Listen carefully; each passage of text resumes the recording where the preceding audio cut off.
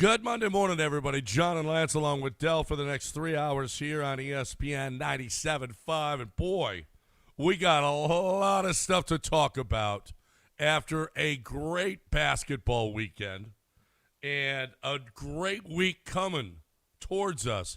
How about Thursday? Has there been a bigger day?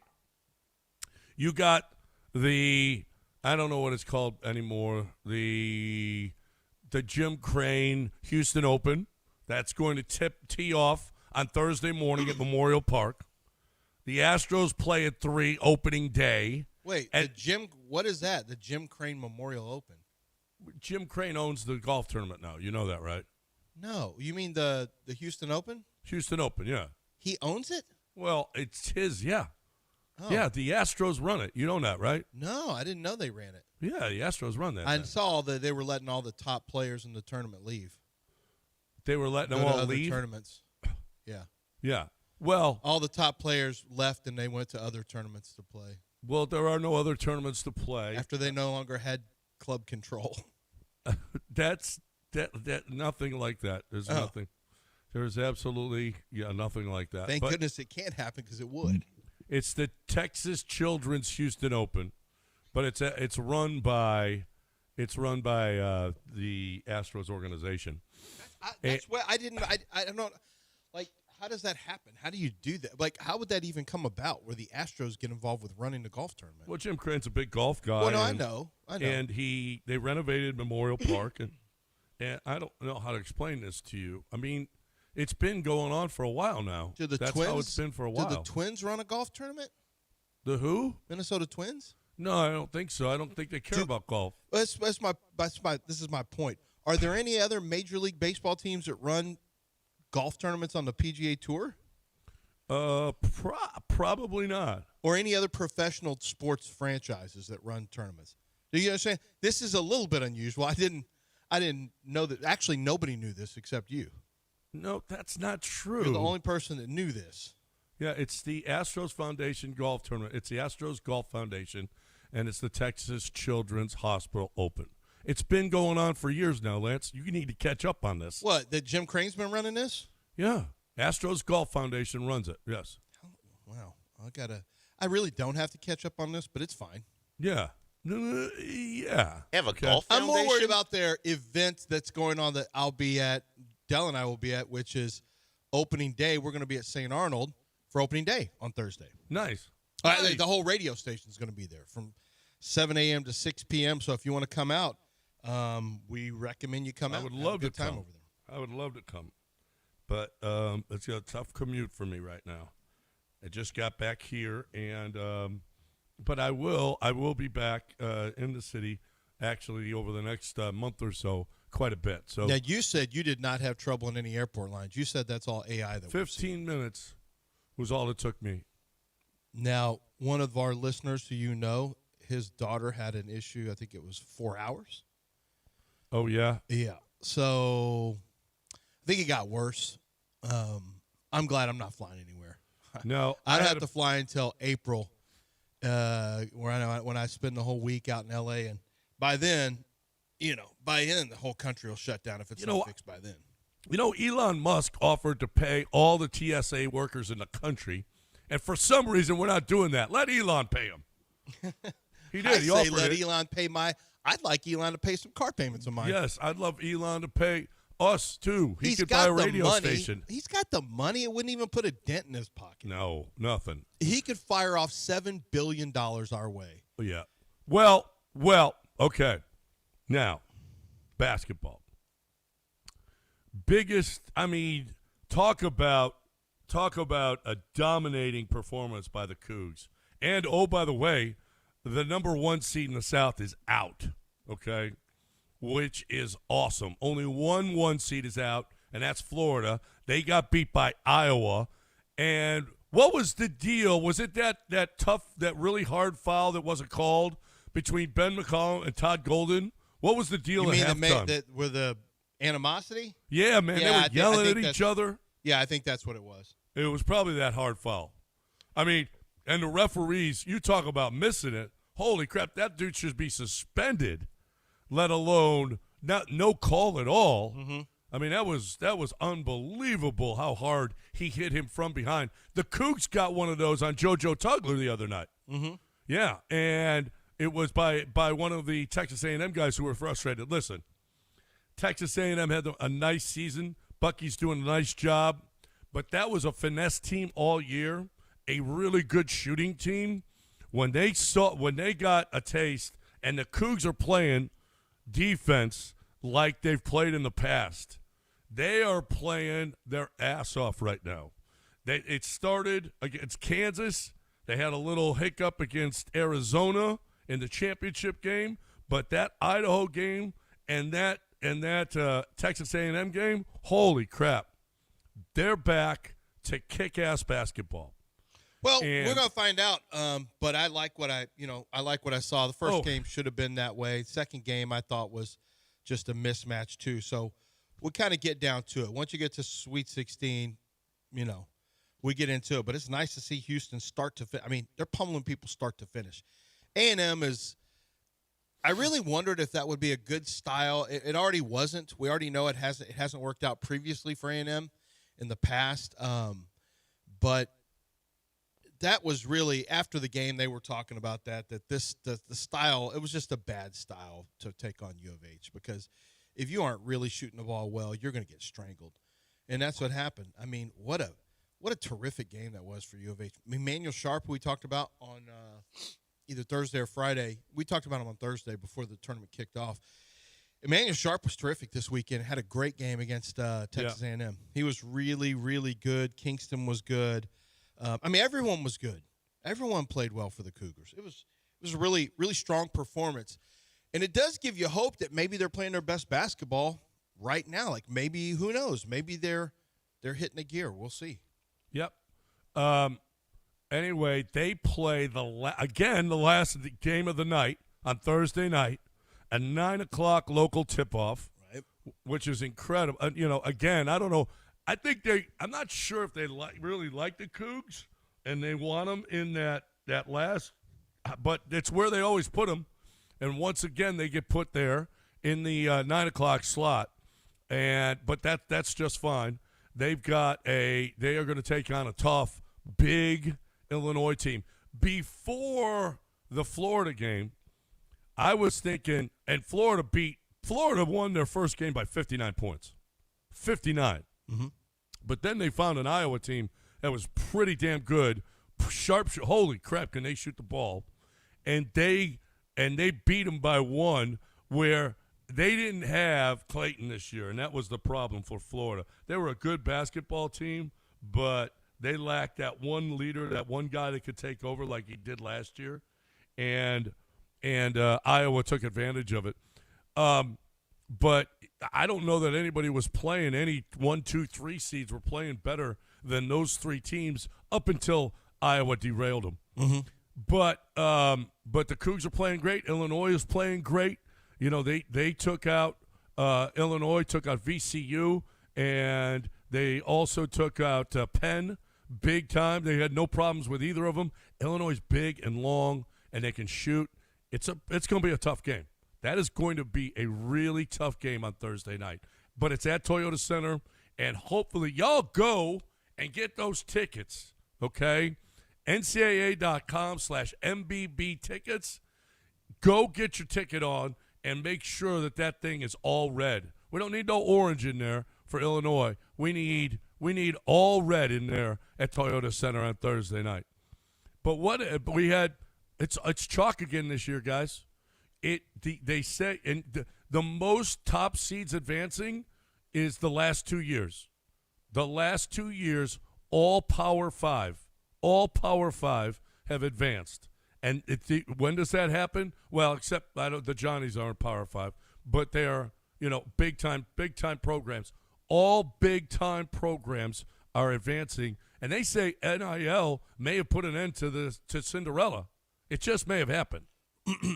Yeah, and that was the thought going into this, is that you're not going to see this, because the Cinderellas get their players plucked, so it's going to get a lot harder. Now, the other thought was, well, Cinderella will spread the wealth amongst other teams, and you'll have more 4s and 5s. But I don't know. I don't know if that's really going to happen. I still think the best coach teams. This isn't football. I mean, it's still about best coaching. There's a smaller number of players who impact a game, so the better coaches have a bigger impact on games and the collegiate level, way more so than pro basketball.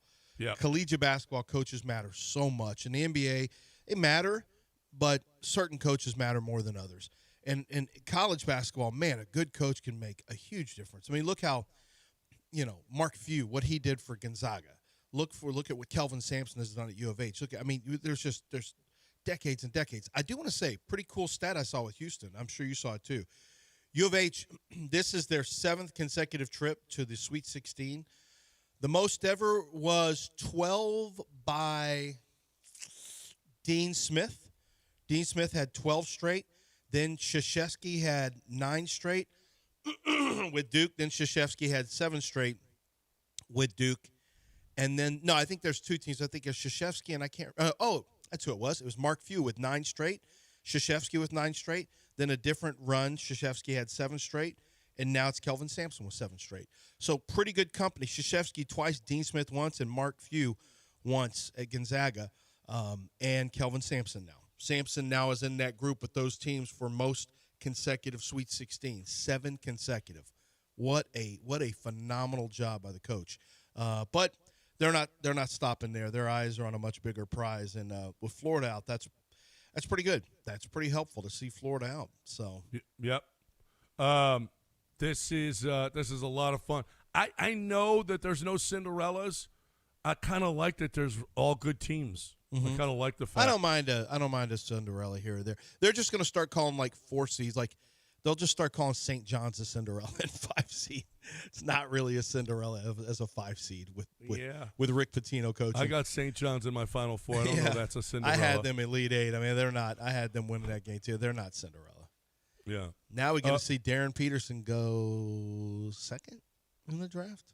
I don't know. We'll see. DeBanza got beat by. Yeah, but he's not. DeBanza with that great game. Yeah. He ain't passing. DeBanza's going 1. Probably. We would take him. I don't even know what Peterson's the problem all is. On reputation. Yeah, I don't even know what the problem is if Darren Peterson had a great reputation or whatever. What's the problem? A big with the ability to impact the game like DeBanza, I'll take him. Yeah, I'll take him anyway. Too.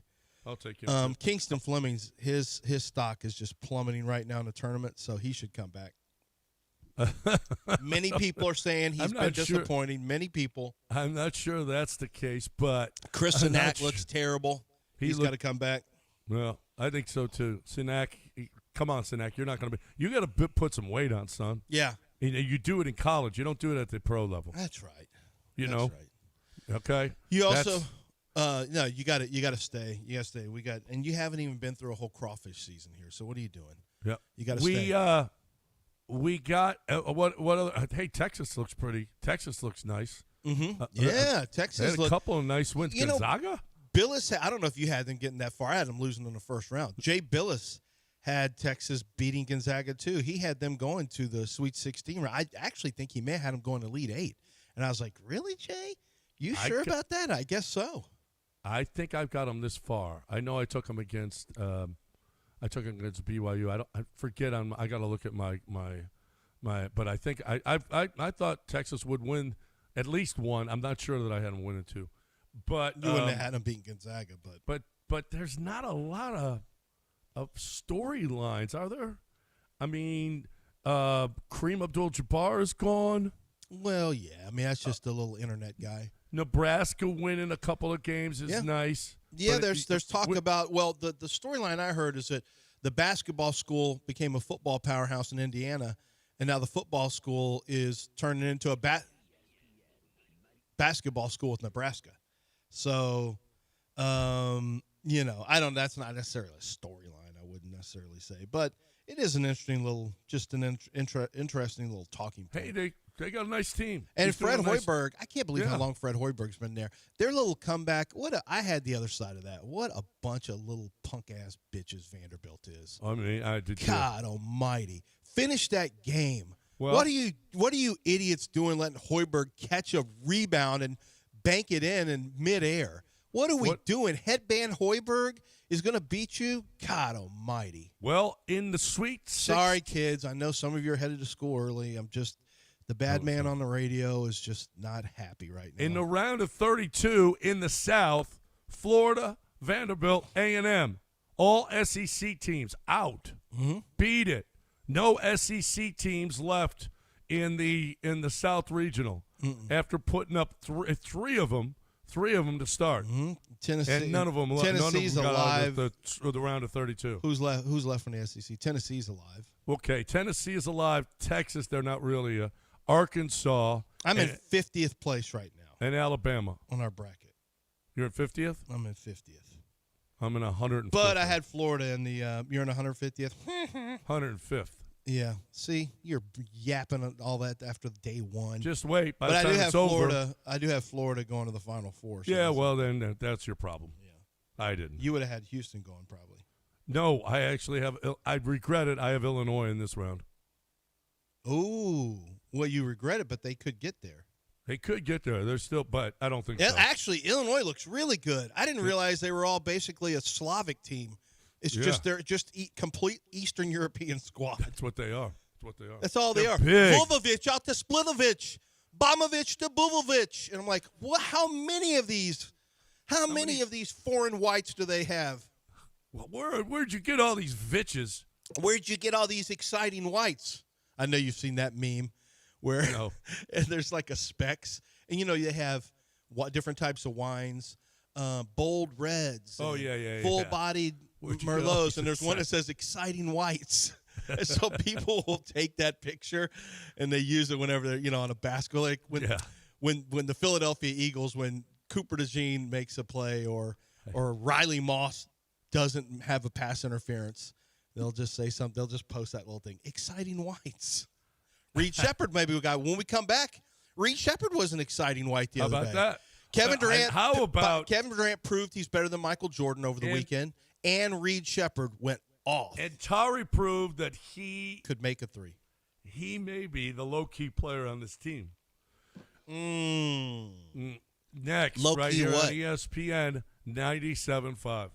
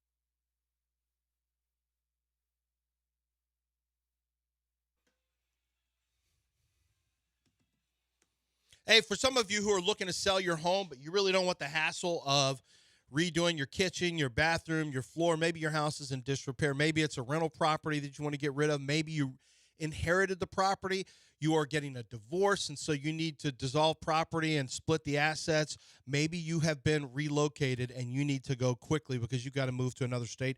Greenlight Offer steps in and helps in all of those situations. They make a cash offer within 24 hours. They're a home buyer right here in Houston, but Sean has been around and they do it a little bit differently. They take all the hassle out of your hands. If you have to do anything, they walk you through the small step that you may have to finish if you need to, and then you're done. You don't have to do anything else. You can get your Greenlight Offer within 24 hours when you go to the website, greenlightoffer.com. Fill out the information. It's a no-obligation cash offer within 24 hours. In most cases, they are closing from between 7 and 10 days. They are done, and you're closed, and you are getting your money, and it's a fair offer, much more so than these people who try to call you and buy your property sight unseen. You get the cold calls or the text just like I'm due. I'm sure. It's greenlightoffer.com. That's greenlightoffer.com.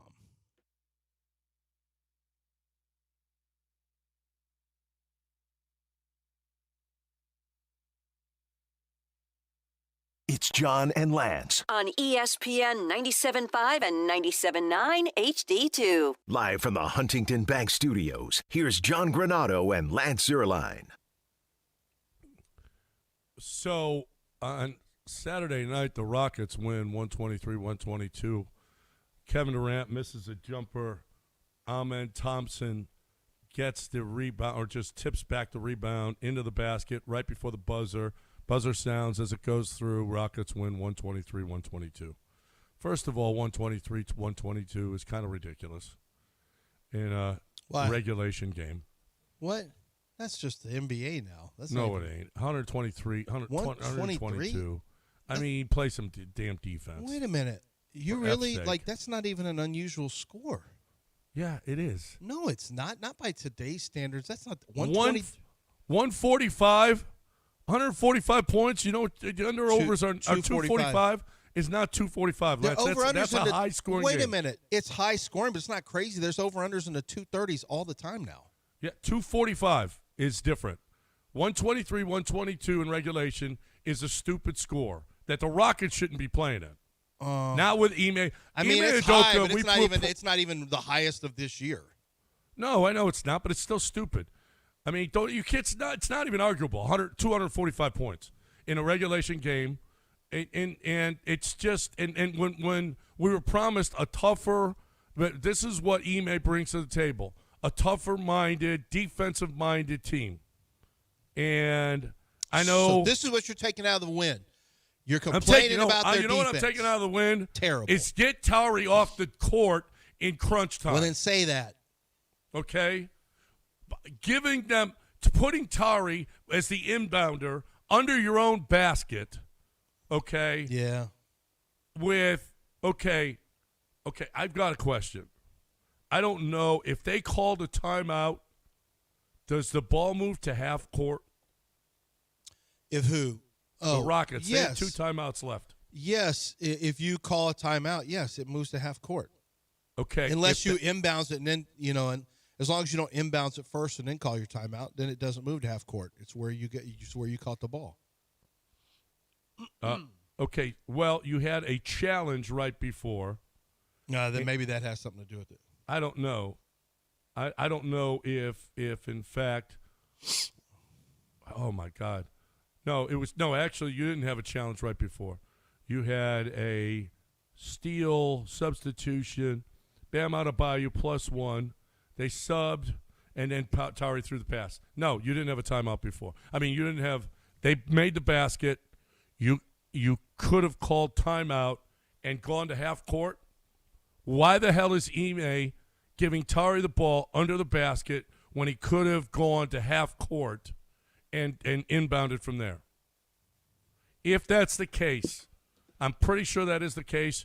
After a made basket, if you inbound, you can go to half court. Well, the timeline was they tried to get it in the first time and didn't get it in. Tari wanted to inbound the ball. They didn't let him, and then the ball was slapped out of bounds. And then Tari got his chance to throw the ball away. Slapped out of bounds. Well, why before? He should have called the timeout before. He's trying to get the ball from Jabari, which is why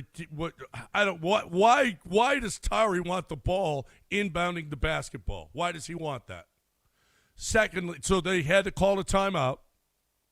And no, they tried to get in. The Heat deflected it, and then now they're stuck. They can't advance it because they've already tried. Now they can't advance it. Why didn't you do it before Jabari?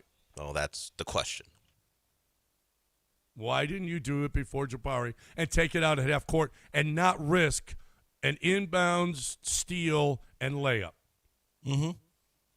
And then, I mean, but oh my God, but just giving it away at the end, it was incredible.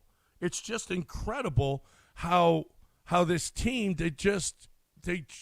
how the lack of I don't know at times they have absolutely no care for the basketball, none. Mm-hmm. At times, most times, but they did get a win. You didn't even mention Amen's tip in barely. Yes, I started barely. With That's it. You just barely before you screamed at Tari Eason.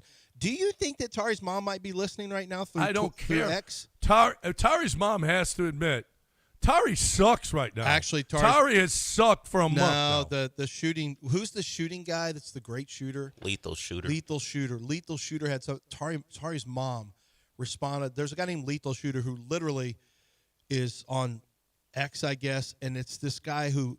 He literally is a lethal You mean on shooter. drugs or on the No, website? it's not heroin. I'll call it Twitter. I'm not calling it X anymore. Twitter. He's on Twitter. That way, there's no confusion. He's on Twitter, and he shoots threes at an incredible – like, he doesn't miss. Reggie Miller came out and shot with him. This guy just doesn't miss. He's some guy.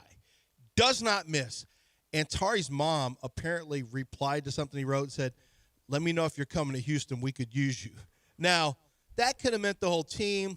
But no, the way it was you directed, could read it was about her son. Yeah. Now, Lethal Shooter apparently. Now, Tari made a three, and his hands went to his head like, oh, my God, I can't believe I did that. Lethal Shooter was a teammate of Kevin Durant's. Where? In high school, I believe. Oh, he was? Yeah. Oh, wow.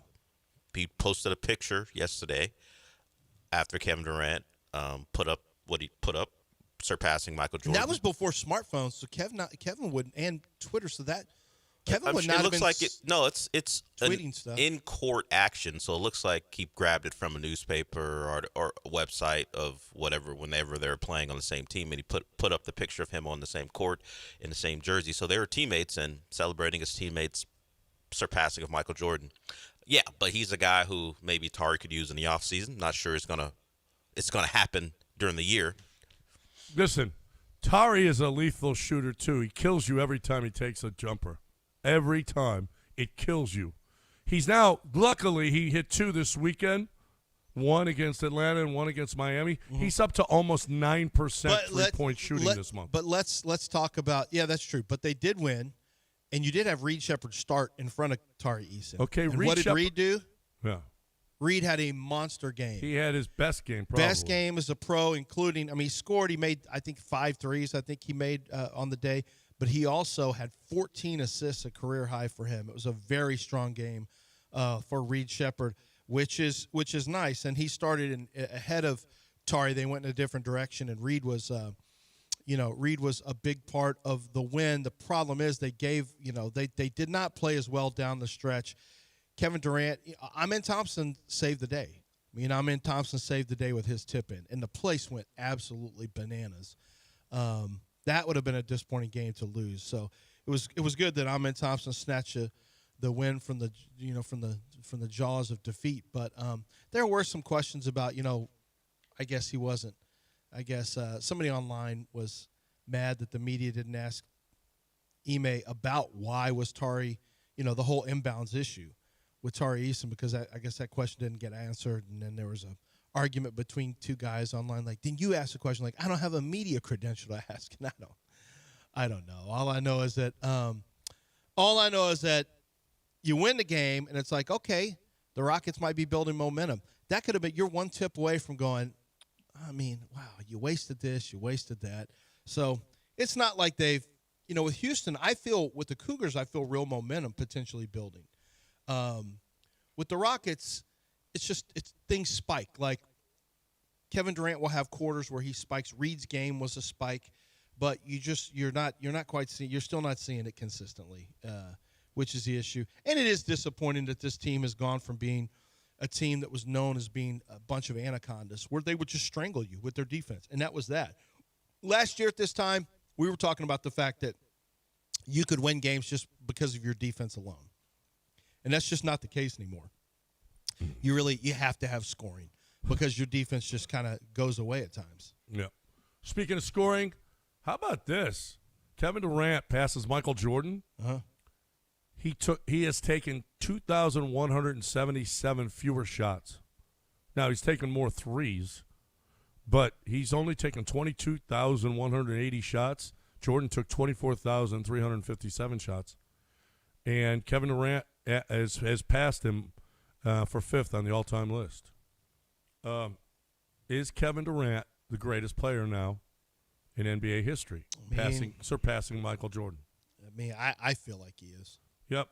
Every team he goes on, the championship, every team, including this one. After that win, you talk about a big win, all right?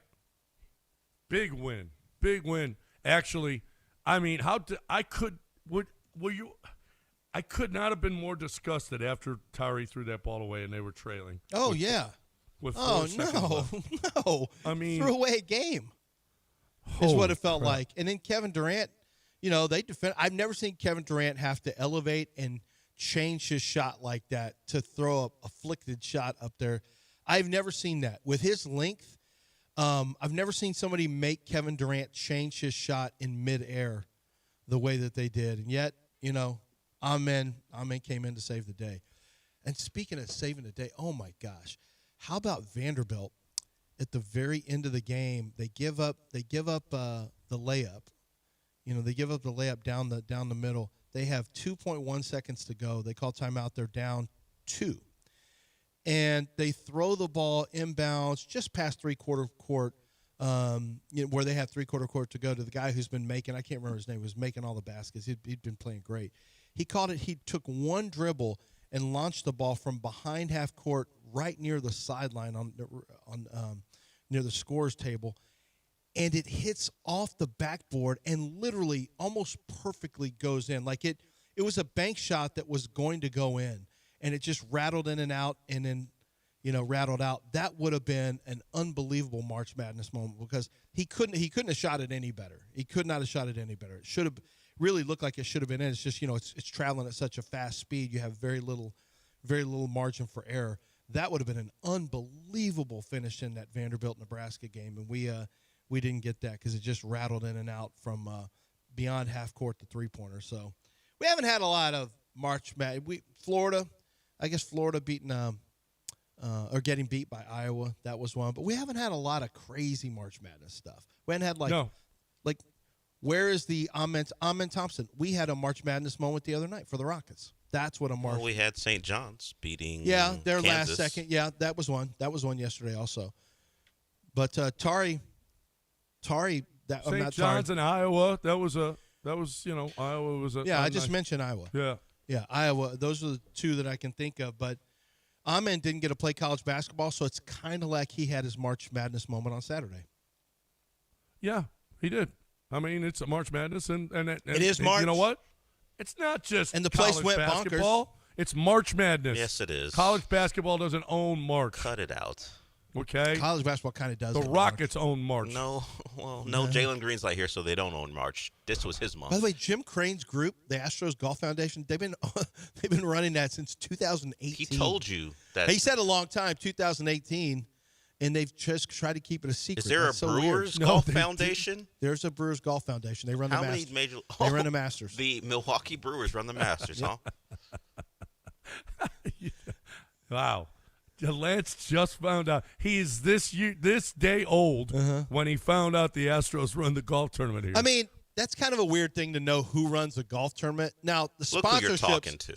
Yeah, I know. You're kind of a little bit deep in the weeds there, a little bit, John. Like sponsorship names, that's one thing, or names of tournament switching. The organization who runs the golf tournament, that's a little in the weeds. Well, but they've been in your face with it. It's all orange and blue.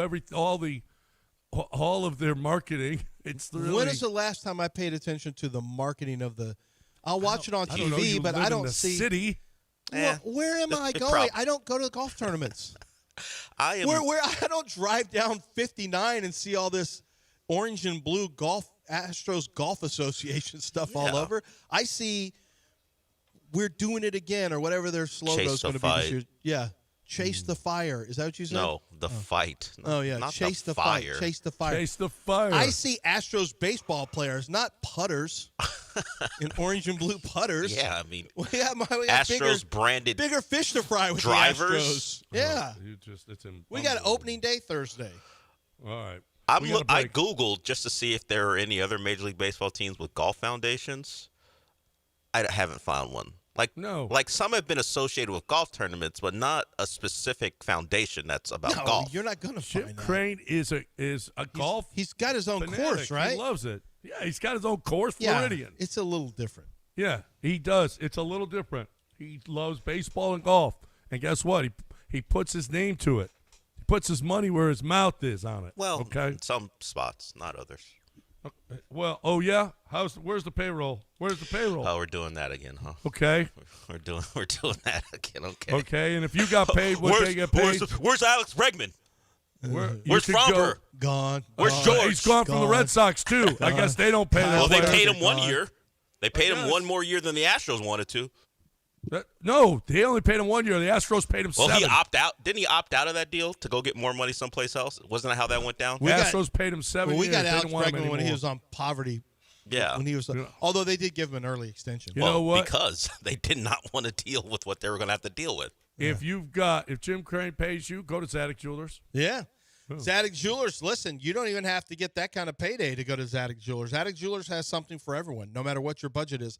They will help you. You got Mother's Day. You just have Valentine's Day. You screw that up. You got Mother's Day. And it's not about screwing up. I say that. That's really not what I should say, because if you screw up, yes, Zadig can dig you out of a hole, obviously. But really, it's just about, for most of you are good people. We think about things being, you screw things up on this show.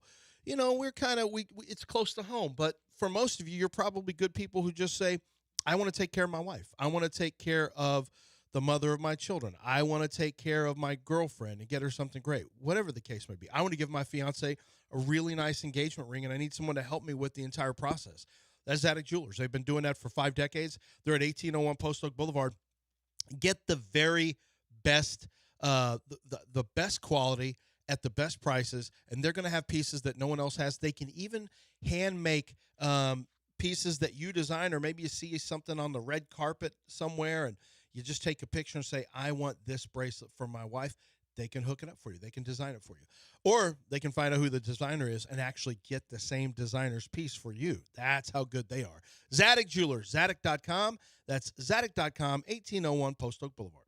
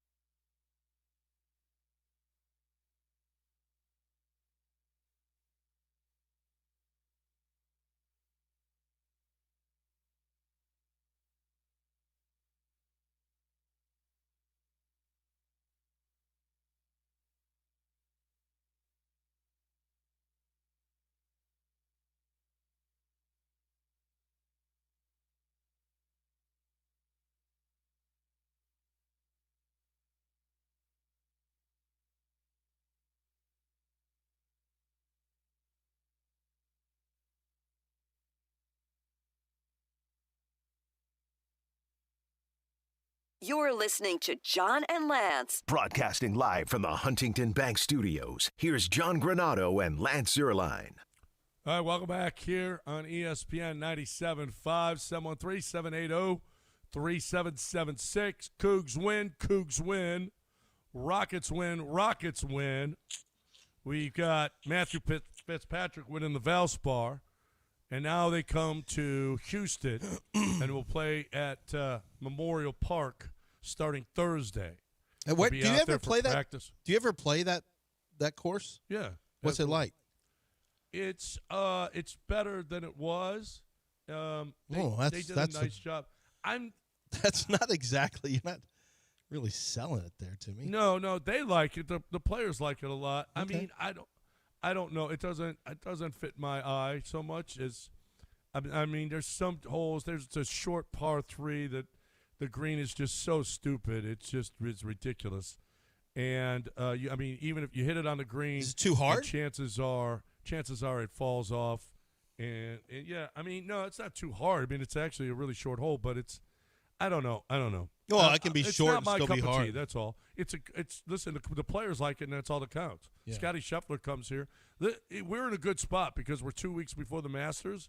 Used to be the week before, and a lot of players took off the week before. Mm-hmm. Now we're in in a spot where a lot of players will want to come, and they try to set it up with a lot of the same conditions, really fast greens, shaved around the green area so that it makes it a lot faster.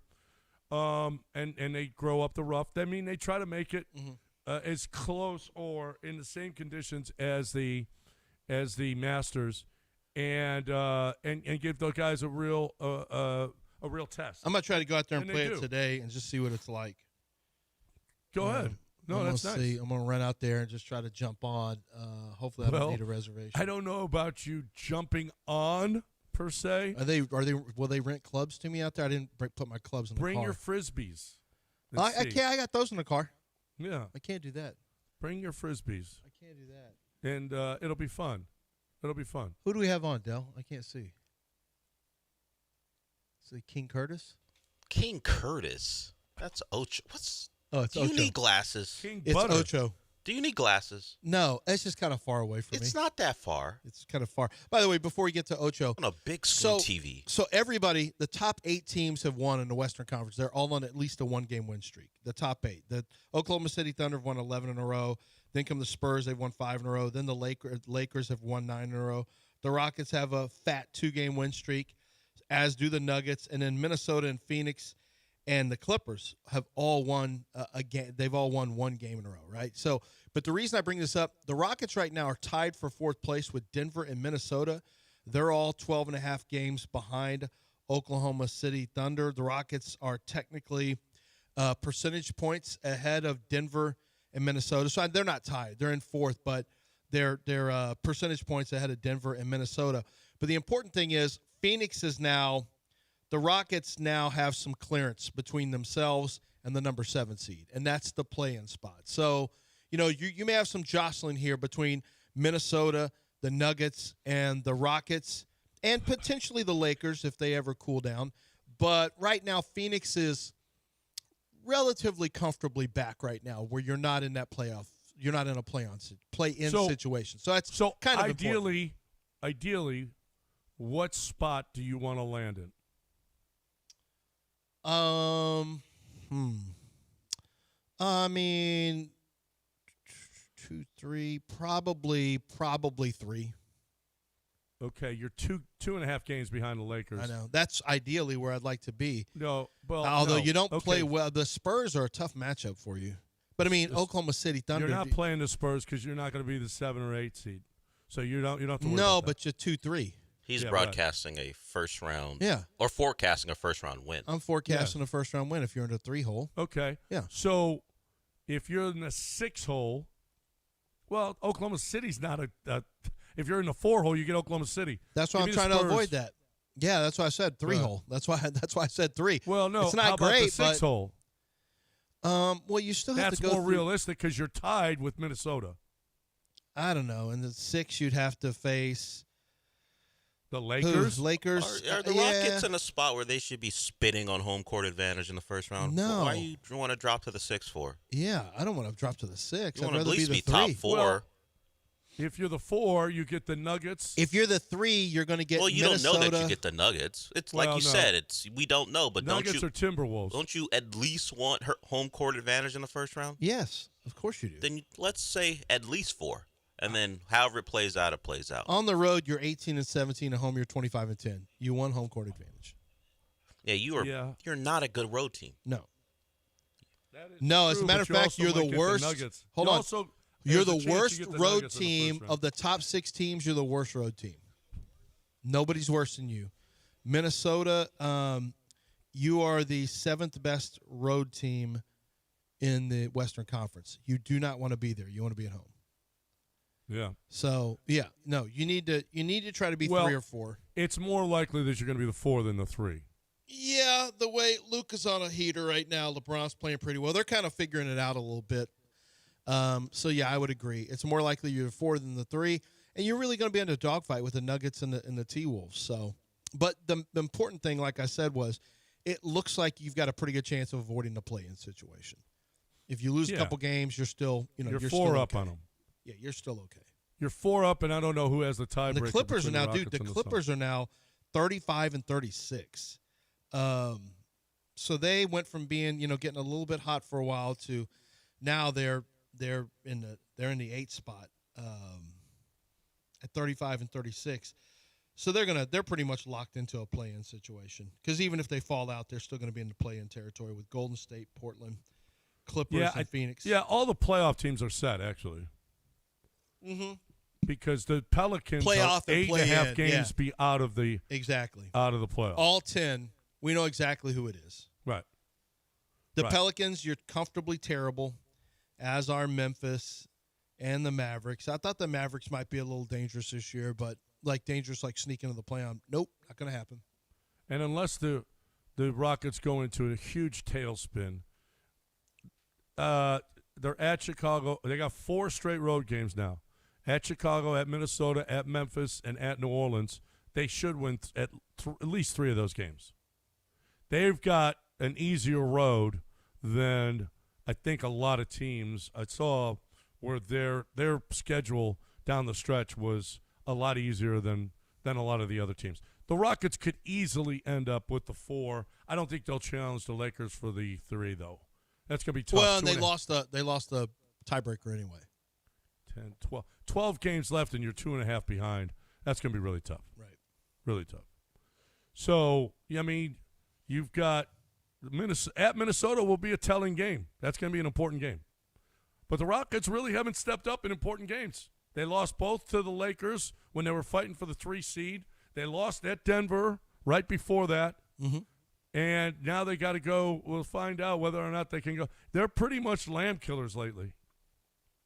Yeah, but you're going to have to take that. You'll just take what you can get because you got to be in the hall. You got to maintain home court advantage. You just have to because you're a yucky road team. And if you go on the road, there's a good chance you're one and done. Meaning one playoff round.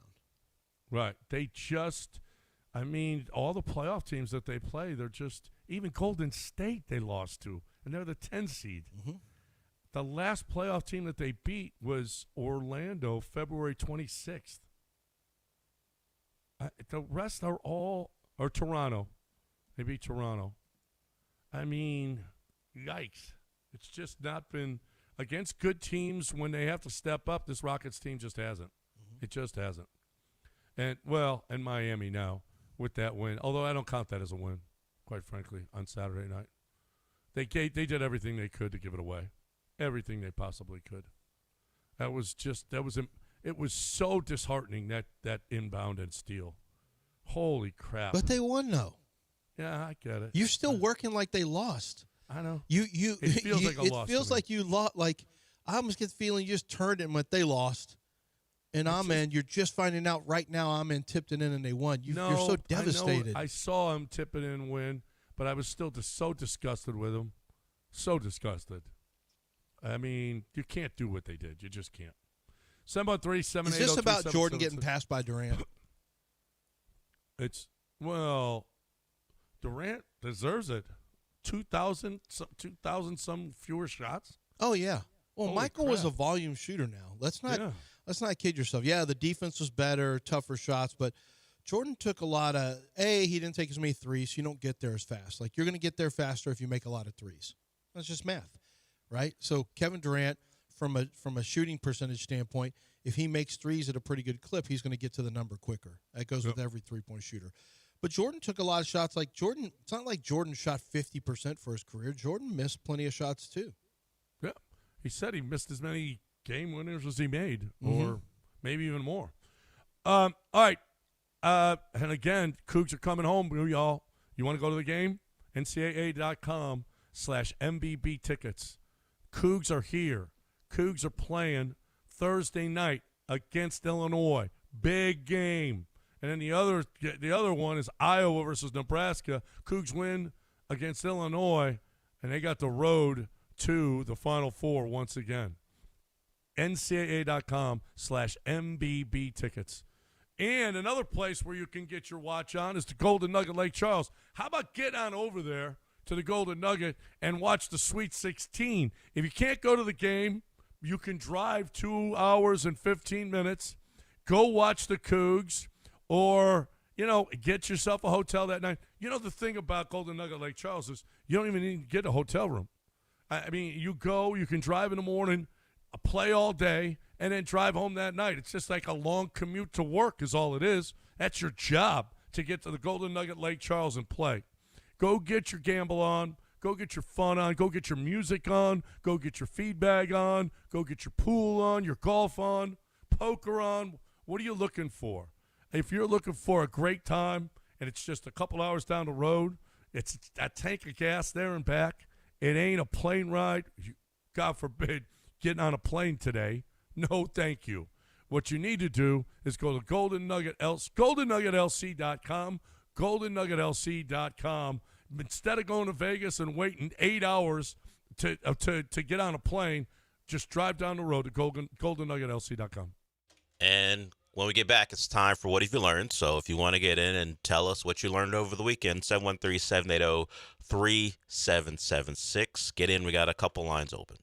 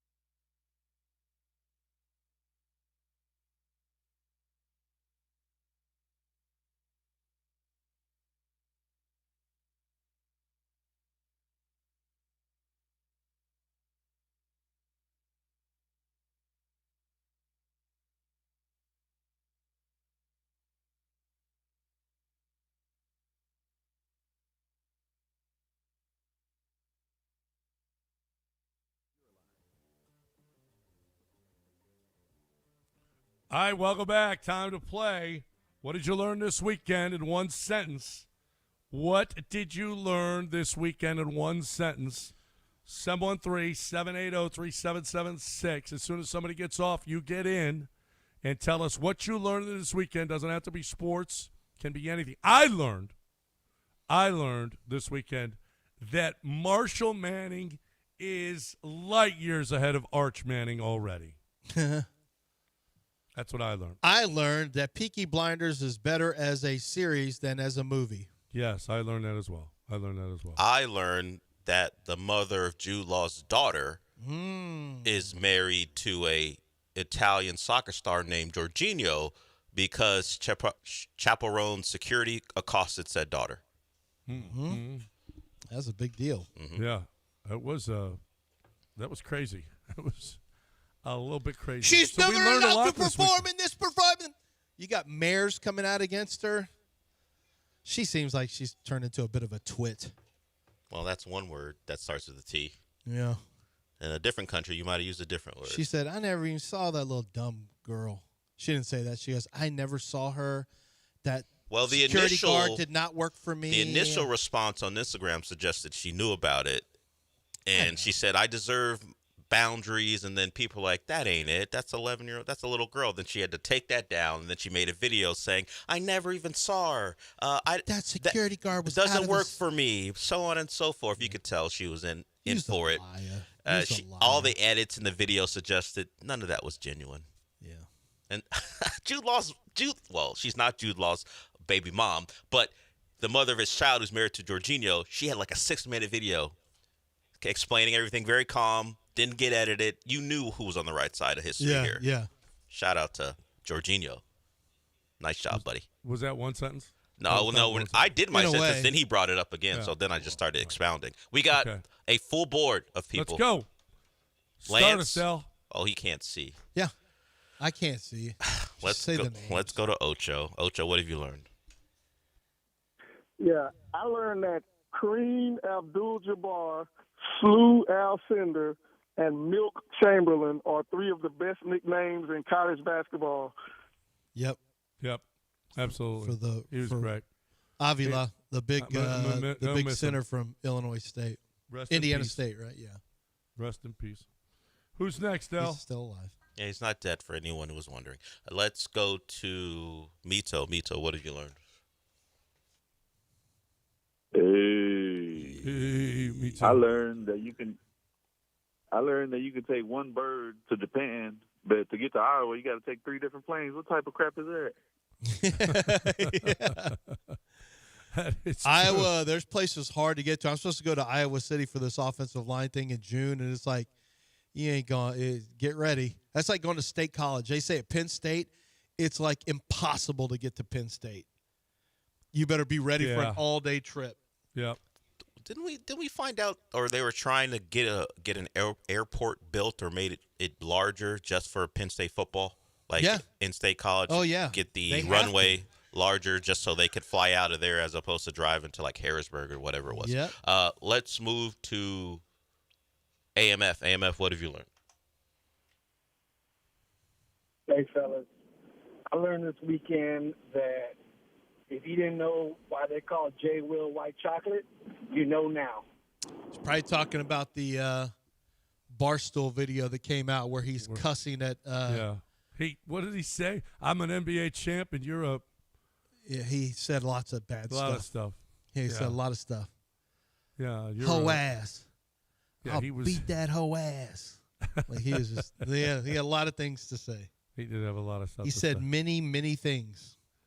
There were many things said. There were many things he said. Yes. Who's next, Del? La Raza. La Raza, ¿qué pasó, ¿Qué onda, la mijo? raza? L.A. Johnny, give Lance a salchicha. What? Hey, give me some of that salchicha. Give me some of that salchicha. Gentlemen, good morning. R.I.P. to Chuck Norris. R.I.P. to Sam, my favorite Honduran. This is what I learned. I'm going to channel my inner Ocho, guys. Hey, guys. I learned that Benny the Bull is the only mascot that showed up on Jerry Springer. Quit channeling other callers. What are you doing? What the hell? I don't know. Benny the Bull. Whose mascot is Benny the Bull? The Bulls. Is that his name is Benny? Yeah. Okay. I don't know. He saw something. That's what he learned. He learned that. I don't know what that means. I just know he learned it. He must have seen an old clip of Jerry Springer. Yep. He's the only mascot that showed up on ever Jerry. appear on Well, Jerry that was Springer. shot in Chicago, I believe. It wasn't it? Oh, yeah. He was Oh, the no, mayor of Cincinnati. Did he shoot it in Cincinnati? I don't think so. I think No. it might have been in Chicago. Okay. Yeah, I think it was. Yeah. Let's go to – got a couple of people drop off, so if you want in, you can get in. Let's go to Tom on a mobile. What have you learned? Hey, guys. So I learned that when your bracket's busted, just bust one on your girl's braces. Oh, Stop it. Delete that. Delete that call. It's not. Don't laugh at him, Dell. Don't laugh at him. That is the most egregious thing It's the worst he's ever any done. Tom on a mobile or Tom on a headset has ever said. It's the worst that's ever happened on this show. Jeez. I mean, we have worse stuff happen, but it's the Yeah, worst. it's the worst that any Tom affiliate has ever done. Mm-hmm. Let's move on. Let's go. Tom affiliates. Tom franchise? Maybe. I don't know. Like Whataburger. Let's go to David. David, what have you learned? Morning, gentlemen. I learned that Kelvin Sampson is the most successful Native American NCAA coach of all time. No one even comes close. Yeah. I can't see anybody. No way. No one comes close. Every other year, there's something that comes out about his Native American heritage.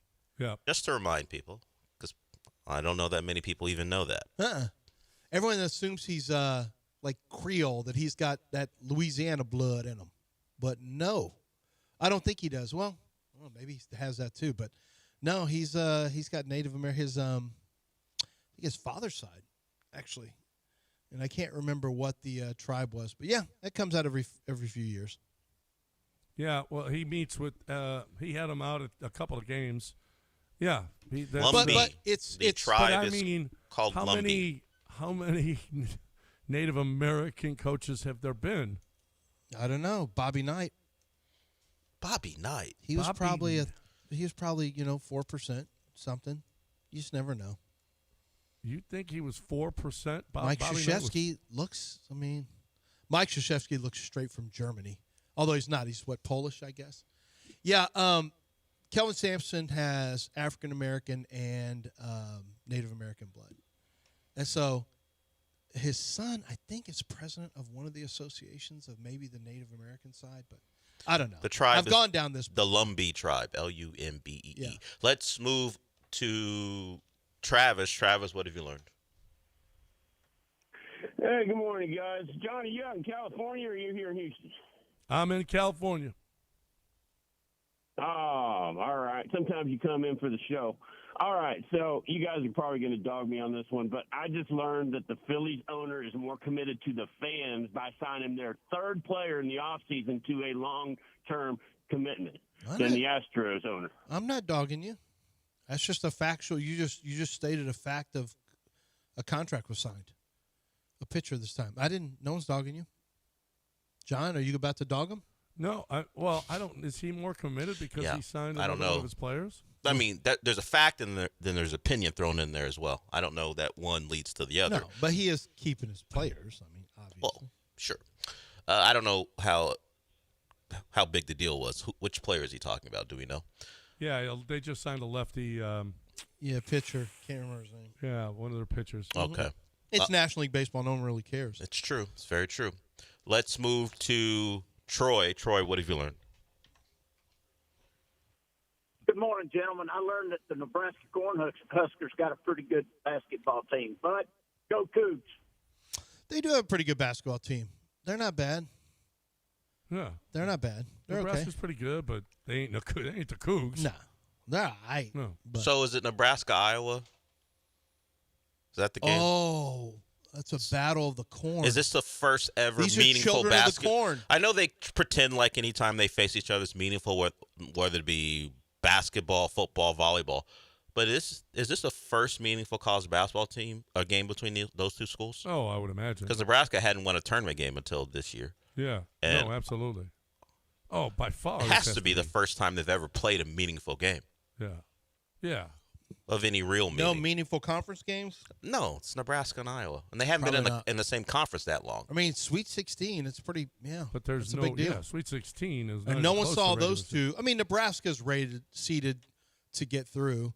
I mean, where they were seeded. They were not – Vandy was actually a small favorite in that one, 5-4. But Iowa's the surprise, the 9-1. So, yeah, this is going to be the biggest game that those two teams have ever played. They've had volleyball They're games bigger than bring this. all that Midwestern hate to the city? Mm-hmm. Yeah, those two sides hate each I other. imagine Tony has to have gotten tickets, or at least will get tickets. How can he miss this? Nebraska fans call Iowa poor man's Nebraska. All that hate he spews Nebraska's way, he's got to go to this game. Yeah, go. Don't shame yourself like Lance shamed his family last week. Gotta go. Yeah. What? By not going to the Longhorns game? How did I shame my family? Is Nicole going or not? No, you shamed your family by showing up late to the show. Oh. By oversleeping. That's back when I was Japanese. Oh, you're no longer Japanese? No, I'm not Japanese anymore. Oh, you've thrown that costume off? It wore off. Okay. Wore off. All right. I put my You're blade out of the away. community already? I'm not out. You retired? You're a retired samurai? You put your blade away is what you said? The one I made. Okay. The one I hammered. Yeah, for now. I can always go back anytime I want. I can go access What are samurais without masters called again? Ronin. You're a Ronin now? Yeah. Okay. Let's move on to... But Ronins are also for hire, so yeah. I mean, yeah. Oh, you're definitely a hua. You get hired. Let's move to Keith. Keith, what have you learned? I learned that since 2023, when Purdue lost to the 16 seed FDU, they've now won 9 tournament games, 3 straight Sweet 16s, and a national runner-up in 2024. Yeah. Yeah. Miami gave rolling deep. Gave him a game yesterday, but Purdue They did. Purdue in the pulled second away. half. Yeah. Got there. Shout out to Jay Lucas. Nice first year for him. Mm-hmm. John's son at Miami. We got a couple Chris's, so when you hear your name, just go. Chris, what have you learned? Yeah, I learned that Odell Beckham still got it making one-handed highlight reel catches. Flag football. Yeah, if you missed it. So, boy, what a bunch of arguments about the U.S. playing with a bunch of retired players. I told you football players couldn't hang with the flag football guys. A, I never cared. B, it's like they're not. Some of the guys, some of them are real players, and some of them are out of the league. Well, the thought Why was it such a big deal. The thought was it would go people thought it would go the other way. I guess so. Some people thought it was they're NFL players. Of course they should, because remember when it was announced that that flag football was coming, that all the NFL players would win. We're the Olympics. yelling at flag football players, "Shut up! You can't compete." The flag, and they're like, "Wait a minute! It's a completely different sport that we're playing, and you want to throw us out for the star NFL players?" And I was like, "Yeah, we don't want to see you." Turns out we would be much better off as far as trying to win a medal with them. We'll see what happens. Guess what? Though. If you had a dunk contest between people from the street who just dunk, and then NBA players who dunk, the street dunkers are going to win. Yeah. You can go to any video series that you want and see their dunks are way better. And I watched a bit of that. It was no contest. The flag football? Yeah. The flag football, it was not. And not what close. was Joe Burrow doing playing in it? Well, other players, Devontae Adams was playing in it. But Joe is. Did you see he made a move and he collapsed? He Joe hit says, the turf. "I just play ball, bro." That's on brand for him. He collapses all Your the time. king is always hurt. He's always hurt. We got a couple more people. Let's go to the other Chris. What have you learned? Hey, good morning. It's Tongue Dart Chris. I learned over the weekend that if you see a big girl with a crop top, you shouldn't tell her that she looks like a can of busted biscuits. What? You don't You just say learned that? Who's telling anyone they look like a can of busted Why did biscuits? you learn? How did you learn that? Did she swing on you? Yeah. Why did it take you to? I don't know He how just old wanted he to is. say busted I think biscuits. he just wanted to say He big just girl. wanted to say busted Yeah, biscuits. cut it. and Can we big have girl. some reality here? You knew before this weekend that you can't say that to someone. Busted can of busted biscuits. Can of busted biscuits.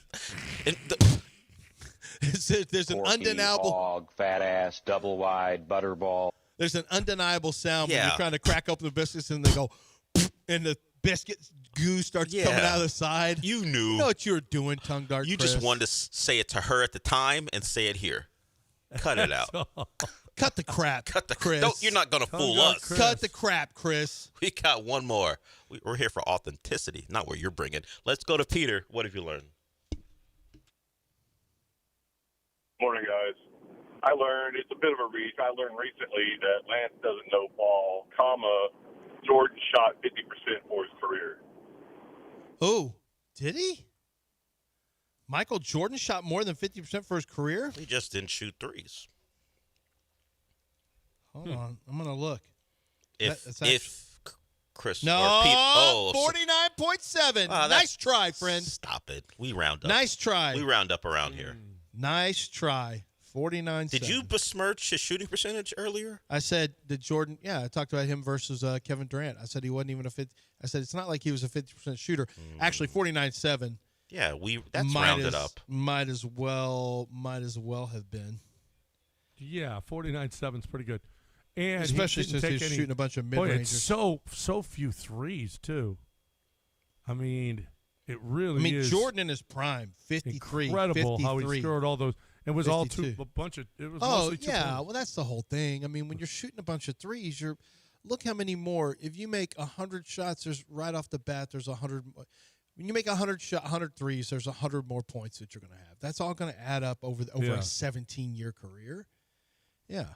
Well, he had the three-point line. It wasn't like he didn't have the three-point line, and he just didn't shoot them. No, the most he made, I'm looking at three-pointers made and he made, let's see, he had 4 years in his entire career where he averaged at least one three-pointer a game. Look. 4 times over his entire career. Kevin Durant, over the course of 18 seasons, has made 2,347 three-pointers. Michael Jordan, over the course of 15 years playing, made 581. Yeah, it's pretty big difference. Yeah, there's the difference. Easy to because if you figure look out. at their 2 field goal percentages from the field, they're not that drastically different. Kevin Durant's at just over 50%. Michael Jordan's just under 50. It's about volume of threes taken and made. That's all. Not a lot of calculus that needs to be done. Nope. All right. Hey, good job, everybody. Well done. We are well into this. This is the latest we've ever had. No, but I combined, and it's the latest we've ever done it. Yeah, but he combined break. This is just closing out the first segment of hour 1. All right, there you go.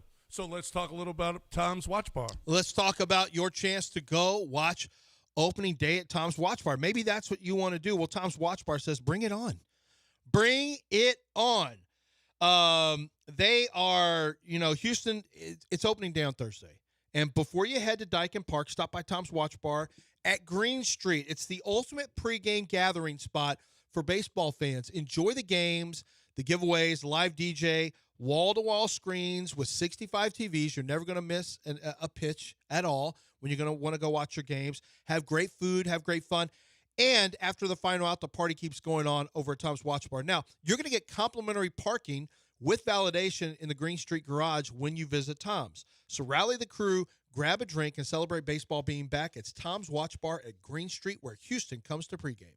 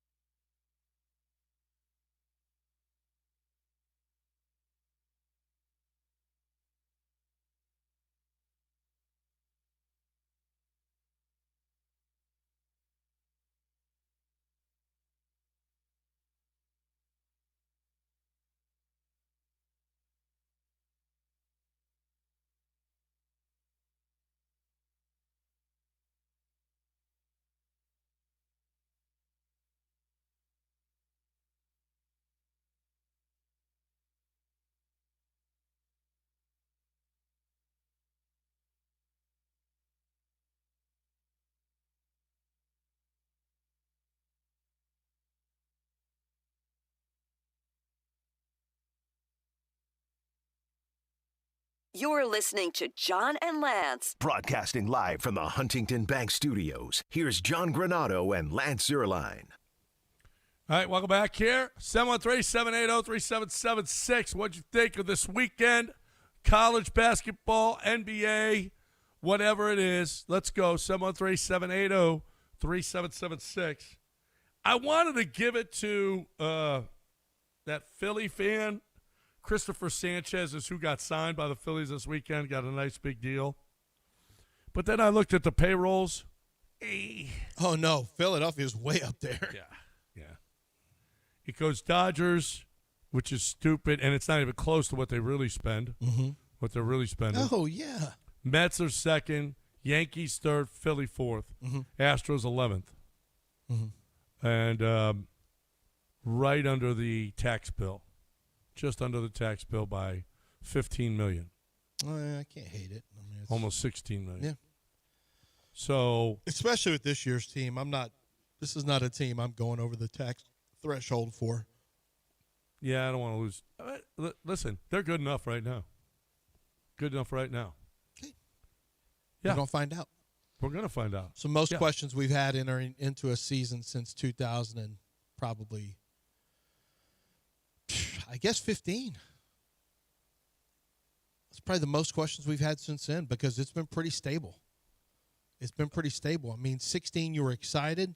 16, you kind of let down. You didn't make the playoffs. 17, you won a championship. And after that, it was a run. So this is the most – probably it's been a decade since we've had these kind of questions. And we're coming off of a 14 season into a 15 season that was a surprise playoff year for the Astros. They made the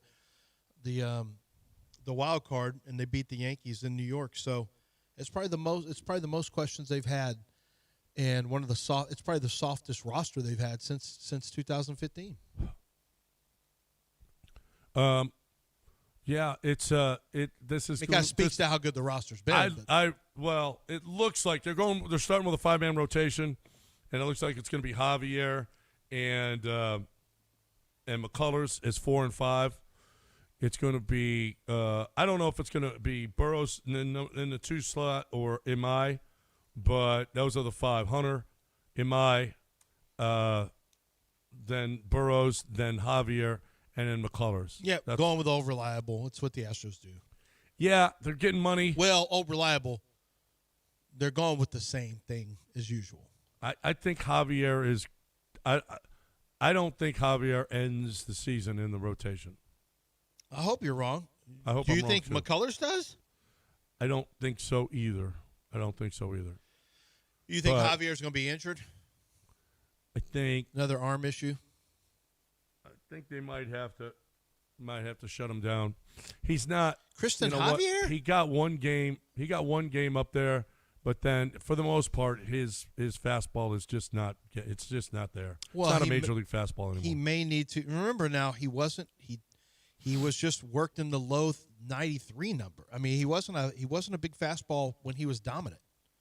Yeah. So if you go to Fangraphs, his fastball's never been a jump though. I don't know that. Yeah, it's the that's same. all. It's not going to be how fast he throws. It's going to be the movement. Yeah. I mean, I do think he needs to be in the upper 92s. You know, I think he needs to be able to touch 94 when he needs to. But yeah, it's the movement. It's going to be how much explosion is at the back end of that pitch, that fastball. We'll see. I mean, I don't want to give up on Christian Javier because it's just going to hurt too bad to know that you had that kind of guy and then poof, nothing. I don't want to believe that's the case. Yeah. Yeah, it just is. I don't know. We'll see.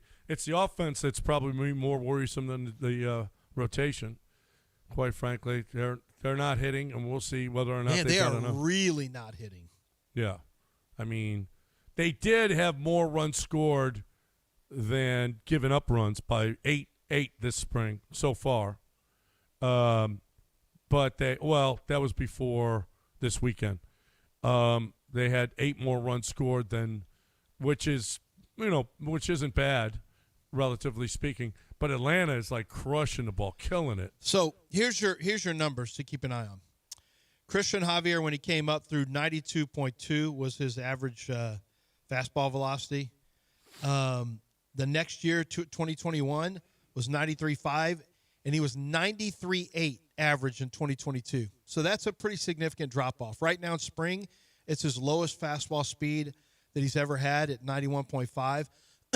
But then, last year he was at 92.9, which was, about 1 mile an hour off of where he was in 2022. But after the injury, came back 2023 before he, was out. He was throwing 92.7. So he had already lost some velocity in 2023. So then he, we know he went out pretty quickly. 90 in 2024, barely any starts. He threw at 91.7 was his fastball. So yeah, he needs to.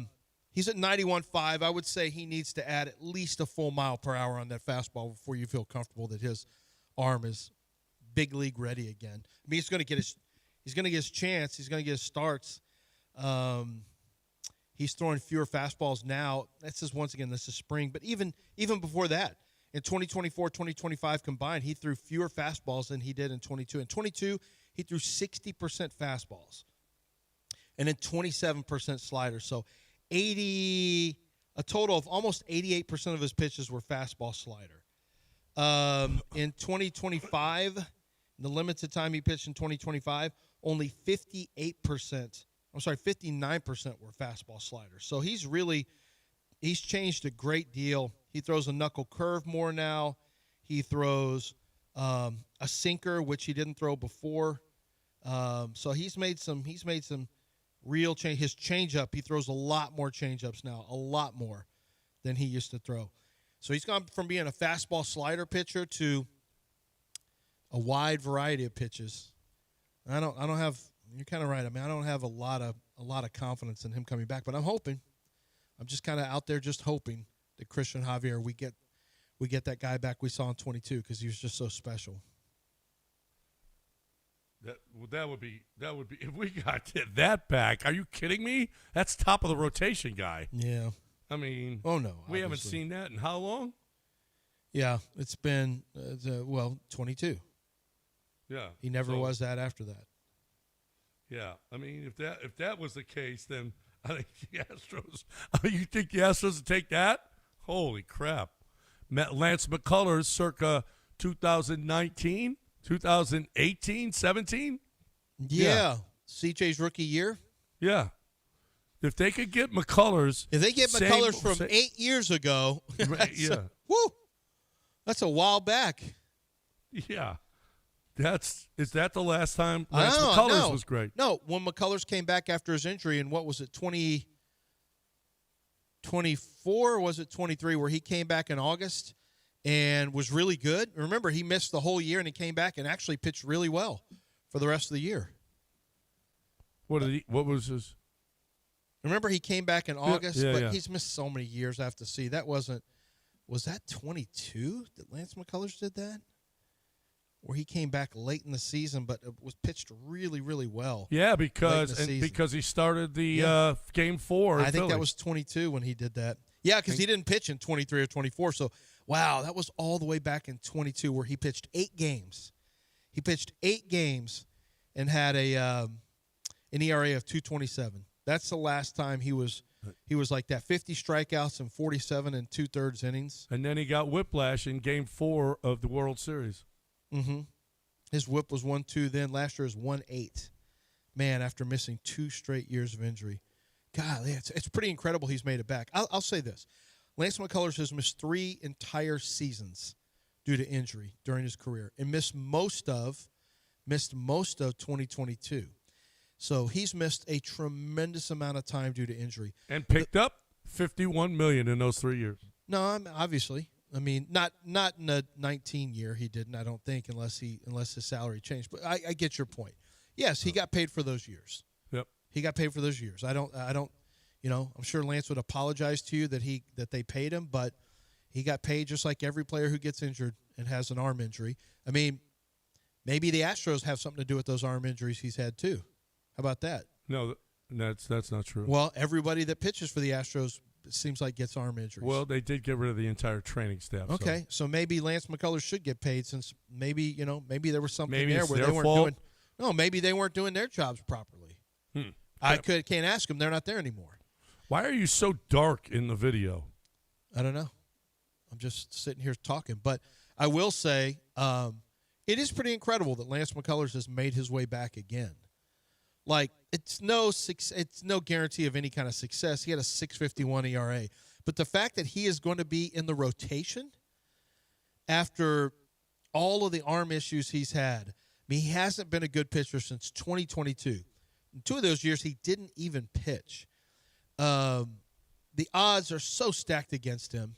They're so stacked against him. You're hoping that the last 3 years of no pitching or bad pitching is going to be overcome by 39 walks last year in 55 innings. Just terrible. And the fact that he's even in the rotation is incredible. I'm setting I'm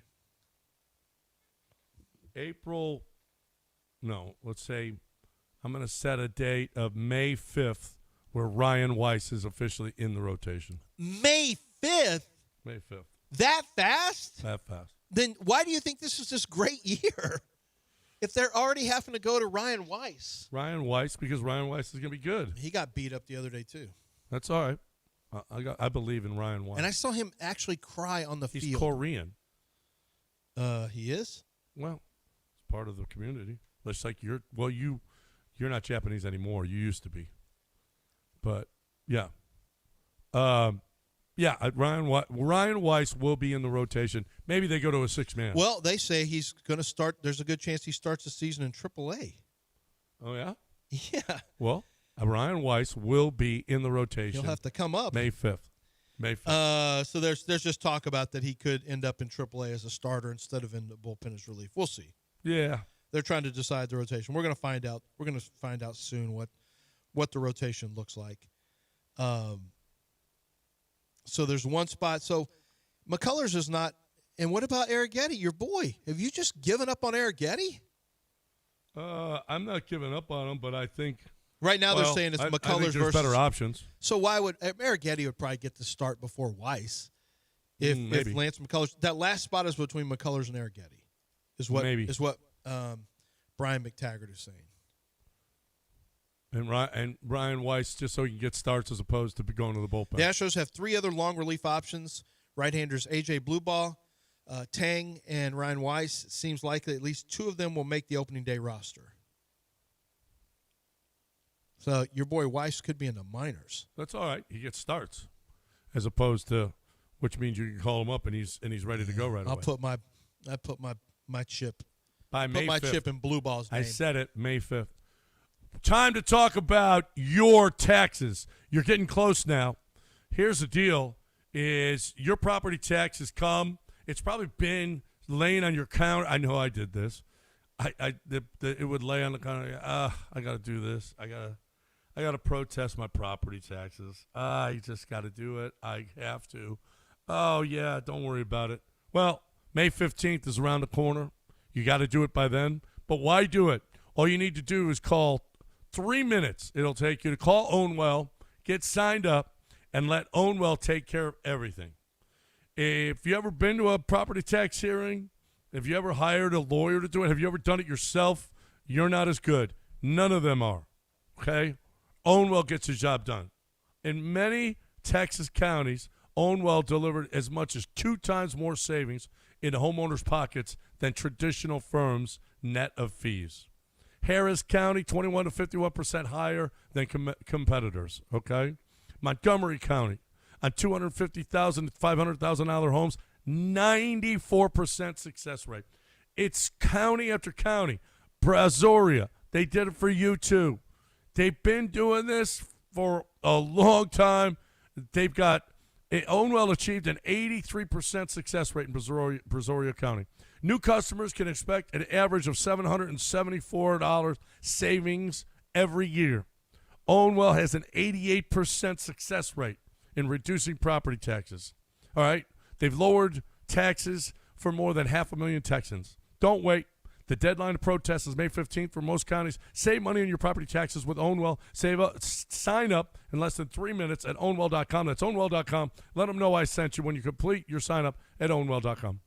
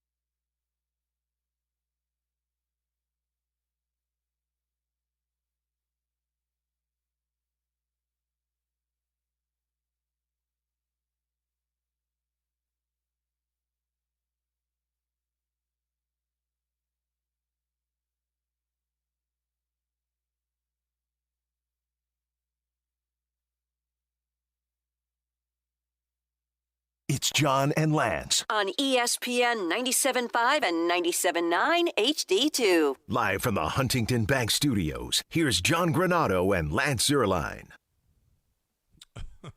This is true.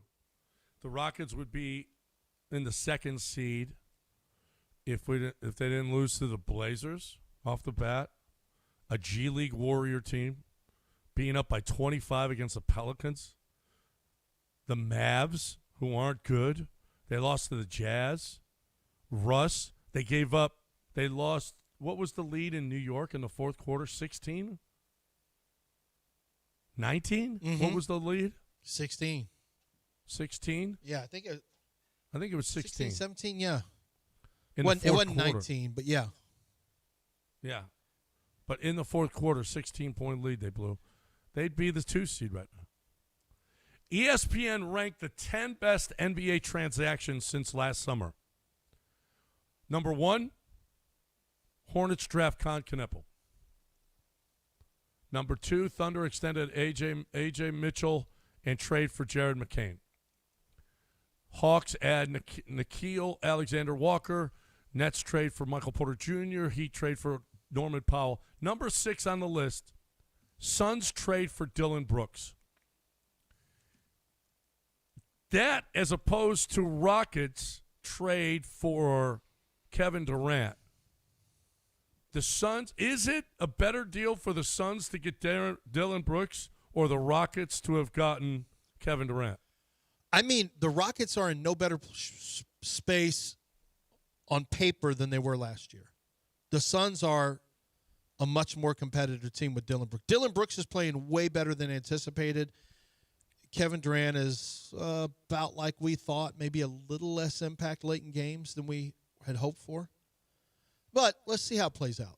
I mean, Kevin Durant was brought in to get the Rockets over the hump.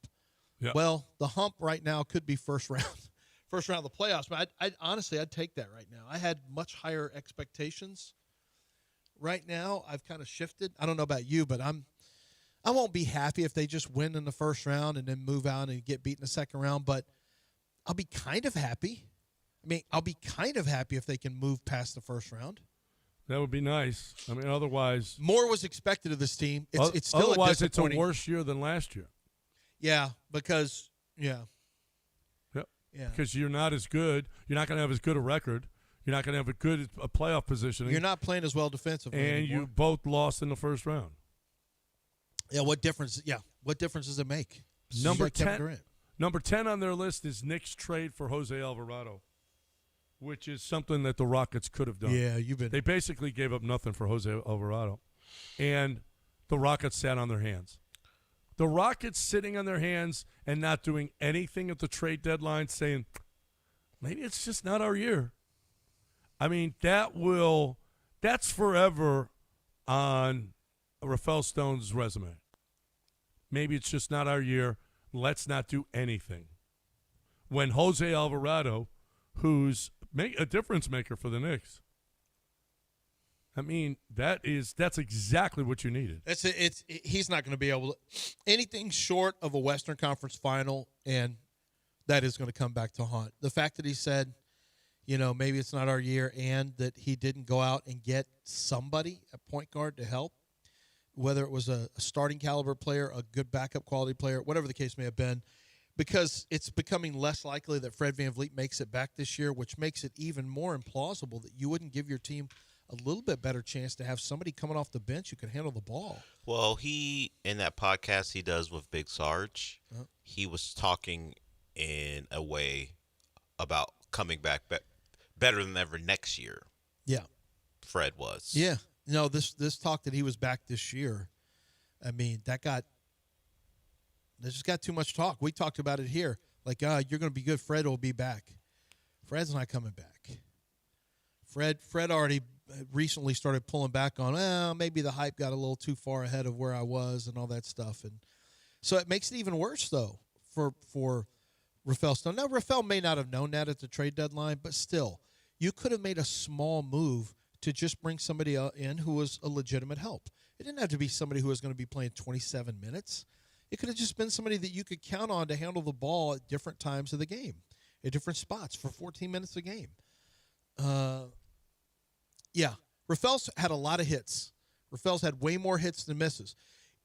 That's going to end up being a miss for him this year. It is. Do you find it kind of crazy, John, that people say if the Rockets went out in the first round that they should get rid of the head coach and the GM? Number one, neither one of those guys. I don't think they'll be gone.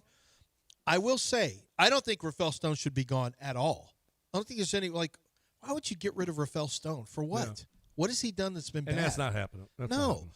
But Ime, I would have said no previously, but there are some really glaring instances now where this team is not getting better. He never takes accountability for anything. Yeah. It's kind of a coach's thing where they blame themselves. The old Gary Kubiak, that's on me. Gary was so over the top with it. Van Gundy would do some of that here with Houston. And I love Ime. I want Ime to be successful. I've been a huge Ime cheerleader because he reminds me of Kelvin Sampson and similarities there.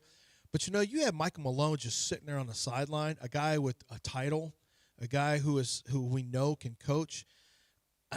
Just sitting in ESPN doing breakdowns of playoff games. I mean, he's going to be sitting there, and that's going to be tempting because I would imagine the Rockets would be a tempting spot for any coach that wants to come in.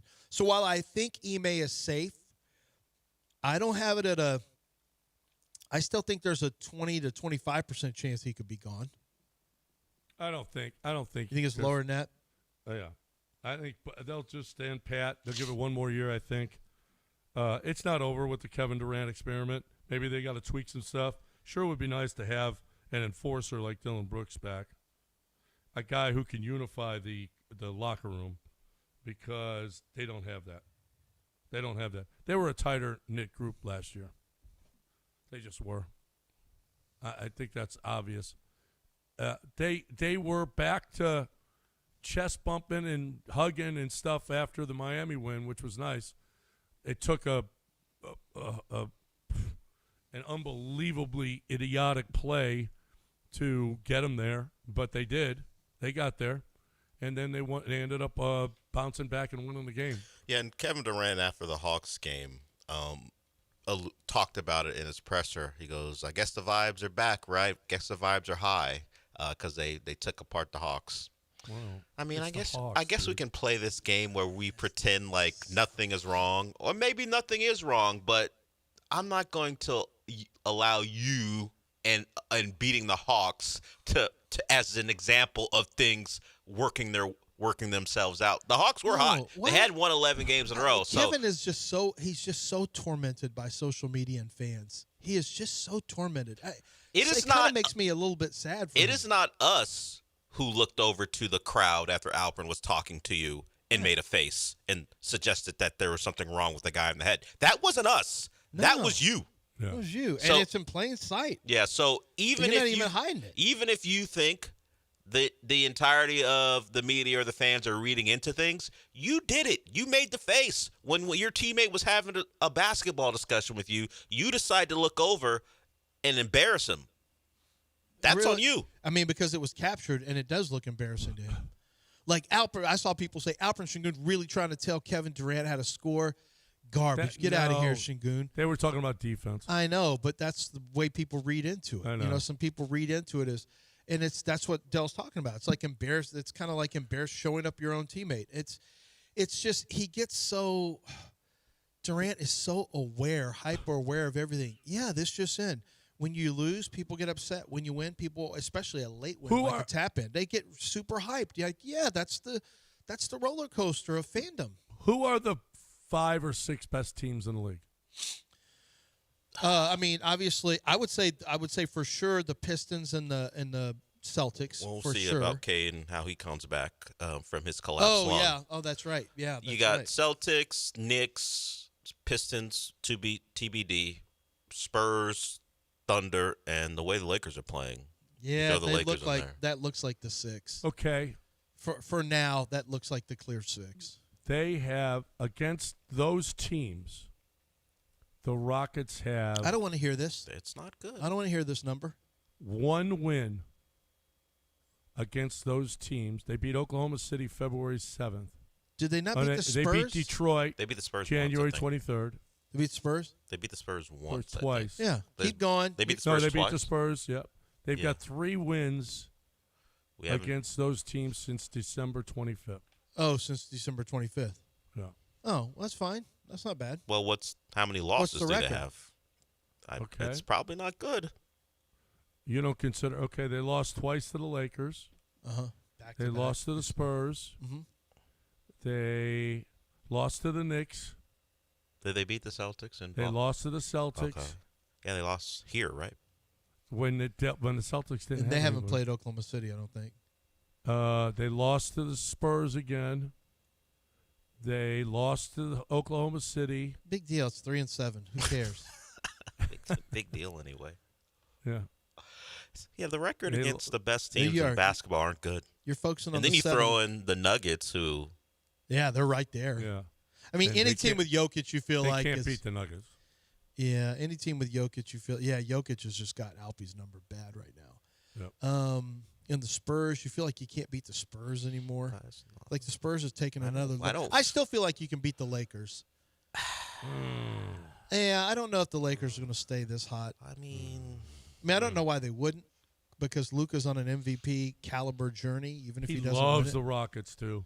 Loves playing the Rockets. Oh, and then the guy won't shut up. If the Rockets play the Lakers at any point in the playoffs, can y'all just shut your mouth from the stands? Well, it happened. Just don't you yell anything. It at happened in Orlando too. This time from a player, Gogo Batazzi, I think is how you say his name. Mm-hmm. Luka. Now the tech has been rescinded, but Luka got a tech, and he was asked about it after the game, and he goes, "Well, the guy said he would f my family." So, All right, we got a break. And so Luka put 40 on him or something? well, he was on that path anyway, but he was like, "Look, we can talk, but let's not do that." Yeah, that's too much. Let's talk about Underdog. That's what we need to Yeah, talk let's about. talk about that. Let's talk about how'd you do. I mean, I told you last week to download Underdog. How did you do? How did you do with your picks on your higher or lower? Did you do a good job? Were you out there, stacking wins on your pick 'em where you go higher or lower on points and rebounds? Oh, you said you didn't download, you thought about it, but you forgot? Okay. Go to the App Store right now as you listen to me. Get your phone out, download Underdog Fantasy. Once you do that, let's make your first deposit. Throw like $100 in there, whatever. Go to Underdog Fantasy. When you make your deposit, use promo code Lance. They're going to add $50 in bonus entries when you spend your first $5 making a pick 'em. And the pick 'em is higher or lower with points, rebounds, assists, a combination of them, three-pointers made. They've got all kinds of things to choose from. You can use it in the NBA, obviously. You also use it for college basketball. You can combine the two if you choose to do that. So often they have free picks, and they have freebies, the gimmies, where they're automatic wins for you. They have bonuses and boosts, profit boosters in the lobby for you. There's so much to choose from. So while you're watching a game, play along with the game by using Underdog Fantasy and start winning real money today, completely legally here in the state of Texas. It's Underdog Fantasy, promo code Lance.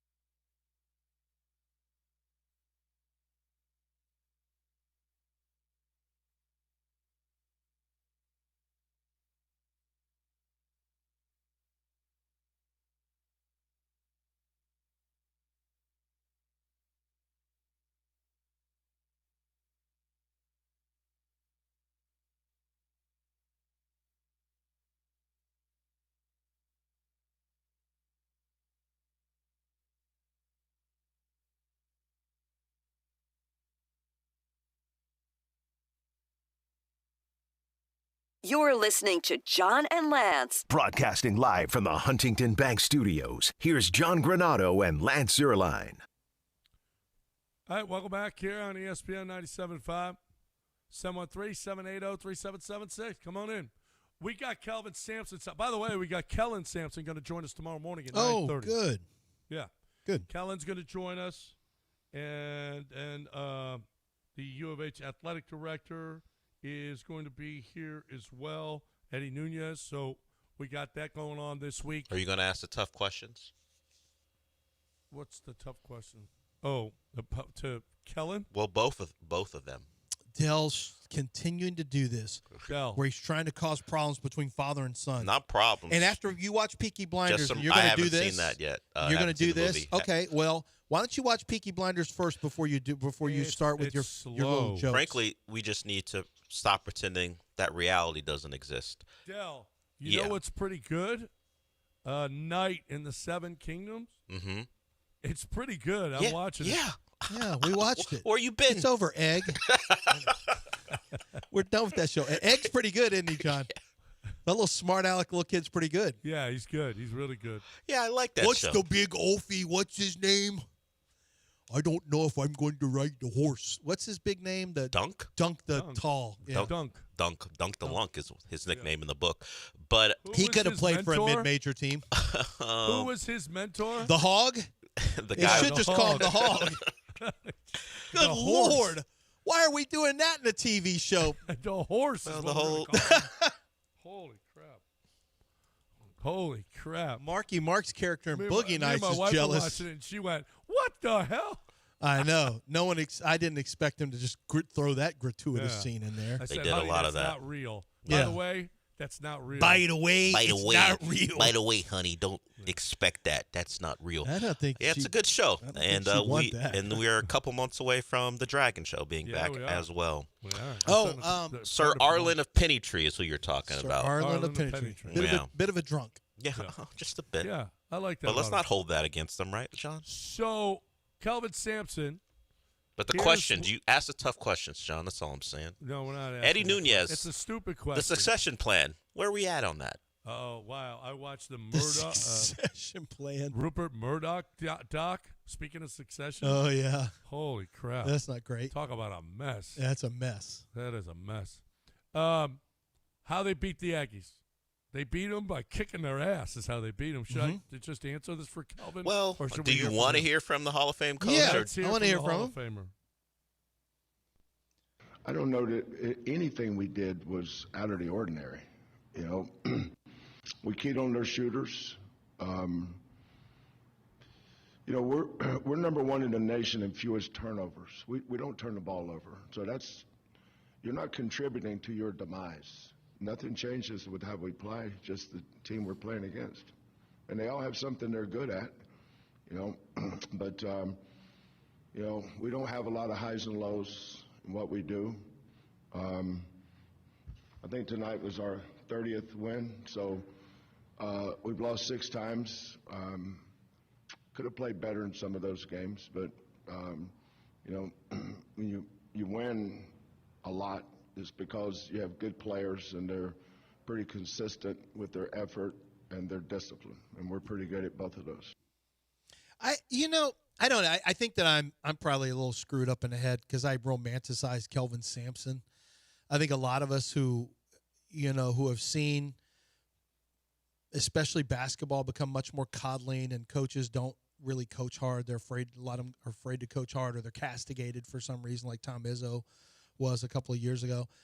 I probably romanticize Kelvin Sampson too much, but there's just something about his honesty and his transparency and his consistency that I absolutely love. And what I love even more, frankly, is that there's a group of young people and young men who are all in. Like, they're just built different. They're wired different. They're old school. They're like, yeah, coach is hard. We're fine. And we're going to get after it. And we're going to get after you. And it's just such a rarity to see a coach be able to do what he wants to do with a group of good players. I mean, you can do it on a mid-major level maybe when you guys don't have a lot of choices.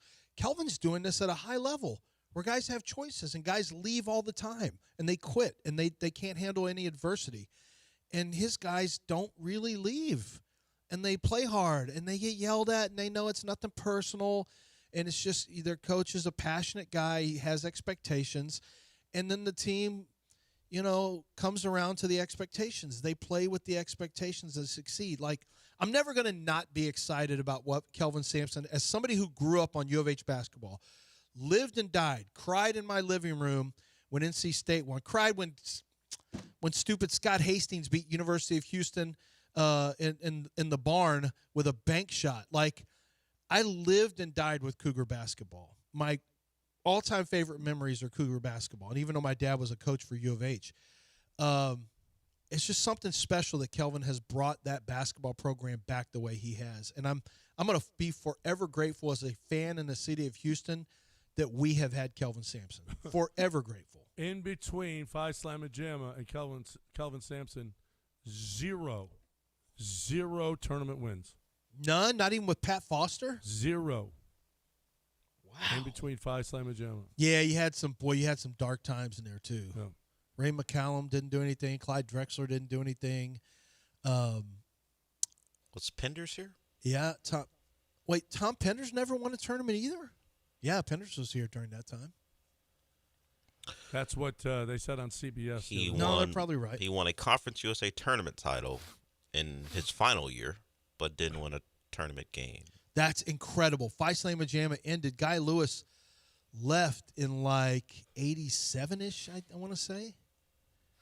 88, and they didn't win a tournament game until Kelvin came in. I'm sure I've seen that stat before. But did y'all see Brenda Fries, the Maryland coach, get in her player's face, Oluchi Okananwa? I didn't see it. Yeah, it was something that if you didn't know the relationship between the two people, like, what's going on there? And then, of course, after the game, they asked the player about it. She goes, hey, I like hard coaching. Yeah. You have to have that type of bond between the two. And I need you to lock in. I believe in you, but you got to want this moment. You got to She read was lips. Screaming at her in her face. It wasn't, but it was trying to get her, pumped up. I mean, it looks like she's reading her the riot act. Yeah. It didn't work, at least not for the result. Oklahoma did get beat. But, yeah, if you look Maryland. Maryland. If you look at it, it looks like, wow, what is being said? It was a motivational thing. It's Kim Caldwell, you said? I don't know. Tennessee women's coach? Brenda No, Fries. it's the Maryland coach. coach. Oh, Maryland. Oh, okay. They got beat over the weekend in their second round game. Yeah. Apparently she didn't lock in. Well, the team as a whole had it tough. I forgot they lost to North Carolina. That's the kind of thing that She Kelvin wound up Sampson, scoring 21, though. That's the kind of thing. Kelvin Sampson said it again, is that, why coaches are unsuccessful is that they don't hold players accountable. They're afraid to hold players accountable. Passive-aggressive coaches, they don't work because they won't say what needs to she be is said. really in her face. Yeah. Yeah. I mean, nose to nose. Right. But she's trying to pump her up. And if you don't know what's being said, it looks like, what? No, I've got a. I'm not questioning you. You can see it's a hype moment. If you're watching the video and don't know what is being said, she taps her on the shoulder, like you can see the positiveness. Yeah. Yeah, it's kind of a hype moment out there. She's trying to get her going. The team, she was the only one who really got going. She scored 21. I'm sure there were millions of offended people, though. That's what. Yeah, I was trying to say with John. If you don't have that in front of you, what you're saying, what she said, people are looking at it. Yeah. People are looking at it and go, I can't believe she's talking to her player like that, and all she's doing is trying to get her going. Yep. All right, we got a break. 713-780-3776. We got to talk a little about your roof, okay? If you're tired of replacing that roof every 15 years, Build Back Better, fortified roof certification to extend the life of your roof and make your property more attractive to insurance carriers. The insurance company's got to want to insure your roof. You got to do something. You can't just leave it and just go, and not do anything for 10, 15, 20 years and think, well, it's okay. It's not okay because the insurance company ain't paying if anything happens, okay? And if you're in the market for roof replacement, it's the perfect time to consider roof-related options like the solar shingles, okay? They can help save you electrical costs, even lower insurance premiums by up to 65%. So go with a roof company that's been there, done it. They've seen everything. There's nothing's going to surprise them. When you've been in business for 50 years like the Brinkmans, you've seen it all. And the Brinkmans are 100% financing available, free no obligation estimates. The thing about it is that they're going to be there to stand behind that roof, okay? If you're looking for a quote, they're going to come out absolutely free, and they're going to look at your roof and tell you what's going on with it. If you don't need anything, then they won't do anything. But if you need something, you got to have them. 281-480-7663, 281-480-ROOF, or Brinkman Quality, BRINKMANN, BrinkmanQuality.com.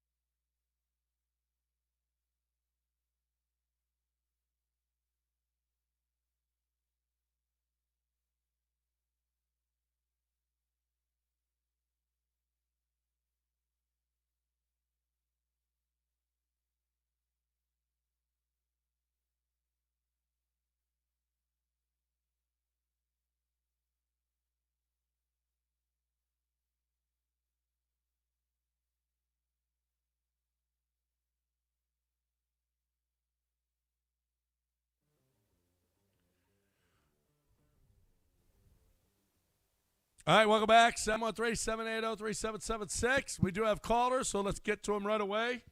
They're waiting. La Raza is here. La Raza. ¿Qué pasó? ¿Por qué llamas otra vez? Es que tengo que decirte algo, Juanito. Okay, good. I just want to apologize because, look, here's this. Okay, but do you think we made a mistake picking up Kevin Durant? I don't feel like he's the star player that we need. I don't know. It's just like these past couple of days. I feel the same way you felt about the game on Saturday. I mean, they should have never been in that spot in the first place. And for him to take that shot, I get it. You know, he's a star player. But Allman came from tipped it in, saved the game. But look, it was against the Heat. It wasn't anything important like that. They should have won these games the past couple of times. But yeah, that's one of my questions. And my other question is, Lance, you're the MLB draft analyst expert, right? Yes. Okay. There's a guy that plays for the Clemson Tigers. His name is Drew, double O. He's a right-handed pitcher. Since the opening day is Thursday, how you think our bullpen? What you think about this guy, Mr. Drew? Let me see. Let me look him up. Oh, I'll say it. His name is Drew Titsworth. It is his name. He's a pitcher. Drew Titsworth is thrown. You know what? I think he's got a real shot. To do what? I think he's got a shot to make it to the big leagues. You do, huh? You done your research on Mr. Mr. Drew Titsworth? Well, I'm a draft analyst. In baseball? He throws a good sinker. Yep. He's got a sinker. He's got a fastball, a 2-seamer, and a 4-seamer. So is all any of that true? It's probably all true. You just can made say that for pretty much any pitcher. Okay. One thing I like about Titsworth, I do love that he's 00. I see what he's doing. Oh, that's good. He's literally he's 00. Like, he's leaning into it. Does he have little dots in the No, he doesn't have little dots in there, Gallagher. Stop hitting the melon squisher. I don't know that so Clemson hard. has that as a font. He's on the back of 6'3", their jerseys. 215.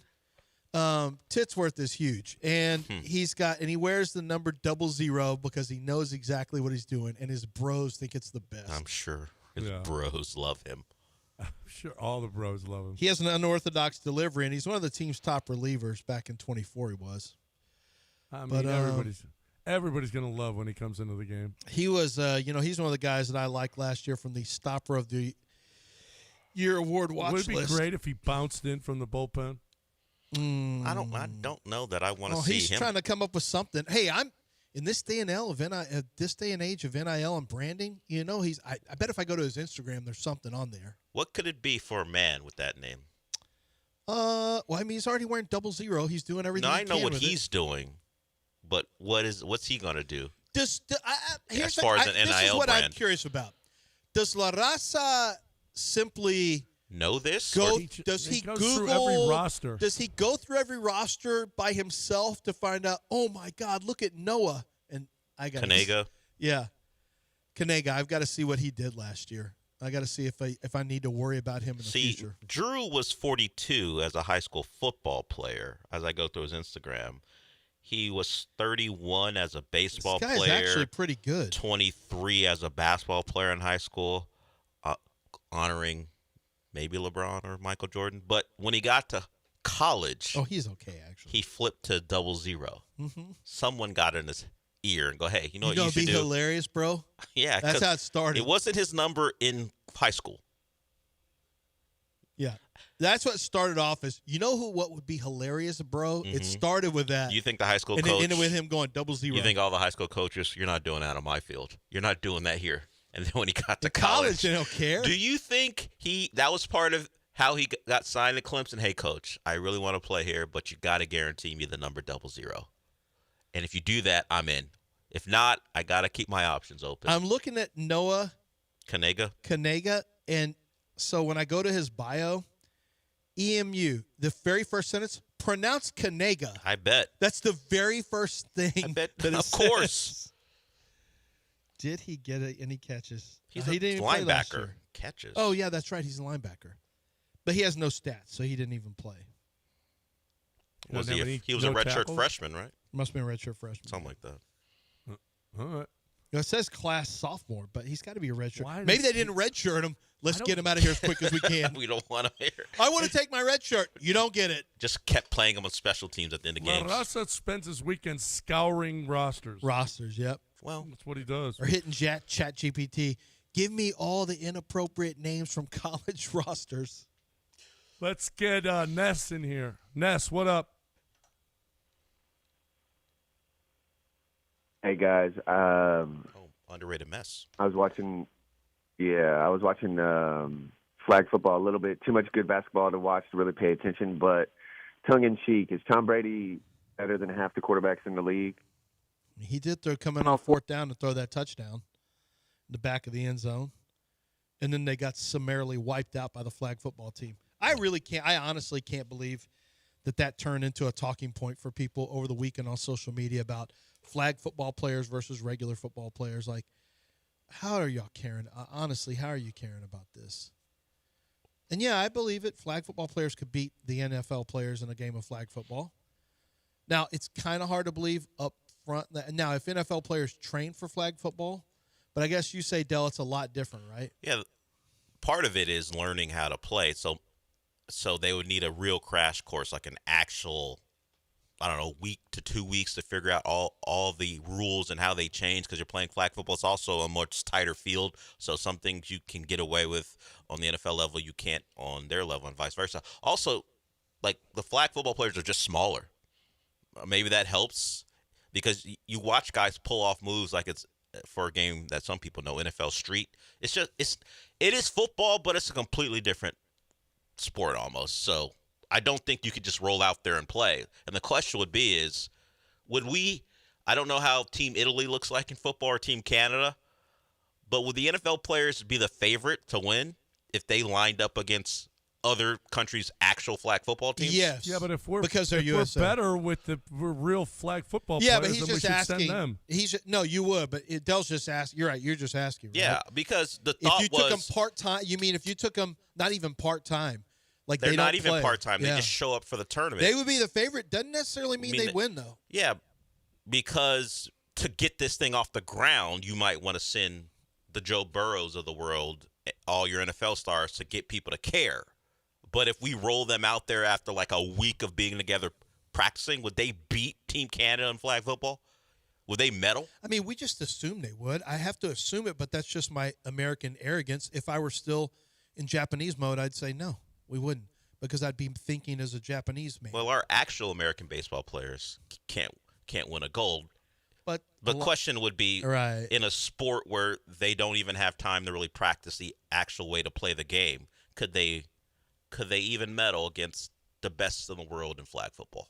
If you left the, I just have to believe the answer is yes. Well, I don't know what the other. I mean, how many other countries even play football? I'm sure they all. They did get their asses handed to them, though. Yeah. Well, by us. Is it just because it's Team USA players or the Canadian team, who you would think would have enough athletes? They have enough athletes in basketball. Would they just wipe the floor with them because it's completely different?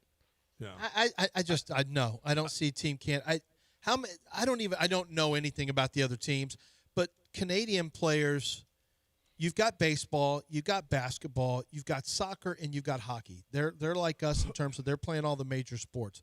I just wouldn't imagine that they would have some of their best athletes. No, but playing it's not about football. athletes. It's not about that. It's about, listen, why send an inferior team just because they're NFL stars? No, we're not. Is that what you're suggesting? No, though? I'm not suggesting. But there was a thought is, hey, you want to get people to care about this, you send NFL players. I'm not saying that if they're not better, and they're not better. Who cares? They wouldn't watch Dream. They barely watch Dream Team. People cared about that. No, people did watch it. People cared about when they came back. Dream But Team they did. flag football, yeah. But you would want your best. That's. But if you're just saying hypothetical, could they? I think they would beat. Here's why: all of the guys who play flag football on the U.S. level played high school, and some of them played college football as well, collegiately. I don't know how many of the Canadian team would have. Played at that but high people level. have like dual citizenship. For example, Fred Warner could play for Mexico if he wanted to. No, we're not doing that. What? What? We do it in. We're not letting. Yeah, this is the thing we're doing. We're not letting football play. players go anywhere ever. You know what they needed to send over there for the NFL guys is Tank Dells and Danny Amendolas Well, that's and who guys plays. like that. Yeah, that's who plays on flag football right. teams. Guys like that. That's who plays flag football. By the way, not Odell. So did you see the question was asked about the Iowa? Just to switch it to Iowa, when you're talking about guys leave, Tavian Banks, player for Iowa, he was asked about his head because his head coach was ready to go fight Todd Golden, and the players loved it. Players loved the fight and the spark. And when he came into the locker room after that, they showered him with water and they did all that stuff. And they said, "Would you vote for him if he was president?" He's like, "F yeah, I would vote for that man as the president." Tavian Banks, one of the players, said. Then they asked the guy who made the game-winning, the Spanish player who made the game-winning three-pointer, would you vote for him? He goes, "I am an immigrant. I'm not allowed. I do not vote. So please don't. Why are you bringing this heat on me? Leave me alone. Can you please not bring this heat on me right now? Okay? I am not allowed to vote. I didn't say it. Please don't come. I'm not trying to vote. I'm not trying to. Why are you trying to bring that heat on me?" That's what I'd say. What kind of question is that? I just made a game-winning three. What kind of question is that? What are you doing? That was the same guy. You mentioned the hard foul, I think, by a Florida player. There was an altercation that got this thing going when on the ground. Yeah, when there was a jump ball, the Florida player grabs the ball and rips the Iowa player to the ground, and the Iowa player swings, but either he was trying to swing to hit the ball or he caught himself before he punched his Florida player. He swung but didn't make contact with the Florida player, really made contact with the ball. It wound up with double technicals. There was a chance he gets thrown out of the game. Instead, he's on the floor to make the game-winning three. How about that? All right, we got a break. 713-780-3776. Better get in a hurry because we're running out of time. What I want to talk about right now is HRP. I want to talk about your business. You're starting the work week. You're on your way to work. What's the first quarter been like for you? Has it been positive? Are you spending too much money? Are your expenses greater than your income? Because if they are, maybe you're doing your expenses wrong. Maybe your payroll is too expensive. Maybe your HR is too expensive. Maybe you're going to find out now tax time. Tax time is here. You're going to find out how much that's going to cost you and whether or not you're doing a good job. How's the Affordable Care Act? You guys experts in that? No, you're not. You're not. They've got experts at HR&P. You're not one of them. They got experts in payroll, experts in HR, experts in the Affordable Care Act. They know the game. You don't. They're better at it than you are. Okay? Sell your widgets. Do what you're great at. You started a business. You're growing. You're great at that. How about if you stick to that and let HR&P do what they do? HR, payroll, taxes, they're the best. HRP.net, 281-880-6525. You want to turn your business around? You want to be better? 281-880-6525 or HRP.net.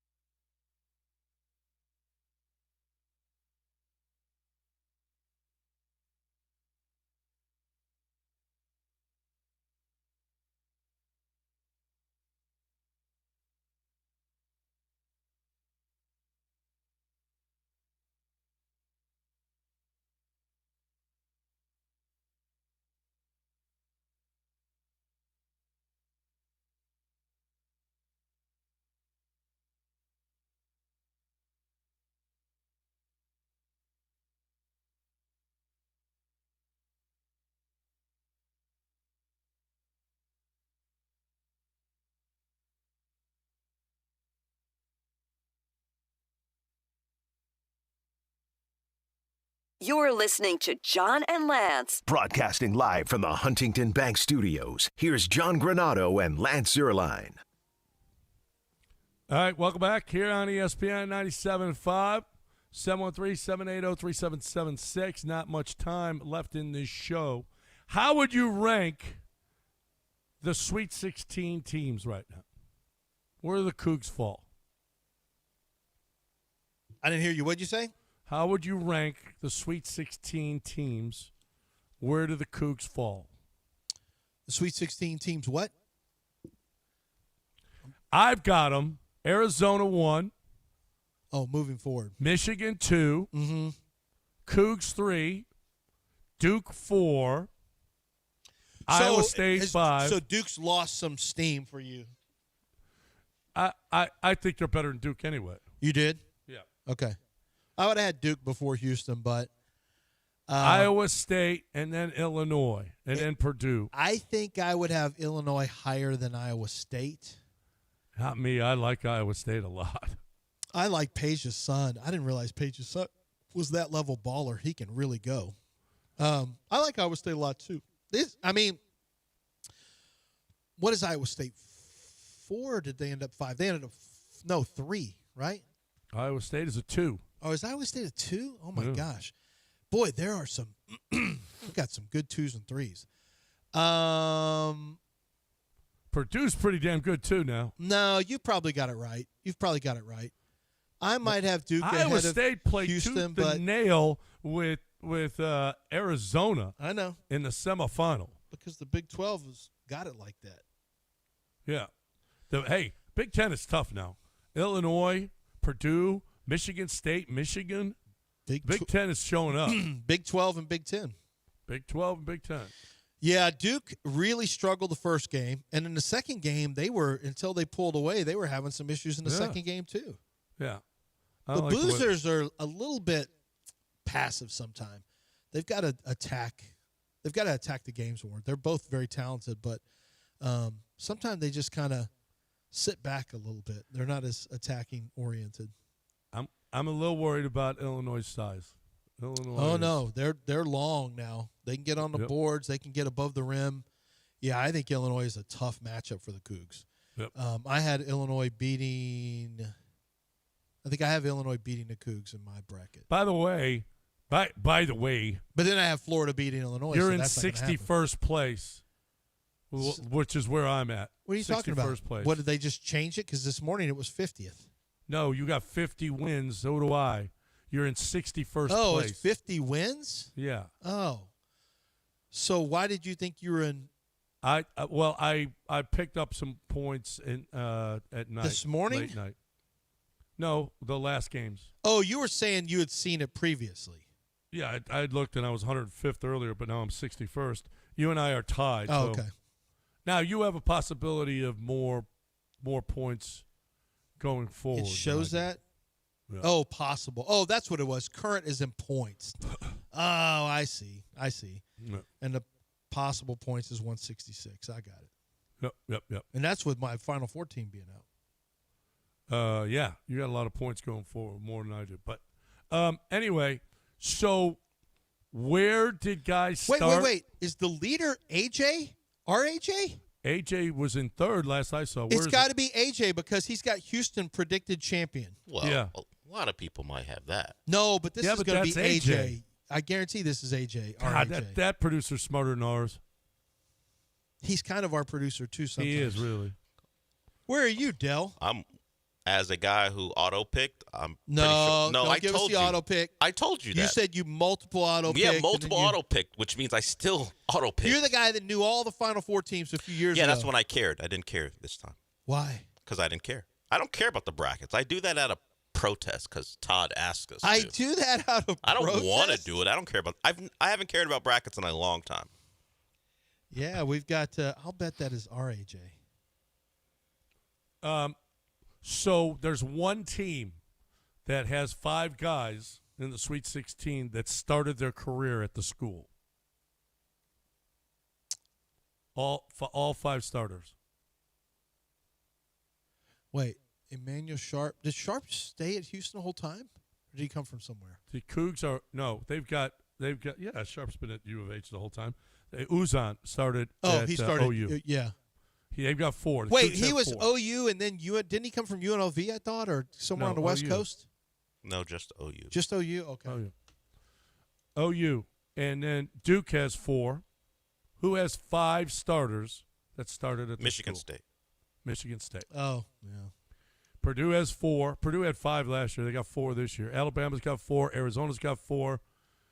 And then, let's see, the Longhorns have no guys that started at Texas. 0. And then Isn't Iowa like that too? Aren't all their Nebraska guys- has 2 guys that started there. Iowa, they have no guys. I thought I saw that. They have 1 Texas guy. They got a Kansas, Kentucky, Texas, USC. I feel like and when you Washington get to State. those teams like Nebraska and Iowa, you're going to get one of 2 things: all from the state, or very few, because it's harder to get. Like, it's going to be one or the other. Either we don't have enough talent in the state, so we got to import them, or it's going to be one of those things where like we're just own our state. It's going to be one or the other when you have states like that. This is going to be a good. It's going to be a good tournament. It's It's going to be a good tournament. It is. We're in the middle of a good tournament. Yeah, well, it's the chalk. It's pretty much, other than a couple instances, it's the better teams are winning. They're just winning. By the way, 7-3. we got a big football news. Jackson Smith in Jigba is going to be the highest paid wide receiver. He just got a 4-year, $168 million contract extension. Wow. The deal averages $42.15 million per year and includes over $120 million guaranteed, both setting records for wide receiver. Wow. 40 million a year. 40.25. How about that? That is incredible. Justin Jefferson's at 35, CeeDee Lamb 34, DK Metcalf 33, Garrett Wilson 32.5. 100% our guy is going to he deserves to make more money. Let's just be honest. Well, Nico Collins deserves a He's a re-up. top 10 guy, right? They'll probably do it next year, and so they can shave off. You know what I mean? Shave salary cap space. I don't know that it bothers him that he's not one of the top 5. Well, he's pretty far off now. Where is he? Well, let me find it. Wasn't but he in the was 25 in the 20s. range? Yeah, he was in the. So he's way off. It may not bother him, but I think he'll look It's and a say, respect "Let me thing. get me paid at my level." Yeah, he did a 3-year, $72.75 million deal. That's. With I mean, he's got $52 million in guarantees. Jackson Smith and Jigba just got 120. $120 million. Probably needs to be a little restructure there, but that's fine. Well, But he's an impending free agent after this season, upcoming season. So they probably aren't going to wait till after next year. They'll get it done before. This is the last year of his deal. 27. And they've already Actually, done they've already restructured. I take that back. with him. I had to scroll down. No. He's scheduled to be No. on the books until 28 They've or already- 27. yeah. But they probably will get a deal done. They've restructured with them in the past, so the dead cap is even higher. 27 million. So disrespectful. No, it's not disrespectful, No, but it market is way value is off. market value. It's not that it's disrespectful. No, it's no, way no, off. no. It's No, way it off actually, the market. No, actually, it is disrespectful. To be fair, it is disrespectful relative to the rest of the market. You know how much we love you? Like 13th wide receiver in the NFL. That's how Despite much what we say about you and what publicly we say about you, we're going to pay you outside the top 10. No, he took a very team-friendly Well, but when deal. he got paid, where was Well, he? now No, he still wasn't in the top yeah, 3. he still remember we were He took a commending friendly him deal. for not and making and it a he big said, deal. You know what? It's enough. I know, but now it's time that he probably – you've had him on that sweetheart deal for a couple of years. Now you restructured and borrowed some money against his cap space. So my guess is after 26, before he gets to 27, they'll redo the deal. They'll add a couple years, and they'll knock down his cap spot from $21 million. You got to make sure that you make CJ one of the top, if not the top paid quarterback in the league. Okay. You're going to have to. How do you do that? You think Nico goes away? No, it just means Nico, just take what you get. That's not happening. No. He may be Nico, and we love him, but he's still a receiver. Will Anderson's going to get more than 40 minutes. So if Jackson Smith and Jigba's getting that, Will Anderson's going to get 45. So we got the highest paid kicker. We're going to have the highest paid rusher. defensive player. We'll have a top 3 quarterback when he signs. We're going to have a top 3 quarterback. More than likely. More than likely, he's going to top 10 wide receiver. Maybe top 5 money wise. Maybe top 5. Right? Maybe. We're going to have where's Stingley? Well, he's 2 right now. Yeah. Kamari Lassiter is going to get paid. Like got nothing once but you money. start doing the math on this, I know people like to act like you just can restructure your way into any roster you want. It really doesn't work that way, guys. It really doesn't. You're lucky that we're having a bump in salary cap, but the reality is that somebody's going to have to go away, and I don't see it being any of the secondary. I think they lock in with all the secondary. They'll lock in with Will Hunter. They'll lock in with Will Anderson. Danielle Hunter will be gone after his contract expires. He's going to be gone. You can't afford to keep him. CJ's going to get just a giant chunk. Nico's going to get a chunk. But after that, you can wait on your offensive line. There's no one to. They just are not spending on the offensive line. It's just 1-year deals, nothing that's committed. 2-year deals, it can be 1-year deals, but they're not committing long-term big money on the offensive line. So what's the forecast? Will Anderson this offseason? Yeah, I would do it before the season starts. Then you still have money left. Then you've got Nico with 2 years left. You do it after 26. Yep, where he has 1 year left. And then you do CJ when? After next year. And if you don't do it after next year, then you're waiting to that means it wasn't a great year. Then you're waiting, so you're gonna you basically want to see what happens in year 5, and then you may put a tag on him for year 6, where he's making $58 million, 60 at least. Yeah, but you're only doing it for 1 year. If you have to tag him, maybe it's 1 year too many. Yeah, the CJ thing's really tricky because until we know how he's playing, it's really tricky. Yep. But the fact is, the closer you get to his expiration, the more leverage David Mulgeta has, because then you become afraid of, the devil we know is better than the devil we don't know. That's what teams always do. Give him 35 a year right now. Yeah, if you can get him for that, 100%. I would 100% do a deal. Yeah. 4 years, and I would guarantee the entire thing at $35 million a year. 140. I would. 4 years, if he would 140. take $140 million, I would 100% do that deal, and I would guarantee the entire thing. All right. And where would you watch? David Mulgeta would try to spit in your mouth while you sleep. Hey. While you sleep, he would. He'd try to spit in John's mouth. No, he ain't spitting in my mouth. I'll tell you that right now. Well, we know. I tell you, where would you watch CJ play? At Tom's Watch Bar? Yeah, we're going to focus on, look, it's baseball season. We got opening day Thursday. So come on out to Tom's Watch Bar at Green Street and enjoy your opening day on Thursday. You can do that because they're going to be there 2 hours beforehand. The party kicks off. DJs, they're going to have, they always have like themed cocktails and giveaways, things like that. But it's going to be a lot of fun. The party kicks off there. Opening day is a big party anyway. So get to Tom's Watch Bar, hang out with a bunch of other fans of your local team, and party. Have your drinks and park free. By the way, you get complimentary parking at Green Street when you get it validated from Tom's Watch Bar. So go into Tom's Watch Bar, hang out, chill out, get your parking for free, which is a big win for you on opening day. But this is for any baseball game. But I want to focus on opening day because after they're done winning, get back over there and continue the party at Tom's Watch Bar. 65 televisions mean you're not going to miss a single pitch. It's a great place to watch a game. Great food menu, drink menu, cocktails, everything that you could want right there downtown. It's Tom's Watch Bar at Green Street for opening day.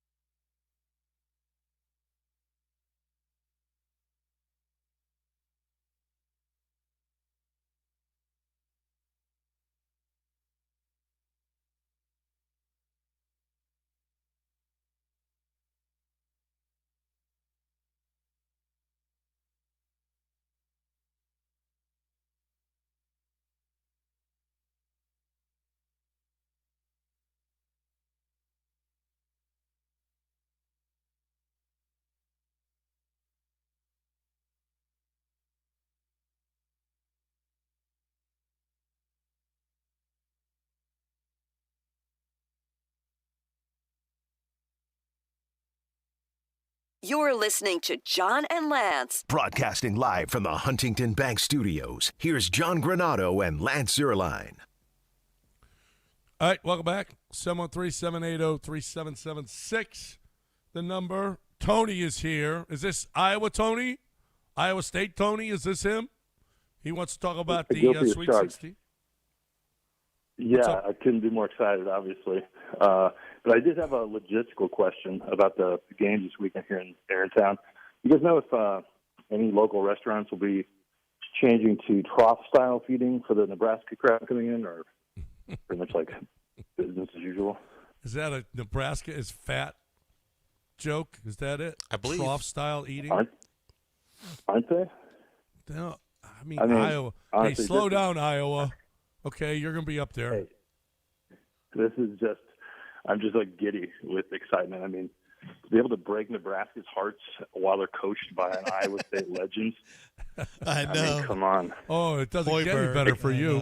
Now, what if you lose the game? Yeah, and if you told me that the only way it gets better is if you told me that cheerleaders were all piglets from Wisconsin, then I would just be like settling all family business. Settling all family business. It doesn't get any better for Tony. Okay. Yes. Iowa State legend coaching Nebraska. Holy Great. crap. I mean, the storyline's going to be great. Yeah. Now, of course, if it doesn't go the way I hope, you guys will never hear from me again. But yeah, you're right. I feel pretty good about it. I want to see Ben McCollum and Todd Golden just trade punches. That would have been totally sweet. I got McCollum. Todd Golden was terrified that entire second half. He was terrified. He was out of his head. That was then what a game. What a game. Nice job taking Florida out. We like that. We actually like that. It'll be good. And also Bennett Sturtz, 14 for Iowa. He's taking the first two games off. He's going to go for about 25 or 30 this next game, and it's going to be good night, fatties. Okay, good night, fatties. Okay. I didn't know Nebraska was thought of as a bunch of fatties. Well, he hates Nebraska. No, I know. Well, they're both children of the corn to me. Yeah, in all our times of watching television, movies, and seeing an attractive woman, did you ever go to the wiki and go, "Oh, she's from Nebraska"? Have you ever done that before and seen, "Oh, native of Omaha"? No, I've never seen that. I don't know the general population or the size of a Nebraska woman. I just know when I look up, where's this actress from? It's never Nebraska. Well, I mean, no, you're right. I've never looked and said, yeah. I'm sure I'm sure they exist. Everyone can go out to Hollywood and try, but it's very rare that or non-existent that I've ever typed it in and go, oh, look at her. She's from Lincoln. Look at this, another Lincoln Lovely. Yeah, I don't think that happens very much. It doesn't happen. I gotta ask. Well, I don't want to, Dana. I gotta ask maybe Logan. What are the girls like there? Logan Holgerson? Yeah, he works for Nebraska. You think he's gonna answer that? Well, he might. Yeah, he'll answer to John. But is he gonna tell you not to bring that to the show? Probably. Yeah. Hey, John. Hey, don't make I know this how a topic. you are. Don't say this. Yes. This is off record. Do not quote me on this one. Yeah. You got to lead with "Don't quote me" or "This is off record." Yeah. I don't know. I never heard that it's just a bunch of fatties. Now Wisconsin's another story. Hillary Swank is from Lincoln. How about that? I just typed in famous women from Nebraska. A lot of women from the 1880s and 1870s. The most recent one, Hillary Swank. Marg Helgenberger from CSI. Nebraska. But the list is bare. Marg Helgenberger? You don't remember her, the redhead, short-haired woman from CSI, the original CSI? No. Yeah. If you saw her face, you'd know who she was. As long as you've seen a CBS commercial from the 90s and early 2000s, you would know who she was. But it's not a lot. Oh, yeah. Nebraska girl. Okay. Yeah. Marg Helgenberger. Wow. Didn't think she'd be coming up in the show today. I'm just saying, I think Tony, while insulting, might be right. Yeah, I mean, you got those two. But I don't know that troughs will be installed to accommodate the Nebraskans coming to town. No, Tony. Like, they put in extra seating in stadiums when they're going to get an overflow. I don't think restaurants are going to go there. All right, let's get our final break. Dell, what did we miss? Well, we missed that the most likely guy to make a joke about CT not being real made the joke. Yeah, Cam Scatterbo. If anyone ever was going to do it, who's a current NFL player, it would have been him. And then, of course, hours later, he had to apologize. Yeah, hey, I was on a podcast and I made a joke that's distasteful. He didn't say his agent. When you read it, whoever wrote his it, agent wrote the. Yeah, I don't apology. know if you would trust Cam to write the apology. And his mom said, "If you knew how many times," and he also said, "Asthma's also a." Yeah, he joke. did also say asthma and his wasn't mom said, real. "If you knew how many times he came in to get my inhaler, you would know he was joking." How will we know that he would run don't. into your home He's and get an inhaler? Cam's a meathead. He's a meathead. That's he's all. a meathead just saying meathead stuff. Yeah, he's out It's there like, just thinking he's whatever. funny. Now, do I think that he probably thinks that about CT? I think there's a shot. Mm-hmm. Do I think he was joking? I didn't hear it, so I couldn't He hear the didn't context. sound that jokey, but maybe he just doesn't. He doesn't read that way when he says stuff because you don't expect There's no funny from Cam chance- Scatterbo. Okay, I'm gonna ask you right now, Dell. All right. Because you live in the little the little whatever world insulting of, thing you're going to say. yeah. Go ahead. Do you think he believes there was a moon landing? I think much like a firefighter, he would like to investigate more. He's gonna do his own research. He wants to do his own research before he answers. Because do your own research sounds like a smart thing for people to say who are meatheads. What are you researching? Yeah, what are you going to research, Cam? Instagram videos. I bet. Okay. I don't want Cam researching any But he would medical- say, look, I know there are people on both sides who thinks a certain way, but I need to do my own research. That means you don't believe it. No, do your own research means I'm not going to let people trick me into believing there was an actual moon landing. Yeah. He's 100% doesn't think there's a moon landing. And I don't even want to know the rest. See, I think he believes it, but it's something we manufactured, not a real one. He thinks there was film shot, but not up in space. Like that Channing Tatum, Scarlett Johansson movie. He believes that. Where we put this because he together. saw that movie. Maybe. I mean, now all young people think, Tatum, whatever his name is, showed me. He told me how it goes. All right, let's break it here. We got News of the Weird coming your way next. Don't go anywhere.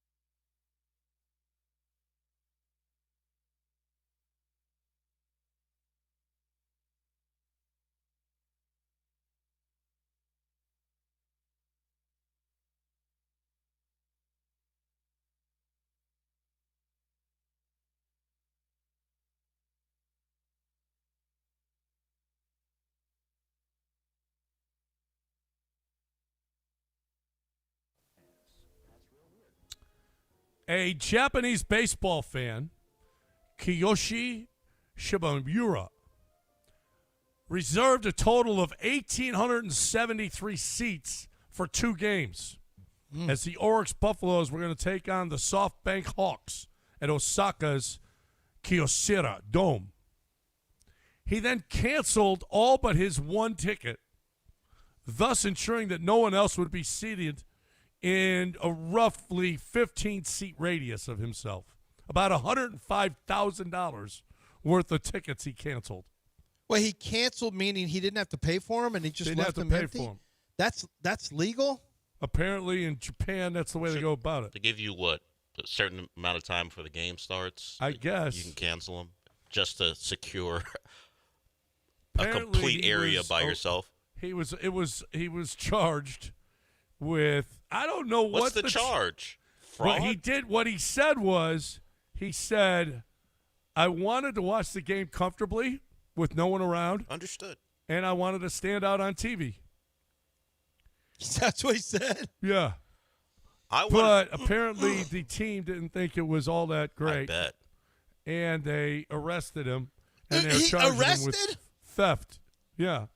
Even though. But a lot of people, they said it's an Oryx game, so it's a victimless crime. No one cares. It's not like 1,800 empty seats at an Oryx game is a rare occurrence. They get all kinds of comments. Is this finessing the game, or is this a crime? It's a finesse. How's it a crime? Well, he paid, and then he decided, you know what, I don't want these tickets anymore. I get my they refund. weren't able to sell those tickets because of him. Well, then change your rules. He followed the rules and then decided, you know what, I don't want these tickets anymore. Sorry. And did he really deprive anyone of sitting in those spots? Well, he kind of did. Do we know that anyone wanted those tickets? And he kept someone from getting them? Do we know? Do you know? Were all the other seats sold? That's my point. Was it just one section Well, where it was no a one good was sitting? section, though. It was a good Look, section. I wish I could have done that on Saturday night at the movies. Well, I wish I could do that every night. No, because there was like this group of teenagers plus a parent being the chaperone. I'm going to guess that you saw Hail Mary. Yeah, Project Hail Mary. They're like 10 of them wandering in and out of the theater throughout. Like from the start to about the 20-minute mark, they just kept getting up and sitting down, like 2 rows in front of me. And then once you get into the movie, you stop noticing things. And then I guess an hour in, they all left. When I looked up and I looked down, no one was there anymore. But for that first 25 to 30 minutes, like, could you sit the F down? Because all you could do was hear them talking and roaming and talking and roaming. How old were they? Teenagers. Oh, yeah. That's on brand. But they left. They weren't there for the entire movie. It was a late night They showing, went to but something else. don't come into my theater. I wish I could be that guy. You can. You can still be that guy. Yeah, but I wouldn't have got a refund. Yell at them. I wouldn't have got a refund, though. Yell at them. I considered it at Sit one down. point. I considered it at one Trying point. to watch a movie over here. But I didn't want to get involved because You didn't want to get. I don't want to get involved with teenagers. What's the point?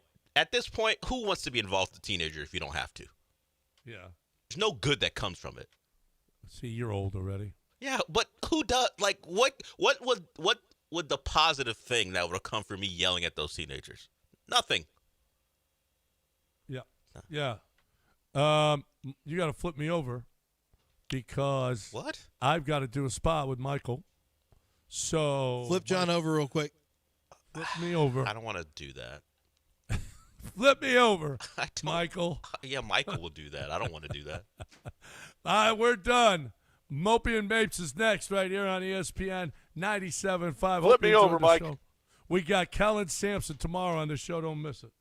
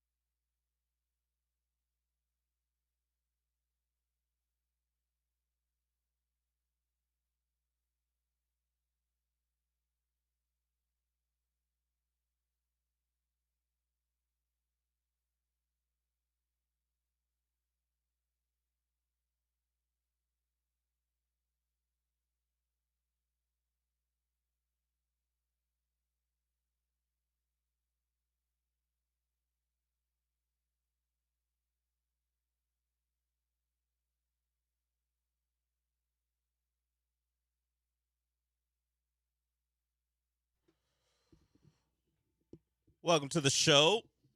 Plenty to get to today. Sean's here, adorned in not just the ESPN 975 hat, but also a Longhorn shirt. The Horns in the Sweet 16. There has become a debate about who's a Cinderella and who isn't. Mark Few laid out why they're not, so we'll get into that. They took care of Gonzaga, and we narrowly avoided Eric's dream, an in-show fight in regards to our teams. Miami lost to Purdue. It would have been Miami, Texas in the Sweet 16, one of the more improbable ones coming into the tournament. It does not happen. Purdue got a game from Miami, but they won. So Sean's Horns versus Matt Painter's, because Sean's the coach of the Horns in this case. Matt Painter's Boilermakers in the Sweet 16. We also, of course, have the Cougs, who have now made the Sweet 16 6 years, actually 7 in a row, I think. But most appearances in the Sweet 16 since 2020, the Cougs have. They've been a really good program for a while. I was trying to do a comparison, think of a comparison for them compared to maybe in a different sport. I don't want to drop this on them because it's almost pejorative to say. But at this point, are they like the Buffalo Bills of the 2000s or 2020s, excuse me? 6 Sweet 16 since 2020, always in the mix, made a Final Four, a couple of Final Fours, made a national title game. The Bills haven't reached that level yet, but they've made a Final Four or two playing against the Chiefs. I think they're the Bills. Now, Kelvin Sampson is the Josh Allen, the one consistent part of that, but they've been so close, so consistent, and I won't say they caught a break because that diminishes what Iowa did, but no number one seed in the region, the only number one seed not to advance to the Sweet 16 in the Florida Gators. Now, if the path wasn't laid out for them before, now it's pretty clear. You will be guaranteed, as long as you keep winning, at least to wear your white jerseys into the Final Four, and that's nice. And they got Iowa's in the region, Nebraska's in the region, and they got Illinois, who's a tough giant squad, which is kind of where the elites are going. If you've watched college basketball, they've moved away from 5-out offense, quote unquote modern offense, and stop leaning into skill so much and just being big, strong, and being able to dominate the boards.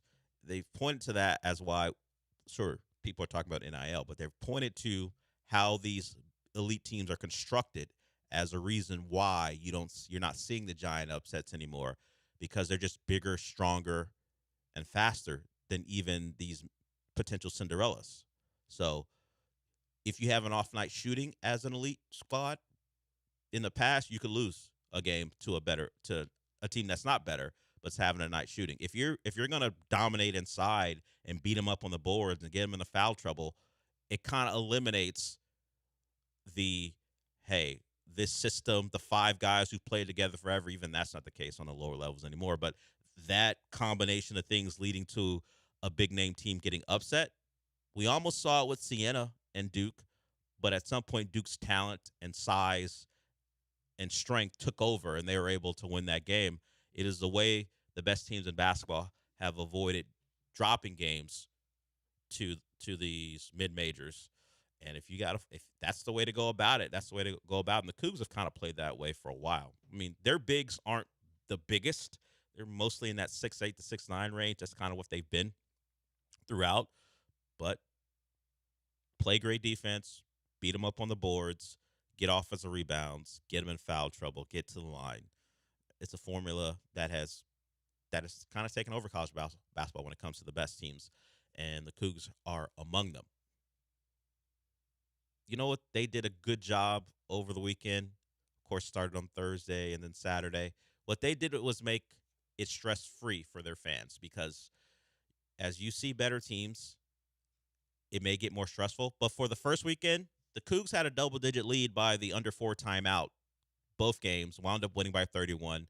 There was no stress really after about 4 minutes ago. And the Idaho game, there was never really going to be any stress.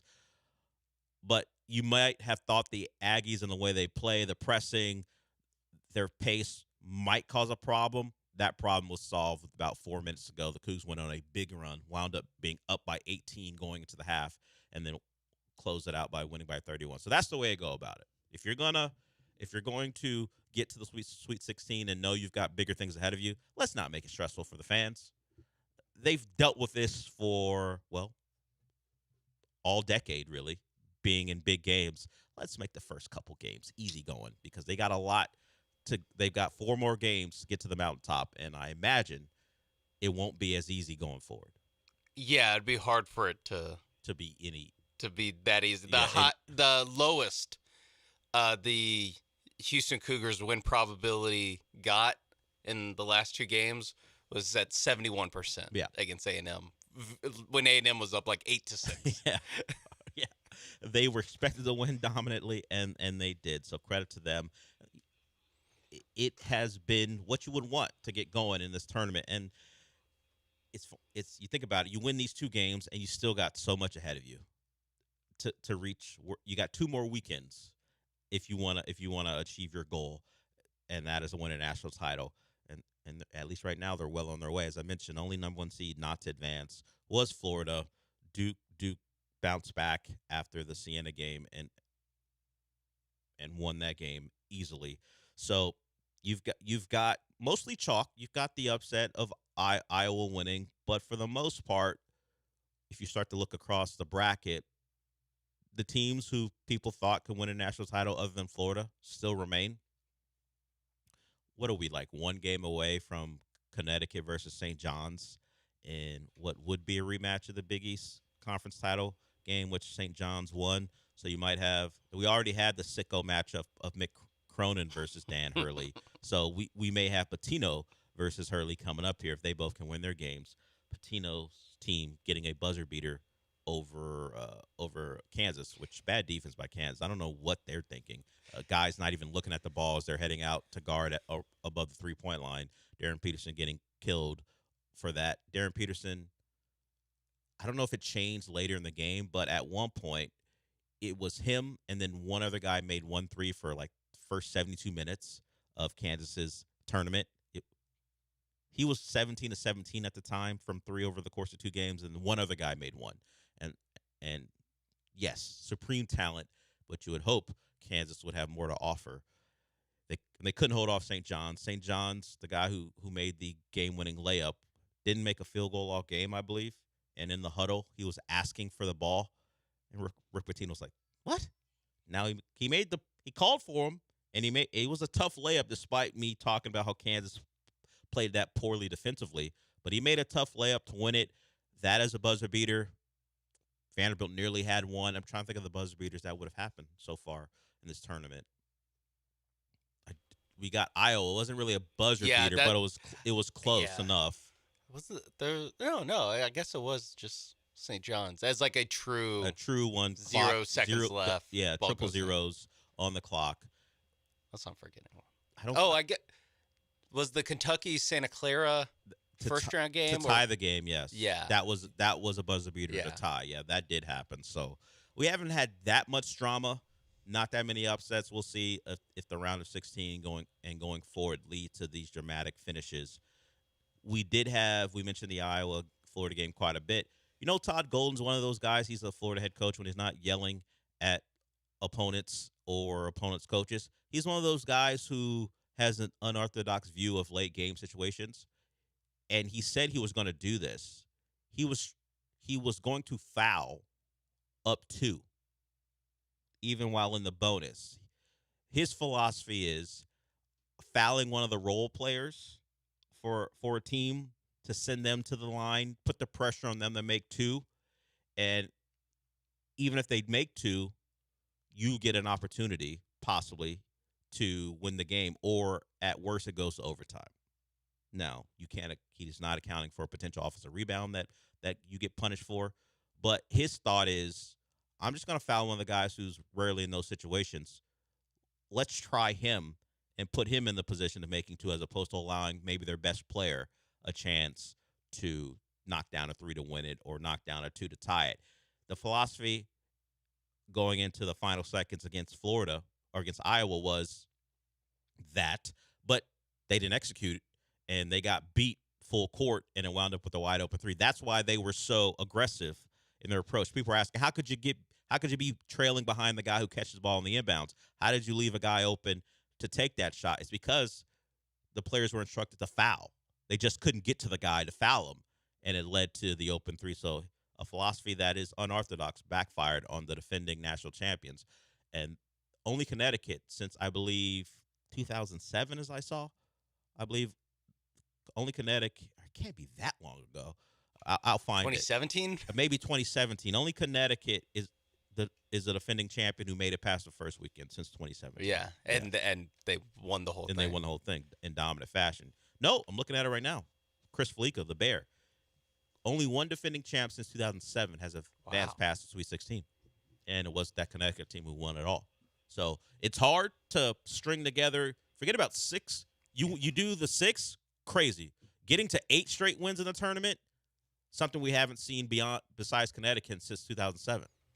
Which is crazy. Very hard to do. Because the first 6 are hard. Yeah. But like the next It's two, the next season. year. Yeah, you think if you have a really good team. Yeah, you get a 16 and then an 8. Yeah. Instead, you got a 9 this year for Florida, and they couldn't get it done. So it's very difficult to repeat. That will be in the Dan Hurley conversations when we talk about potential Hall of Famer.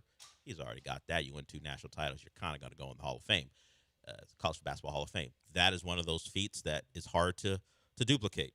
Even getting to a Sweet 16, which, while the Cougars have never won the title, that just puts what Kelvin Sampson has done into more perspective. Even the best teams in the country, it is very difficult to duplicate that success. They're lucky they lost to Florida last year, else they would have been. Well, there it is. They would have lost to Texas A&M yesterday. Finding the positives. There you go. Yeah, I imagine losing to Florida last year. Really, now in hindsight, when I look at Texas A&M getting drilled by 31, there would have been a 32-point swing in the other direction if Emmanuel Sharp had gotten that shot off and won the game. Yes, yeah. That's the only way I have to read that data. The evidence suggests if they had 20 years of data, they had not blown that late lead, they would be 31 points worse. We'd be talking about the Cougs losing to Bucky McMillan and the Aggies, and Buckyball moving on, and the Cougs having a disappointing finish to their year. If only. The multiverse. Yeah, if we just go by what the stats say. So that was the weekend in college basketball. Other than that, there wasn't much as far as, if I think about college basketball and what were the big moments. I mean, Bill Self contemplating his retirement. So we'll be on the lookout for that. He has said he needs to feel good to want to continue there. So Kansas, who's had a long-standing coach who has a couple of national titles, may have to be looking for a new coach if health becomes a real issue for Bill Self. Jerry McNamara hired by Syracuse. We talked about that last week, that they would go to hire their former player. The former Siena coach is now the Syracuse coach. I'm a little surprised that I was like, oh, that actually, I thought we were all just kind of like joking about like, hey, Jerry McNamara is up 10 at halftime with Duke. He's going to get the Syracuse job. I didn't know that, like, by Monday morning, he would just have the Syracuse, like, that's all they needed was like, 2003 and then this. He could have been Good blown. job. He could have been down 20 at the half. I think he's getting that Syracuse job. I think this was in the works for a while. They may have just kept it quiet to be respectful to Siena and Of Jerry course. McNamara, but this was done and dusted before the tournament even began. Yeah. I would think. I don't think if I was a Syracuse fan, let me not speak for Syracuse fan. If I was a Syracuse fan. You know a Syracuse fan. You did a show at a Syracuse fan. Yes. I would want a slightly more expansive search than Jim Boeheim's chosen assistant, a guy who played for Jim Boeheim 20 years ago.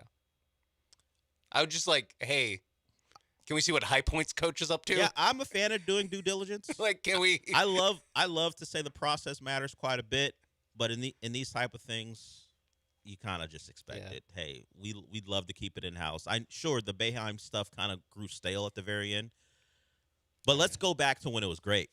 Yeah. 2003. Wasn't that sick? Yeah, I mean, If this doesn't work out, we're hiring Hakeem Warwick. What's Carmelo up to?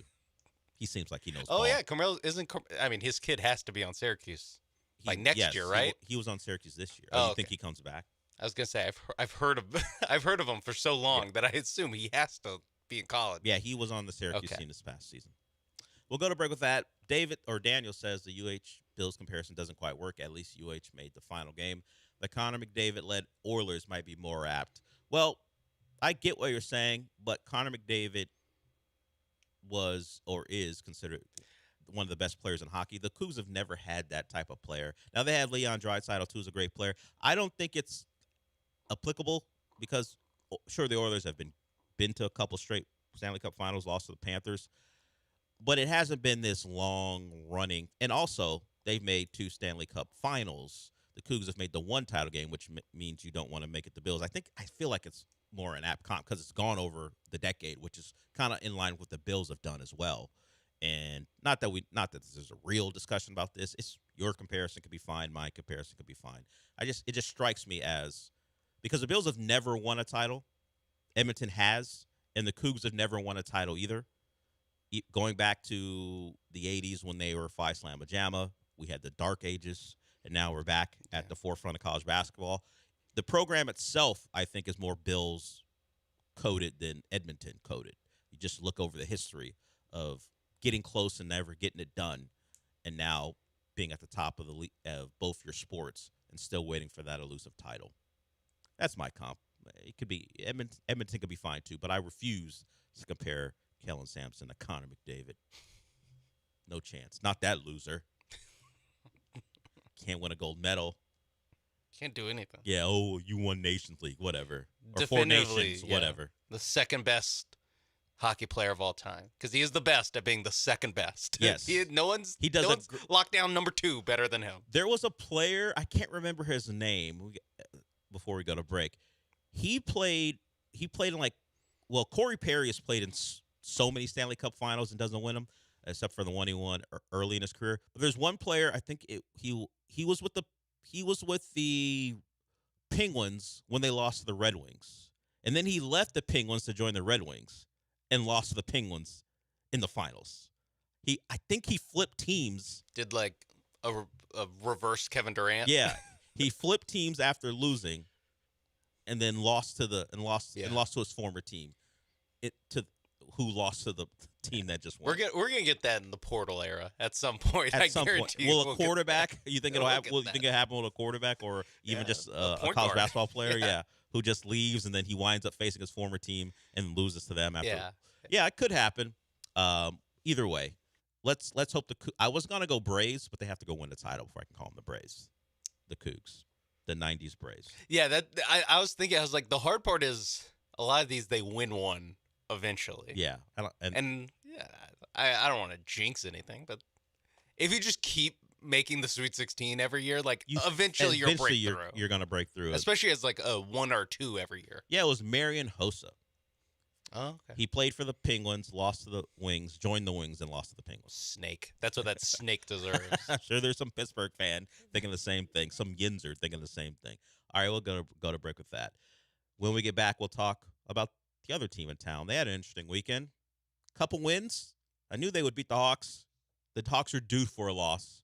And the Rockets ended their 11-game winning streak and then found a way to beat the Heat on Saturday, thanks to a tip-in by Amin Thompson. We'll talk about that when we come back. But first, I want to tell you about Aqueduct Plumbing Company. Most of us aren't experts on a lot of things, but one thing I know I'm not an expert in is plumbing. I don't know that I've met a non-plumber who's an expert in that. It's one of those things that you always want someone else to take care of it because if you try, you're going to screw it up. Don't screw up something. Don't turn something small into something big. Don't allow something big to fester and to change kind of the value of your own home. So we expect when we turn the tap on for the water to come out clean, not dirty, something we can use to cook, something we can use to drink, something we can use to clean. Aqueduct Plumbing Company will make sure that happens every time you turn on the tap. So whether it's a big job or a small job, you just want clean water, and the people to get that done for you is aqueductplumbingcompany.com. And go to aqueductplumbingcompany.com, to find out all the things they provide. So if you maybe you got an older home and you need a repipe, they'll take care of that for you. Maybe you just need a fixture taken a look at. They'll do that for you too. They also do something like if you are a griller and you don't want to deal with having to always go get propane, they'll run that gas line to your grill. So that's something else that's off your plate. They do a lot of things. Just check out their services menu at aqueductplumbingcompany.com and find what fits you, because they do it all. They're kind of your one-stop shop for plumbing. And they do more than that, as I laid out. If you want to call them, it's 281-488-6238. It's 281-488-6238. That's Aqueduct Plumbing Company. It's aqueductplumbingcompany.com.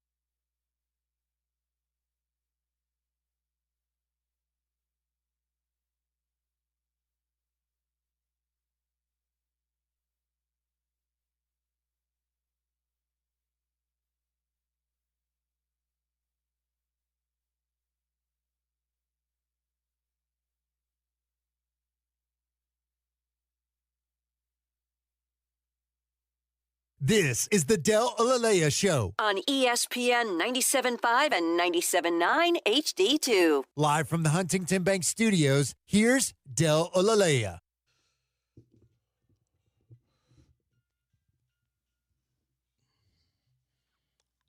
So the Rockets had a good weekend as far as the win-loss record. They won both games, beat the Hawks. Easy win for them there. Kevin Durant came out afterwards and said, "Oh, look at the vibes now, huh? Look, interesting, huh? How are their vibes?" Look, I know you're chronically online, just like a lot of us are, so you see everything. But let's not pretend you weren't making that face to the crowd when Albert came to talk to you. No one made that up. That's not something that we conjured up in our own heads. Alperen Sengun, your teammates talking to you about something. People were speculating about that was. Whatever it was, he was talking to you about something basketball related on the floor. You looked to the sidelines and were like, what's wrong with this guy? There's something wrong with him. That's on you. You can't put that on us. You made the face. You showed up your guy. On you. Okay. The next game. Didn't do that against the Hawks, though. It's true. It was checkmate. It's true. He's right. It didn't happen in a game where you had full control. Congratulations. You're but 20 the entire time. Yeah, but in a game that was not going your way, or at least was very competitive, your teammate wanted to talk to you about something, whether he was dead on or not. You didn't keep that to yourself. You looked to the crowd and was like, man, what's wrong with him? That's on you. That ain't on us. You Jim from The Office. Yeah. How do you put that on us? If we're going to question how the team is, or the vibes of the team, if you're adding to that. Now, in their last game, it got ugly late in the third quarter. The Heat put on a run. They were up double digits early in the fourth quarter, and then the Rockets couldn't miss a three. It helps in a game where the other team's running zone. You look confused. You can't get stops where every three you put up there goes in for the most part. Jabari Smith got them started. They were, at the time, I think they might have been up 10. They might have been down 10. He hits back-to-back threes to change the game. They are only down 4. Heat called timeout. That didn't stop the Rockets from making threes, but because they're the Rockets and it's the fourth quarter, even when things are going great, they can turn pretty quickly where it feels like all you got to do is make your free throws. You're going to win this game. But if you don't get the ball in and you turn the ball over, that removes the, hey, just make your free throws from part of the formula. And because everything can be captured, the worst / funniest moment of the game was very late. Bam Adebayo had made a couple free throws to bring the Heat within 1. And then the Rockets are rushing to inbound the basketball. I'm not sure why they're not calling a timeout and advancing it. That's a question for Ime Udoka. But I think it was Jabari Smith trying to get the ball in. Tari wanted to be the one to inbound it. Maybe that's kind of their rule of thumb. Tari's the inbounder when he's on the floor, and that's in a situation like that. He doesn't get a chance. The ball gets inbounded but slapped away, so the Rockets maintain possession. You watch Tari react like, come on, give me the ball. So he inbounds it, turns the ball over, winds up in a layup or goaltend by Jabari that is counted, layup, the Heat are up by 1. And then you had the moment at the end of the game where Kevin Durant takes an awkward shot because Bam Adebayo's on, one of the best defenders in basketball. But because these late game situations, people forget their responsibilities. No one checks out or boxes out Amen Thompson. He lays it up in it or tips it up in it, and the Rockets avoid a collapse. A game where they fought all the way back and had a lead that we thought they would kind of manage their way to win the game, turns into one where you need a buzzer beater tip in to defeat the Heat. But you do get the win. Kevin Durant is now surpassing, or he now surpasses Michael Jordan on the all-time scoring list. He was asked about that and possibly keeping that going. I believe Big Sarge asked him the question. Here is Kevin Durant on passing Jordan and what's next. I know that, top 5 sounds great, but I also know that you're a very competitive person. There's still 4 people above you. When you look at that, do you see yourself playing long enough to be able to maybe move up a little bit more, or is it just however the game goes? I don't want to stop now, Sarge. I don't. It's not my goal to pass anybody. If it happens, it happens. I'm going to go out there and play my game, enjoy being an NBA player for as long as I can. And we'll see what happens. What's it been like this? Kevin Durant, after the win and after passing Michael Jordan. Big Sarge with the shout out. Also, he does the Unguarded podcast with Fred VanVleet, who revealed, if we didn't already know, that he's not coming back. He didn't say it explicitly, but he's talking in terms of coming back next season and proving everyone who's questioning him that they were wrong on him. So he thinks he'll be back better than ever after sitting out the year with the knee injury. We'll see. But don't, if you had any expectation of Fred VanVleet coming back, he doesn't even have that, at least for this year. So we'll ride till the wheels fall off with some combination of Reed Shepherd, who played really well over the weekend, and Amin Thompson as your guards. You can throw Tari in there as well. But your guards right now, Okogie, Reed, Amin, your ball handlers, but mostly Reed and Amin going forward. Maybe Aaron Holiday will get some time too in situations. All right, let's get to Keith here. He's got an NFL question. What's up? Hey, Dale, can you hear me? Yep, go ahead. Hey, quick question. I think it's kind of bad timing, all this NFL flag football that went on this past weekend. I don't know what it was or, whatever it was. But, March Madness was obviously at the forefront for everybody. But the 5 minutes that I watched or the clips that I watched, only two things really stood out. Tom Brady obviously still has it at age 48 to be better than, a lot of quarterbacks in the league still. But the speed that 22, 21-year-old ISO Speed had, covering, going stride for stride, step for step with Devontae Smith, and kind of being a ball hawk and being everywhere. Like, dude is a freak athlete, dude. No training. He wanted to race Noah Lyles, but is there any opportunity at ISO Speed getting a chance at the NFL at some point? Because, dude is stride for stride with the best in the world. Did anyone else notice that? I caught bits and pieces of the game. If you don't know who ISO Speed is, he's a streamer. He is an elite athlete as far as I can tell. I mean, he's never played consistently against elite athletes, but in the moments that you see him, he can run fast. Yeah, he can run fast, jump high, do backflips. I don't know if you asked him to run routes on a consistent basis, if he could do that. He's not more of a corner. Yeah, he's not very big either. He's only 5'8", so that would be a hindrance to playing cornerback in the NFL. Is he American? You think he can play on the flag football team? I don't know. That's where I thought Keith was going. No, Keith always goes to another level. Yeah, could he be on the flag football team? Yeah, maybe. Yeah, he's just not very big. I don't even know how much he weighs. If he could be some 5'8", 155, 140-pound guy. Listed at 5'8". But why he's listed at 5'8" and how they got that, I have no idea. Well, I think he's shown in a picture getting measured. Okay. So who knows? And now they measured him at his hair, which is not actually how you do that. 5'9", you're not 5'7". 5'9" in 5'9" in shoes, 5'10" and a half, including hair. But maybe 5'8". Why would you? I don't know why he's measured at his hair, but so this is not official. He wasn't at the combine when they did this, so he's kind of small, Keith, and who knows how much he actually weighs to be that fast. Would you rather have ISO Speed or D'Angelo Pons as your cornerback? Well, I know that D'Angelo Pons can play cornerback at the college level. It's also 5 foot. Yeah, but I know he can do it. Now, what he'll be on the NFL level, that's up for debate. But I know he's willing to stick his nose in there and hit people. So I don't know that ISO Speed would want to do that. Maybe just doing everything in shorts is what he's into, as far as running and playing soccer, which he likes to do in celebrity events, and flag football fits the profile too. But it's not even probably. It's very lucrative being a streamer.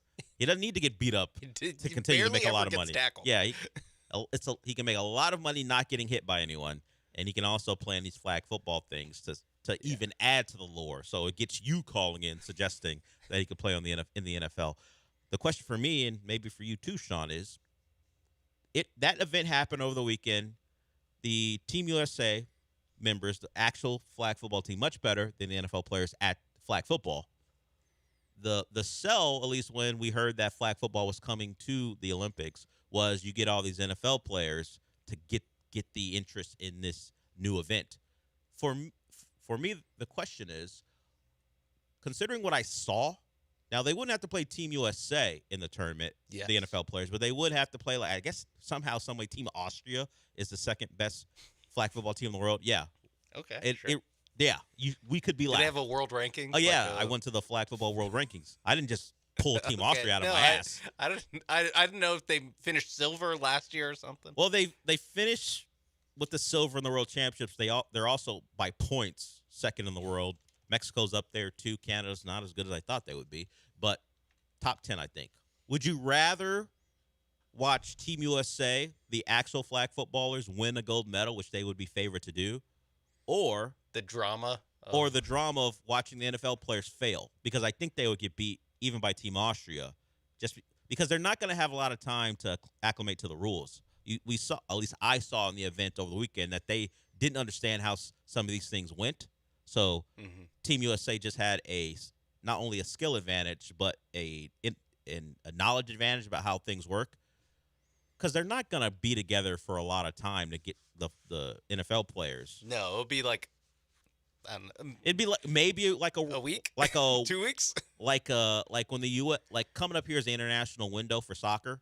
All it means is that the leagues won't be playing the leagues across the world. Most of them won't be playing domestic games to give their stars a chance to go play for their countries in friendlies as they get ready for the World Cup. It'd be like that, like a camp to get ready for the Olympics. I don't think they would come together after the season and train for 2 months to get ready for the Olympics. So if we gave a Joe Burrow-led team 2 weeks, do you think they would win a gold medal? You might not have seen as much as I saw. I saw like clips. They looked outmatched, didn't understand the game, but they would get a chance to understand the game. But would they be able to compete? This was also and like win a gold medal. A weird Saudi Arabia event, right? Yeah, Fanatics was involved. Yeah, it was like a weird like all-star game type feel. Yeah, but Team USA, the actual flag football team, was there in their entirety, and they're there to put on too.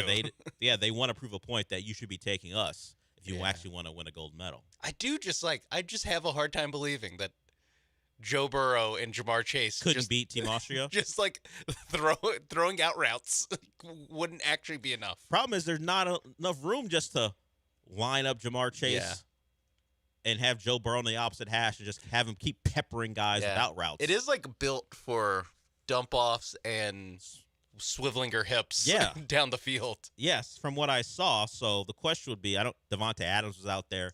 I don't know that sending Devontae Adams to make contested catches down the field is the best way of going about it. Yeah, I saw there was one where like Hopkins was out there, DeAndre Hopkins. Yeah. Like, I don't know. I'm good with that DeAndre Hopkins. Maybe we could scout among NFL the talent base of the NFL to try to get the shifty guy, like what's Tutu Atwell up to? Yeah, let's go Tutu Atwell instead of these 6'3" contested catch specialists. Yeah, perhaps. I don't know. Also, or just throw a contested catch to DeAndre Hopkins. Like, I've seen him catch an actual contested ball in double coverage against NFL players, not 5'6" flag football players. That was the biggest difference you saw. They're all massive.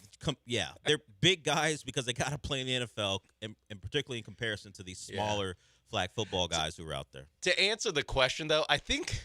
So, what would you rather see? I would rather just see NFL players. If I told you there was let's say, a 80 and 90% chance the flag football team, the actual team, wins a gold medal versus a 35% chance the NFL players medal.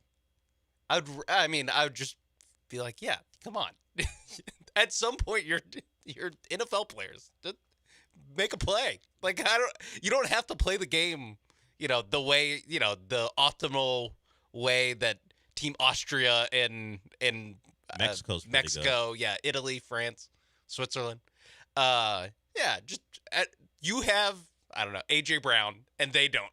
Go make a play, AJ Brown. I don't know. Double coverage against 5'5" guys. From Switzerland. I saw Team USA. What's the athleticism athleticism advantage for the NFL players versus Team Austria. Also, just as a consumer, it's just more interesting for guys I know to be playing in this game, not like it looks like something that's on ESPN The Ocho. And also take into account the Schadenfreude if they do lose. Exactly. Like, watch Team Austria. Josh Allen lost to Team Austria. Josh Allen can never win. Doesn't matter what brand of football you play, he never will win. Yeah. You can also throw that into the mix. From what I've seen, like, I'd rather just have Kyler Murray. You know, like, all of these size advantages, like, other than receiver, I don't care, really. Like, just these guys don't have to be good at football. They need to be good at flag football. Yeah. And Kyler Murray just seems good like enough at regular football. He should be good at fit flag in. football. Yeah. He'd fit in better with flag than Joe Burrow, where I'm like, you look at how it's set up. You have two quarterbacks who should be both athletic because of all the plays you can run. So Kyler Murray, Jaden Daniels, go out there and do your thing. Joe Burrow, sit down. Yeah, you're not needed for this game. If they bring like tackle football into this, well, even like 7-on-7, like what? I feel like that. I guess I was picturing flag football as just 7-on-7. It is, and I'm like, that. what? How is this a question of who's better? Well, it's not that at all. No, Team USA. It's like a different sport. Much better. We'll see what they do. I suspect they'd lean into the stars to get people to care, but maybe they don't. At least give me a handful. Like, if you want to mix it and give me like... You mean like Olympic soccer, the men's side, where you only have like 3 over 23 players or however many they used to do to be part of the team? Give me Bijan Robinson or something to turn on my TV. Because that's the thing. In the Olympics, when the Olympics happen, there'll be 20-something other Olympic sports going on. True. And then also the NFL training camp and preseason. It's like... Do I want to watch these Team USA guys, like the current Team USA guys that I have no idea who any of them are? Like, I don't really want to watch that. Flag football to me isn't that interesting. What's interesting to me is NFL players playing flag football. Yeah, true. Just because there likely wouldn't be enough guys, I would be interested to see how many guys would decide, actually, I'm going to go play for the country, the flag I put on the back of my helmet because I have ethnicity or descent or ancestors from a different part of the world. I wonder how many of those guys would be like, hey, I'd actually want to play for this team, or not for Team USA. Or if those teams' flag football federations are like, you know what, we're good. We're good. You've seen America's best NFL players versus their best flag football players. We'd rather not have you. I mentioned that because it reminded me, because Jackson Smith-Njigba is one of the players who has a different country's flag on the back of his helmet. I forgot which country it is. Yeah. He got a big deal. We'll talk about that when we come back. We'll also we'll play some sound because we played the sound from Kevin Durant. We have some sound from Kelvin Sampson to get to. So a lot to get to as we continue on. If you want to join us, 713-780-3776. We have a new highest paid receiver in football. What does that mean for Nico Collins? We'll talk about that when we come back.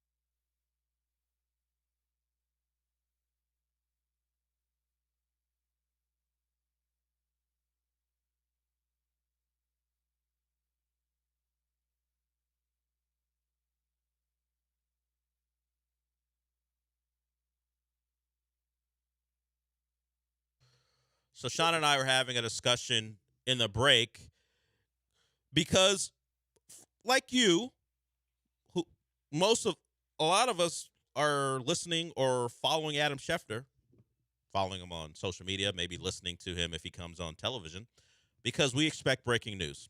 And he was part of the NFL media contingent who let us know that Jackson Smith and Jigba got a lot of money to remain a Seahawk. He was already under contract, but they gave him an extension. The deal averages out to be about $42.15 million a year. A lot of money. Highest paid receiver in football. Guarantees are $120 million.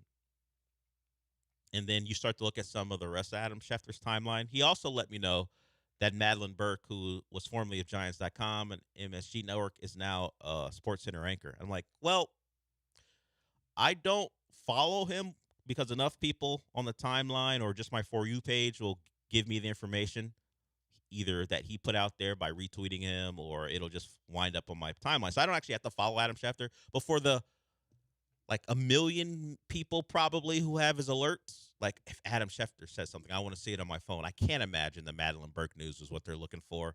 Or now we know, if you don't follow the Texans through Adam Schefter, that Hannah McNair, after he retweeted the Texans' official account, that she is now the chief community officer for the Houston Texans, which I guess means we now have a leader for all their community outreach. So she's been big in the community. Now there's an official title there. The quote tweet was interesting. As the Texans continue to expand their reach in Houston, I was like, what are they, acquiring land? What are you talking about, Adam Schefter? Baby. What are you talking? Oh, yeah, of course, Bridgeland. They're creating jobs for Bridgeland. Yeah, but chief community officer, you quote tweeted and go, as they continue to expand their reach? What's he talking about? But yes, I've learned that from the last couple of tweets from Adam Schefter. Jackson Smith and Jigba got a giant deal. Yeah. I think Charles Cross got a deal from Seattle as they continue to reward their guys. Okay. I don't care that much about Charles Cross, but okay. But announcing that ESPN hired someone. It's like if John Granado was put in a position where he had to announce that Lexi was our new hire. Like, John's got a following, of course not Schefter's level, but he's got plenty of people following him on Twitter. And while they're there for his irreverence, maybe he'll have some news because he does know people. He also will let you know that ESPN 975 has hired Lexi to take over for Sam. I imagine people like, what are you doing, John? And this is what I'm doing with Schefter. What are you doing? That's what the ESPN PR is for, to tell us that Madeline Burke is now a new face for SportsCenter. But again, she better be the next Scott Van Pelt with how they're like to get a Schefter tweet. Yeah, and it's not like, we know he does stuff for agents because you'll see the news and then he'll throw in deal negotiated by such and such. Yeah. I don't know that ESPN PR or Madeline Burke needs that bump. It's great. Congratulations to her. If I had my alerts on, if I was a person who subscribed to that, I'd be a little upset. Excuse me? This is what I'm here for? No. Especially like right after, like the same day that Jackson Smith and Jigba, like 2 hours before. News is happening. We're talking about a guy who just got the best deal a receiver has ever gotten to announcing a hire at ESPN. Next time you announce a hire, it better be like an NFL team.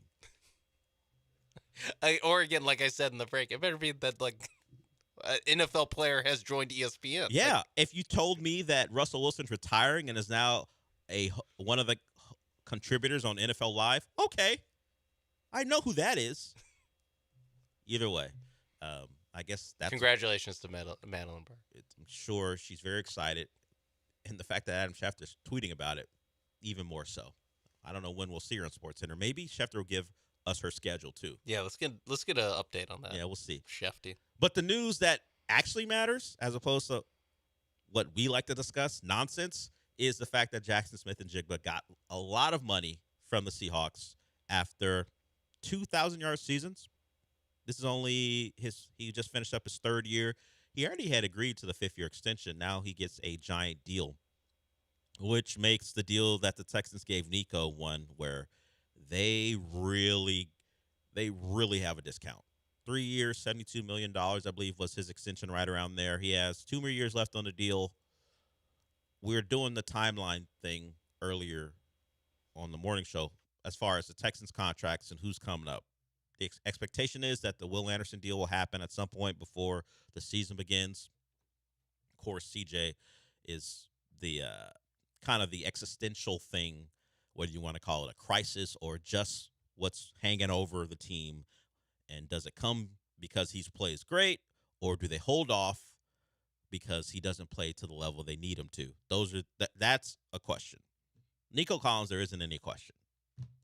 That's a guy that should get paid and should get paid quite a bit, and you expect a giant increase in his salary in comparison to what he signed for. I think it would be Will Anderson, then Nico, and then the CJ thing will be wait and see. At least that seems like smart business. The question is, does Nico do the thing he did the last time around where he didn't bet on himself and he took a deal more commiserate with, okay, you've only done this for a year, or was it 2 years at the time? You haven't done this for a long time. Let's get a deal done. And Nico's like, you know what? I'll get a deal done now. I won't have the price of the brick go up after I put together another spectacular season. It was after 23, so it was after one good year. One season. So they offered him a deal, and he's like, I'll take it. I'm not even going to hold you to the fire and then have and then at this point now it would be 3,000-yard seasons, and then now see how much I'm worth. So they got a good deal with him. Something at the time people are like, well, he hasn't done it for very long, and the Texans reward their guy. Is Nico a $40 million receiver next time he gets paid? The way salaries are increasing, probably. I think he is a $40 million receiver. The only way he isn't if he gets hurt. If he gets hurt, or if they do a deal like today, like. But would Nico Collins be within his rights to go, I'm as good as Jackson Smith and Jigba?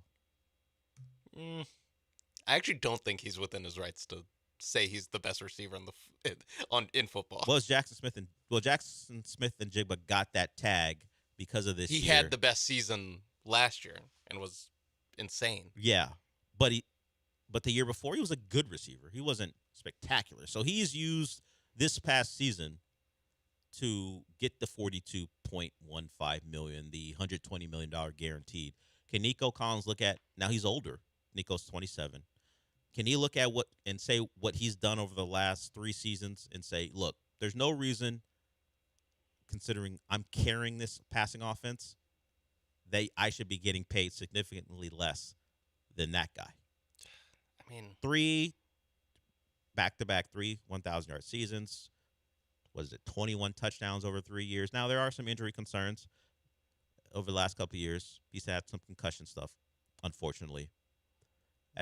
Let's say at 27 he just turned 27. So he'll have a full season of being 27 years old. At $40 million is the number, and that's a reasonable number. Why wouldn't he say, if I put together another year, let's say they make him wait until after the season because he's got 1 more year left after 2026. If he puts together a year that lines up with what he has done, and hopefully he stays healthy, hopefully CJ's better, so the numbers increase. Let's say he goes 1,300, 9 touchdowns. Does that probably doesn't get him more than Smith and Jigba because Smith and Jigba had an otherworldly season? Yeah, he did 1,700, 10 touchdowns. Yeah, but if it's in that 1,300, 8 to 9 touchdown range, I mean, it would be the best season of Nico Collins' I think career. that would include the health. I think we're talking $40 million, unless Nico is the guy a lot of people believe him to be. Where it's like, 36 is fine. Like if he just says, "Hey, put me in the top 10. We don't have to break the bank." If that's who he is, then maybe you don't have to hit 40. He would be unique in that because not even asking for the most, but just get me in the vicinity would be something some wide receivers or even just players overall wouldn't do when they're at his status. Yeah, because right now it is Chase and JSN that are at $40 million a year. Justin Jefferson 35, CeeDee Lamb 34. He'll probably be in the 30s. He can get, especially with like just time, how like it just if you wait long enough, you just get paid more. Or if as more guy gets paid, it's easier to climb the ladder like that. But yeah, I think in the 30s, high 30s. mid-30s. Mid to high. Mid to high. He would have to exceed anything he's ever done to really get into the conversation of 40. I just think, and I wonder if he'd want to get a deal done now again. It might be something he just lock it in. It might, maybe he's someone who, because he is 27 as opposed to JSN who's 24. Yeah, you just get me my 36 now, and I'm fine with that. The guarantees are what matter quite a bit. If they give him 36 per year and it gets like 95, 100 million, it'd be fine. I imagine. Who am I to say? Yeah, or maybe he's like, nope, I did the team-friendly deal last time. I was going to say that, though I kind of drifted away from that. And now I've backed it up with 2 years. I gave you a discount on the front end. Yeah, I mean, either one is because if you do what he did in 23, it's like, let me just lock in generational money that's on the table right now. Shorter, a little bit shorter of a deal. That way, if this is just, hey, you give me CJ Stroud, this is what I do. Okay, cool, boom. I'm due to get the next contract even sooner.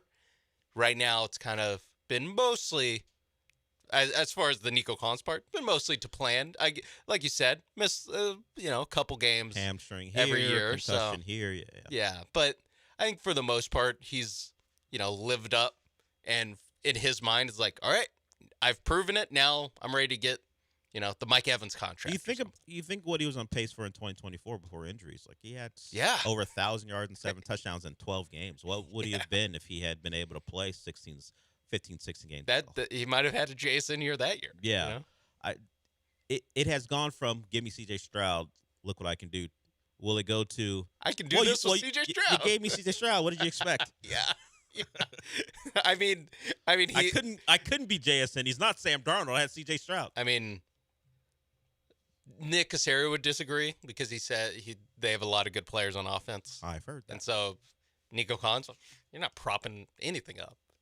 You're just one of the good players, one of the many good players that are on the Texans offense, like Dalton Schultz. Sure, that's what Nick Caserio would say. Well, if you listen to him and you follow what they've done so far in free agency, there's an expectation that they will lean more into a power running game. So maybe Nico gets locked in now because don't expect the numbers to get better, even though we don't expect them to get worse. But don't expect them to get better because there may be more of a focus and run the football to complement your defense as opposed to being an offense that wants to throw it all around.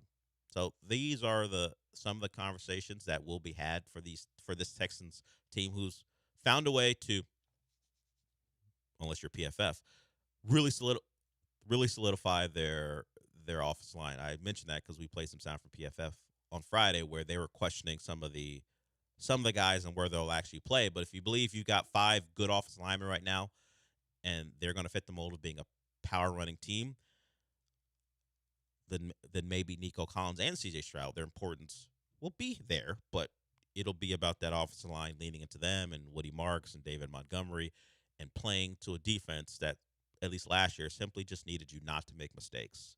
And the Texans made far too many. They were able to overcome them in game 1 of the playoffs, not in game 2. So this is the product of hitting on your guys. You hit on Nico Collins later in the draft, going to get paid a lot of money. You hit on Will Anderson, expect him to be, if not the highest paid non-quarterback, because that might just be the Micah Parsons level, and they're not going to pay him at Micah Parsons' level. Right up there. Second or third highest paid non-quarterback ever is what Will Anderson may be getting. And then Nico Collins right up there as one of the top paid receivers in football. So you hit on them, you got to pay them. As I said earlier, the existential thing is, did you hit on CJ Stroud? And that'll be something that hopefully we have an answer to after this upcoming year. All right, we'll go to break with that. The number is 713-780-3776. We'll get back to college basketball. We'll play some sound from Kelvin Sampson. By the way, on tomorrow's John and Lance show, they will be joined by Kellen Sampson to talk about the Cougs and their Sweet 16 berth and what's up next as they try to get back to a Final Four, and they'll be able to do it in the city of Houston. And then on Wednesday, Eddie Nunez, the AD for the Cougs, will join them. Good time for the major sports. Cougs coming off a double-digit win season in football, and you've got the basketball team right back where they belong with a chance to compete for a title. So we'll have Eddie Nunez to talk about that on John and Lance at 8:30 on Wednesday. All right, we'll go to break with that.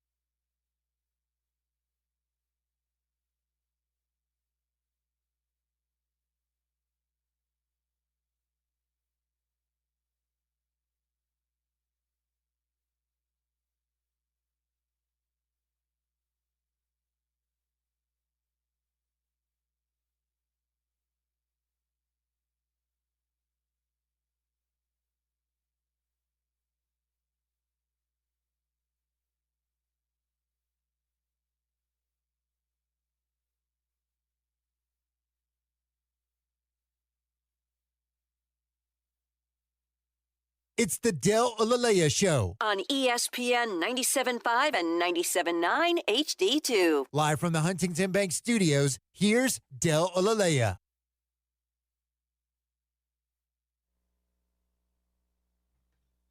Really, since the season began, the conversation about this Cougs team was, could they play at home for a chance to make the Final Four?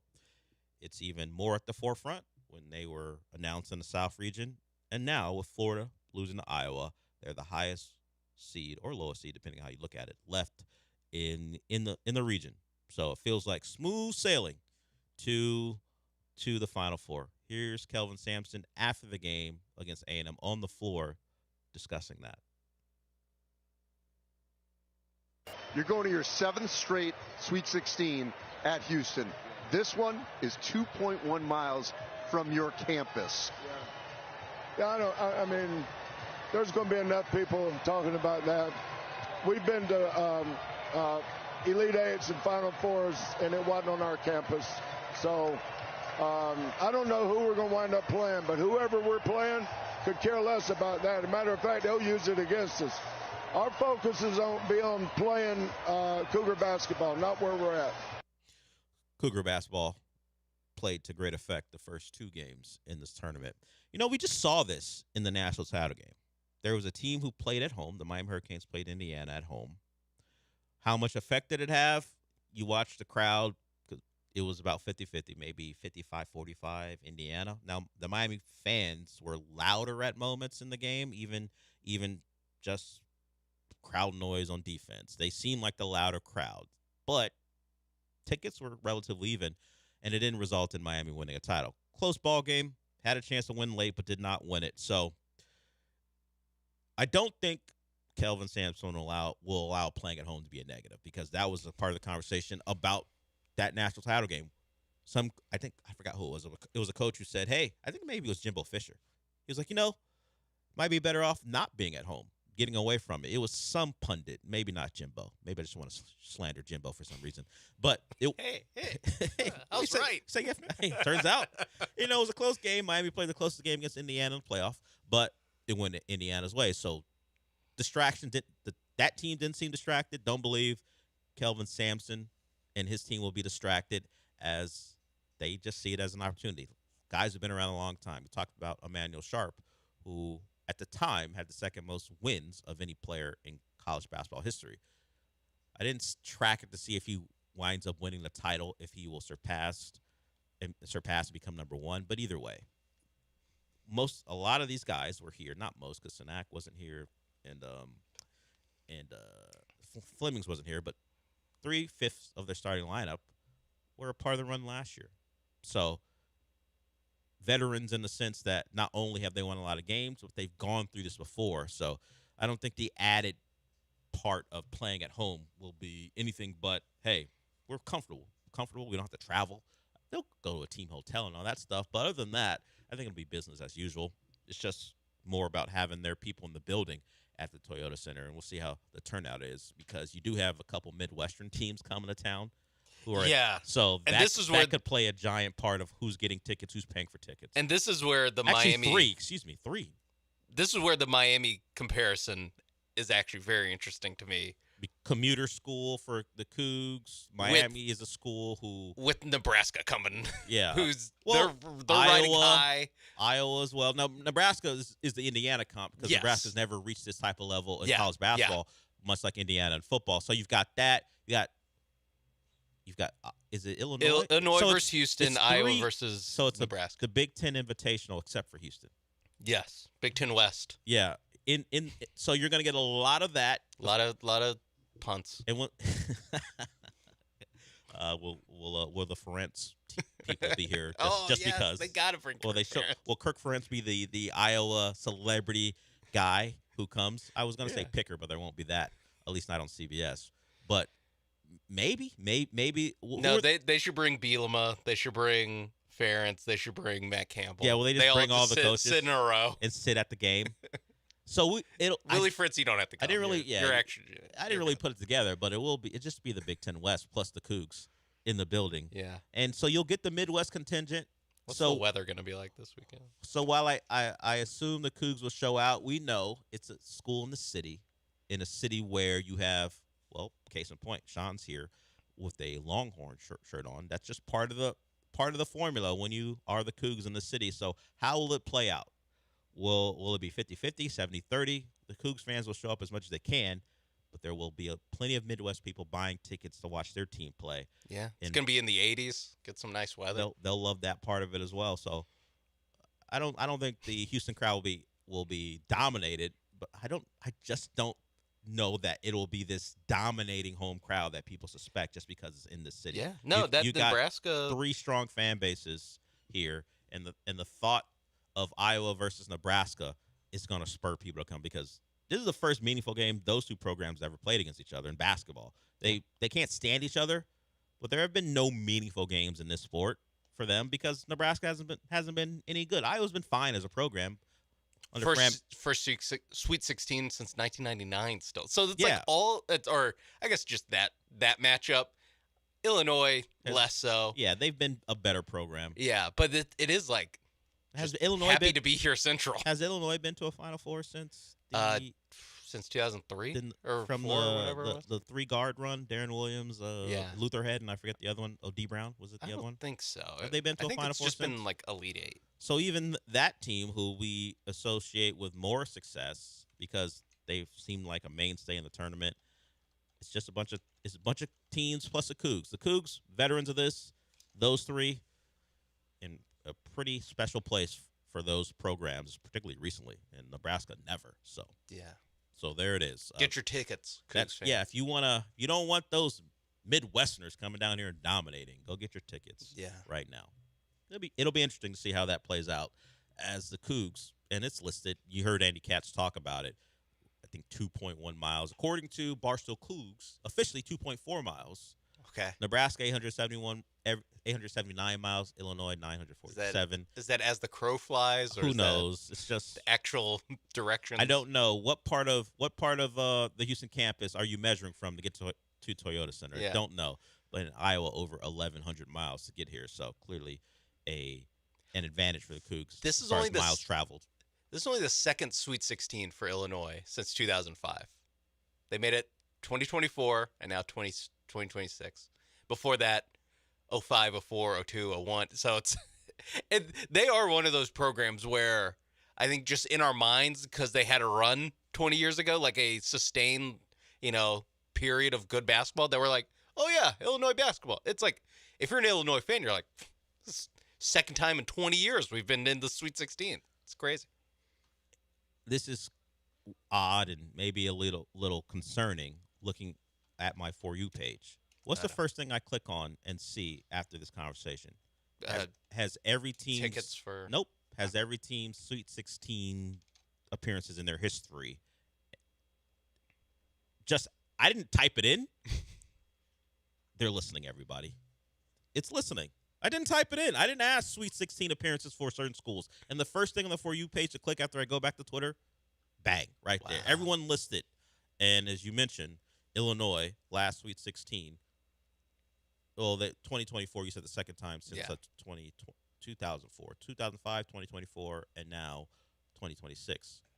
And their one Final Four was in 2005, or at least most recent Final Four is in 2005. So it's been a long time for them. Iowa, 1980, their last Final Four appearance. Their last Sweet 16, as you said, 1999. And we know Nebraska ain't won a tournament game until this year. So, so a lot of first-timers, relatively speaking. About a generation for Iowa and Nebraska. Well, Nebraska never. All the generations for Nebraska. But for Iowa, about a generation since the Sweet 16 appearance. Meanwhile, 7 straight for Kelvin Sampson, Houston Cougars, in the Toyota Center. Yeah. They were denied the chance to play in the Final Four a couple years ago thanks to the Miami Hurricanes.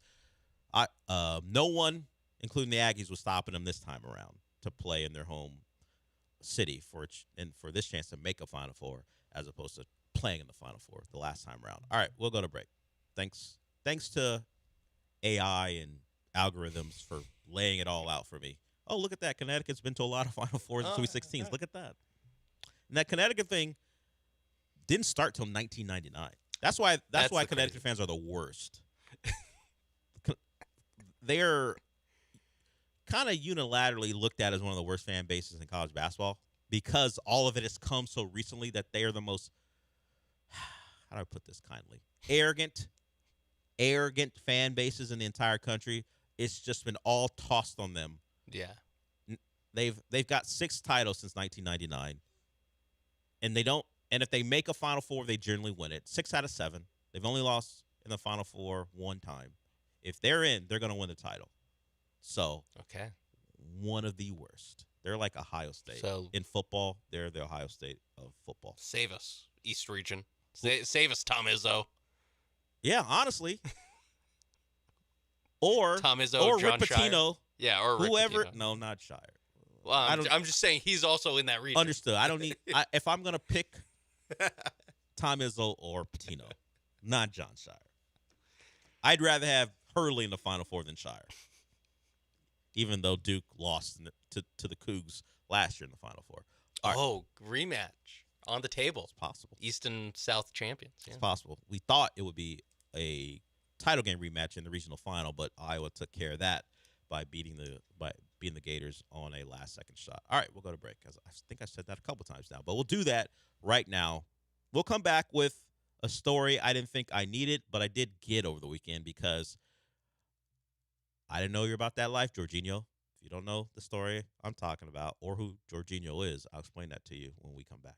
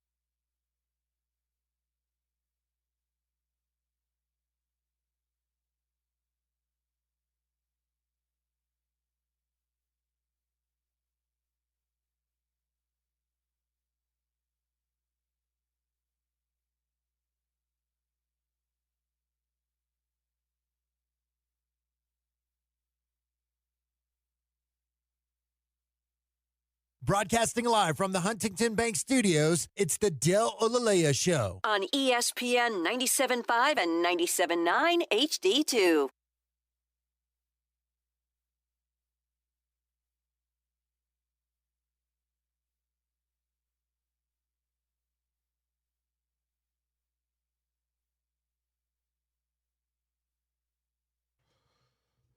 So, Jorginho, he is a Italian soccer player.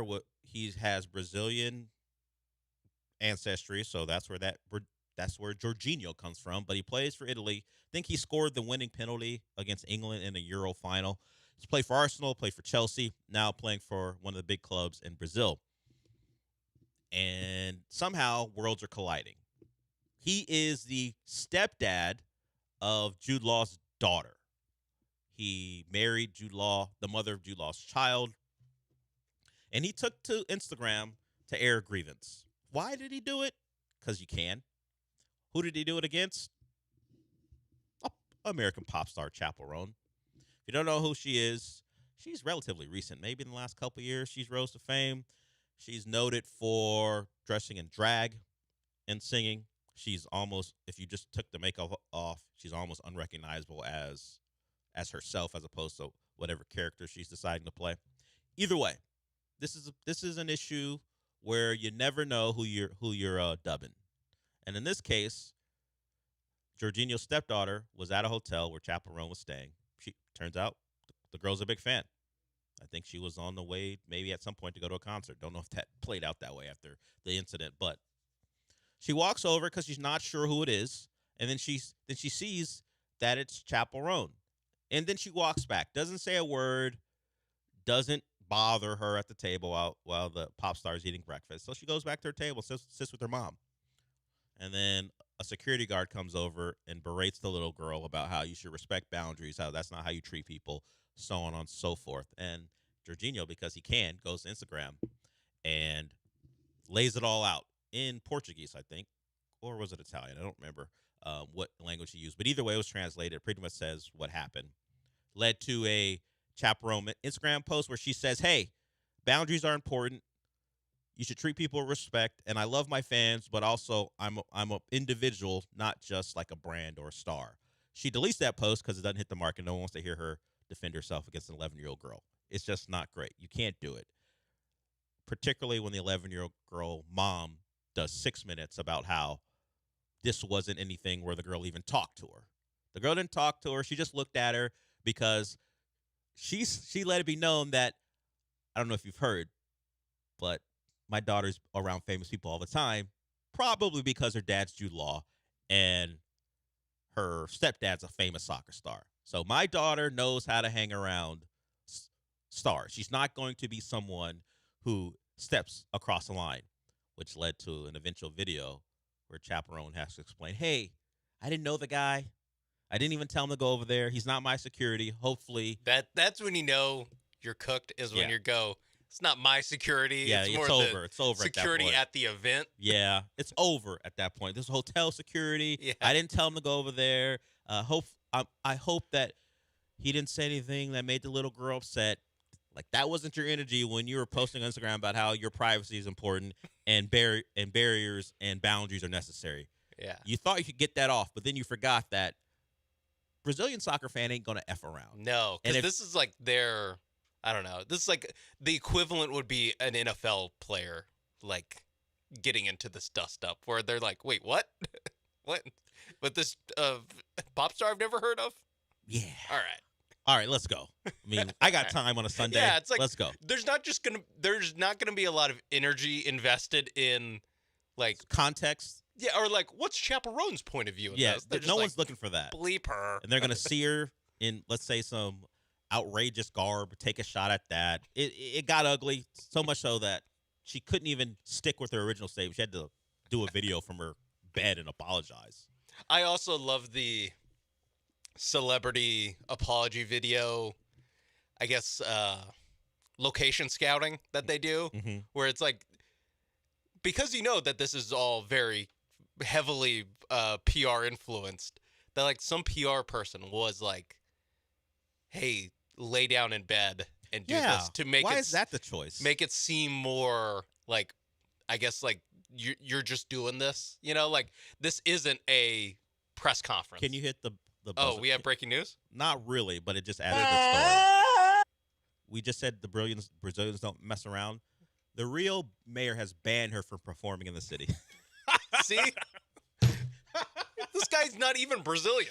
He's of Brazilian descent, but he plays for Italy. He doesn't play for the Brazilian national team. That's what I meant. He's not a Brazilian national team player. Like, this isn't Neymar. Like, they're doing this, that they're writing. Now, he was born in Brazil. He just wound up playing for Italy, and now they have banned her from playing in one of the biggest cities in the world. Beat it. Like, I mean, it's ridiculous. I knew they wouldn't mess around. Like, I did not know the government would get involved. Matt Stafford has 4 daughters. Chaperone snubs one of Matt Stafford. It doesn't reach this level. She's banned from Los Angeles. Kelly Stafford has a podcast, or did have a podcast, been very vocal at times. Yeah. Do I think Chaperone gets banned from the city of L.A.? No. I don't think it happens. That's the level of not effing around we're talking about. Banned from LA. Yeah. Also being banned from LA would be bad for business, but Yeah, it would never happen. Because in all, it's still the Rams. I mean, they're fine, but it's still the Rams. yeah. I mean, what are we doing? But it'd be like, I guess Luca or something. Like Lakers, maybe you could do that. I mean that as long as I'm in charge of our city, this young lady at Chaperone will never perform at Todo Mundo No Rio. He wrote in a statement translated from Portuguese. Okay, so she can't I perform. doubt that Shakira would do that. By the way, Jorginho, your little one is already the guest of honor from the organization in May. Woo! This is what we're saying. They care. They care about their clubs. And this is why I'm glad Jorginho is involved, and this isn't being led up by Jude Law. Because it doesn't get this. It ridiculous. doesn't get to this level. No, it doesn't get this level of Jude Law. I don't know who his favorite soccer club is, but it doesn't nowhere close to this. Yeah, or where he's from. You're banned from Nottinghamshire or wherever. I mean, just watch yourself. Don't send you. He's from Lewisham, London. Just say London. Okay. It never happens this way.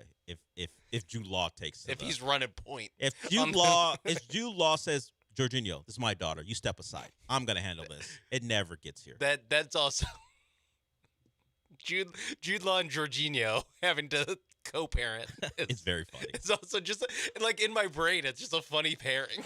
Like, does Jorginho drop her off at Jude Law's house? How does that go? Does Jude Law pick her up from Jorginho's house? Do they meet up and is Jude Law, was he an Arsenal fan? Was he a Chelsea fan? What does he think of Jorginho? Also, Daddy, Jorginho lets me be on the iPad all the time. And Jude Law has to be like, hey, Jorginho, really trying to limit screen time. If you could. Yeah. Hey.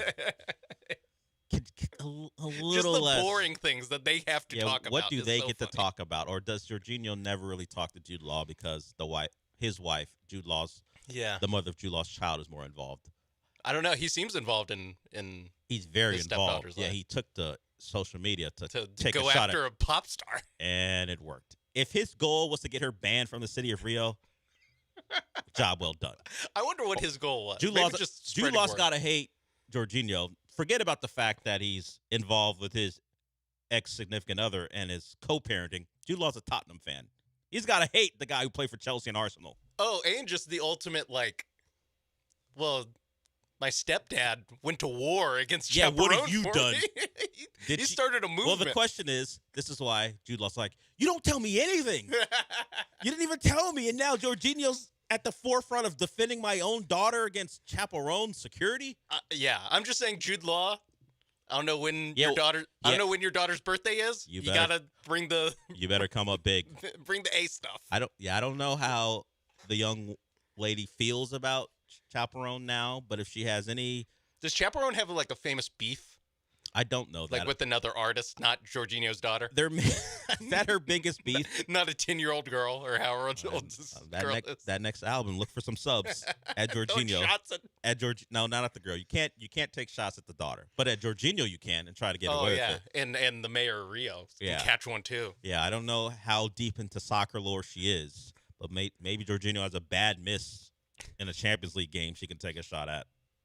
Possibly. He choked in the Euros. But he didn't. He made the penalty. He came through and won the Euros for Italy. So she can't use that.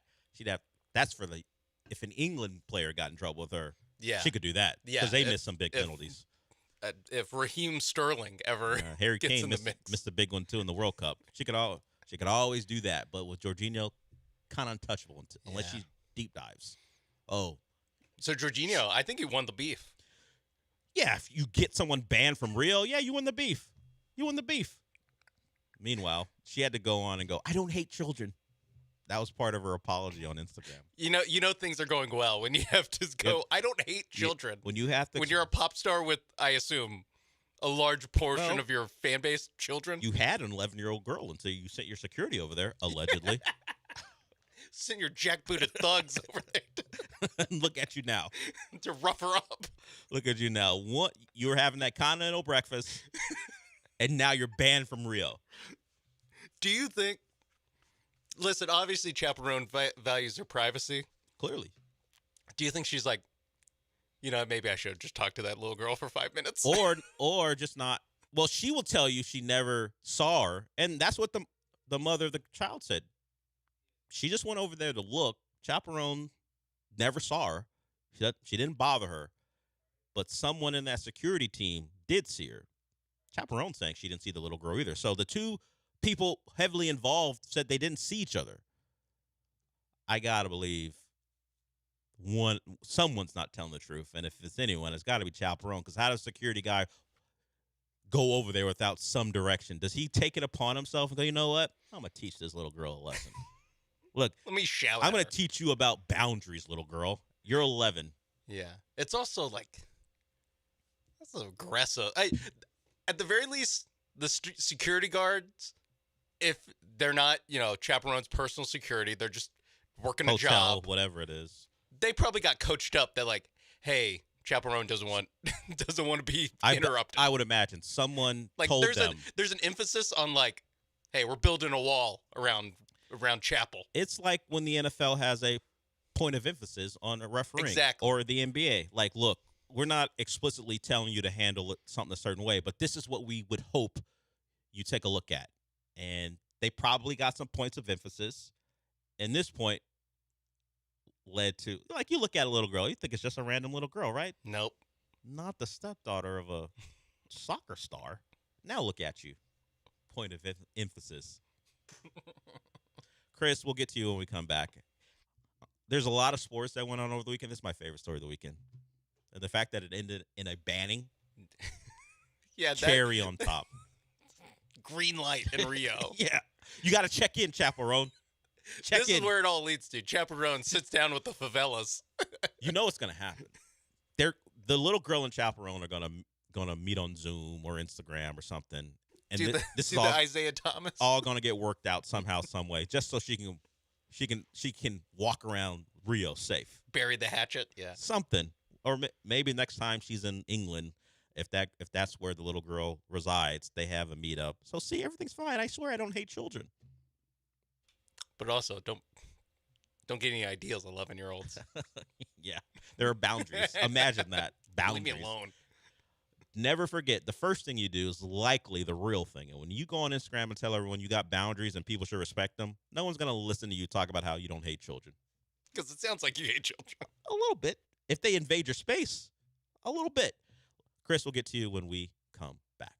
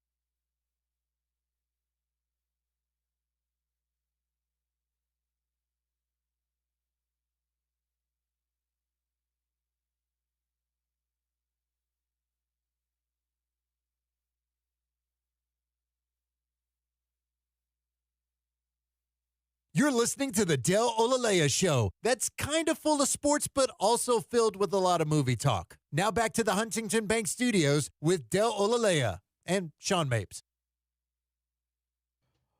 You know who slid in and saw an opportunity? Louis Capaldi. He's a musical artist. He slid in and was very nice to the young girl. And Catherine Harding, the mother of Jude Law's daughter, thanked him for his kindness. There you go, Louis. It's a way to up your own PR by sliding in and going, you know what? I'm gonna make this up to this little girl. So that happened over the weekend. I'm sure there'll be more levels. And I'm not looking to get anyone canceled. I don't care that much about that part of it, but the story itself, I need more of unintentional consequences because your culture says 11-year-old girls can't approach me. Let's get to Chris here before we wrap it up. If you want to get in, you can. We got a couple more minutes. 713-780-3776. What's up, Chris? Hey, what's up, guys? Let us show. My question was, what do you guys think? Do you think with all the moves and acquisitions that Caserio made in the offseason and what Rafael Stone failed to do with his trade opportunities during the trading deadline and what Dana Brown tried to do, do you feel like Nick Caserio kind of put his forefront at the general manager position as the best one in Houston? I hang up and listen. Appreciate it, guys. Best GM in Houston.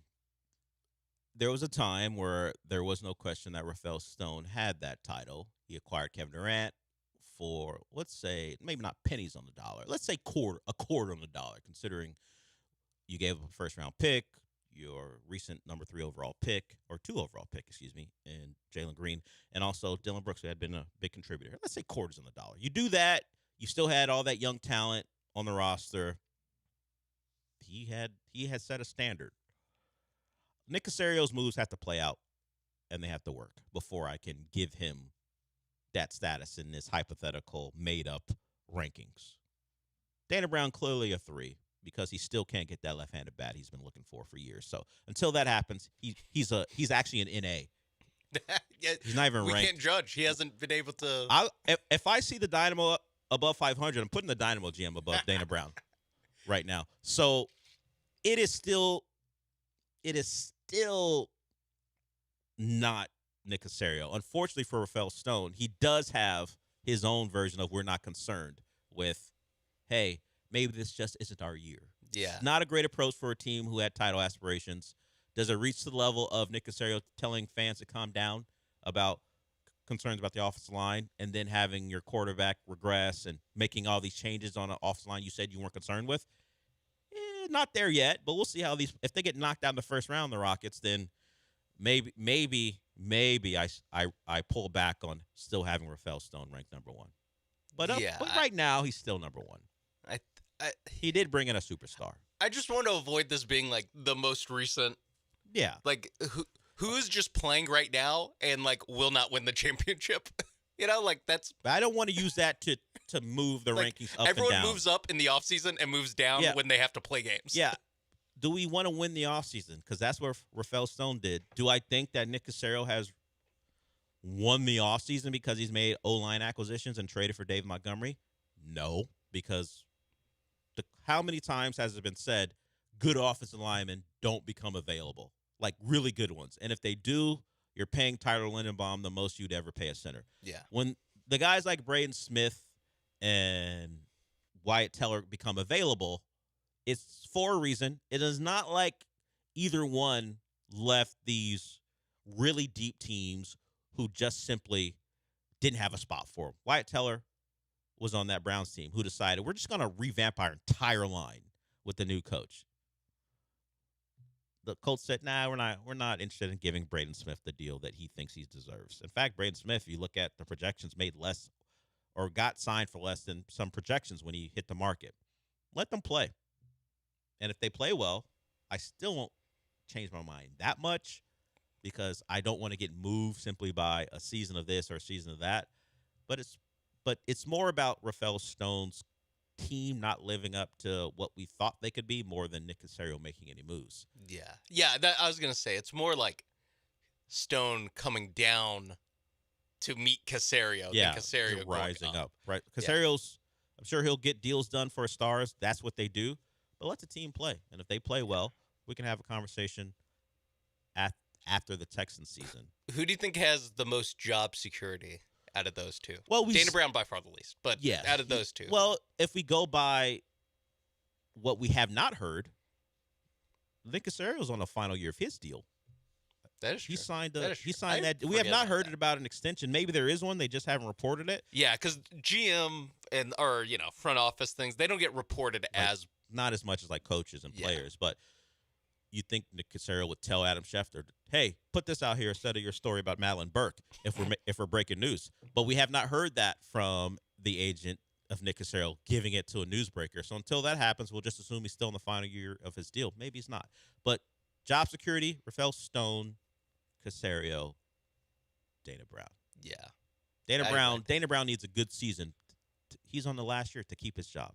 Caserio could have years left or not, but the Texans seem like they'd be more than happy to give him more money if the season goes well. Yeah, and it helps Caserio that the McNairs seem like, and I know it's funny because they went through 2 one-year head coaches, but they seem like the most patient of all the owners. I would where agree. It's like Fertitta and Jim Crane, like you can talk. I mean, Jim Crane let James Click walk after winning the World Series. Like the Texans don't give me the vibes of we're gonna fire a guy if his team wins double-digit games for the 4th season in a row.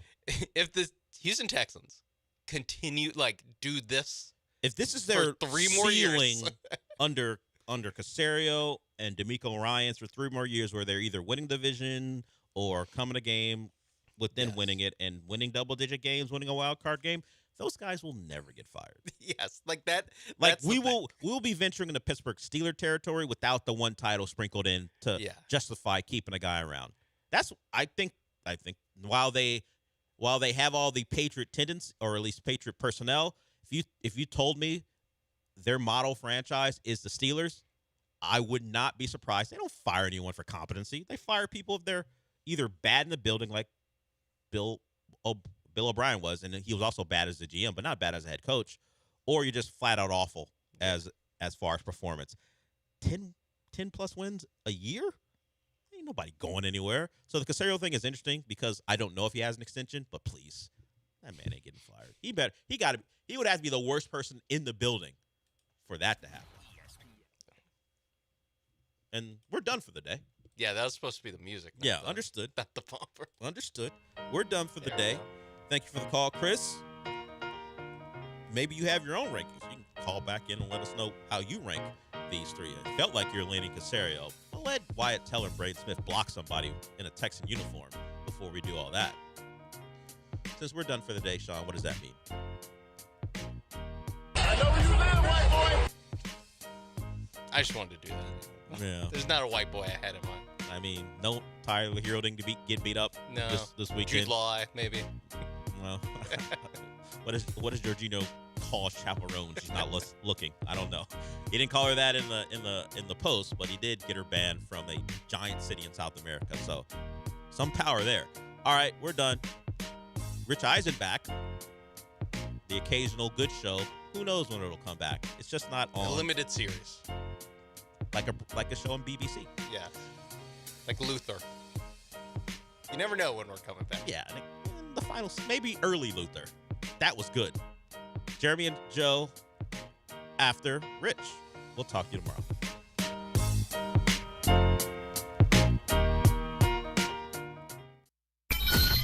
ESPN 97.5. This is Ron Ansana with your market scoreboard report on ESPN 97.5.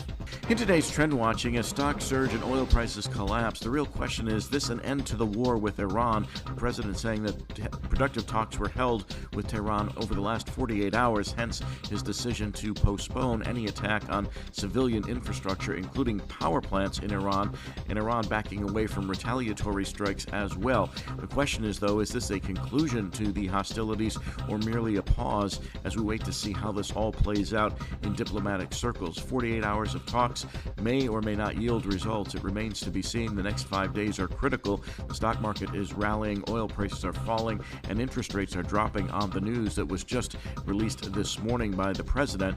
Now, again, this is an open question as to whether not just the United States, but Israel goes along for the ride as well to de-escalate and possibly bring an end to what has been now a multi-day war that has driven oil prices to levels we've not seen in a couple of years, and interest rates higher as well amid fears of renewed inflation.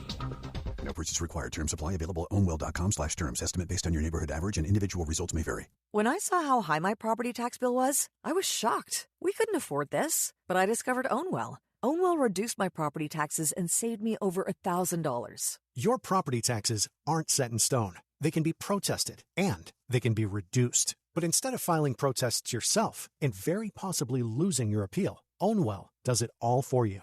And we give you the best chance to win and save big. Ownwell has reduced property taxes for hundreds of thousands of Texans and put money back in their pocket, and you can be one of them. And unlike other companies that take half of whatever you save, Ownwell charges just 25%, and that's only if you save. Now I don't worry about my property taxes. Ownwell reduces it every year. Don't wait. The deadline to protest is May 15th for most counties. Save money on your property taxes with Ownwell. Sign up in less than 3 minutes at ownwell.com. That's ownwell.com. Ownwell.com. What's up, Houston? Lance Zerline here. Listen, if you're looking for a spot to catch a game, hit up Aranda's Sports Bar, ice cold beers, killer tacos, and big screens blasting every home game. Since 1981, Aranda's has been bringing that authentic Mexican vibe, now with the sports twist. Cheer with friends, savor the bites, and feel the energy. Plus, stay late with epic drink specials that keep the party going. Aranda's Sports Bar, your Houston spot for epic sports and bold flavors. Head on over and get loud today. Ron White, live. Friday, March 27th, Smart Financial Center at Sugar Land. Tickets on sale now at smartfinancialcenter.net. Ron White, live. For mature audiences. My perfect day has sand, salt water, and friends. But my moderate to severe plaque psoriasis can take me out of the moment. Now I'm all in with clearer skin thanks to Skyrizi. Risankizumab Riza, a prescription-only 150 milligram injection for adults who are candidates for systemic or phototherapy. With Skyrizi, most people saw 90% clearer skin, and many were even 100% plaque-free at 4 months. Skyrizi is just 4 doses a year after 2 starter doses. Don't use if allergic to Skyrizi. Serious allergic reactions, increased infections, or lower ability to fight them may occur. Before treatment, get checked for infections and tuberculosis. Tell your doctor about any flu-like symptoms or vaccines. Thanks to Skyrizi, there's nothing on my skin, and that means everything. Ask your doctor about Skyrizi, the #1 dermatologist-prescribed biologic in psoriasis. Visit Skyrizi.com or call 1-866-SKYRIZI to learn more. Houston is Soccer City, USA, and World Cup 2026 is coming our way. Join me, Glenn Davis, every Tuesday and Wednesday, 6 Central Time, for Soccer Matters ESPN 97.5, presented by the Daspit Law Firm. John Granado here. Brinkman Quality Roofing is a local family-owned and operated business and has been the most trusted name in Houston for 50 years for roof repairs, roof maintenance, and roof replacements on both homes and businesses. They're experts in shingle roofs, tile roofs, solar shingle roofs, metal roofing, and commercial roofing products. Brinkman Quality Roofing is the one to call at 281-480-ROOF. That's 281-480-ROOF, or go to brinkmanquality.com. This is Lisa Zadok from Zadok Jewelers. We believe that the jewelry you own should be the jewelry you love. Did you know that we buy jewelry, diamonds, and watches that you no longer wear? Just bring them in, and if we make you an offer, you'll get store credit for items you can enjoy now, or you'll leave with a check in hand. It's that easy. Jewelry and watches were not meant to collect dust in a drawer. Stop by Zadok Jewelers today on Post Oak and San Felipe. Zadok Jewelers. Make the moment. This is ESPN 97.5, KFNC, and 97.9 HD2 Mont Bellevue, Houston. Brought to you by Zadok Jewelers. This is The Rich Eisen Show. Hey, everybody. Can't get enough of The Rich Eisen Show? You're in luck. You can find us everywhere. Watch us weekdays on Disney Plus from noon to 3 Eastern. Miss the show? We've got a podcast so you can listen anytime. But here's the best part. Our YouTube channel. Subscribe at youtube.com/Rich Eisen Show, and you'll never miss a moment. Now, on with the show. There are so many games that come down to the final shots. This is the Rich Eisen Show. Layup is good! St. John's wins it! Bulgaris for three. Yeah! Today's guests, ESPN college basketball analyst Seth Greenberg, 6-time PGA Tour winner Max Homa, Team USA flag football quarterback Daryl Doucette, comedian Mark Norman, and now it's Rich Eisen.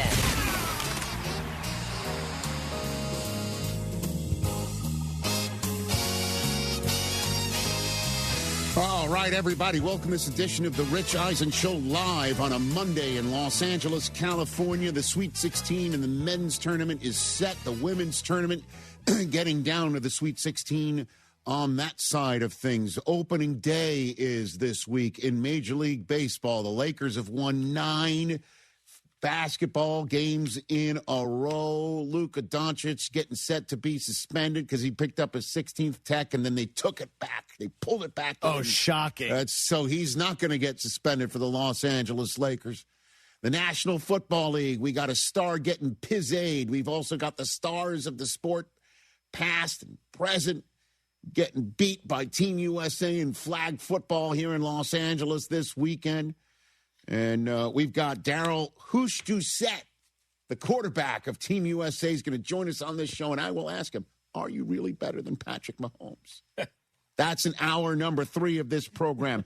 Max Homa, Mark Norman are going to be joining us. PGA Tour professional Max Homa of Jupiter Links on the TGL Tour. He's going to be joining us here on this program right in the middle of the show. Mark Norman, the comedian whose new Netflix special, None Too Pleased, is getting set for you to watch right now. Once this show is over, obviously. He's in hour number 3. Seth Greenberg of ESPN going to be joining us. I do believe the table is now set on everything that we're going to be talking about. Good to see you over there, Christopher Brockman. How are you? Rich, what's up, my man? DJ Mikey D is in D's Nuts. Morning, Mike Del Tufo, good to see you. TJ Jefferson, the candles lit. Good to see you, sir. Good to see you. How's everybody doing? Everybody's great in this neighborhood. Disney Plus and the ESPN app audience, we say hello to you. Those who are listening to us on the ESPN radio affiliate, coast to coast, part of the Rich Eisen Show terrestrial radio network. We're saying hello to you on Sirius XM Channel 80, our podcast listeners as well. Thank you for taking in this show via podcast. The Overreaction Monday pod, Chris Brockman and I just finished recording it before this program. It should be in your RSS feed shortly. Please do RSVP to go check it out. That was my way of trying to cover my tracks. So we will have a new national champion cutting down the nets in Indianapolis for the men's side of things as top-seeded Florida goes down to 9th-seeded Iowa. Wow. Ben McCollum, in his first season there as the head coach of Iowa basketball, being termed the Kurt Signetti of college basketball there right in the nation's heartland, took care of business, chopped down the first 1 seed of this tournament, and sent Florida packing on a remarkable 3-point shot. A corner 3 in books for Alvaro Folgueras, a young man in Iowa from overseas, going to the nation's heartland and cutting the hearts out of Florida Gator fans everywhere, in Tampa, of all places. And they are celebrating. This kid, Folgueras, lost his dad at age 9, always points to the sky when he hits a 3 or a big shot, and it was a 3 and a big shot, so he pointed to the sky, thinking of his dad. Can't make this stuff up, as Iowa became the 6th Big Ten team to make the Sweet 16 on the men's side of things, one shy of the record for most set by the SEC last year, because it just meant more to them. The Big Ten taking out the SEC's Florida Gators, the 1 seed overall, and that was a shocker of the weekend. And this is what the head coach of the Florida Gators had to say. Obviously, on the last play, we wanted to take a foul to prevent them from getting off a 3, and they got away from us. We weren't able to take it, and they knocked it down, so credit to them for that. just a tough way to go out. But really proud of my group. I love these guys. They did a great job for us all year, gaining the second 1 seed in a row. And a tough one for us to swallow. And, we'll be thinking about this one for a while. Todd Golden saying that after the game, and a lot of folks in Tobacco Road who root for North Carolina are thinking potentially they've got Tar Heel bait right there to try and snag the Gators head coach. That's the rumor that's going everywhere, that Hubert Davis, whose Tar Heels blew a 19-point lead to Virginia Commonwealth in the first round of the tournament, is thinking of stepping down. That's rumor, conjecture. We'll talk about it with Seth Greenberg shortly. But as for Iowa, Bennett Sturtz, who was lighting up Florida in the final minutes of the game, had the basketball in his hands, and everybody thought he was going to be the one to try and take the last shot until he found Fulgaris in the corner. This is how the Iowa team as a whole, sitting there pretty much with the coach, had this to say about that last game-winning basket. The play was drawn up for me to get downhill, and then this dude came up to me. He's like, I'm going to be ready, and I'm going to make it. That's what he did. Did you actually say that? He said that. I said that. You're crazy, man. And he made it. That was me. Yeah. Yeah, he's got, what do they say? Confidence. Ultra confidence. Yeah, irrational confidence. That too. I love it. I mean, I work a lot to be I know where I am right now. So. I know. Just so, yeah. Yeah, I work, coach. I love and then Fulgaris shouting out his mom after the game. Hit it. It's super special having my mom here. She's everything for me.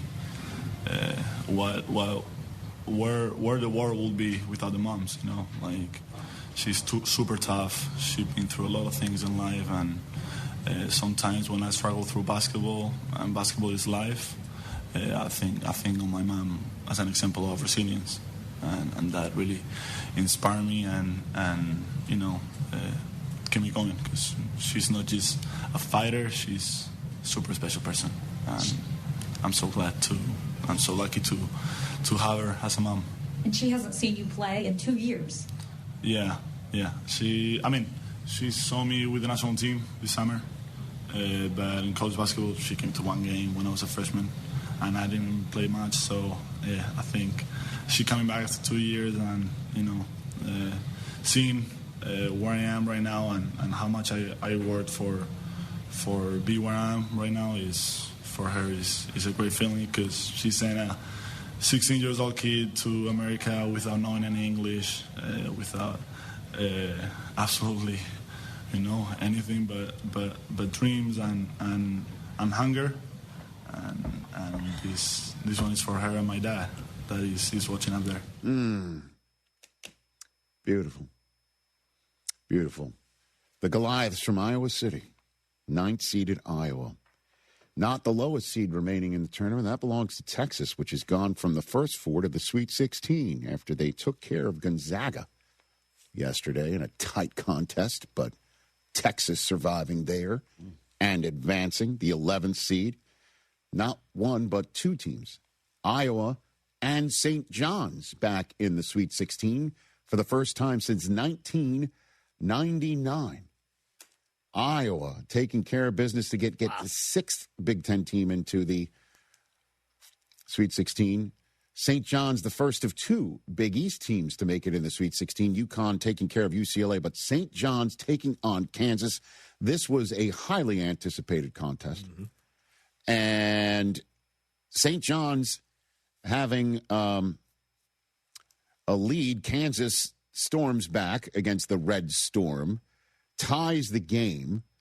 Kansas essentially playing for overtime, or at least to prevent St. John's from getting a game-winning shot, having 4 fouls to give in the final 11 seconds and chopped 8 seconds off of the remaining time with those fouls to give. And they were also fouling too soon. That was a weird way. It was so weird. And so they could have... Isn't it amazing that part of the criticism was like, you didn't foul properly? It was a smart move to use the fouls to give to at least prevent you from losing at the buzzer. Also, without giving them enough credit to be like, you played defense so well all game. Right. That you had these four. You yeah. never see that. But they were inbounding it and then immediately fouling. Like, let them run around for a few seconds and then foul. Try to get the steal real quick. And you left it up to, how about this one? Dylan Darling. Hey. What a name. Well, he is the darling of NY, right? Well, I mean, he didn't have a single point. None. Isn't that amazing? High Point wins a first-round game with a guy who scores the first 2-point bucket of the season. St. John's says, okay, Dylan Darling, you don't have a single point on the night. As a matter of fact, your total points from the field matches your uniform number, 0. And he goes to the bucket and scores to beat Kansas at the buzzer. Mosh pit. St. John's moves on. Rick Pitino is in the Sweet 16 once again and had this to say about drawing up the game-winning shot. So we're going to run a play, but they got fouls to give. And Bells comes up to me and says, run power, which is a high back screen pick and roll. So I walk away. I said, okay, power. I walk away and said, wait a second. He hasn't scored a bucket, and he wants to run a play for himself. And I'm thinking as I'm walking, I said, but he's Bells. And not only did he do it, he went with his right hand. And they scored. That was pretty. And that's the way Kansas gets eliminated. And that's the way St. John's moves on to take on, wait for it, Duke. And I was talking about this early on when you could just see how things could formulate in the tournament. When I'm like, when UConn takes on UCLA, that game should be brought to you by Zoloft with those two head coaches. As a matter of fact, Cronin picked up a technical just for clapping, apparently inappropriately. That was wild. Okay, didn't say a word and got picked. He got a tech. A very unfortunate time for UCLA. There's really no good time to get a bench technical. But one of the things that you could see is, okay, Rick Pitino's St. John's Red Storm could take on Duke. Pitino versus Duke.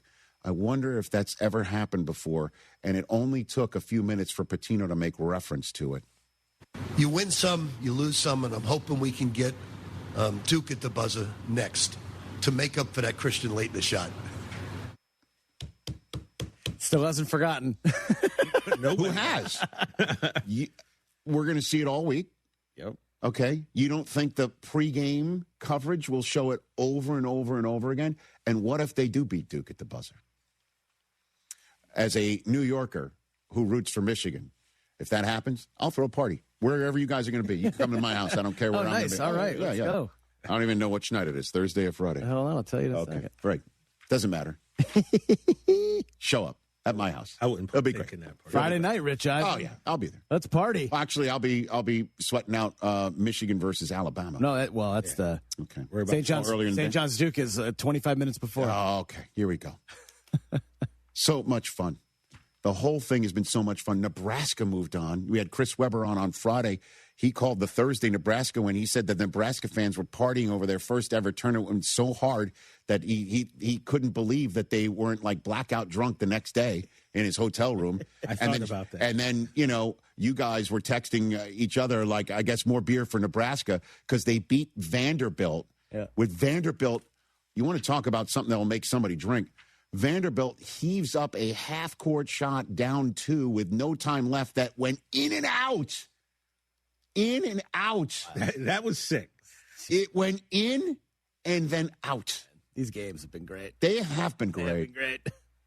They have been great. But Texas is the only double-digit seed that has advanced to the Sweet 16. And they're not like out there with one arm tied behind their NIL back. You know what I mean? So the question is what to make of the Sweet 16 that is very chalky in ways, although Illinois is probably raising its hands and saying something. No, I mean, Virginia's raising its hands and saying maybe not, as Tennessee did move on, but that's a 6th seed. Bottom line is what to make of the first couple of rounds going into the Sweet 16. Seth Greenberg's about to join us next from ESPN. Our friend is back 1 week later. I told him, look for my texts. And got to have your head on a swivel when I'm looking for your considerable 2 cents. Seth Greenberg is next here on the Rich Eisen Show to make heads or tails of a wild NCAA men's weekend. Adam Schefter here. It's tournament time, when only the most talented teams survive in advance. And whether you're cutting down the nets or cutting through resumes, one thing's clear. The best teams are built with the best people. If you're hiring, you need ZipRecruiter. Their smart matching technology finds qualified candidates fast. You can add screening questions to get the right applicants and even filter to see who's recently active. Score the best for your team with ZipRecruiter. Try it for free at ZipRecruiter.com/sports. That's ZipRecruiter.com/sports.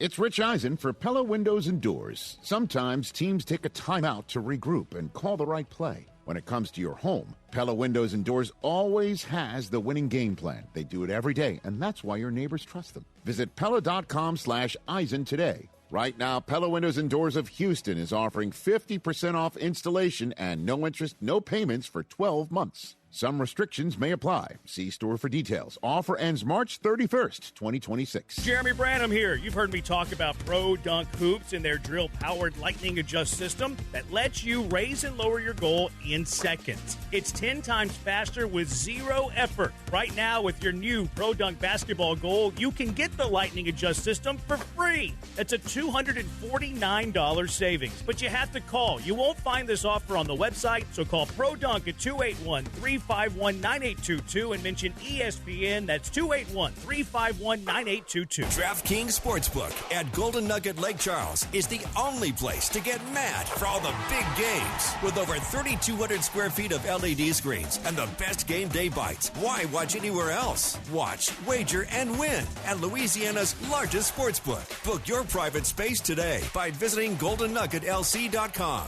Spots are filling fast, and you don't want to miss out. Must be 21 years or older. Gambling problem? Please call 1-877-770-STOP. The best thing about memories is they never fade and never go away. Stories from your past sit up in your head perfectly, and you can just draw from them for the rest of your life. The details don't get fuzzy, and you can share them with the people you love easily. Oh wait, that's bull. That's a heritage film. The thing that we create for families and founders to share their stories with a personal documentary film that does last forever. YourHeritageFilm.com. Be sure to listen to Rocket Power with me, Joe George, and Sean Mapes as we break down and discuss all things Rockets. You can find Rocket Power on ESPN Houston's YouTube channel and right here, Fridays at 6 p.m. Rocket Power is presented by D&M Leasing. This April 3rd and 4th, the Texas Golf Expo, presented by Avid Golfer, makes its first visit to Houston's NRG Park. Come demo new clubs, plus save on equipment and apparel from all major brands. The first 500 each day get a goodie bag that includes discounted rounds of golf and a sleeve of Wilson golf balls. All attendees get a local round of golf and a free chance to putt for $5,000. The Texas Golf Expo at NRG Park, April 3rd and 4th. Get tickets at TexasGolfExpo.com. Baseball fans, the countdown to opening day is on. Make plans now to kick off the season with ESPN Houston. Thursday, March 26th at St. Arnold Beer Garden. Presented by Huntington Bank. No tickets to the game? No problem. ESPN Houston will be broadcasting live all day from 7 a.m. to 6 p.m. Enjoy cold beer, great food, and big opening day energy. Bring your crew and start the season off right at our opening day party. Thursday, March 26th at St. Arnold Beer Garden. Presented by Huntington Bank. Sell your house in the most simplest way. Greenlightoffer.com. Explore wildlife and nature just 90 minutes from Houston at Two Creeks Crossingresort.com. Listen to ESPN 97.5 and HD, 97.9 HD2. I'm worth a lot more. I'm worth a lot more. I'm worth more. You know what? You're right. At GiveMeTheVin.com, you are worth more. And your car's worth more. And we want to pay more at GiveMeTheVin, because good cars are worth more. And so are you. For top price, trust, and ease of transaction, GiveMeTheVin.com, America's best car buyer. And remember, if we don't beat a deal from Carvana or CarMax, we'll pay you $100. Sell us your car. GiveMeTheVin.com. So easy you can do it in your underwear. Ron White, live. Friday, March 27th, Smart Financial Center at Sugar Land. Tickets on sale now at smartfinancialcenter.net. Ron White, live. for mature audiences.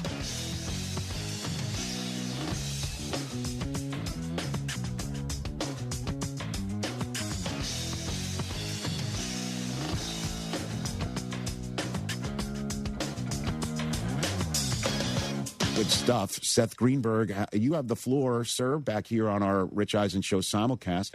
You got the floor. What's your takeaway from the rounds of 64 and 32, Seth? Look, I think it's been compelling. I mean, everyone's all losing their mind. Oh, we don't have enough Cinderellas. We never have that many Cinderellas. Let's be honest, and we're going to have less because it's the cost of doing business. But we had the High Point, and High Point was fun to watch. We had Miami of Ohio, and that was fun to watch. But, when you get down to 16, we mostly have blue bloods. And don't call Texas a Cinderella. Don't call Iowa a Cinderella. When you're spending $10 million on your roster, when you're a Texas team that has a Nike contract with KD, probably worth $3 or $4 million. The last time I checked, that Cinderella was trying to find a slipper that fit. Those guys at Texas, they got their choice of slippers. So I mean, it's just the way it is. But I think it's been great. We got compelling matchups. We've got teams that have earned their way. We've got 11 that played its way in, from the playing game. So I think we've got so many different storylines, and the games have been great. It's been fun to watch. Which was your favorite from the weekend, Seth? The biggest shock from the weekend, I got a couple of shocks. The biggest shock from the weekend was Florida. I mean, Iowa's a good team. They owned the tempo and rhythm of the game. They basically imposed their identity on it. And Florida got exposed. Iowa was the harder playing team, the more physical team. Iowa's backcourt got exposed. They didn't have, Walter Clayton Jr. to bail them out at the end of the game like they did last year, playing three guards opposed to playing three bigs. I just thought Iowa's resilience. And then at the end of the game, I was absolutely shocked how Todd Golden set up to defend that last possession. He was talking about maybe fouling and getting the ball back. Well, they did get the ball back with 5 seconds left. But, I mean, then it starts. It's real simple. There's a guy taking the ball out of bounds, right? There's 8.5 or 9 seconds left in the game. You don't need a guy on the ball. You want to play 5-on-4, which means take the guy off the ball, maybe have him front starts, have Boogie Flan stay between the ball and the basket, and now all of a sudden you keep everything in front of you. I just thought the whole concept of what they did defensively, then they left the ball side corner. The one thing you couldn't leave is the ball side corner. A 2, it's a tie game. You get the ball back. A 3, game over. So that was the biggest shock to me, just how it went down and how the game was played out. That was a head scratcher for me because I think the world of Todd Golden. Yeah, and now you take a look at that region, 3 Big Ten teams in Houston. And Iowa and Nebraska. Nebraska go from 0 tournament wins in its school history to an Elite 8 appearance. Iowa has different thoughts on its mind. Houston could not have looked more impressive. Do you think this is Houston's region at the end of the day, Seth?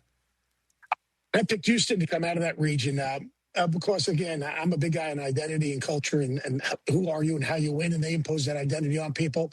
I mean, it's not a lock. I think there are a lot of things that can shake down in that bracket, quite honestly. If you put that bracket up again, I mean, sure. The winner in Nebraska and Iowa, both of those teams are hard to play against. They're big, they're physical, their bigs pull you away from the basket. They're low turnover teams. They have a physicality.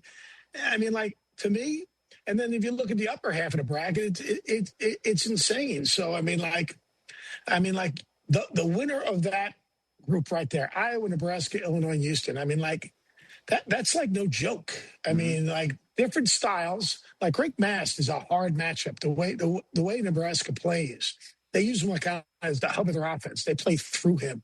Frager's got a little edge to him. That team is, Fred Hoiberg, he looks like a choir boy, but those dudes play like a bunch of thugs.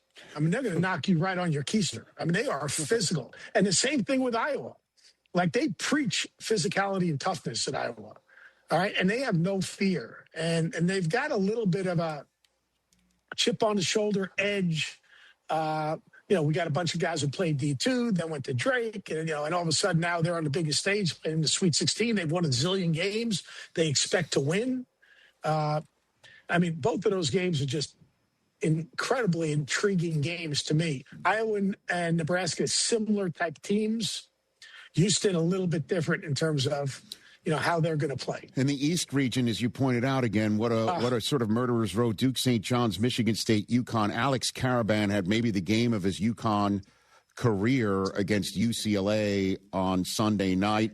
St. John's, the buzzer beater over Kansas. Duke has been the personification of survive and advance despite being the number one overall seed. You could make the case, though, Michigan State's coming in the hottest team, even though it got bounced in its first contest in the Big Ten tournament. Who do you think takes on Houston on this side of the bracket in Indy, Seth? I'm leaning towards Michigan State. I'm leaning towards Michigan State. And Michigan State's playing really good basketball. Tom Izzo's found a way to find the right shot maker each different game to complement those two bigs that have been absolutely terrific. As Solomon Spears takes care of the ball.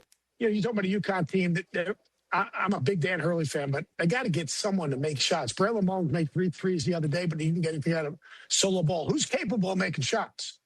And then, Tyrese Reed had the great first game. He struggled a little bit yesterday. That's going to be interesting. They're not 100% healthy right now, which is a concern. That Duke game, though, against St. John's, that is the ultimate rock fight. Because if you watch St. John's yesterday, first of all, have you ever watched a game with more air balls in your life? You ever watched a game where they couldn't get the ball in bounds? But my concern for Duke is simple. Like, Caden Boozer's playing great. They don't have a backup point guard. So you're playing against that pressure. You're playing against that size, that length, that athleticism, the Dylan Mitchells, the Zubis, all right, the physicality. So when you take Caden out or if he gets in foul trouble, who's running your offense? Who are you running your offense through? They don't, because of Callis Foster going out, they don't have a backup point guard. They have a 7-man rotation, an 8-man rotation now that they have Patrick back, but they don't have a secondary ball handler. And the pressure that St. John's puts on you and the physicality that they put on you and the way that they kind of attack, for a team that doesn't have great depth, that's a hard style of play to play against. And as good as Cam is and as good as Evans is, and I think that Patrick Gump he was terrific. I think he was like plus 20 in the game the other day. You still have to advance the ball up the court. You still got to get in offense. You got to still deal with switching. You still got to keep your opponent off the glass. And I think St. John's is one of those teams that's just hard to get in a comfort zone with. And I don't think that Duke has really played against anyone that really plays that aggressively and that physically. And plus, they got my man Dylan Darling. He's got church bells. Seth Greenberg, kind enough to join us in between Sports Center hits here on the Rich Eisen Show on the Monday after the first 4 days of the men's NCAA tournament. Looking at the other side of the bracket before I let you go back to your other pieces of business, Seth. I'm good right now. Okay, great. Appreciate that. I don't want to overstep. The West and Midwest regions going to play each other in the Final Four. Arizona has looked terrific, taking on Arkansas. Acuff going to be going on against Arizona. Got to check that one out. Texas, don't call them Cinderella unless they're slippers made by Jimmy Choo, if I'm not mistaken. Exactly. Taking on Purdue.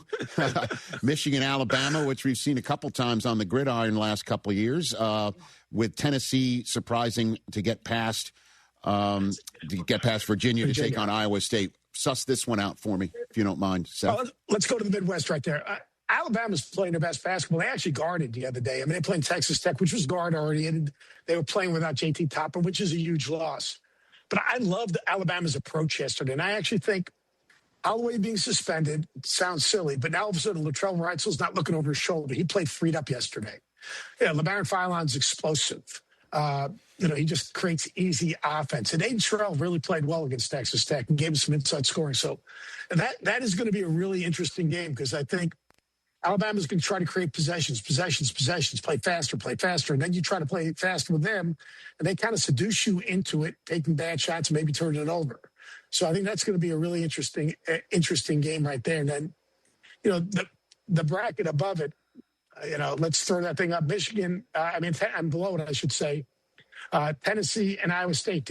What Iowa State did to Kentucky yesterday? And I'll get back to your Michigan team in a second. Okay. But what awesome. Iowa State did to Kentucky yesterday, they had a heart transplant. Those dudes took Kentucky's heart out. I don't even think they'd use a scalpel. They just like ripped it out of their chest. I mean, that's how hard those guys played. And Tatum Lipsey, just how hard he competes, and their ability to kill the Torrey, and the pressure on the basketball, and the relentless nature in which they play. You can't prepare for that. That's a hard game to prepare for. They keep you on one side of the floor. They don't let you reverse the ball. The aggressiveness that they play with, like once they settled into the game, like that wasn't a fair fight. It wasn't a fair fight. I mean, you're looking at Kentucky like fumbling the ball over the place. So if you haven't seen the aggressiveness and the physicality of that sideline defense where they make you play in the outside third of the floor and basically cut the court in half, that's really hard. And I thought losing Joshua Jefferson was going to be brutal. And they proved me wrong. That team, TJ Otzelberger, he has the ability, despite the medium shirts, I still don't understand the medium shirts. I mean, despite the medium shirts, those guys hang on his every word. And they, I always say you to win the games, you'll win the games you're supposed to win, but to win the games you need to win, those guys got to be aligned with their coaching staff and the culture and the identity of the program. I'm a firm believer in that. Like, you'll win games, but if you win like these type of games, those guys got to like totally buy in. And I look at Iowa State as a team that just totally buys in. And I underestimated that. And I've been there, and I go watch TJ practice preseason, and I'm blown away by their approach, just their approach. Well, and Michigan would have its hands full if it gets past Alabama to take on Iowa State with only 1 point guard. That's the concern. Like, yeah, right. That's the concern. Can they wear down Elliot Cadeau? Like, can Elliot Cadeau deal with getting pushed off the line? Now, look, they have other guys that can take pressure off him. There's no doubt about that. But a lot of what they start with, like Yaxel, will end up maybe they're pointing forward. But if you get on the outside third of the floor, and I'm not saying anything that Dusty doesn't know, you play on that outside third of the floor, they can kind of push you down to the baseline and trap the baseline. And no one in the Big Ten plays that way. And so, like, preparing for it in a 36-hour turnaround is really hard as a coach. How much do you give them? Like, we can't reinvent ourselves. So, like, what are the one or two things we're going to do against this defense from, like, this is who we are and this is how we play, but we're going to have to make this one little change. Dribble entries, out. Wing passes and ball reversals, out. Because if you throw it to the wing too much, maybe a dribble handoff in the middle third of the court. So, I mean, I think that would be a fascinating game. And who do you have coming out? Arizona, Michigan? I got Arizona, Michigan. Okay. I love Arizona. Like the Arkansas Arizona game, Korchenkov is a terrific defender. I'm interested to see who they put on Acuff. Mm-hmm. Like, what Acuff's done has been unbelievable. It's unbelievable. Like, I wanted to see Darren Peterson go all Darius Acuff Jr. in their game against St. John's yesterday. And when the game's on the line, Acuff just makes every big play. He's like, he can play poorly for a couple minutes, and then game's on the line, boom. He just takes over the game. And watch out for Texas on the bottom of that thing. Texas is sneaky. Vokaitis, whatever his name is. Yes. It's not the flu. It's just a player that's very large and carves out space and rebounds. Vokaitis, he's good. Now, they got to defend the 3-point line. That's the most important thing. They don't do a great job, Texas, defending 3-point line. Although, how about this crazy number? They lost 5 of the last 6, Texas, coming into the NCAA tournament. They were giving up 88 points in those losses. They gave up 66 points a game in their 3 wins. That's as big a swing as I've ever seen. I'm going, you have to play defense? And he's got those guys taking good shots, taking care of the ball, which are the 2 most important things. Texas gets to the line so they can get people in foul trouble. They can defend Braden Smith maybe with a bigger defender, or Weaver, who's just plays as hard as anyone. That'll be an interesting game. Sean Miller's done an amazing job, despite being Cinderella. Nice, right? Do I have 5 more minutes left with you? I don't know if you've got to run. Let me take a look. It's 12:35 Eastern. Okay, because just one last subject matter is what are we seeing in the tournament so far, and what does it mean for college basketball as a whole? How's that for a 5-minute conversation? Because there's been a lot of conversation about mid-majors and big blue bloods and whatever. But this comment from Mick Cronin last night after the UCLA season-ending loss to UConn, makes it sound like there's even a have and have-nots in the big conferences like the Big Ten. This is what Cronin was asked about moving forward for his team and what he needs to improve it. And then big picture-wise, third consecutive season not getting to the second weekend of the tournament. I know different seasons, different reasons, but do you feel like anything needs to change with the approach, roster construction, or the way you're... Yeah, I have no... Right now I'm worried about tonight, consoling the guys. We'll stay here in the front row. I'd like about $5 more million. There's my answer. Seth? He's right. But look, it's a cost of doing business. And you can be UCLA, and those four letters mean a lot. But you know what? If you're trying to compete at the very highest level, you need $12 million, maybe more, to compete at the very highest level, to build your roster the way you want to build your roster, to build your depth, to build your to compete with the other teams. Like in the old days, oh man, Westwood, Pauley Pavilion, UCLA, look at this campus, everything that goes along with it. But in the end, a lot of these kids, everyone's got to sell. Everyone's got a new practice facility. Everyone's got a tradition. Everyone's got, and that's what we've seen, like, to me, and this was a big kind of complaint for me. Everyone says, oh, the bubble's weak because you're getting 9 and 9 and 8 and 10 teams in a tournament. It's because after the top 3 or 4 that are spending 12 to 15 million, everyone else is spending about 7.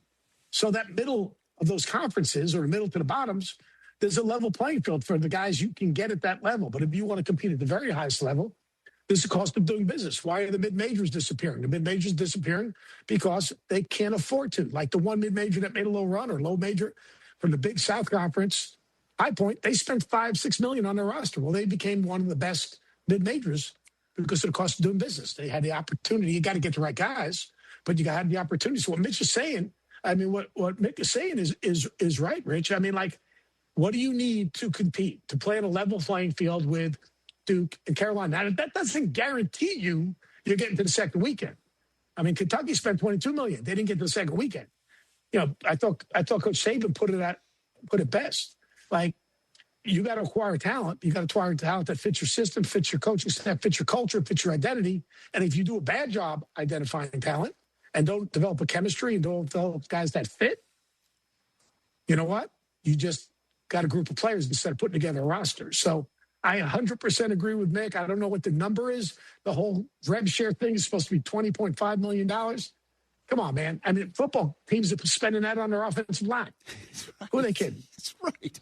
I mean, like, what's Michigan paying for the quarterback? Oh, it was close to $12 million last I heard, last year. So they dropped all their non-revenue sports, and they dropped swimming and diving and basketball. Listen, Seth, and you're just to put a button on it, what Saban said is, like, you got to choose the right players, and if not, you just only got a collection of players. You also don't have a job, because I'm sure the people who are putting this NIL money in the kitty want to see a return on their investment, which is why Indiana's NIL people right now are just happy as happy can be.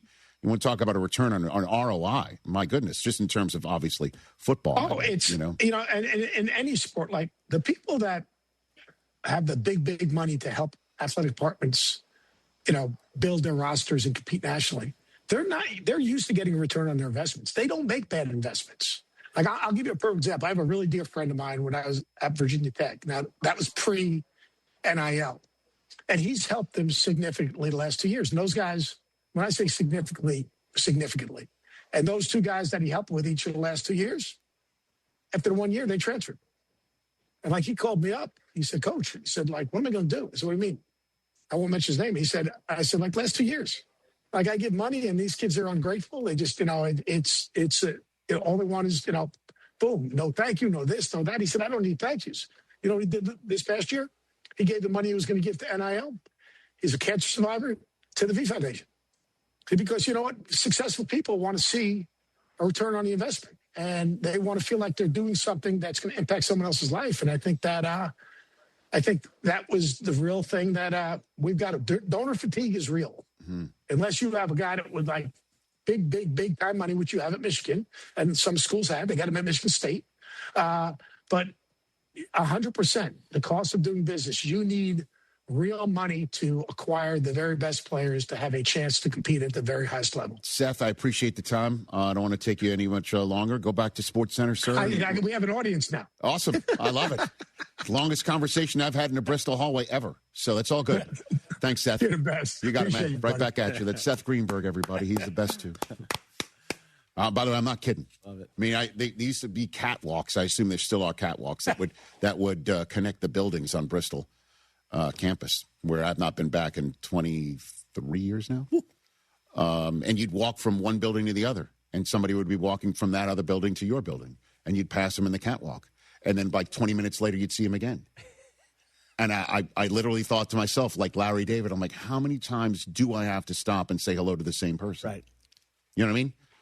After a while, it's just I'll just going to give you the nod and keep walking, and you have to understand. Like, what am I going to? We just said hello. We stopped. We caught up. Just did this. You know what I mean? We just caught up. I don't need to say stop and do it again. I'm not being rude. It's just like we've done it. We've done it. Like that's it. Yeah, you've got work to do. I've got work to do. We've had our small talk. We're done. Keep it moving. Now I'm just going to give you the head nod and keep going. And then the third time, it's going to be like, yeah, this is ridiculous, isn't it? Like we'll share that look. Is that a Curb episode or am I right? Or it's both? Totally. Okay, very good. That is the longest conversation I've ever had with anybody in a Bristol hallway. That's how it felt in Indy for the combine. You'd walk by people about like I walked by Tom Pelissero at one point. Was the fifth time. I just put my hand out. That's it. We're done. We're done. That was We're it. done. I wouldn't even put my hand out. I would just give a head nod and keep walking. Well, I had to acknowledge my boy. But I didn't want to talk to him anymore is what I'm saying. All right, we take a break. Now I've had enough of this conversation. I'm in the same room as you. It makes sense. It does. 844-204-RICH is the number. I'm happy to have a conversation with you. Okay.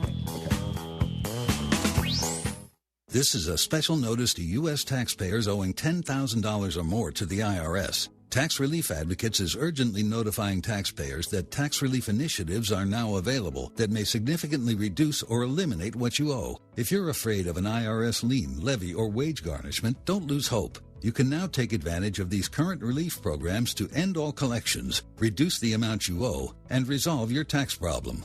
Even if you have years of unfiled tax returns or are already in a payment plan, you may still qualify for significant relief. Struggling taxpayers can now get relief they need during these hard economic times. A hotline has been established by Tax Relief Advocates for you to call and see what you qualify for. They are A+ rated with the BBB and have over 1,000 5-star reviews. Don't wait. Call 800-575-9087. 800-575-9087. That's 800-575-9087 or simply visit TRA.com.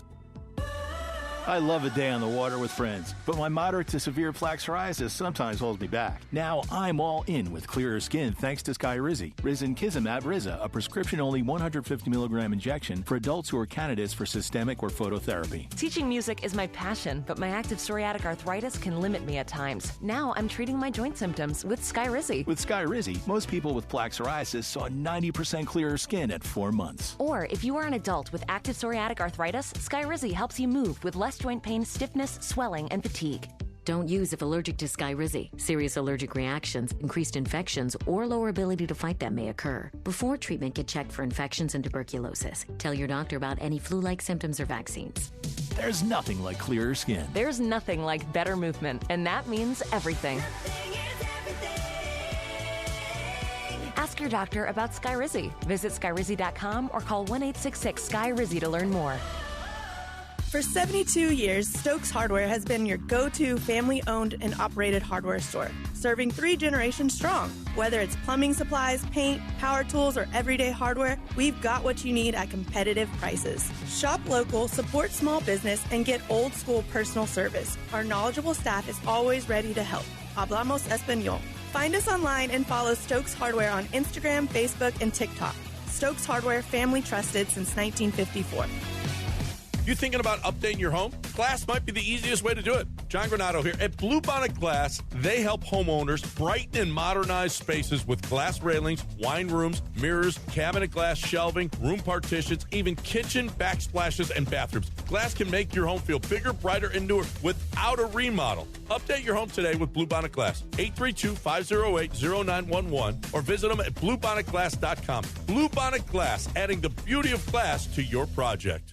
Oh, and that That's a hard foul. Let's listen for the call on the floor. The taxpayer owes back taxes. Penalties and interest are assessed and wage garnishments to begin immediately. The IRS never misses that call. I wonder if they will challenge it. The call is under review. Priority Tax Relief has been called in for a review. Priority is the best in the business at negotiating your tax debt and has even eliminated the debt for some clients. Priority Tax Relief is saving their clients millions of dollars every month. After a careful review from Priority Tax Relief, the debt has been eliminated. No foul on the play. Whoa! That completely changes the game, folks. If you owe more than $5,000, call Priority Tax Relief, and in minutes they'll review your case for free with a direct line to the IRS to see if you qualify for life-changing relief. No more worrying about wage garnishments or frozen bank accounts. Call Priority Tax Relief today at 800-584-7531. That's 800-584-7531. We make your tax relief our priority. Call now. Priority Tax Relief. Is your money doing everything it can for you?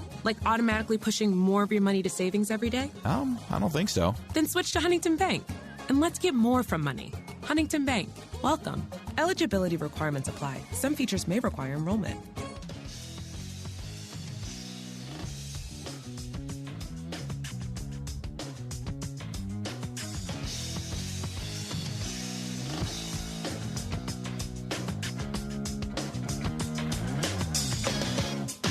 Back here as a whole on radio and TV, streaming, live, all that good stuff here on the program. Max Homa is going to join us top of the next hour.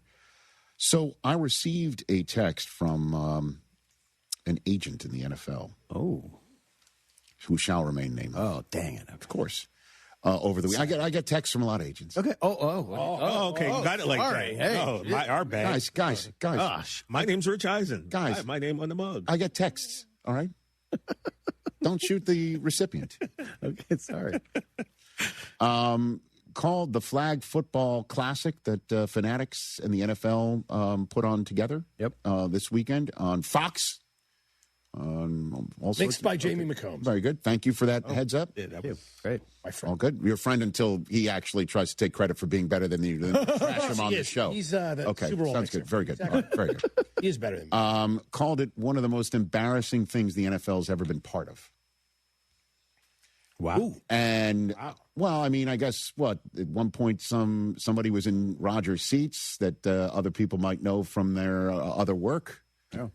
At any rate, there's, I'm like, I push back. Obviously, my initial hackles go up when that happens. But that this was not up to the NFL's standards, essentially. And I push back saying, first of all, Fanatics is an important partner of the NFL. But the pushback is that it's March Madness weekend and flag football is on Fox. And all anybody was talking about on my feed was how Tom Brady was throwing the football. Okay? And then on top of it, flag football is a highly important initiative for the NFL, and for good reason. If you want to play this sport and not get knocked around, then this is the version of the sport for you. Taylor played flag football 3 years ago when she was in grade school, and she misses playing it. She wishes that there was a form of flag football, in her athletic department, right? That her school or schools around the area would have a flag football tournament or program. And that's what the NFL's trying to get going. For girls, boys, men, women, people just don't want to get knocked around. And it's important. And that's why the NFL is excited to have flag football in the Olympics on top of it. Whole world is going to throw a pigskin around, or a version of it. So that's what was my pushback. So if you think that this wasn't all that, for the NFL to have flag football talked about on Fox with a major partner of the NFL all together and stars of the sport out there, that's not a loss. That's a win. And this show, other shows like it, Overreaction Monday, I even guessed you were going to have that topic. Mm-hmm. I'm telling you, the way Brady looked, everyone's talking about it. Because he was just throwing dimes, man. he was just flinging it around, and he's throwing a Gronk, and he's putting it in a perfect spot like he's never that one missed TJ, a beat. Back right corner to Diggs was a laser. It's great. And that was after he Olayed someone. I forget, maybe it was Logan Paul or someone, but hit him with the Olay. And then stepped up to him. Boom. It was great. My biggest takeaway, though, is that it doesn't matter how great Brady looks, and sure, could he still play? Yeah. Does he want to play? I think he'd rather the gig that he currently has, to be straight up. Yeah. Ownership, and Fox is paying him transition tag quarterback money. All right? So, and he's not getting hit. But my takeaway is, doesn't matter who you're throwing out there, because I'm sure the league would love to have current NFL stars on the Olympic stage like the NBA and the NHL have been enjoying in their respective Olympics for years, decades. But the guys who are best at it are the ones who play it all the time. And Team USA whipped everybody. And Daryl Doucette, our third-hour guest, was the one who basically told everybody, I'm better than Mahomes. And on this day, he looked like he was unstoppable. The whole Team USA whipped everybody. And for them to go on this stage and say, hey, Joe Burrow, hey, Jalen Hurts, hey, Jaden Daniels, hey, Stephon Diggs, and everyone else, we're the ones who should be in this stadium for the Olympics, because that's where that stadium is what's going to hold the Olympics. That's a reality, is that the best team to play flag football are not a collection of NFL players who are going to go into some camp and try and figure this thing out in the span of weeks or months. It's them who do it. And I can't wait to have Daryl Doucette on in hour 3 to basically ask him if that was their point and if he believes they've made it emphatically. And Burrow getting knocked around. Like, what the hell? Did you see that? It wasn't the guy. Burrow was diving. I know. Like he gets knocked around. He was putting his body on the line too. Which, if I'm a Bengals fan, I'm a little bit like, yo, calm down. Or you're like, yeah, save that for September. But it was interesting. It was interesting, soup to nuts. It certainly was, start to finish. Get into the Hyundai Getaway Sales Event and get away with a deal so right, it almost feels wrong. Because right now, you can get great deals on our most popular models, including our adventure-ready SUVs like the Hyundai Santa Fe or Santa Fe Hybrid and the Tucson or Tucson Hybrid. Plus, there's our bold and stylish Elantra, loaded with the latest tech. Or go all-electric with the Ioniq 5 or Ioniq 9. So get down to your local Hyundai dealer and get away with a deal you'll love during the Hyundai Getaway Sales Event. Visit HyundaiUSA.com for details. Progressive knows sports brings people together, but you gotta feel bad for people who don't even get it. Some people will never know what it's like to see their favorite team's hopes decided by a ping pong ball to draft the next superstar. Or not. I mean, sure, it's silly for your happiness to hinge on the success of a 20-year-old entry-level employee, but you just can't help yourself. The stress is exhilarating. Progressive can't bring people together like the draft, but we can bring your home and auto insurance together with a bundle. So switch and see if you could save hundreds. Progressive Casualty Insurance Company, affiliates, and other insurers not available in all states or situations. Hey guys, Cindy of Nick's Place here. Well, it's that time of year. The temperature's heating up, and so are the sports. The MLB, NBA, NHL, and Bracket Madness all take center stage this month. So if you're looking for a place to watch sports, eat like a boss, and chill with your friends, Nick's has been that place since 1993. We have every sports package, a huge menu, drink specials, craft cocktails, and 27 different bottles of wine. This is not your typical dive bar. Since 1993, same location, Rocky Ridge and Westheimer. Jeremy Branham here. You've heard me talk about Pro Dunk Hoops and their drill-powered lightning adjust system that lets you raise and lower your goal in seconds. It's 10 times faster with zero effort. Right now, with your new Pro Dunk basketball goal, you can get the lightning adjust system for free. That's a $249 savings, but you have to call. You won't won't find this offer on the website, so call ProDunk at 281-351-9822 and mention ESPN. That's 281-351-9822. Get ready. Wild West Brewfest rides back into town March 26th through the 28th at Typhoon, Texas and Katy. Over 600 beers to choose from over 60 brewers around the country. This is your chance to sample hundreds of craft beers and enjoy live music. Don't miss the return of the H-E-B Wine Grotto, a cool climate-controlled escape where you can sip and savor more than 30 incredible wines from across the country. Grab your advance tickets now at wildwestbrewfest.com before they sell out. Drink great beer, support great causes. wildwestbrewfest.com. Feel the beauty, feel the peace at twocreekscrossingresort.com. Houston, it is opening day. Before you head to Dyken Park, stop by Tom's Watch Bar at Green Street, the ultimate pregame gathering spot for baseball fans. Enjoy games, giveaways, a live DJ, and wall-to-wall screens so you never miss a play or a pitch. After the final out, the party keeps going. Plus, get complimentary parking with validation in the Green Street Garage when you visit Tom's. Rally the crew, grab a drink, and celebrate baseball being back. Tom's Watch Bar at Green Street, where Houston comes to pregame. That's Tom's Watch Bar at Green Street. Contact Tax Relief Helpers for details and restrictions. Attention, anyone that owes money to the IRS. Every day, your unpaid tax debt gets bigger and bigger from daily interest. The longer you wait, the more you will end up paying. If you owe $10,000 or more, now is the time to settle your debt before the IRS takes aggressive action, like taking your wages or property. A special toll-free number has been established so you can stop penalty fees, avoid liens, levies, or other hostile measures by the IRS. Call Tax Relief Helpers right now. I got behind on my taxes and owed $48,000. I called and they got my bill lowered to just $3,500. I owed $87,000 in taxes and it was scary. I got the amount I owed down to just $3,500. I saved $83,500. If you owe money to the IRS, don't wait another day. Your tax debt gets bigger and bigger from daily interest. Call right now before the IRS enforces liens, levies, or other aggressive measures. The call and consult are absolutely free. Call now. Call 800-849-4957. 800-849-4957. That's 800-849-4957. Houston is Soccer City, USA, and World Cup 2026 is coming our way. Join me, Glenn Davis, every Tuesday and Wednesday, 6 Central Time for Soccer Matters ESPN 97.5. Presented by the Daspit Law Firm.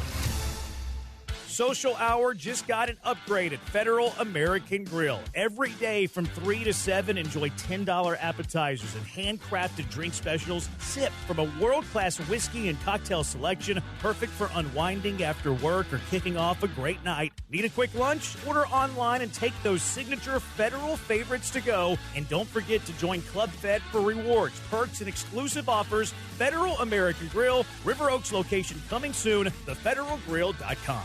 Subscribe to ESPN Houston today on YouTube and make sure to slap that bell to get notifications on new videos as soon as they release.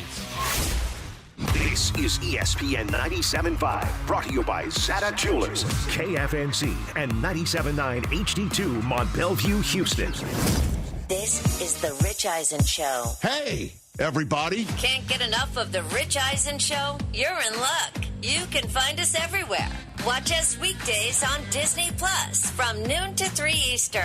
Miss the show? We've got a podcast so you can listen anytime. But here's the best part.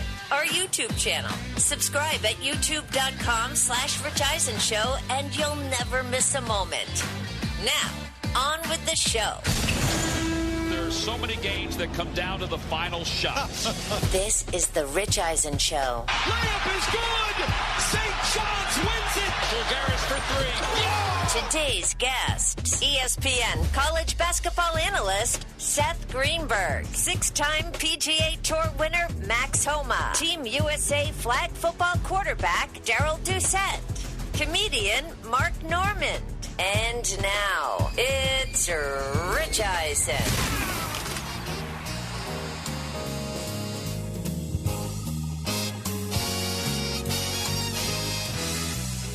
Hour number 2 of the Rich Eisen Show, live from Los Angeles, California, on the air right here. Our Overreaction Monday podcast. Chris Brockman and I recorded it before we even said a word on this live simulcast on Disney Plus, ESPN, the app, ESPN Radio, and Sirius XM Channel 80. That's sitting there in our RSS feed, our YouTube channel, youtube.com/Rich Eisen Show for all of that. Daryl Doucette, the quarterback of Team USA flag football team, is going to be joining us in hour number 3. And the comedian Mark Norman will be here in studio for some laughs. Jackson Smith in Jigba has been pizzade. We haven't talked about that yet because we were just going March Madness crazy with Seth Greenberg in hour number 1. We'll talk about that shortly. But joining us right now from the indoor golf facility in Palm Beach Garden, state-of-the-art, if you don't know, zooming in from that SoFi Center right now, part of Jupiter Links Golf Club taking on LA Golf Club tonight in the best of 3 finals for the TGL. Ladies and gentlemen, Max Homa is on the program. Good to see you, Max. Nice to chat with you. Yeah, hey, thank you. Thank you for having me. Okay, so let me just go straight up. What's more intact? What's better for you, Jupiter Links Golf Club or your bracket right now, Max? What's better? If Eddie, even someone who's not on our team, I think is still closer to having a good Jupiter Links connection than a bracket at this point. Okay. So, do you have you filled one out? Did you have time in your busy golf schedule to fill out a bracket? I finally didn't fill it out this year because I just am donating to my friends when I do. So I finally pulled the trigger. So I'm so proud of myself. So you had self-control as opposed to actually donating to your friends by just torching a bracket on fire. That's what you're saying. 35 years in, I learned I'm bad at it. Okay. So let's just stop. Okay. Is that because Cal doesn't make the tournament? And if they did, I'd pick them, and then they would probably lose. So you donate anyway. I'm out. Yeah, I'm just a donator. Okay, so Jupiter Links Golf Club is better, more intact since you don't even have a bracket. I just took a stab with that one. Good to chat with you. How is Tom Kim doing after you knocked him over, Max? Really good. The kid can take a hit. I think we had to. He's our youngest guy. Had to haze him a little bit, make sure he was tough. So I went upstairs a bit. Yeah. He can take it. Maybe UFC is next for him. Look at this picture after he aced in your competition. This is, I believe, after you knocked him over, he got up. Look at Tiger, man. Look at him. Like he won the Masters right there. Yeah. It was cool. When obviously T-Dub's gone through a lot of not golfing lately. He's energy in this thing's very obvious. We want to give him something to be excited about. So it's cool to put a smile on his face. What's this like, moment like this for you and your team, Max? It's crazy. We keep talking about it, but we pinch ourselves having the GOAT in our corner, and he can't play this season, so we've been playing for him. It's a bit nerve-wracking. He's been the clutchest person to ever probably play a sport. He's won 82 PGA Tour events, and we're in here trying to be an extension of him somehow. Yeah, right. So it's hard not to get a little nervous, but it's also pinched me when you do something cool. And, he's the first guy over there. I mean, when I was 6 years old, I first watched him win the Masters. So it's the reason I think a lot of us play golf. So to get to have him in our corner is crazy. I was going to ask that. I'd love to unpack that a little bit more. Obviously, when you're 6 or when you're knocking it around here in Southern California, Max, I told you that you'd be playing on a Tiger Woods-led team for an indoor golf, virtual golf, real golf league. You'd have said what? It's crazy. Yeah, I would have asked your people to maybe drug test you before the next show. Right. Right. You would have lost me at indoor golf league. Right. So, exactly. I wasn't really picturing that one, but yeah, just to ever. I've been lucky enough to play practice rounds with Tiger. Majors, I played the Masters for the first 2 days with him. All of those things, I wouldn't have probably believed when I was a little kid. So it's very cool. I feel very fortunate. It's not something that I just let kind of go in one ear and out the other. I think it's been awesome. Does he give tips? Again, like you've been there around long enough, right? You've done enough. You're a professional player in your own right, a winner on the tour, but does he offer 2 cents, Max? Yeah, he's been great, but it's interesting that in the beginning of kind of our friendship, I used to pick his brain a lot more. And as it's gone on, I just enjoy just talking to him like a normal person, like a friend. I think when you're first getting into it, you're nervous and you want to get everything out of his brain that you can, and then over time you realize that there's some things that he's just got magic with. You can't really teach it, you can't learn it, and then there's other things where it's cooler just at times to talk to him about the Dodgers or football or family life and all that. But he's been great. I honestly think his best advice wasn't really anything I asked, but we were playing the Open Championship at St. Andrews. We had a long wait, and he came up behind me and he goes, "How many times have you won out here?" And, I made a bit of a joke about how I was catching up to him, but at the time it was 3. And he very seriously looked at me and said, it should be a lot more. And just kind of kept walking. And I was like, all right, I'm going to remember that one. Because if he thinks I should be winning more, I should probably also believe that. So it was a really cool thing, and also in a very Tiger way, very, very, very sincerely and aggressively told me I am underachieving. It should I've be doubled it since then. So there you go. So he inspired. Is what that's you're what I'm saying. Once he said, I was like, you know what? I'm going to keep that. If I start to feel bad about myself, Tiger thinks I should have won more. So maybe that's possible. Damn. Did it take getting used to playing indoors, Max? Yeah, it's odd. Yeah. Last year we were horrendous. The beginning of this year we were bad, but we've spent a lot more time in here practicing. Like what we did.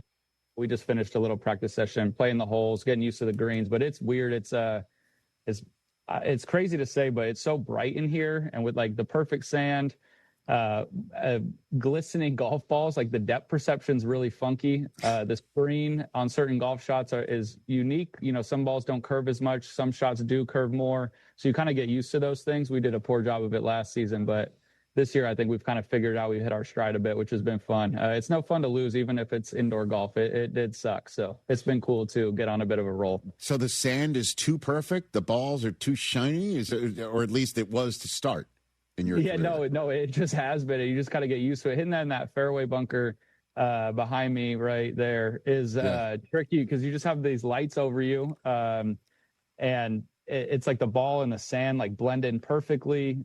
I don't know how to explain it, but it's there's a little thing. We're just so particular, and we get so used to how we prepare and how we hit certain golf shots, and you play golf so much with your eyes. And in a indoor one, you just have, like I said, a lot more lighting changes, but also what you're hitting at is, it is 30-ish yards away, but if there's a tree or a rock or whatever on that stinger hole, it's like you can't actually like see it. You can't picture it as like a tree limb overhanging, like you're in the rough or something, hit one low. So it's weird how much we've noticed you play golf with your eyes, even though, it obviously does come down to how far you hit it and what club, but it takes a bit of getting used to. Max Homa here tonight at 9 Eastern time on ESPN2.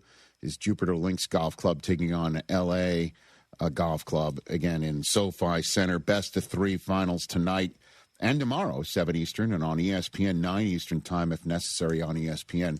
Joining me here. So you chat Dodgers baseball with Tiger Woods. Yeah. Is he a Dodger fan like you, Max? Yeah, big Dodger, too, SoCal guy. So he's a big Dodger fan. That's been quite nice, yeah. I'm a Yankee fan, Max. So, man. So I'm going to ask you the question this way. Do you defer your Jupiter Links salary to your retirement as well? Is that the way it works?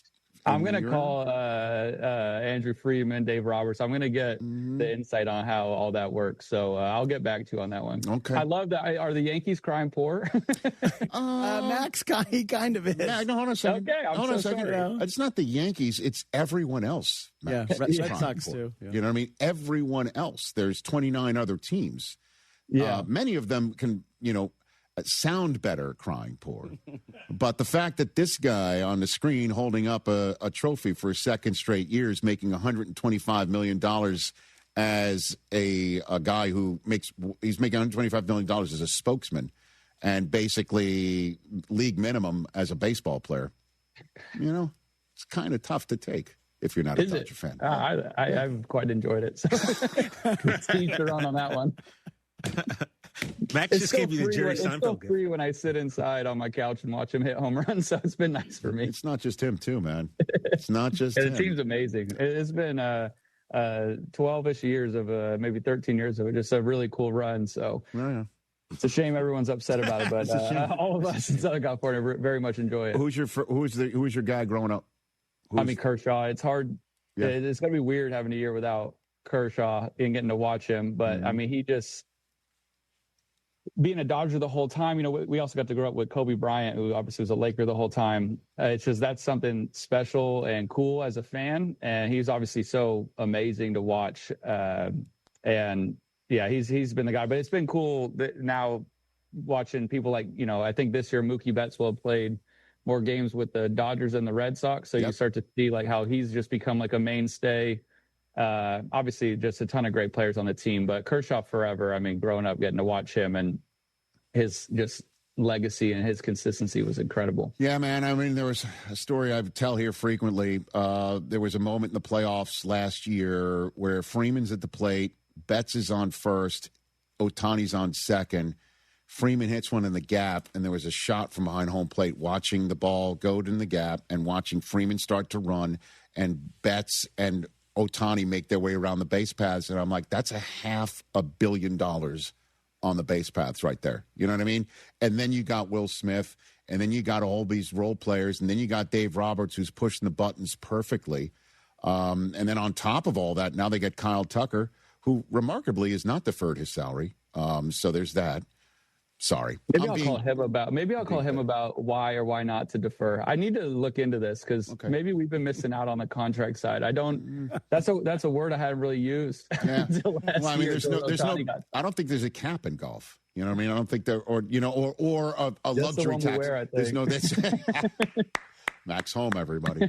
You got a question, my golf aficionado here, Max, along with me here? Been a fan. You're so engaging with the fans. You're great on the interviews, and you just kind of get it. But as a fan, we've been kind of riding the roller coaster the last couple of years with you.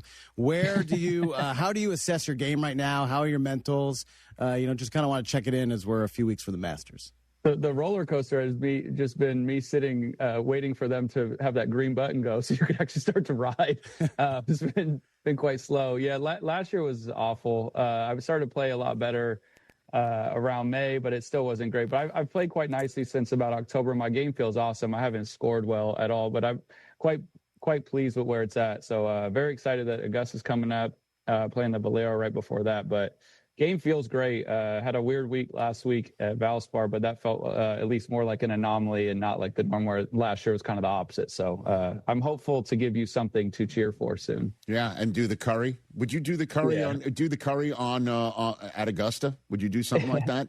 I would love to, but golf is one of those where Steph can make a shot up 6 with a minute left, hit a 3, and kind of know, hey, it's over. I'm going to do the night early and look cool. I'd have to wait till I hold out on the 18th hole. I'm going to win because I promise you, if I birdie 17 to go up 2 and I hit the night and I hit it in the trees the next hole, I'm just going to be shaking my head thinking I absolutely am going to be on Scott Van Pelt's not top plays. Yeah, that's right. I'm going to be everywhere for a bad reason. You don't want to get on SVP's bad side. No. You just don't want to do that. And you're a Laker fan too, I imagine? Yeah. You must. They're on a roll too. They're unbelievable. Yeah, right 9 in a row. Luka's killing it. And LeBron looks good. Luka's on a tear. I haven't seen. I mean, Kobe did it for I forget what year it was, where he scored 40 a bunch of games in a row. But this has been nuts. It has been. Well, listen, Max, it's been great chatting with you. We're here in LA. Whenever you're in town, would love to have you here in person at some point. And I appreciate you taking time on right before a big finals gets going in TGL. And thanks for the time, Max. Good luck. Yeah, no worries. I'll thank you for having me. I hope everybody's rooting for Jupiter Lynx, and I will get the Dodgers to text. Give me your Venmo. I'll have them send a Yankee some money. We could figure this thing. Yeah, because they've got it, Max. They now own the Lakers too. You know what I mean? Yeah. We'll spread around. Okay, I appreciate that. I'll send you my Venmo. That's for sure. Yeah, I got you. Take care, Max. You be well. See you, Max. Good luck to you. That's Jupiter Lynx Golf Club member, awesome, Max Homa. TGL Finals, LAGC. ESPN2 tonight at 9 Eastern, tomorrow at 7 Eastern, and on ESPN, and then 9 Eastern if necessary. I wonder who's on at 9 Eastern that gets kicked off. Just if it's on standby. Who's on standby? It's not us. I know it's not us. Love it. Okay, there you go. TGL is great. It's fun. It's very fun. Well, you can see they're having fun out there. I wish they had I wish they did 2 coasts, that did LA Center or Arizona or something. It's Florida only, but it's so cool to see on TV the technology with it. Cage is super dialed, so we'll be watching. I'll be honest with you. When it first got created, and I heard that they're playing at SoFi Center, I thought they meant here. Yeah, that would have been great. And I'm like, I'll go to that. Then it's Florida. I'm like, that's more geographically unsound. Yeah, it's not exactly a drive down 405. Yeah, and Taylor, her all-star game performance on Saturday, she won. They moving on? They are moving on. Nice. They are moving on. They won the city. And the final was right by Dodger Stadium. And I told her, I'm like, in 5 days, we're not making it here like this fast.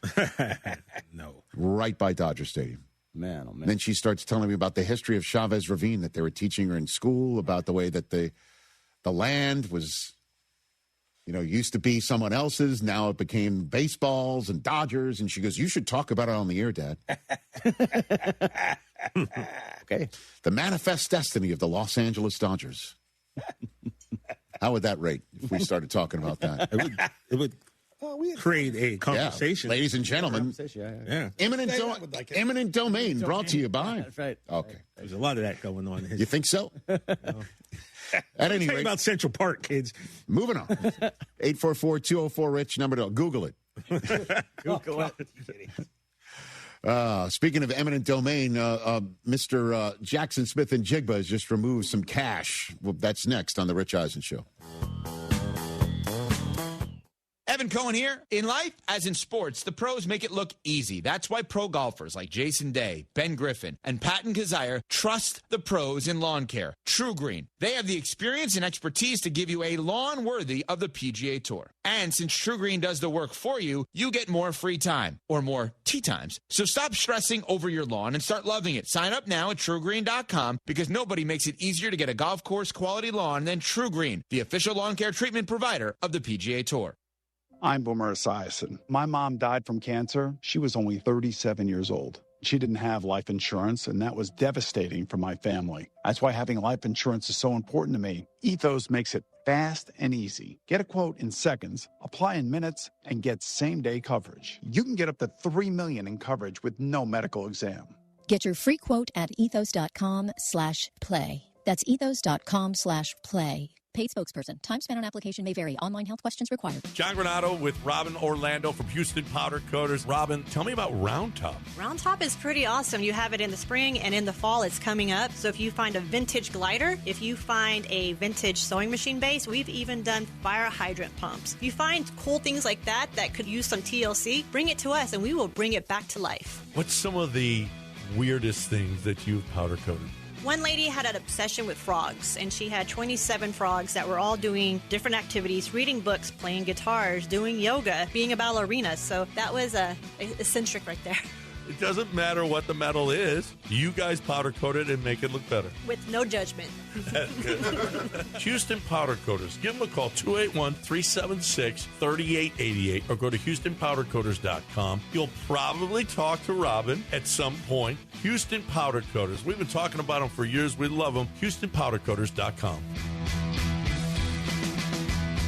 Welcome to Huntington Bank. We're new here, but we've been around since 1866. Wow, that's a long time. Long enough to know that insightful bankers, great products, and customer service make a big difference. Let's get more from money. Switch to Huntington Bank. Welcome. Eligibility requirements apply. Some features may require enrollment. DraftKings Sportsbook at Golden Nugget Lake Charles is the only place to get mad for all the big games. With over 3,200 square feet of LED screens and the best game day bites, why watch anywhere else? Watch, wager, and win at Louisiana's largest sportsbook. Book your private space today by visiting GoldenNuggetLC.com. Spots are filling fast, and you don't want to miss out. Must be 21 years or older. Gambling problem? Please call 1-877-770-STOP. Most car buyers don't know this. The longer you loan, the more likely you are to owe more on your car than it's worth. Millions of drivers are stuck in 6- and 7-year loans facing negative equity. Leasing with D&M avoids that trap, letting you drive the car you want without years of depreciation. For 50 years, Texans have trusted D&M to keep payments under control and drive smarter. Call 713-290-1000 or visit dmautoleasing.com today.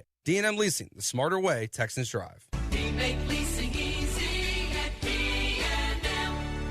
John Granato here. Brinkman Quality Roofing has been the most trusted name in Houston for 50 years for roof repairs, roof maintenance, and roof replacements on both homes and businesses. Brinkman workmanship is backed by the largest roofing manufacturers against leaks for up to 30 years. Brinkman has 100% financing available and free, no-obligation estimates. Brinkman Quality Roofing is the one to call at 281-480-ROOF. That's 281-480-ROOF, or go to BrinkmanQuality.com.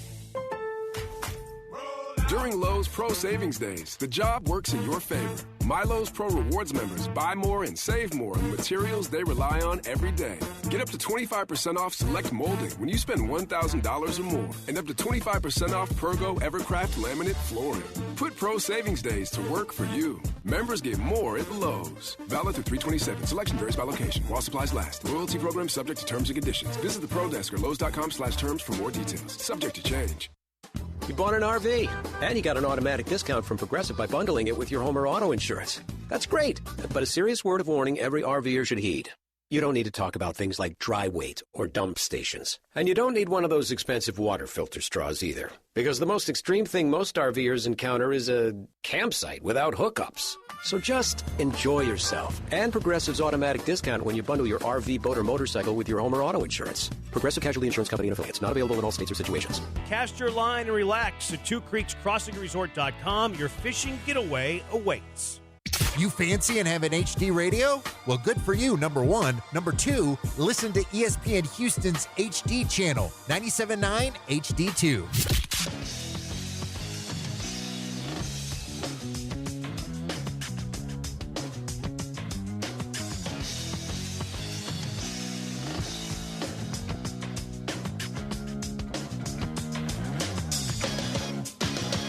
Back on the Rich Eisen show. Wow. That's awesome. You are a front runner, man. Wearing a Dodger hat now. Yeah, Mike, sorry. That was first 9 years of this show. Rich, you were there with me, Yankees living and suck. dying as a Yankee fan. Seriously, I ask you They don't suck. They do. They stink. No, they do not. They stink. What the Yankees are. They stink. No, excuse me. What the Yankees are a well-enriched franchise with a history of winning that in recent years have been frustrating. It's close. Because what they do with their roster is build a collection of home run hitting strikeout artists that do not put the ball in play enough. When they need to. And then this year, they went ahead and they gave Trent Grisham a qualifying offer of $20-something million.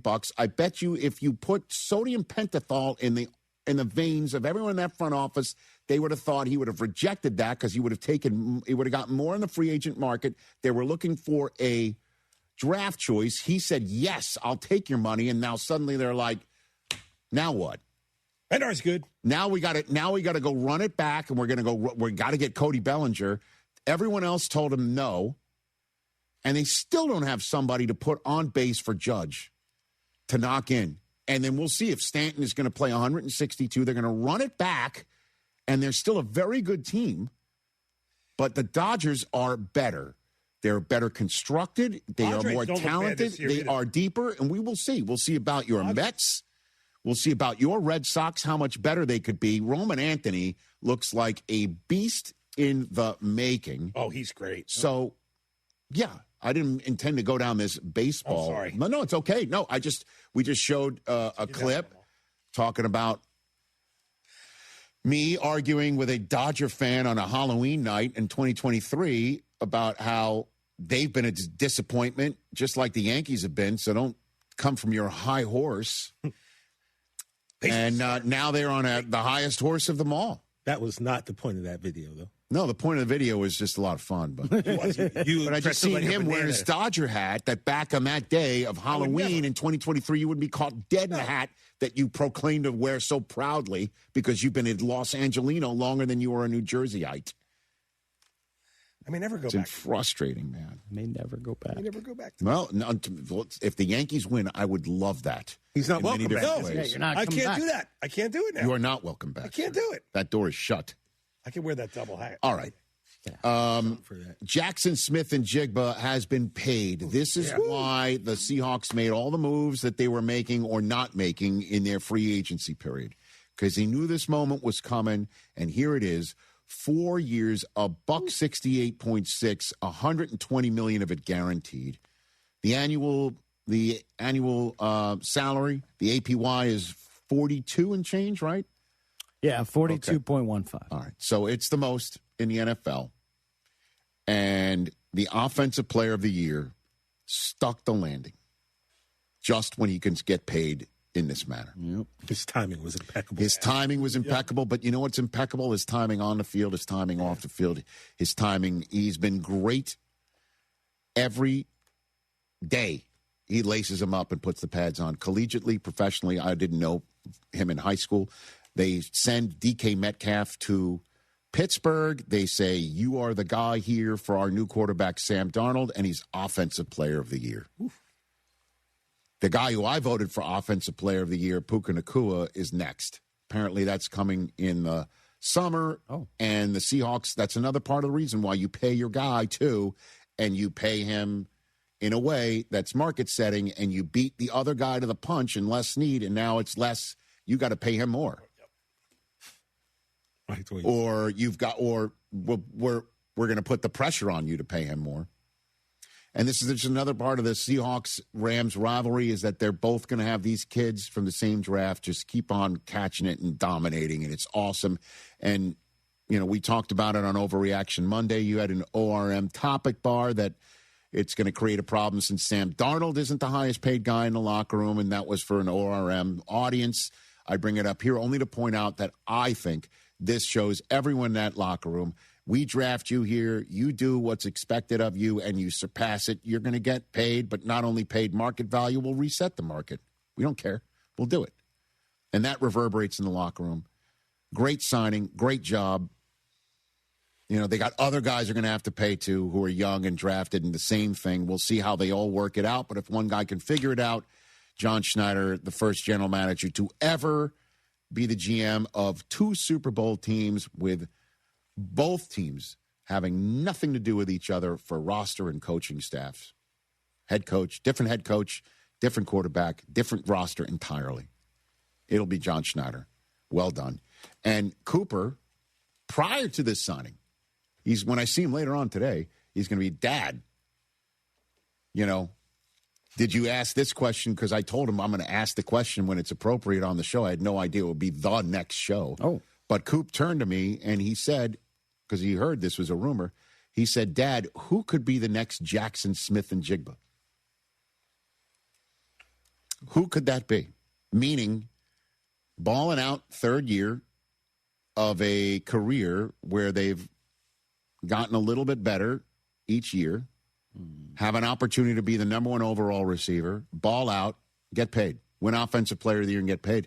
And I'll be honest with you, I've got a list of third-year wide receivers, and none of them match that comp. None of them.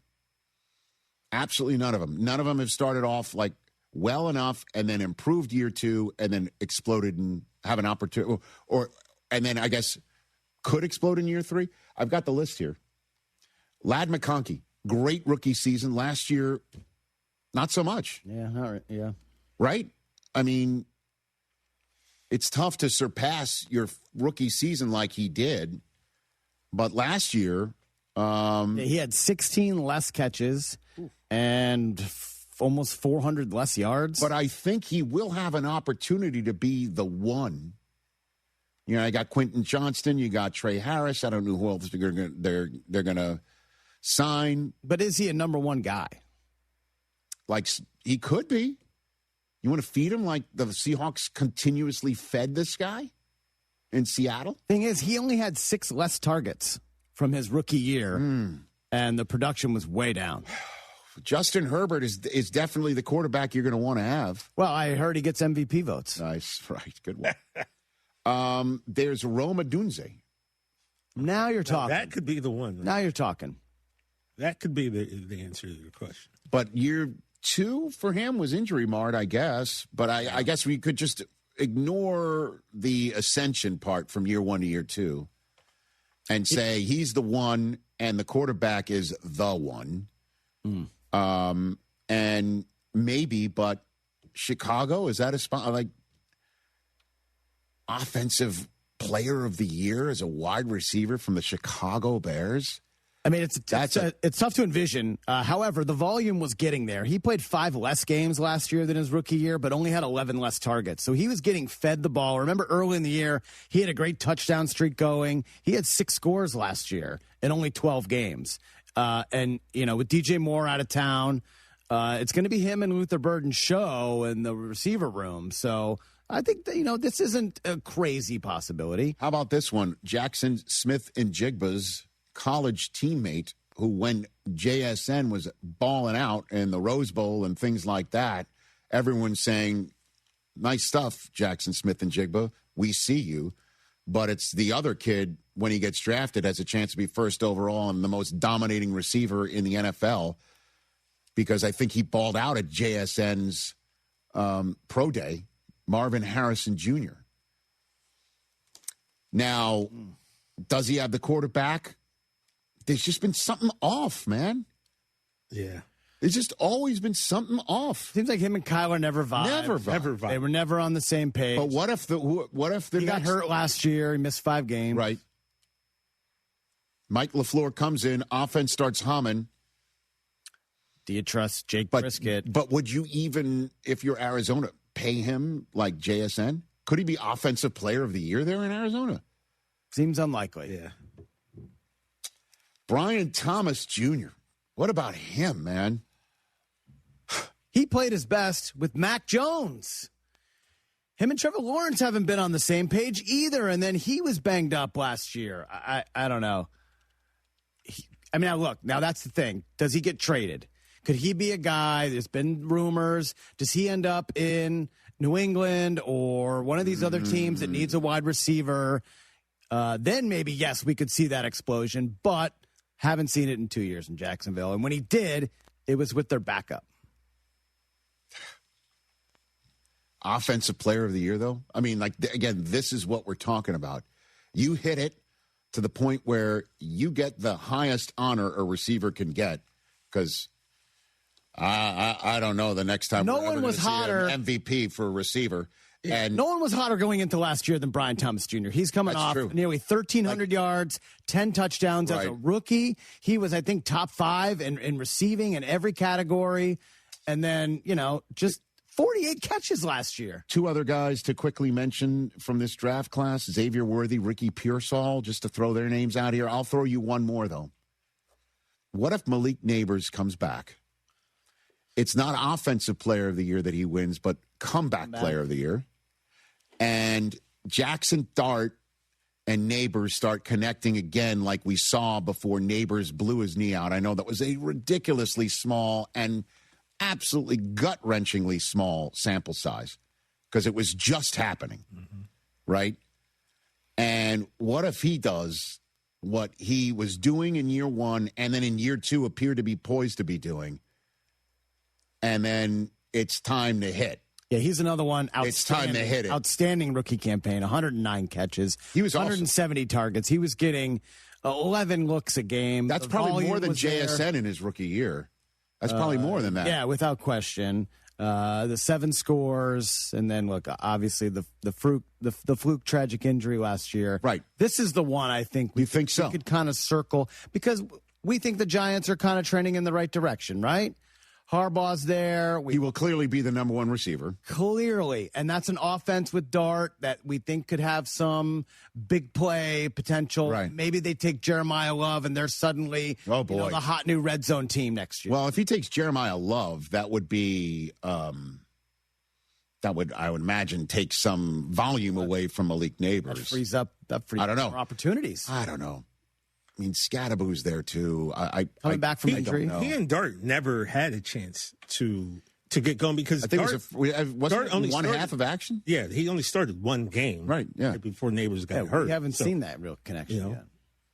He was doing that with Jameis, right? He was doing that with he had that game, the Cowboy Giant game, when Russ just went off, had 3 touchdowns. Malik had 2 touchdowns. He was 100+ yards. He comes back. I mean, that could be the one. Yeah, that Cowboy game. Who has the JSN 67 breakout, massive year, time to get paid, market value, market setting, contract. And I imagine they'll give it to him as opposed to they refused to give it to Saquon famously years ago. But that might be the one right there. Man, I honestly, I guess if we're being real, I don't see any of these guys getting that. That's why I said I look at the list here, and it's. But again, going into last year, this time last year, would you have looked at Jackson Smith and Jigba and saying, not only is he going to surpass what DK Metcalf was bringing. No, I would have been shocked. But he would be Offensive Player of the Year, and he will make millions per year more than Justin Jefferson by the end of the day. That would have been CeeDee a tough Lamb. sell. That would have been a tough sell. Right, it would have been. Yeah. If smash cut to 1 year ago on this day, that would have been a totally different conversation. Yeah, nobody. That's why I said this timing was just so great with being in the right place, right time, and balling out. Should scratch a few of that off to Sam Darnold. You know, sometimes Coop comes up with ideas we can talk about. And other times he's like, Dad, was Travis Hafner any good? You know? Pronk. That'd be the end of that. Great nickname. What? Pronk. Pronk. Oh, he would have liked that if I told him that. Yeah. I forgot. Yeah. That guy hit a lot of home runs. Listen, man, and so did Jackson Smith and Jigba, just to finish up there. That if you are Seattle, you have told your locker room, this is how it works. This is how it works. And Sam Darnold, would they redo his contract because of what he just did?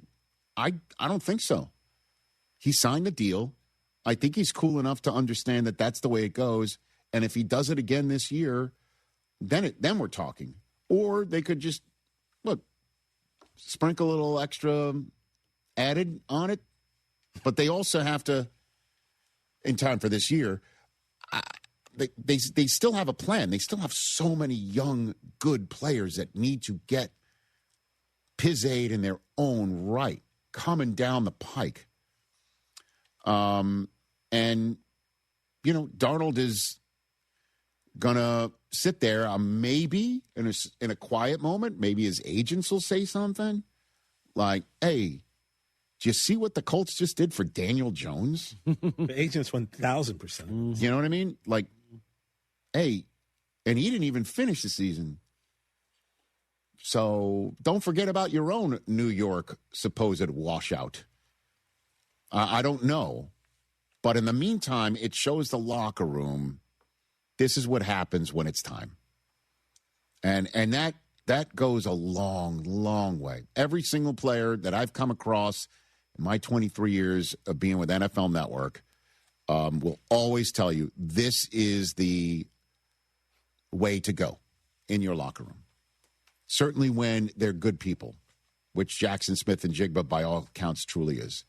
844-204-RICH, number to dial right here on The Rich Eisen Show. We're back with more. We can't wait to talk with the Team USA flag football quarterback, Daryl Hoosh-Doucette, coming up in hour 3. Do you owe $10,000 or more in credit card debt or personal loans? With credit card debt at all-time highs, Debt Relief Advocates is urgently notifying consumers of debt relief now being made available designed to aid consumers with out-of-control credit card debt. Those who qualify and enroll for this relief program may only have to pay back a fraction of what they owe. This is not bankruptcy or a debt consolidation loan. This is a relief program that credit card companies would rather you not know about, as it could end your debt nightmare and save you lots of money. Consumers owing at least $10,000 in credit card debt or personal loans can now take advantage of this debt relief as the cost of living skyrockets. For free information and to learn what debt reduction you may qualify for, simply go online and visit DRA.com or call 800-433-8909. 800-433-8909. Again, that's 800-433-8909. This April 3rd and 4th, the Texas Golf Expo, presented by Avid Golfer, makes its first visit to Houston's NRG Park. Come demo new clubs, plus save on equipment and apparel from all major brands. The first 500 each day get a goodie bag that includes discounted rounds of golf and a sleeve of Wilson golf balls. All attendees get a local round of golf and a free chance to putt for $5,000. The Texas Golf Expo at NRG Park, April 3rd and 4th. Get tickets at texasgolfexpo.com. Ron White, live.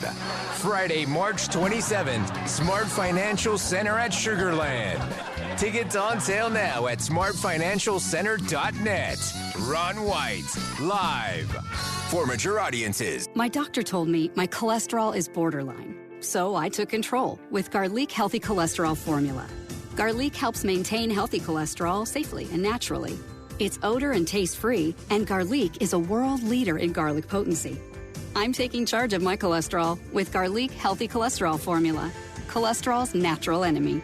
These statements have not been evaluated by the FDA. This product is not intended to diagnose, treat, cure, or prevent any disease. The term natural references only the garlic in the product. Use as directed. Veterans and active duty service members, when your call to service ends, your mission doesn't have to. Go from GI to IT in just a few months at My Computer Career. Prepare for a high-demand career in cybersecurity, protecting people, systems, and institutions from real cyber threats. Cyber warriors are needed now. Will you answer the call? Go to mycomputercareer.edu/CWP to learn more. That's mycomputercareer.edu/CWP, an elite CompTIA certification partner. VA education benefits are available to those who qualify. The John Clay Wolf Show. Here's what's going on in the Wolf Pack. Bobo, we appreciate you. Thanks, man. Gigi doesn't. She said, You left me hanging, but whatever. I still love you. And I was there first. You're talking about the show meeting you had yesterday. She's the only one that showed up. Yeah, and I'm sitting there like, yeah, guys, I'm 3 minutes early. Right. What the heck? That was 50 to 1 odds in Vegas. The John Clay Wolf Show, every Saturday morning. ESPN 97.5.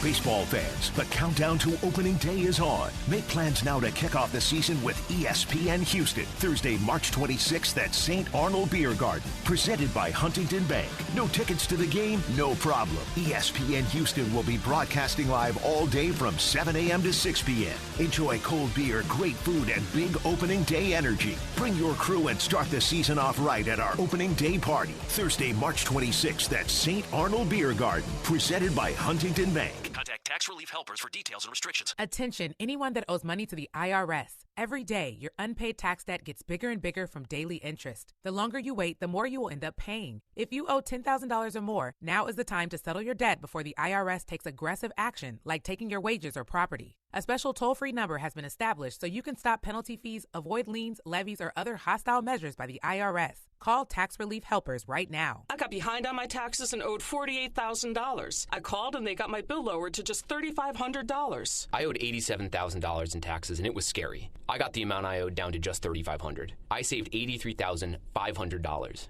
If you owe money to the IRS, don't wait another day. Your tax debt gets bigger and bigger from daily interest. Call right now before the IRS enforces liens, levies, or other aggressive measures. The call and consult are absolutely free. Call now. Call 800-849-4957. 800-849-4957. That's 800-849-4957. Houston is Soccer City, USA, and World Cup 2026 is coming our way. Join me, Glenn Davis, every Tuesday and Wednesday, 6 Central Time, for Soccer Matters ESPN 97.5. Presented by the Daspit Law Firm.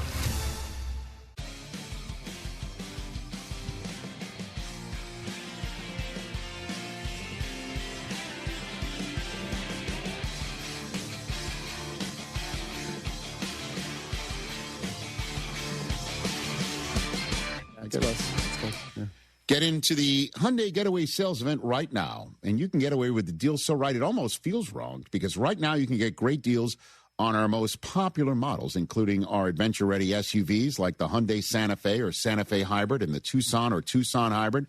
There's the bold and stylish Elantra loaded with the latest tech, or go all-electric with the Ioniq 5 or Ioniq 9. So get down to your local Hyundai dealer and get away with a deal you'll love during the Hyundai Getaway Sales event. Visit HyundaiUSA.com for details. The comedian Mark Norman's making his way here as well. It's his, I guess, debut appearance here. That's right. He was in the shirtless photo we took a few years ago when we went and saw Bert in Phoenix. Oh, yeah, he and Bert are tight, right? Yeah.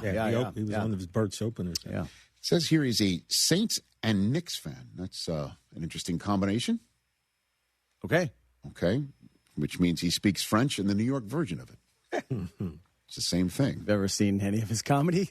It makes sense, right? Yeah, it makes sense. All right, so he's about to come out here, and then Daryl Hoosh. So will you do me this favor?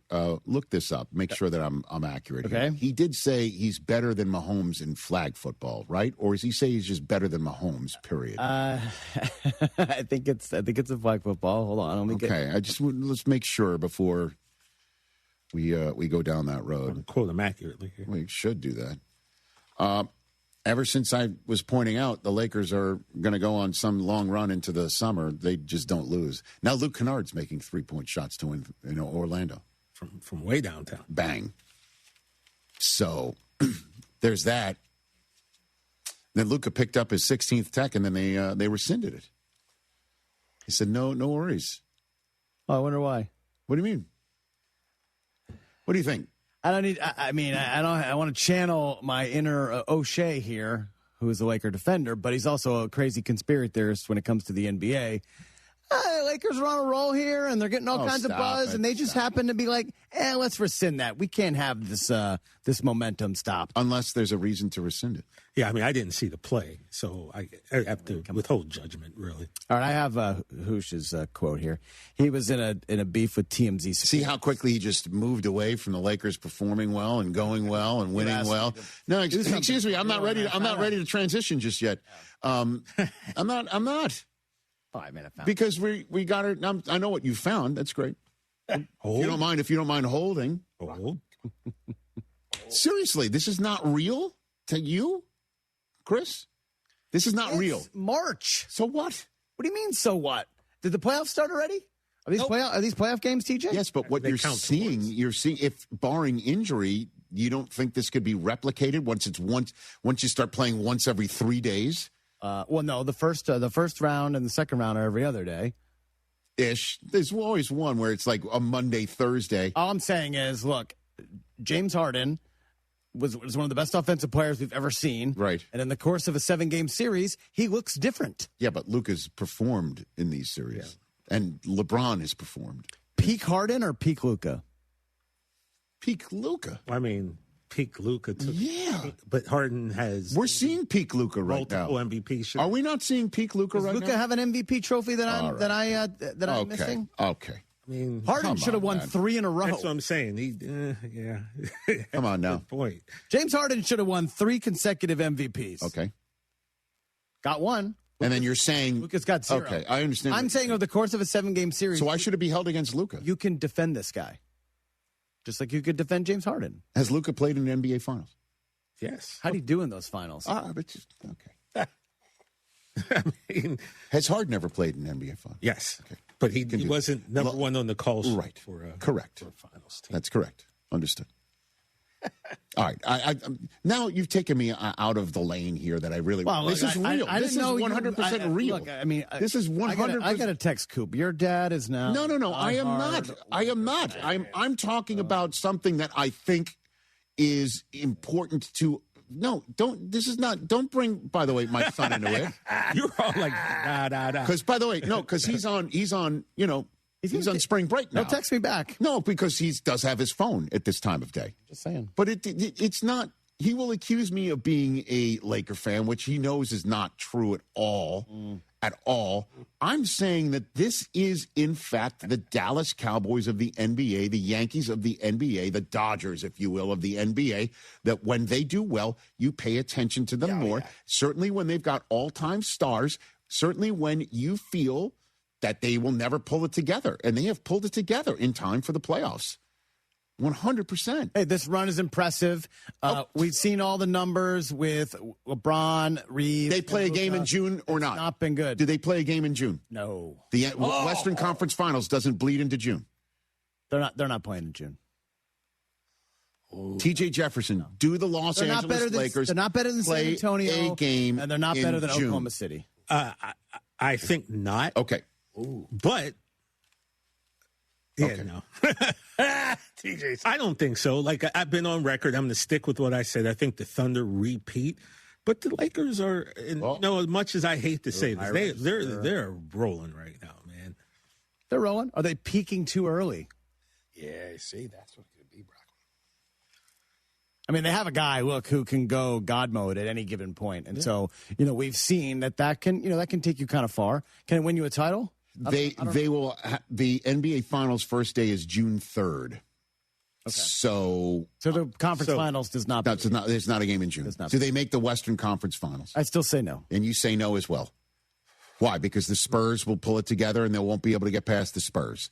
Or because if they are the 3 seed, they will not see Oklahoma City until the Western Conference Finals. Who guards Wemby on the Lakers? I don't know. Yeah. Well, that's a group effort there. I don't know. Okay. You guys may be right in the long run, but the fact that they're going to go deeper into the playoffs than you think is more possible. I do think they'll have a what nice playoff run. I just don't think they're going to make it. All right, what did Daryl Husett say about Mahomes, sir? Okay, he said his comments initially about Mahomes were misconstrued and taken out of context. Okay. He did say, though, I'm not saying I'm a better overall player, but if he steps on a 5-on-5 flag field, I'm going to feel that way until I'm a competitor and I need to be proven wrong. By the way, did this weekend not show that? Oh, this weekend, I said an overreaction. TJ, you echoed it as well. We're good. We don't need the NFL guys to win gold. Not even one? Not even pop an NFL guy on the team? Well, what do you want to do? You want to do like a big three situation and have like a recently retired player? Yeah. I think for, like I said earlier, name recognition just to draw casual fans in for sure. But these guys are nice. I think if the games were probably this summer, you could put Odell out there. That's big-time name recognition. The league isn't banging down his door anymore. And you could put him out there, and he could play wide receiver for a handful of snaps. I saw Luke Kuechly high point a pick. That was just like, wow. Okay. But Luke Kuechly also said it's a different skill set. Yeah. It clearly is. And those guys were kind of gassed. Yeah. It's a different skill set. Now, Luke has been retired 5 years, but still, I mean, you know, he's not taking it easy on the workouts. In the same way the Brady roast helped clarify an actual football thing, which is the Patriots needing therapy to get along. They definitely needed it. In advance of Brady's red jacket retirement ceremony in New England. This event that people might not have been focused on, paying attention to, I think brought clarity to the fact that maybe Team USA's players are the best ones to put out there for the Olympics because they do it. They are skilled for it. They are trained for it. They do it. And I understand that you want to have the big name guy.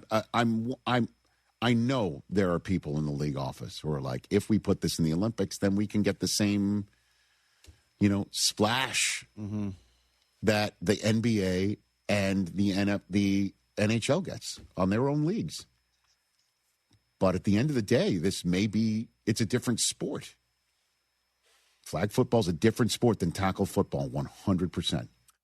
Diabetes, high blood pressure, anxiety meds, everyone's on them. If you're a 50-year-old male, maybe a bit porky, and you may even have type 2 diabetes, $1 million of term insurance may only cost you about $200 a month. Call Term Provider. Speak with Big Lou at 800-568-2790. Big Lou will find a term life policy for you even if you have type 2 diabetes, are overweight, or have high blood pressure. Term Provider has helped thousands of people like you who think they can't afford term life insurance. To buy $1 million of affordable term life for you, all you need to do is call Big Lou at 800-568-2790. Lou will make sure the scales are tipped in your favor. Call 800-568-2790. Big Lou will answer your call and work to fit you into a term life policy that you can afford. Remember, Big Lou's like you. He's on meds too. Call 800-568-2790 or biglou.com. Do you want to pay a plumbing company just to come out and see what the problem is? Heck no!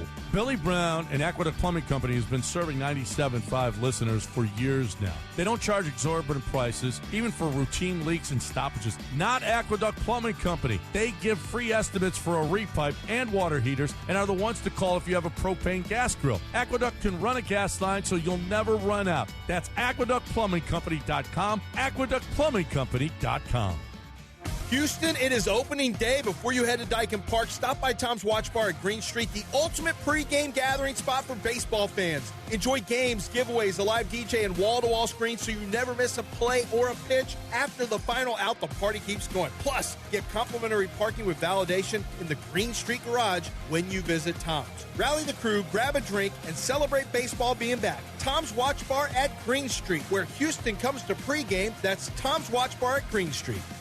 Chances are, if you've been to a few weddings, corporate events, rodeo committee gatherings, or charity dinners over the years, you've enjoyed Damaris Catering. Yanni Damaris here. Most people know Damaris Barbecue. Our family's been at it since 1964. Well, Damaris Catering has been around since the early 70s. We do events from 20 people to 5,000, serving a variety of cuisines to cater at any event. From no tie to bow tie, it's taken care of. Damaris Catering. Find them at damaris.com.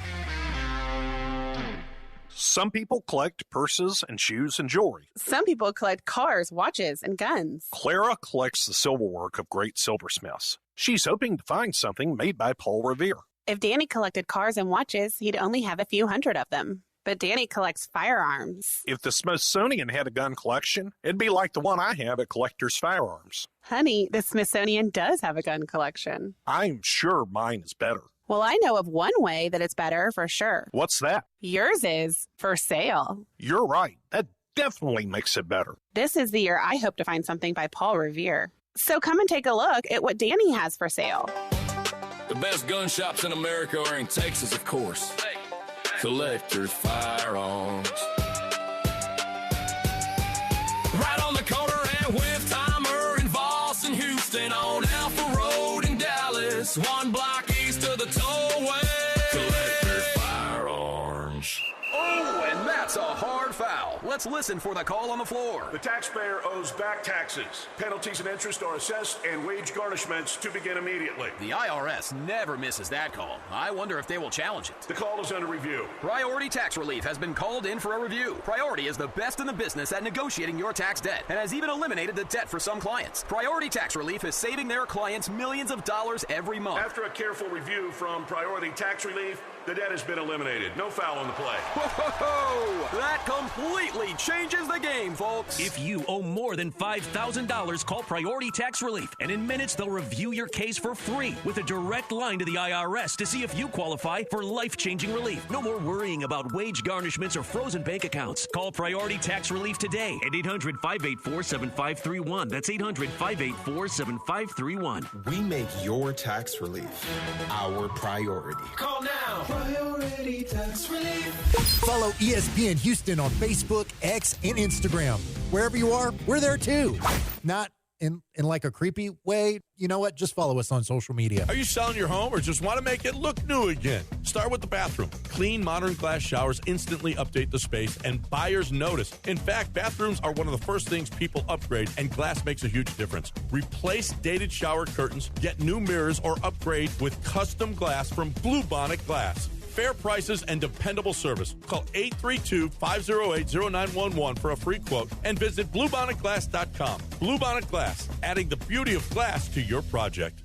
ESPN 97.5, presented by Zadok Jewelers. KFNC 97.9 HD2 Mont Bellevue, Houston, a Gal Media station. This is The Rich Eisen Show. Hey, everybody. Can't get enough of The Rich Eisen Show? You're in luck. You can find us everywhere. Watch us weekdays on Disney Plus from noon to 3 Eastern. Miss the show? We've got a podcast so you can listen anytime. But here's the best part. Our YouTube channel. Subscribe at youtube.com/Rich Eisen Show and you'll never miss a moment. Now, on with the show.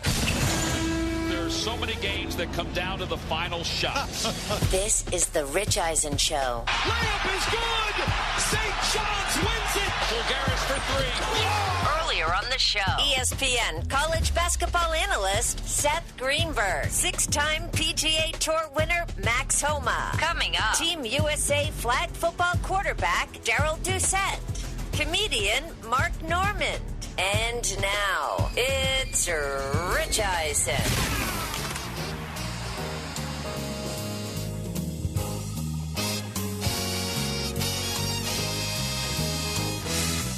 Hour number 3 of the Rich Eisen Show is on the air. The comedian Mark Norman is in our green room. We're going to bring him out in about 20 minutes' time and have a good old time with him. None Too Pleased is his new Netflix special that's available right now. But don't watch it now because Mark's coming out here. Right. We still have another hour to go. There's our phone lines to light up, 844-204-RICH. We'll have a conversation with you before we get out of Dodge on this Monday, talking a lot about March Madness. Max Homa joined us as well, talking about TGL golf and so much more. But one of the items other than March Madness from the weekend that certainly caught a lot of people's eyes was the Flag Football Classic that Fanatics held downtown in BMO Stadium, which is where the Flag Football Olympic competition is going to be held in 2028. And, yeah, so much made of the star NFL players that were playing flag football, and, you know, many of them balled out. But the only winners were Team USA, the actual Team USA for flag football, and the quarterback for that team, Darrell Doucette, is here on the Rich Eisen Show. How are you, sir? I'm feeling great. Wonderful, man. Thank y'all for having me. I appreciate you joining the program here. So, what's your takeaway from the weekend, Darrell? Honestly, it was probably the best week leading up to the game of my life.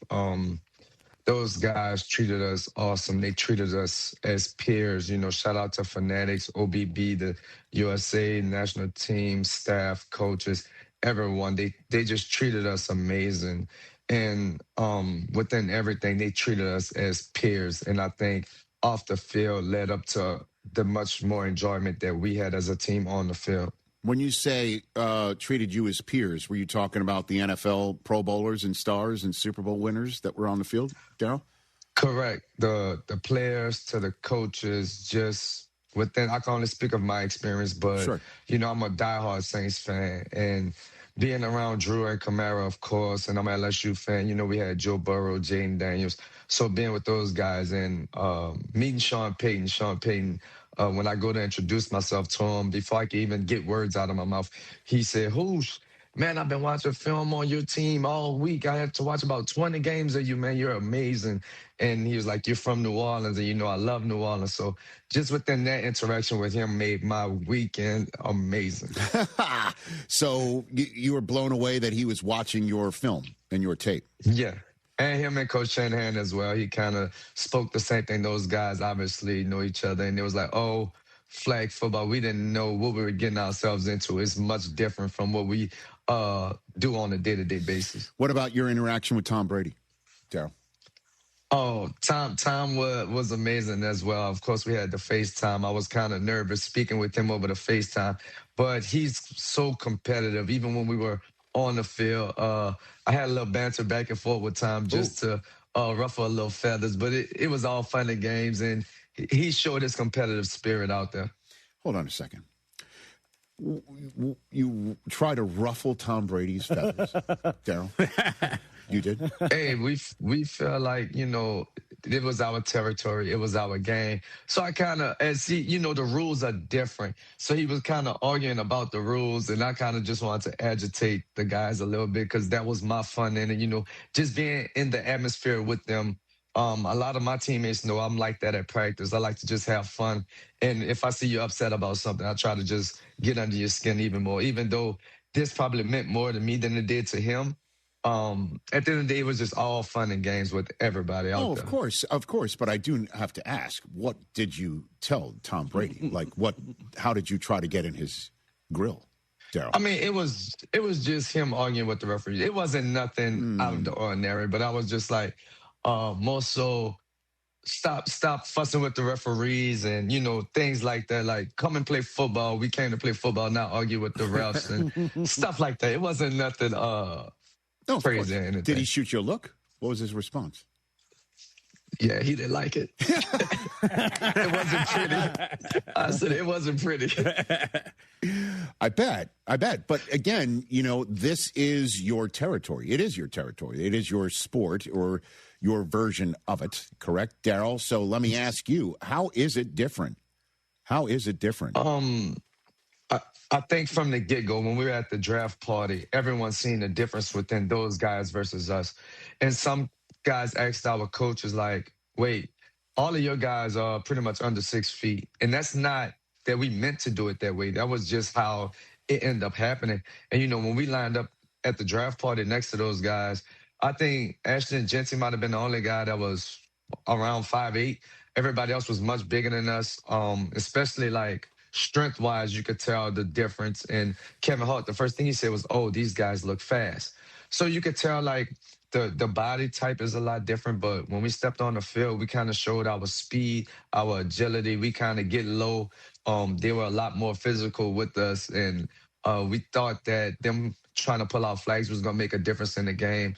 And it showed, you know, we had Velt. He made some amazing moves out there. Nico made some amazing throws.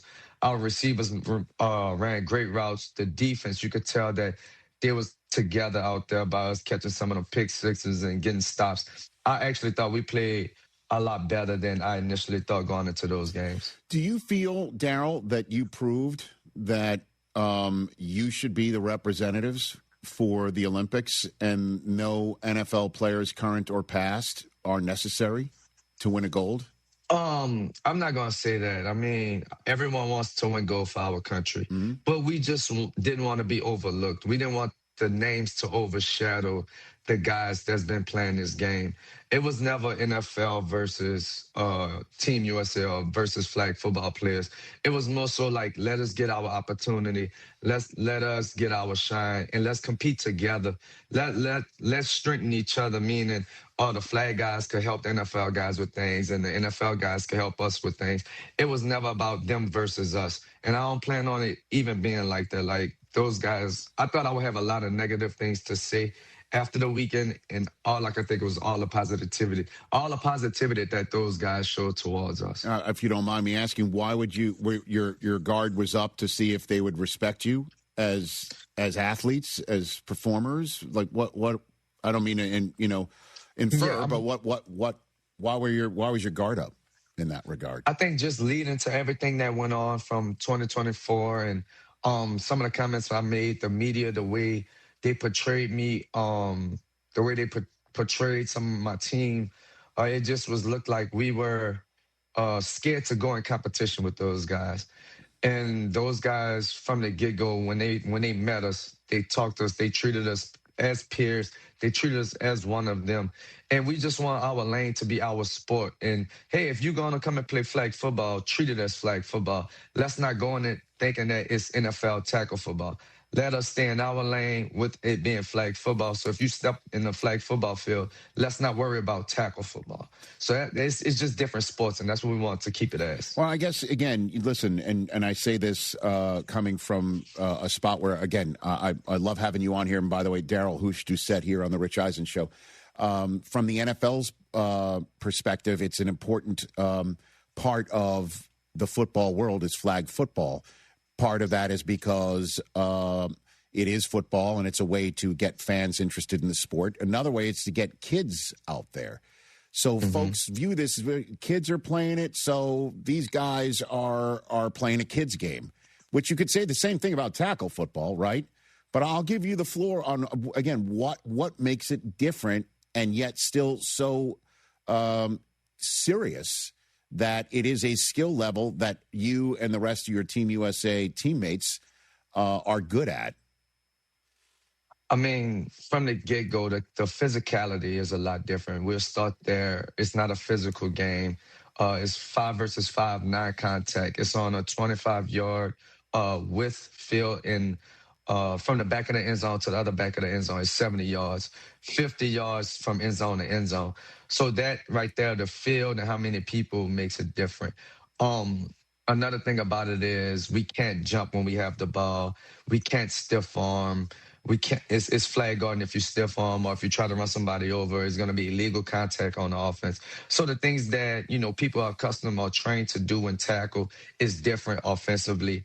The quarterback either has 7 seconds to throw if they're not being 7 seconds to throw no matter what. But if you're being blitzed and you get sacked, I mean, that's the defensive part. They're 7 yards back blitzing. So the quarterback don't necessarily have 7 seconds, but if let's say they're scrambling around, they will only have 7 seconds to scramble around in the backfield. Also, the quarterback can only run. Well, the quarterback can never run. So if someone gets under center or whoever gets the snap at first is labeled as a quarterback. If they give it to someone else, now they're eligible to run unless you're within 5 yards of the end zone. So those are like different things that offensively that they had to learn. And defensively, I would say the rush is 7 yards back and you can't jam. You can't really hold and wrap up. So the physicality is one of the main differences. So let me say it then. I mean, just hearing that and watching it as I did this weekend as well, to be able to play instinctively, you have to know this stuff cold, right? Yeah. And so if you don't know this stuff cold, you maybe not play as well as somebody who knows this stuff cold, like you and your teammates. Because at the end of the day, that's what the best team to be putting out there for the Olympics would be. Does that make sense? Darryl? I mean, I definitely agree that you have to know what you're out there doing, but it's so much talent across the USA, right? And it's only continue to get better over time. So it may be some NFL guys that make the team, make the tryouts, but they have to be dedicated to the time that they're going to put out because it's going to be a lot of talent that's going to be competing to get on that team. My spot isn't promised. I have to try out every year. We actually have trials next month in a few weeks to actually make the team to go to Germany this upcoming summer. So it's a repeated cycle. Everyone is going to continue to get better and better, and we have to stay on our game as well. When does everything start to try and make the Olympic team for you? In 2028. In 2028, we don't know the exact details of the way things are going to be run at that time. But all I can say is I know what we're going through. What's the cycle right now? I don't know if things is going to change at that time, but I'm going to continue to go out and just worry about self and give my 100% and control what I can control. Do you want to hit the Mahomes thing here? Because, again, I think that's what you're referring to before, right?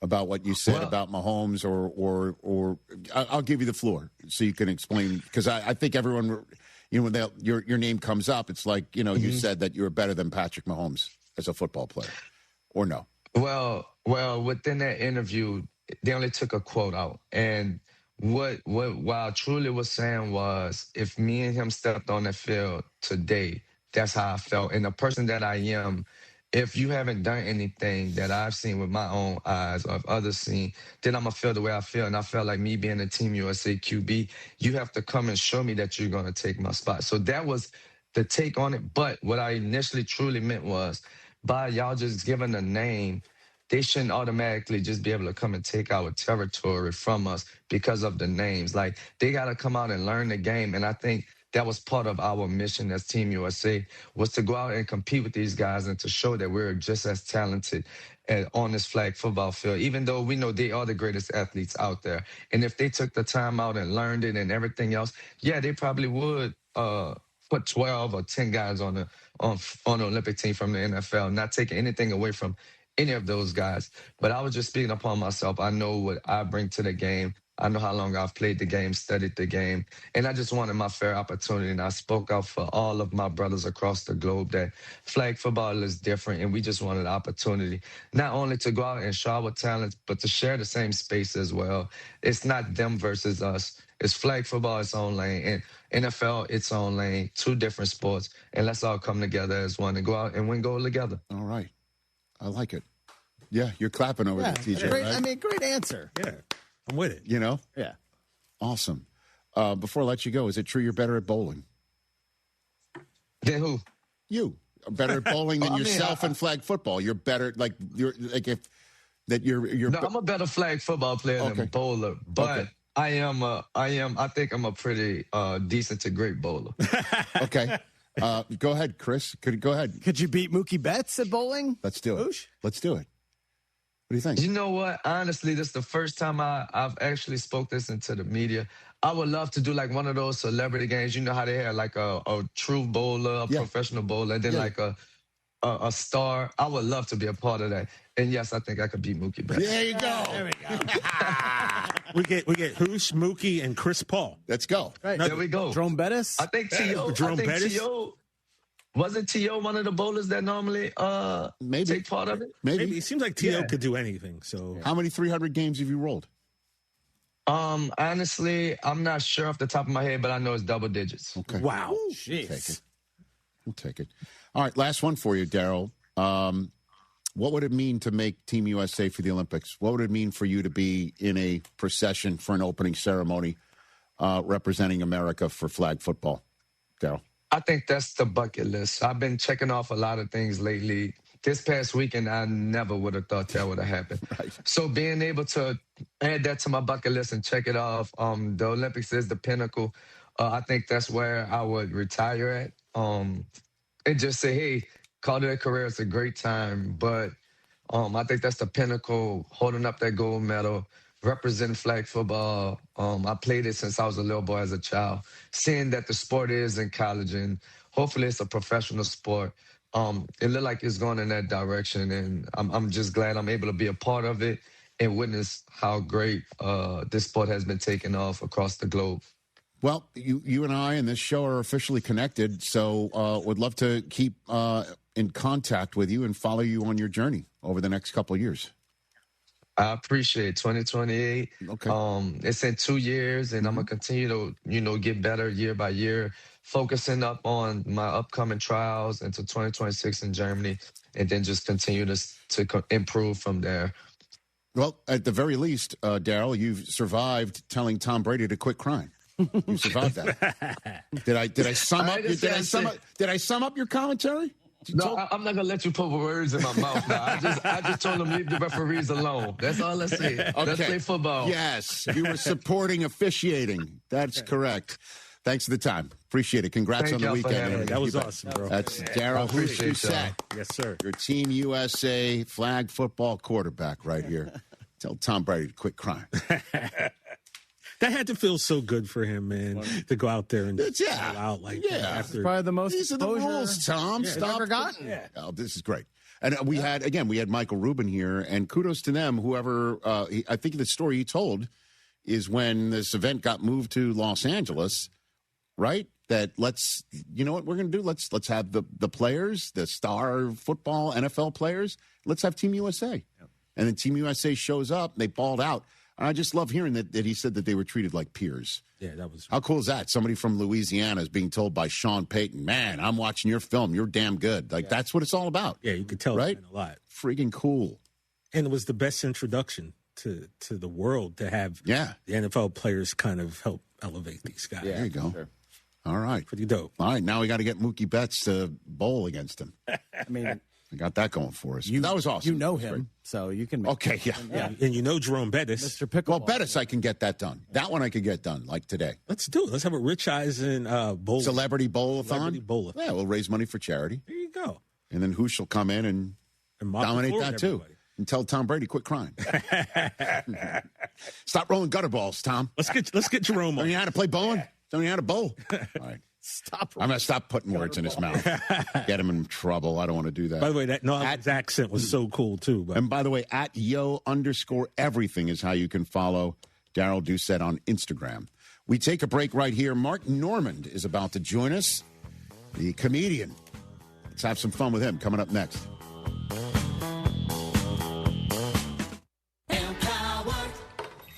Ellie here is getting the sleeve she's always dreamed of. She worked with Empower and planned for her next move, so she got good at money. Now she can be a little bad. Oh, by the way, you spelled journey wrong. No worries. She can afford the cover-up, too. Ooh, check out my tat. It says, invest well, live a little. Start today at empower.com. I'm Boomer Esiason. My mom died from cancer. She was only 37 years old. She didn't have life insurance, and that was devastating for my family. That's why having life insurance is so important to me. Ethos makes it fast and easy. Get a quote in seconds, apply in minutes, and get same-day coverage. You can get up to $3 million in coverage with no medical exam. Get your free quote at ethos.com/play. That's ethos.com/play. Paid spokesperson. Time spent on application may vary. Online health questions required. Hi there. Welcome to Huntington Bank. We're new here, but we've been around since 1866, and we believe that we should all get more from money. Okay, like what? Well, like bankers that take the time to learn your whole financial picture and help plan the best path with you. That sounds good. And accounts that automatically build your savings each day. Ooh, I like that. How about getting paid up to 2 days early? Okay, now you're just showing off. Let's get more from money. Switch to Huntington Bank. Welcome. Eligibility requirements apply. Some features may require enrollment. $5,000. That's the average amount of money people in the U.S. are now spending on gas in a year. $5,000. That's crazy. If you drive, you have to download Upside, the free app that gives you cash back every time you get gas. That's right. You can earn real cash back with Upside just by buying the gas you're already buying. You can literally start earning cash back today. I use Upside every time I fill up, and I've already made around $200-300. You're putting gas in your car anyway. Why not get real cash back? back. If you like free money, download Upside. I'm saving the cash I earn from using Upside to help pay for a vacation later this year. Download the free Upside app now to earn cash back every time you buy gas. Use promo code SOUND to get an extra 25 cents per gallon on your first tank. You can cash out anytime right to your bank, PayPal, or a gift card for Amazon and other brands. Just download the free Upside app and use promo code SOUND for a 25 cents per gallon bonus on your first tank. That's code SOUND for a 25 cents per gallon bonus. Meet Morgan Jones. Morgan is about to step into a world unknown to most, thanks to Progressive's Renters Insurance, a place of fresh linens and turn-down service. You see, Morgan temporarily vacated her apartment and has gone to a hotel because a pipe burst in her apartment. A pipe that made her sense of reality and apartment ceiling all come crashing down. Luckily, Morgan checked into Progressive's Protection Zone. Get a quote at Progressive.com. Progressive Casualty Insurance Company affiliates and third-party insurers. Taxes was feeling so stuck. Sitting in traffic, squeezing into a parking spot, all to squeeze in getting tax help during your lunch break. Now Taxes is a TurboTax expert who does your taxes for you, while you go about your day getting real-time notifications about their progress and the most money back guaranteed. Now this is Taxes. Intuit TurboTax. See guarantee details at TurboTax.com/guarantees. Only available with TurboTax experts. Real-time updates only in iOS mobile app. Contact Tax Relief Helpers for details and restrictions. Attention, anyone that owes money to the IRS. Every day, your unpaid tax debt gets bigger and bigger from daily interest. The longer you wait, the more you will end up paying. If you owe $10,000 or more, now is the time to settle your debt before the IRS takes aggressive action, like taking your wages or property. A special toll-free number has been established so you can stop penalty fees, avoid liens, levies, or other hostile measures by the IRS. Call Tax Relief Helpers right now. I got behind on my taxes and owed $48,000. I called and they got my bill lowered to just $3,500. I owed $87,000 in taxes and it was scary. I got the amount I owed down to just $3,500. I saved $83,500. If you owe money to the IRS, don't wait another day. Your tax debt gets bigger and bigger from daily interest. Call right now before the IRS enforces liens, levies, or other aggressive measures. The call and consult are absolutely free. Call now. Call 800-849-4957. 800-849-4957. That's 800-849-4957. In pressure situations, execution matters. When something breaks, you don't want delays, scripts, or handoffs. You want answers. At EAG, our IT outsourcing model puts experienced engineers on the front line, focused on fast first-call resolution when time matters most. Less escalation, less downtime, less frustration for your team and leadership. As an IT managed service provider, we measure success by problems solved, not tickets closed. EAG, built to execute. Visit eaginc.com/ESPN. This April 3rd and 4th, the Texas Golf Expo, presented by Avid Golfer, makes its first visit to Houston's NRG Park. Come demo new clubs, plus save on equipment and apparel from all major brands. The first 500 each day get a goodie bag that includes discounted rounds of golf and a sleeve of Wilson golf balls. All attendees get a local round of golf and a free chance to putt for $5,000. The Texas Golf Expo at NRG Park, April 3rd and 4th. Get tickets at TexasGolfExpo.com. Get ready, Wild West Brewfest rides back into town March 26th through the 28th at Typhoon, Texas in Katy. Over 600 beers to choose from over 60 brewers around the country. This is your chance to sample hundreds of craft beers and enjoy live music. Don't miss the return of the H-E-B Wine Grotto, a cool climate-controlled escape where you can sip and savor more than 30 incredible wines from across the country. Grab your advance tickets now at WildWestBrewfest.com before they sell out. Drink great beer, support great causes. WildWestBrewfest.com.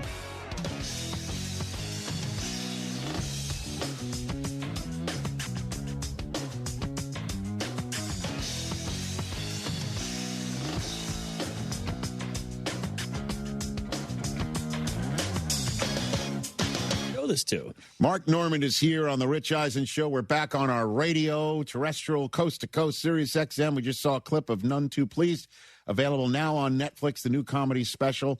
And MarkNormanComedy.com is how you could see this man on his mumbo-jumbo tour dates later on this month. Portland, Maine, Providence, Rhode Island, then Lexington, Kentucky. Mark Norman is here on the program. Hey. I'm going to bite on this one just to start. Sir, Saints and Knicks fan, what is that all about? Well, I'm from New Orleans, so that's your Saints. Okay. Who dat? We won the Super Bowl. Okay. What is that, 2010? 2009, I think. Yeah, right we around needed there. it after Katrina. It's all downhill since then. We lost Drew Brees, but Now I live in New York for about 20 years, and my buddy Sam got me into the Knicks. And Sam Morrill. Yeah. He's been here on this program. You do your pod with him. Exactly. We might be drunk. And he got me in with courtside seats. Oh. So then once you do that, you can't go back. It's like Blue Chew, you know?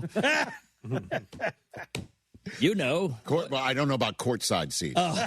By the way, the facial hair, the body, you're getting pretty dilfy. Oh, really? Yeah. I had no idea. You're a hunk. You're like a professor who sleeps with students. You're looking good. I feel I could fill in on Steve Carell's new TV show. Rooster. That's it. Yes. You're watching it. I've seen all the billboards. I'm staying on Sunset. Okay. It's a nightmare. They're keeping me up. It's like coming into my room. They are everywhere. I agree, and they're all very bright. So the Knicks are what? What do you think? They're having a good run right now. Okay, all right. And is Sam? He got the courtside seats, huh? Well, yeah. You can hit your agent up, and that's how it works. Yeah. So I think when he signed with them, he was like, "I want Knicks courtside, right? And then I'll sign up." And they were like, "All right, we got you." Right. Well, I don't mean to, get you all riled up, but these guys have met you. You guys have all met before. Yeah. Right? I mean, it's Mark. You came out. You said, "Nice to meet you." Oh, we've met before. We've all been. But he says that to people. He doesn't. I do that all the time with people that I feel like I've met before. I shouldn't. It's not that he would remember. Well, you just give you the hey yo. I mean, okay. We've been shirtless together. Backstage. On the Arizona State campus a few years ago with Bert Kreischer. Oh, there it is. There's the photographic evidence. Wow, that looks like January 6th. Jesus. Well, except I'm there. So. Oh, yeah, you're there. Jeez, I don't remember that at all. That's a wild night. There's Gillis there. Yeah. All right. Dave Williamson. Yeah, that was a wild ride. We were doing the arena, a couple shows. Super fun. In Phoenix. Yeah. Yes. Right before the Super Bowl. Yes, exactly. And then the Eagles lost. Because Bert didn't know he gave like $500,000 for tickets, and he wasn't sure. Oh, who yeah. gave the Didn't money know where they were. Right. Yeah, he bought tickets for his whole crew, and he had no idea it was going to cost him $120,000. And then he didn't. And then they're like, "We'll send the tickets to you, 2 days before the game." He bought them sight unseen. Wow. Well, I know. Yeah, it's the price of being an alcoholic. Although he's sober now, so he's back. Yeah, he's back. Looks amazing. He's got abs. I know. I saw that. I don't understand what's happening right here. Might be Ozempic. So know each other. That's right. Like for 5 minutes. Well, good to see you again. Shared some beers. Yeah, Taylor Heineke was there. Who else? Gabe Davis. Gabe Davis. Yes. Sure, yeah. Yes. Good time. Do you remember that, or are you just saying that? I remember Gabe. Well, he's a hunky, cool dude. Okay. I mean, these guys are a dime a dozen. You're like background actors. But you show me Gabe Davis or McCaffrey, now I'm on my knees. That's right. Yeah. Did you go to that Super Bowl? Were you one of the crew? Yeah, were you part of the seats? I went. Yeah, I went, and I was with him? With Bert. Yeah. So you were in the seats that he didn't know he bought sight unseen? I guess so. And they weren't bad. They weren't bad seats. Uh-oh. He went higher register. Yeah. You know what higher register is? They weren't bad. That's it. That means you don't really believe it. I would say middle tier. Okay. They weren't floor. They weren't nosebleed. They were in the middle. Okay. But I'll take it. It's a Super Bowl, for Pete's sake. Yes, you will. Yeah, I'll take anything. I've eaten all your snacks. How'd you meet Bert? How'd you cross paths with him? Just comedy. We did a European tour together back when he was in like the height of his booze. We puked at a couple airports, I think in Copenhagen. I mean, he's scared of flying, so he drinks extra. Yeah. To get through the plane, and we're all over Europe just yakking in random cities. Okay, you'll get to know somebody that way. We got close, yeah. Saunas and same bed. So did you started your career in New Orleans? Is that what it was? Or you started doing all that stuff there, or what? Yeah, I started comedy in New Orleans, which is like, it's weird. It's this entertainment town. It's music. It's booze. It's bachelor party. It's Mardi Gras. But comedy doesn't work there. Mm-hmm. So I had to get out. I went to New York after about 8 months of doing stand-up and got mugged 3 times, got bed bugs. Oh. That city tries to spit you out. Yeah. But now we're good. Okay. And now you're doing your comedy is somewhat dad-based or anything like that? A little bit more than it's ever been before? Or of what? course. You gotta evolve. You gotta go with what you know. And your child is how old right now? 14 months. Yeah. Because by the way, he said before during the commercial break. I heard this. He's a year and 2 months. And I thought, wait a minute, you thought you had one kid.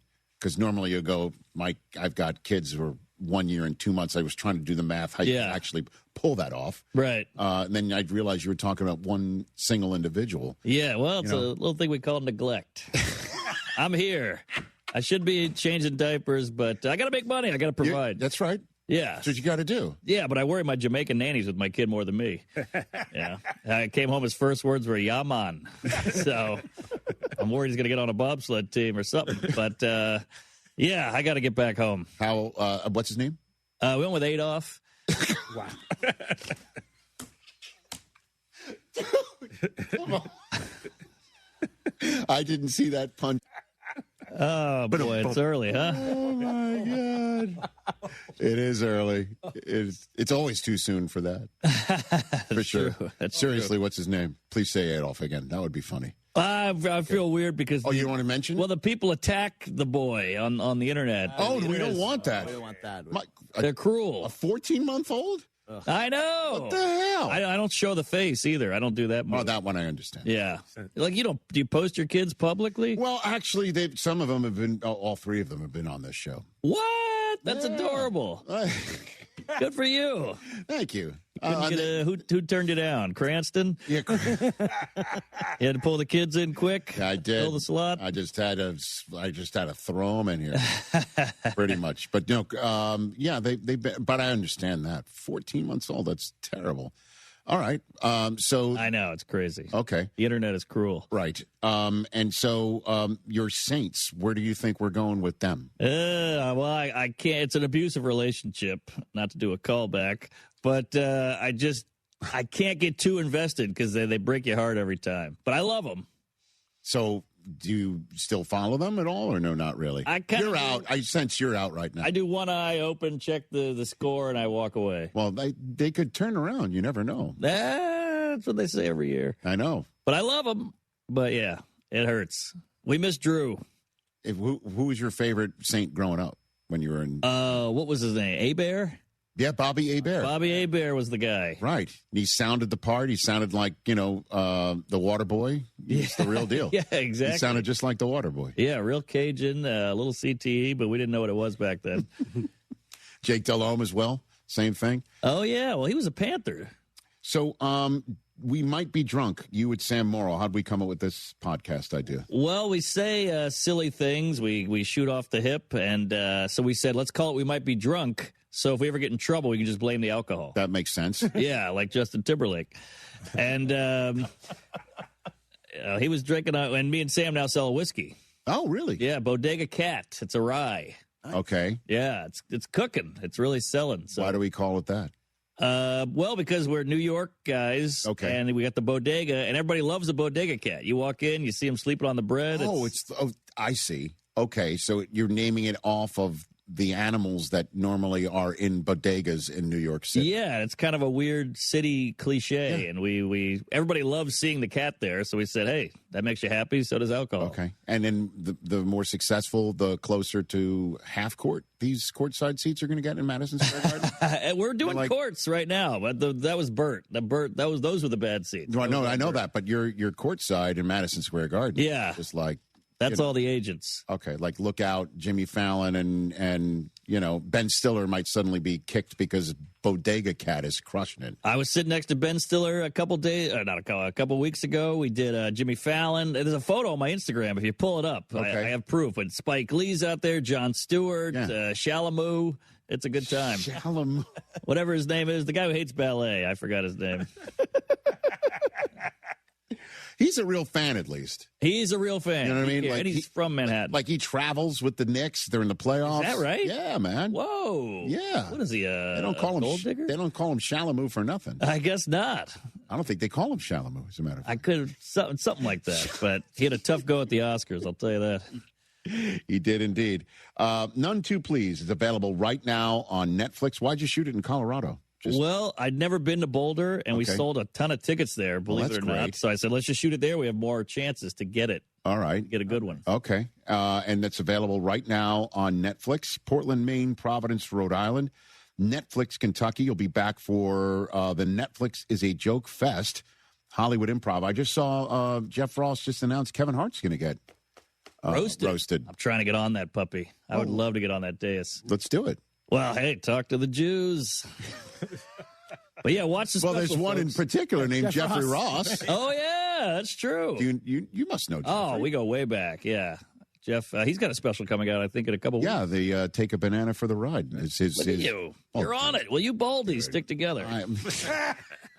We do. Yes. Yes. I actually saw that when he was performing it at Netflix as a joke 2 years ago. Whoa. Oh, yeah. I saw him off Broadway, sir. Jeez. Well, oh, yeah. Come on, Jeff. Got to write a little more. 2 years ago. Go to marknormandcomedy.com for tickets and dates on seeing... you're at the Hollywood Improv at Netflix's Joke Festival on May 5th. But great to see you here. Please stop by when you're back in town again, brother. Rich, you're the man. Thank you. Please watch, or I'll be working at the airport soon. I heard they're hiring. They are indeed. I think they could use you right now. None Too Please, available right now on Netflix, at Mark Normand on Instagram. We're back to wrap up this show in just a matter of moments.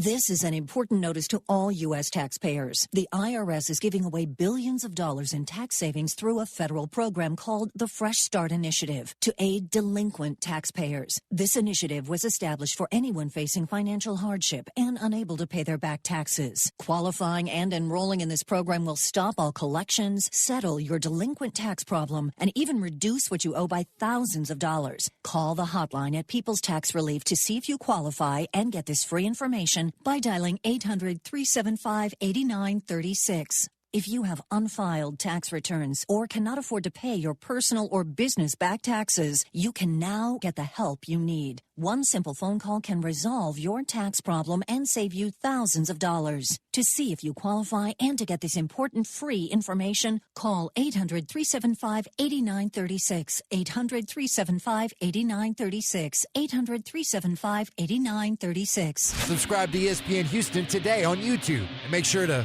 slap that bell to get notifications on new videos as soon as they release.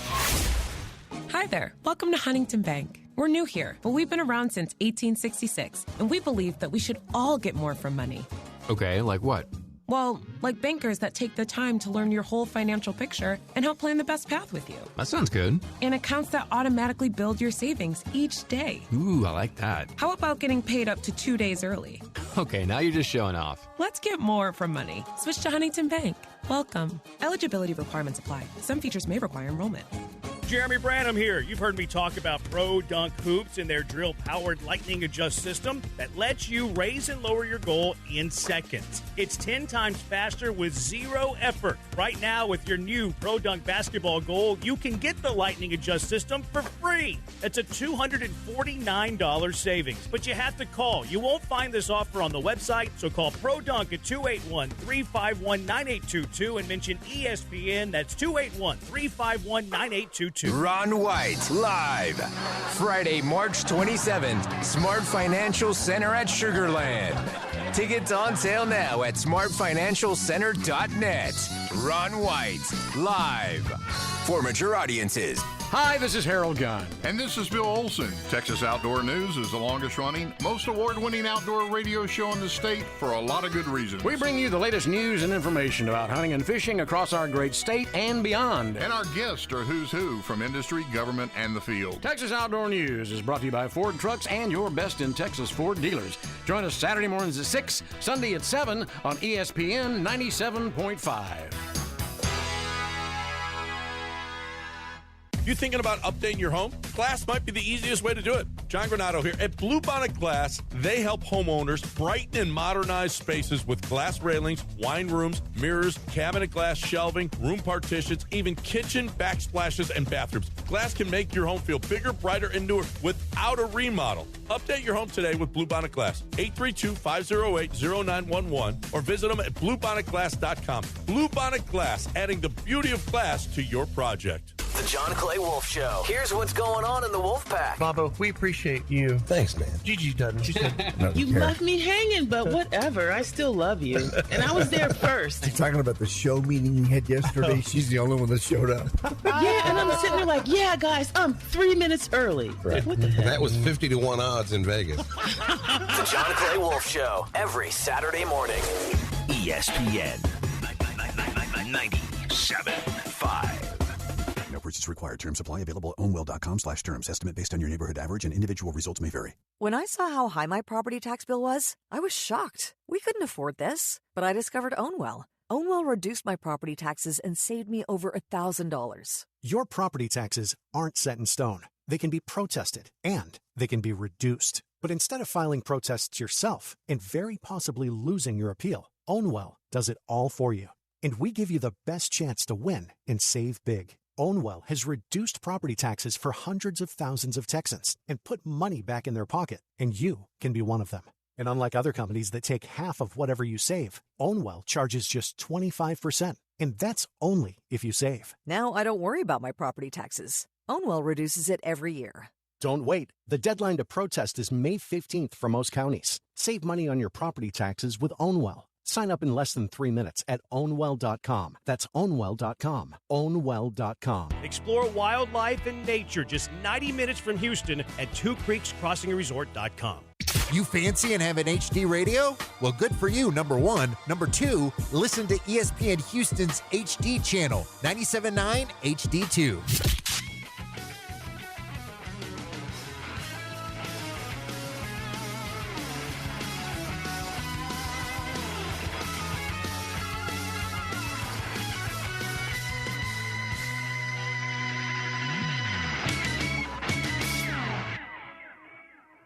Sometimes teams take a timeout to regroup and call the right play. When it comes to your home, Pella Windows and Doors always has the winning game plan. They're not just window and door experts. They're experts at taking care of you and your home. At Pella, they find the products that meet your needs, and their experts install them. They do it every day, and that's why your neighbors trust them. Discover why Pella is a trusted choice for homeowners everywhere. Visit Pella.com/Eisen today. That's Pella.com/Eisen. All right. Opening day is Wednesday. Yeah, by the way. I got my fantasy draft tomorrow night. I'm going to have to choose that team. You know, as Coop and I always surf into a public league on ESPN. Now it's the first time we'll do it where it's we're part of it now. Do it. That's Wednesday. Let's do this right here, right now.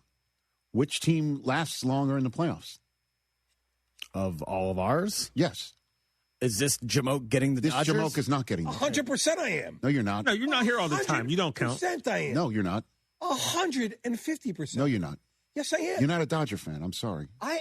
You've been a Dodger fan for a year and a half. That doesn't count. Yes, it does. No, it O'Shea will back me up. Well, then you're not invited. Next O'Shea. Then you're not invited. I will, because I would not throw my hat in the ring against the Dodgers at all. Me neither. Why would I? They were the best team last year. The Blue Jays came as close to anybody as knocking them off because they could put the ball in play, and they also threw split-fingered fastballs like demons, and the Dodgers clearly showed that they could be, beaten. And if it wasn't for a toenail here or a ball that gets stuck in a wall there and a brilliant button push here and there by the manager, they would have lost. But who's lasting longer? Yankees. Red Sox, Yankees, or Mets? I got to say the Sox. Ooh. All right. Not surprised. We're all going to pick our own team, right? That's correct. Yeah. So I'm not. You're not? Who are you taking? Which one of our teams would you take? You take the Yankees. Yeah. What about them has shown you that they can do it? That we've got a better pitching staff. I'll tell you that. Oh, is Garrett Cole healthy? Yes, he will be. Yeah, he should be. By May. By May he will be. By May I think he will be back. Schlittler, Fried, Cole. Your pitching staff is filthy. That's what I'm saying. The pitching staff is better. The starting staff is better. Crochet might be the better out of all. Your number one's not as good, but overall I think you're probably better. What about who's your closer? It's Bednar. Bednar. I mean, it was the seventh inning guy for Team USA in the World Baseball Classic. Great. Bednar. Yeah, listen, I don't need your railbirding here. You're out. You're out. You're out. You're not a Yankee fan, so you can't sit here and even defend the Yankees. You can't. The dual hats going on now. The dual hats. Ooh. I think your concerns the last few seasons are still pretty big concerns. Yeah, because they've run it back. Yeah. They've run it back. If they had somebody, if the Yankees had somebody like Stephen Kwan at the top of their lineup, It would be insane. Ducks on the pond for everybody else. Yeah. But there's still a strikeout-heavy home run, all or nothing. Like I can't wait to watch the Yankees every day. I love it. I love the cadence of baseball. There's nothing like it. I cannot wait to have that as part of my everyday life. Is sitting down and turning on Yes and listening to Kay and the rest of that incredible crew do their jobs. I love it. My youngest son loves it. It's it's a a hum to your everyday living that I can't wait to see. But I just know there will be innings of walk, strikeout, out. Or walk, home run, 2-run shot. Hey, strikeout, hit, strikeout. Like that's, it's like watching the team that goes punt, touchdown, punt, touchdown. You know what I mean? Team USA, very like the Yankees. Well, that's a great. It was a lot like that. Yeah. You know, throughout rallies, you can't do that every. I mean, that was the game against Venezuela. They got a man on base in the fifth, sixth, and seventh with two outs. And that's what the Blue Jays were not. And the Dodgers are not. But I'll still take the Yankees to last longer than the Red Sox and the Mets. Look, the Red Sox, a lot of the stars of the WBC were Red Sox players. That's true. There's a lot of momentum, coming in. They made a lot of not like splashy moves, but the right moves, I think. I think Boston's going to be there. Well, Roman Anthony could be the Jackson Smith and Jigba of baseball. He could be meaning kind that of a breakout star. Breakout star. Only 21. Dude. William Abreu had a great WBC for Venezuela. Massa is back hitting healthy. He played great for Team Japan. Right. But, can the Sonny Grays kind of pick up the spot there in the pitching staff while the young guys, Toll and Early, get their bearings. What about you? Look, as a fan, you kind of had your heart broken a little bit this offseason with this team, right? With so many of the fan favorites leaving, being traded. But what do you mean by you? The Mets fans. Talking to Mets. Oh. Okay. Yeah.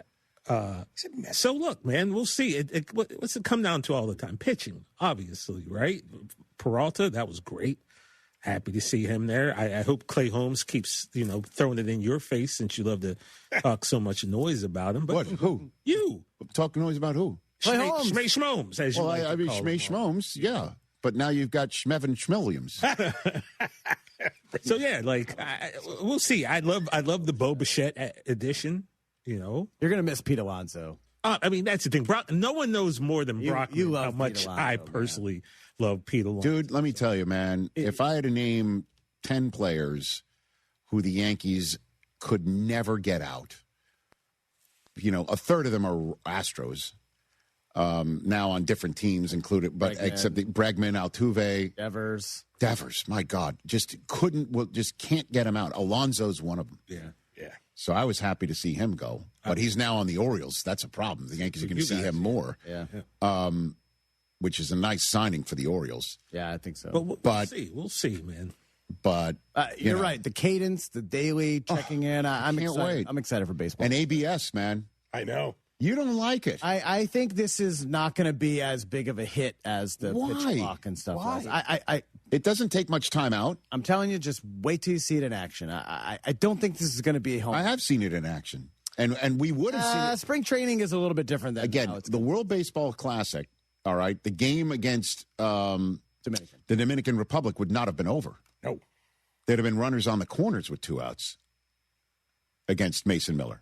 And guess what? The sun came up the next day. No, I understand it did. Everything's but fine. you with your the umpires screwing things up is part of the charm. It is of the sport. It is not. It is not. It is. It is part of. It's not charming. There's nothing charming about it. It's infuriating that you use it. I would ask you to use a different adjective. I think we have gone a little bit too far on the replay stuff across all sports. And I'm just wanted to see if it works. If it works, it will work. I'll admit that I'm wrong, but I think we've gone a little bit too far. I think we have it. Use it. We have it. Use it has always been my my mantra. Then why do we have umpires at all? Because you can't have it entirely. But you actually can. But we choose to have umpires because of the human element of the game. You still need to see someone directly on top of it, whether somebody's safe or home. You could do all of this automated. You could do everything automated. Not really. Not really. You can't do that. There still needs to be a human element. But at the end of the day, if there is a one human moment that can be removed at the most important time and you can use it, go ahead and use it. I stopped by, we live near Harvard Westlake's baseball field, and they were having a game, and there was one umpire. Right. Game was fine. Kept it moving. No one complained. Right. And it was over in 2 hours. You know what I mean? Like, yeah, but come on, man. We're talking Major League Baseball, World Series, playoffs. Come on now. If you can go like this and say that was a ball and it's a ball. When a playoff game ends on this, everyone is going to be so pissed. And I'm going to be sitting right here to tell you I told And you'll you say so. it's charmless. I'll say I just remember all the time hearing that it was charming and part of the charm of college football to have a bunch of writers decide who wins and who loses.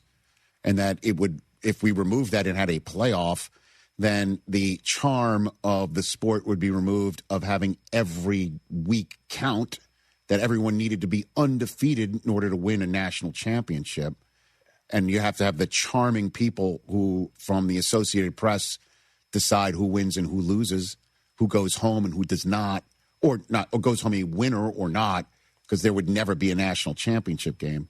And now I think it's more charming to see it the way that it's going. We've also gone a little bit too far. Why? They want to expand. Well, we're perfecting teams. it. We're perfecting it. College basketball, there was talk of 128 teams. That would stink. And we've gone a little bit too far each time. I would agree that there's too far, that there is some too far, but ABS is not too far. I'm looking forward to it. I will keep my finger on this chess piece. Again, we'll see. You're keeping your finger on the chess piece. Keeping it on. I'm keeping my finger on the chess piece. But again, the number of people like, don't have a college football playoff. It's so charming to have every week matter, and then leave it up to some guy in some plaid jacket with a cigar in his mouth decide who's the national champion or not.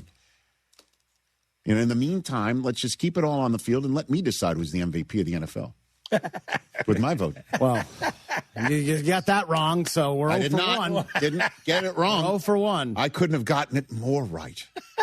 Oh, my God, did I get that right? I don't. So happy about that. Too bad. And I'll keep bringing it up. It's too bad. That'll wrap it up this show, everybody. Chat again on Tuesday. Rich Eisen here. For small businesses, every hire counts, and so does your time. Hiring can quickly become overwhelming, from sorting applications to figuring out who's truly qualified. That's where LinkedIn Hiring Pro helps. It streamlines the process so you can focus on connecting with the right candidates, not managing the noise. Hire right the first time. Post your job and get $100 off towards your job post at linkedin.com/Eisen. That's linkedin.com/Eisen. Terms and conditions apply.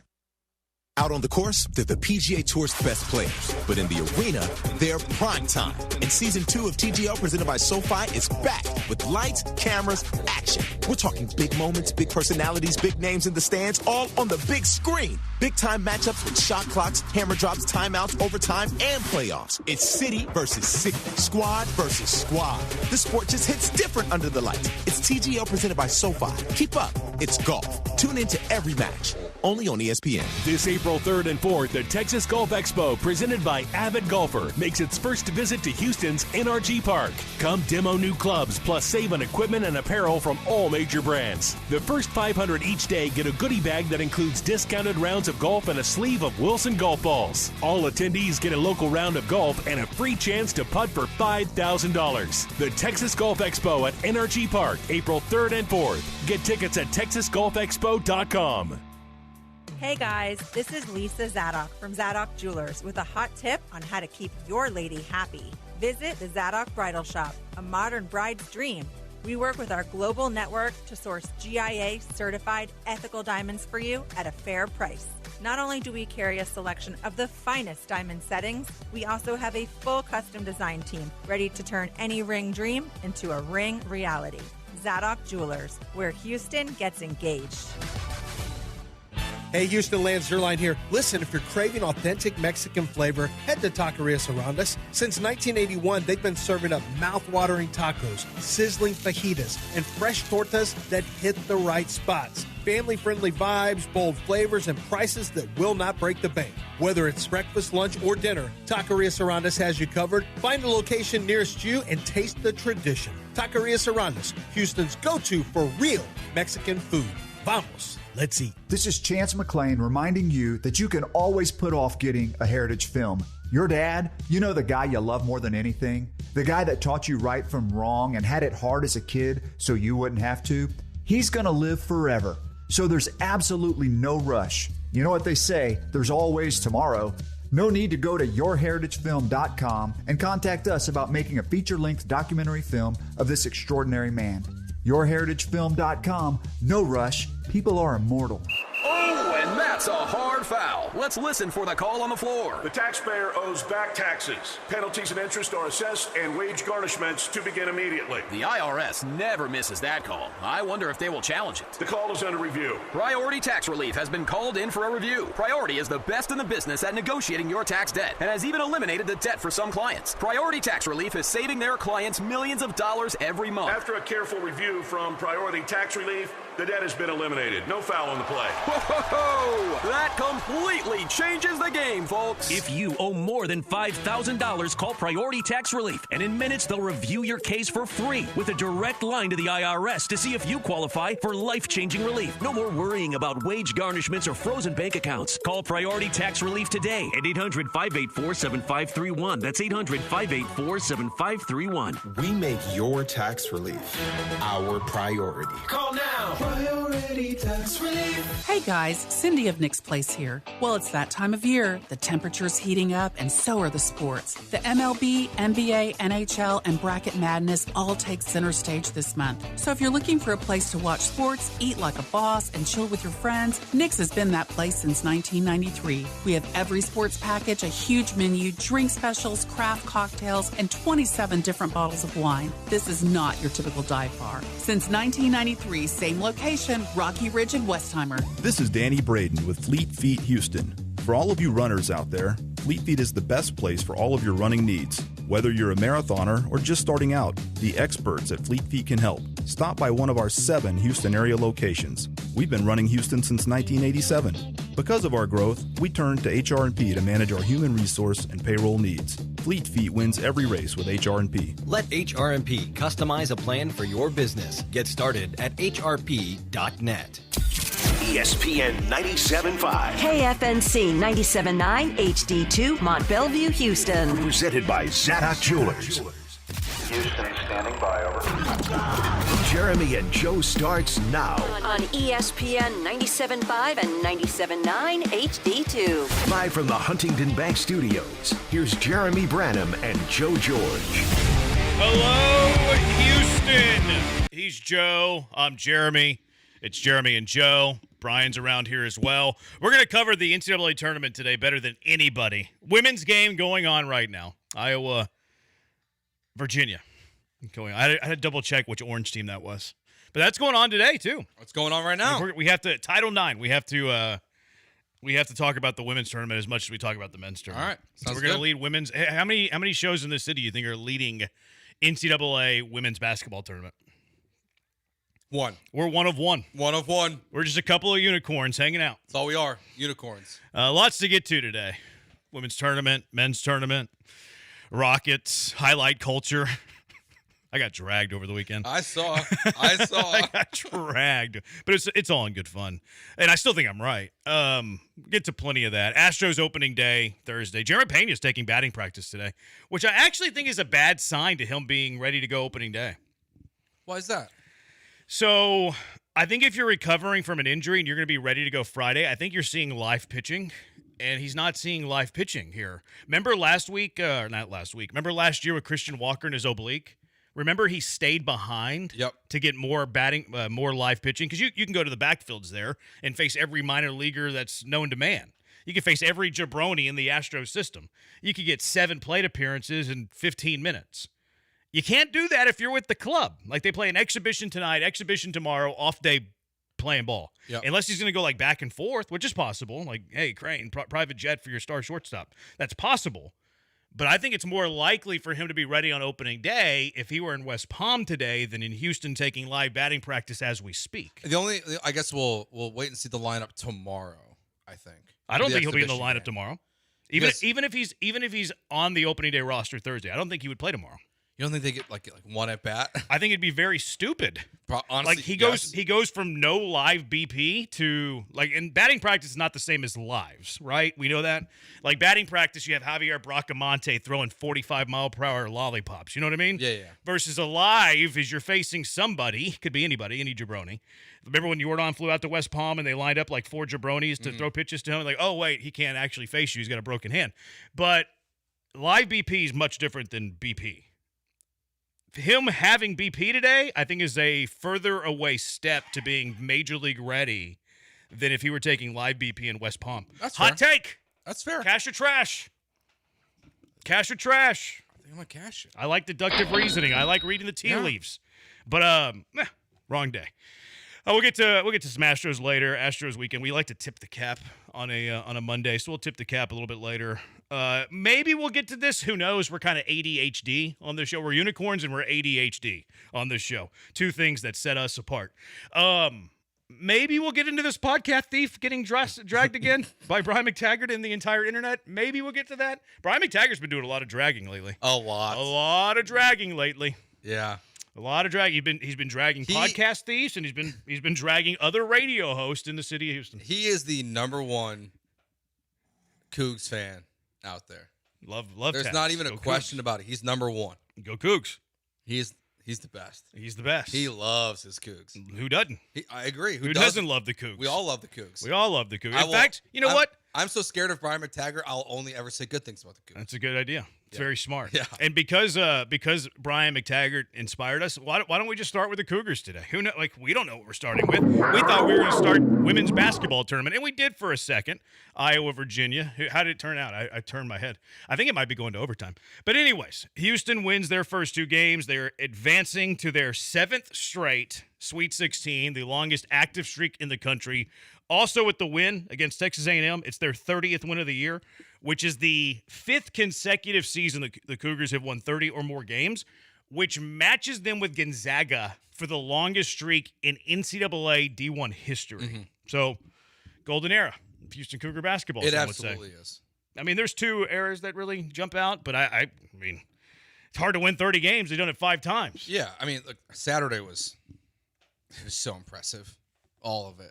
Like the fact they started the way they did, shooting the ball, not very well, but just immediately dominating on the glass. It was embarrassing for the Aggies. They had no chance. It didn't matter who was out there for the Cougs. They were getting bullied on the boards constantly.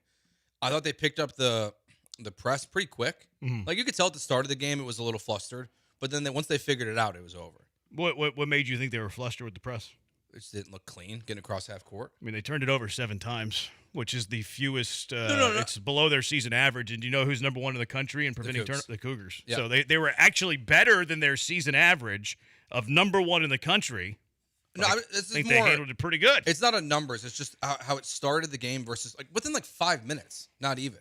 Like they figured out that press so fast. Okay. So they dominated. I felt bad for the Aggies. So, I will say this about Texas A&M, and I mean this like in a complimentary way.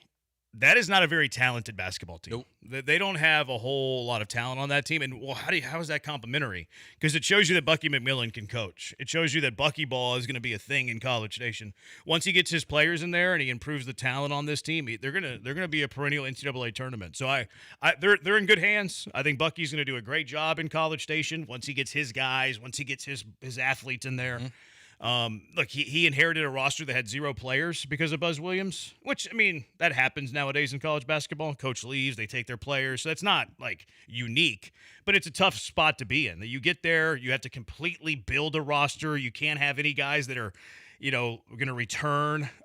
So I think that it's very admirable that Bucky McMillan won 22 games and got to the second round which is the furthest that Buzz Williams ever got at College Station in Texas A&M. I tip my cap to Bucket McMillan, and I think Aggie basketball is in very good hands. I agree.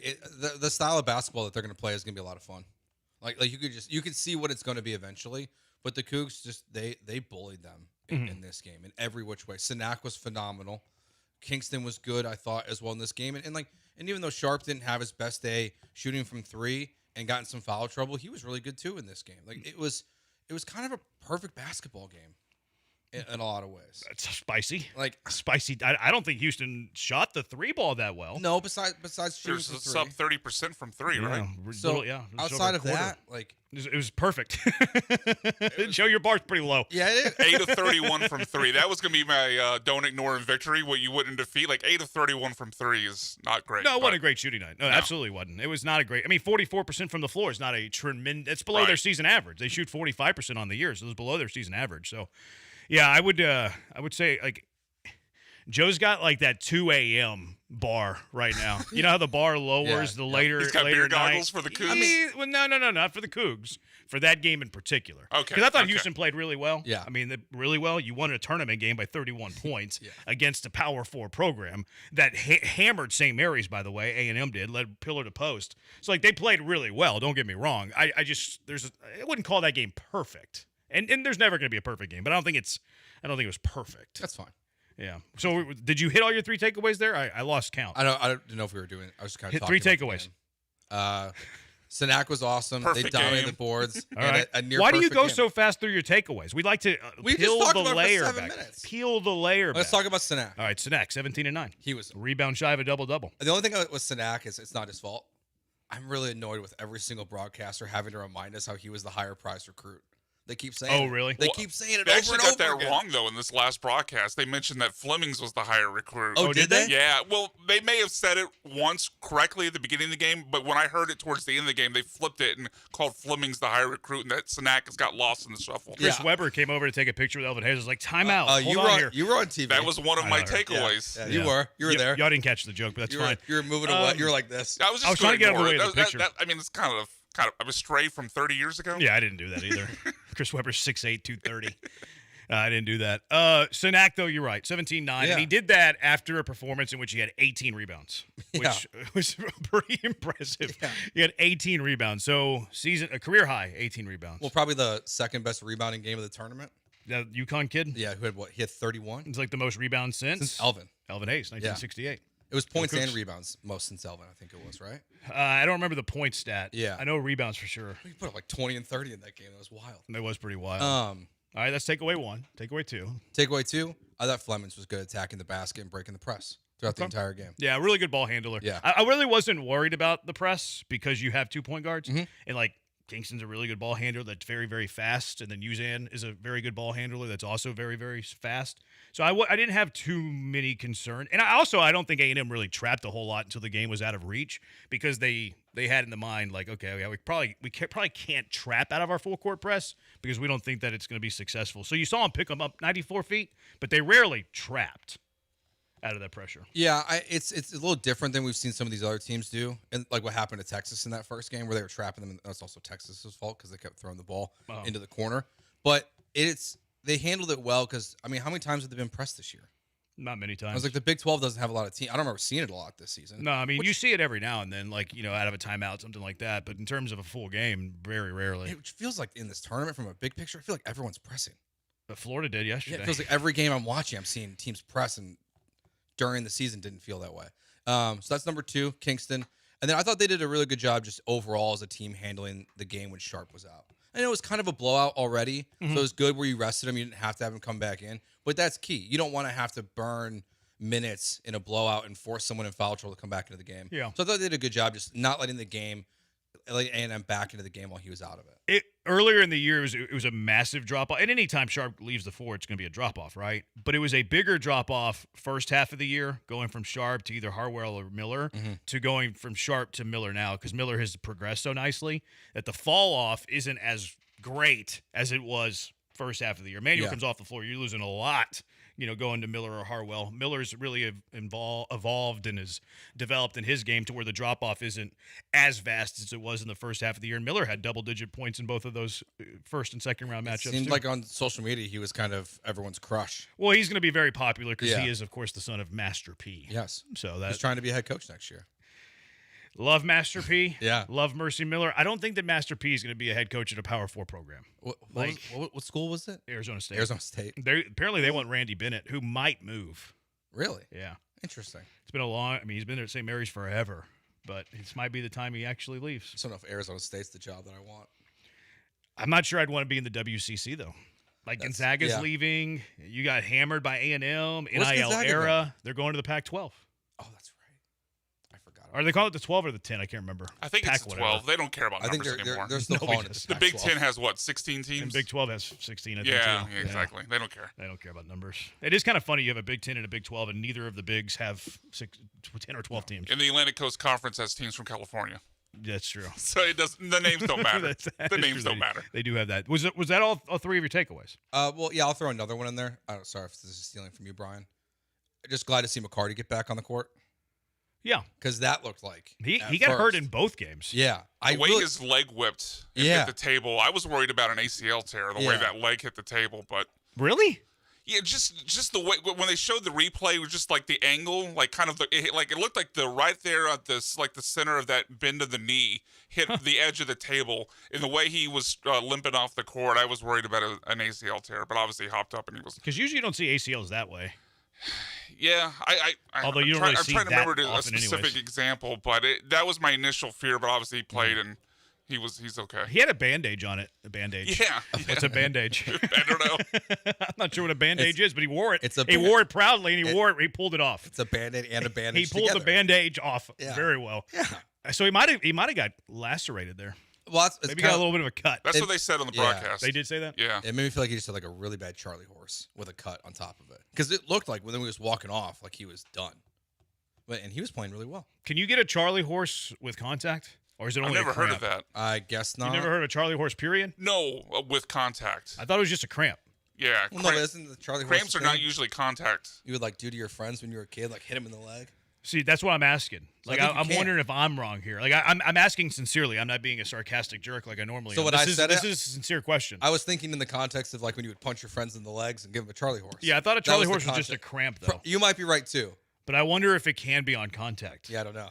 Those that are smarter than us, 713-780-3776. All right, so those are your three. Did we get three?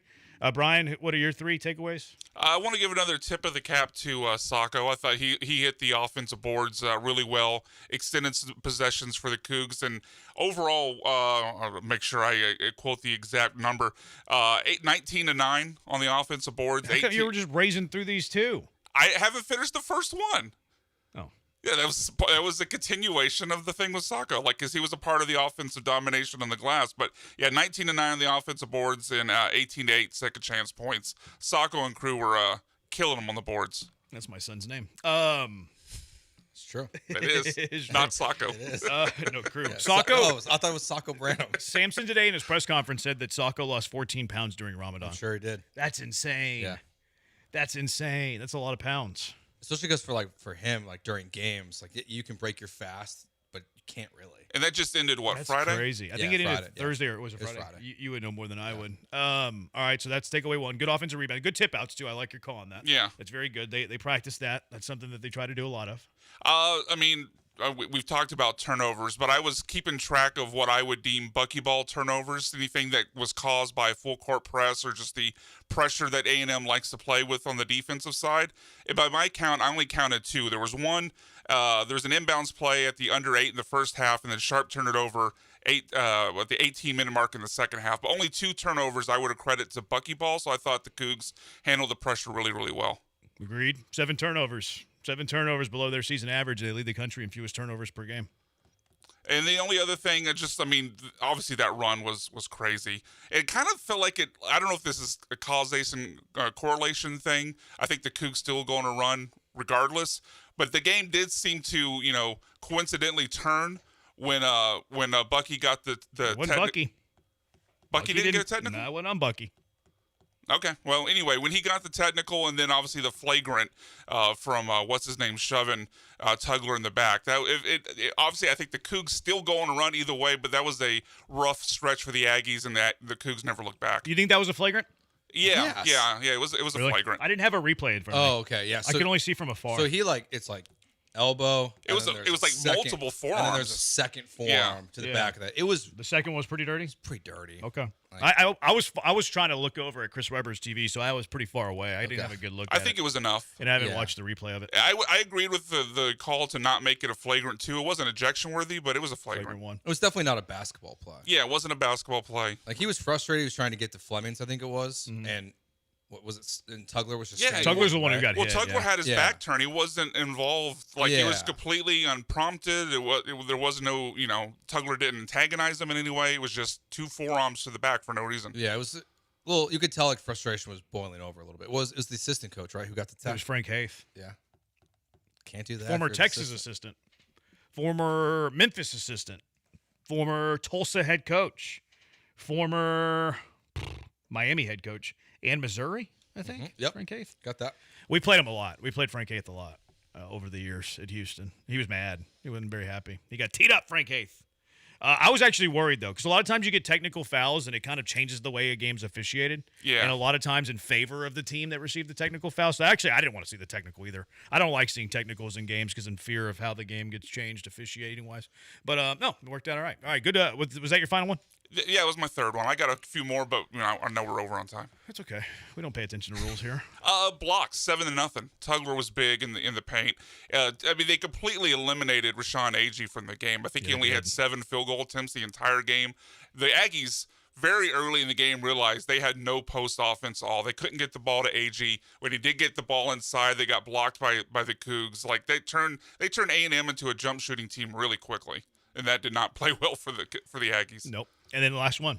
Last one, I thought Uzan, even though it won't show up on the stat sheet because he had some stretches where he didn't make his shots, I thought Uzan found his shots in some pretty big situations. How did you say his Uzan. name? Okay. Anyway, I thought he found his shots in some really key times. I know I've been critical of maybe him being not as aggressive as he could be, but I thought he played really well in the game against the Aggies. Well, that's because you don't know ball. Mostly. All right, 713-780-ESPN. Just getting started on a Monday edition of Jeremy and Joe. We'll talk plenty of tournament. We'll talk some Rockets. Astros opening day just around the corner. We're going to be at St. Arnold's on Thursday, by the way. It's going to be a lot of fun. Tip the cap. Lots to get to. Mondays are always fun. 713-780-ESPN if you want to get involved with the show.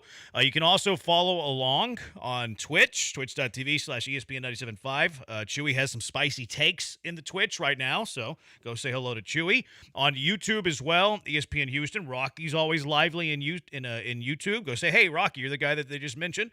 We're on TikTok, ESPN 975. We're on Twitter as well, ESPN 975. Joe's at Joe George Radio. Brian's at Sack by BMAC. I'm at Jeremy Branham. It's Jeremy and Joe, ESPN 97.5 and 97.9 HD2. Property taxes keep going up. They are skyrocketing, and protesting property tax is complicated. It is time-consuming. Who likes to hire expensive lawyers? Nobody. Who likes to wait on these hearings? Long waits, confusing rules? Nobody. That's why you need OwnWell in your life. Do you know you can sign up on OwnWell.com in only 3 minutes? Only 3 minutes. Go fill out some information. Takes you 3 minutes, and they're going to be in your corner fighting for you in no time. I used OwnWell last year. You should use it now. New customers can expect to save on average $774 a year. What are you waiting for? They have an 88% success rate in reducing property taxes. What are you waiting for? 140,000 Houston properties already use OwnWell. What are you waiting for? 60,000 property owners switched to OwnWell last year and probably twice that this year.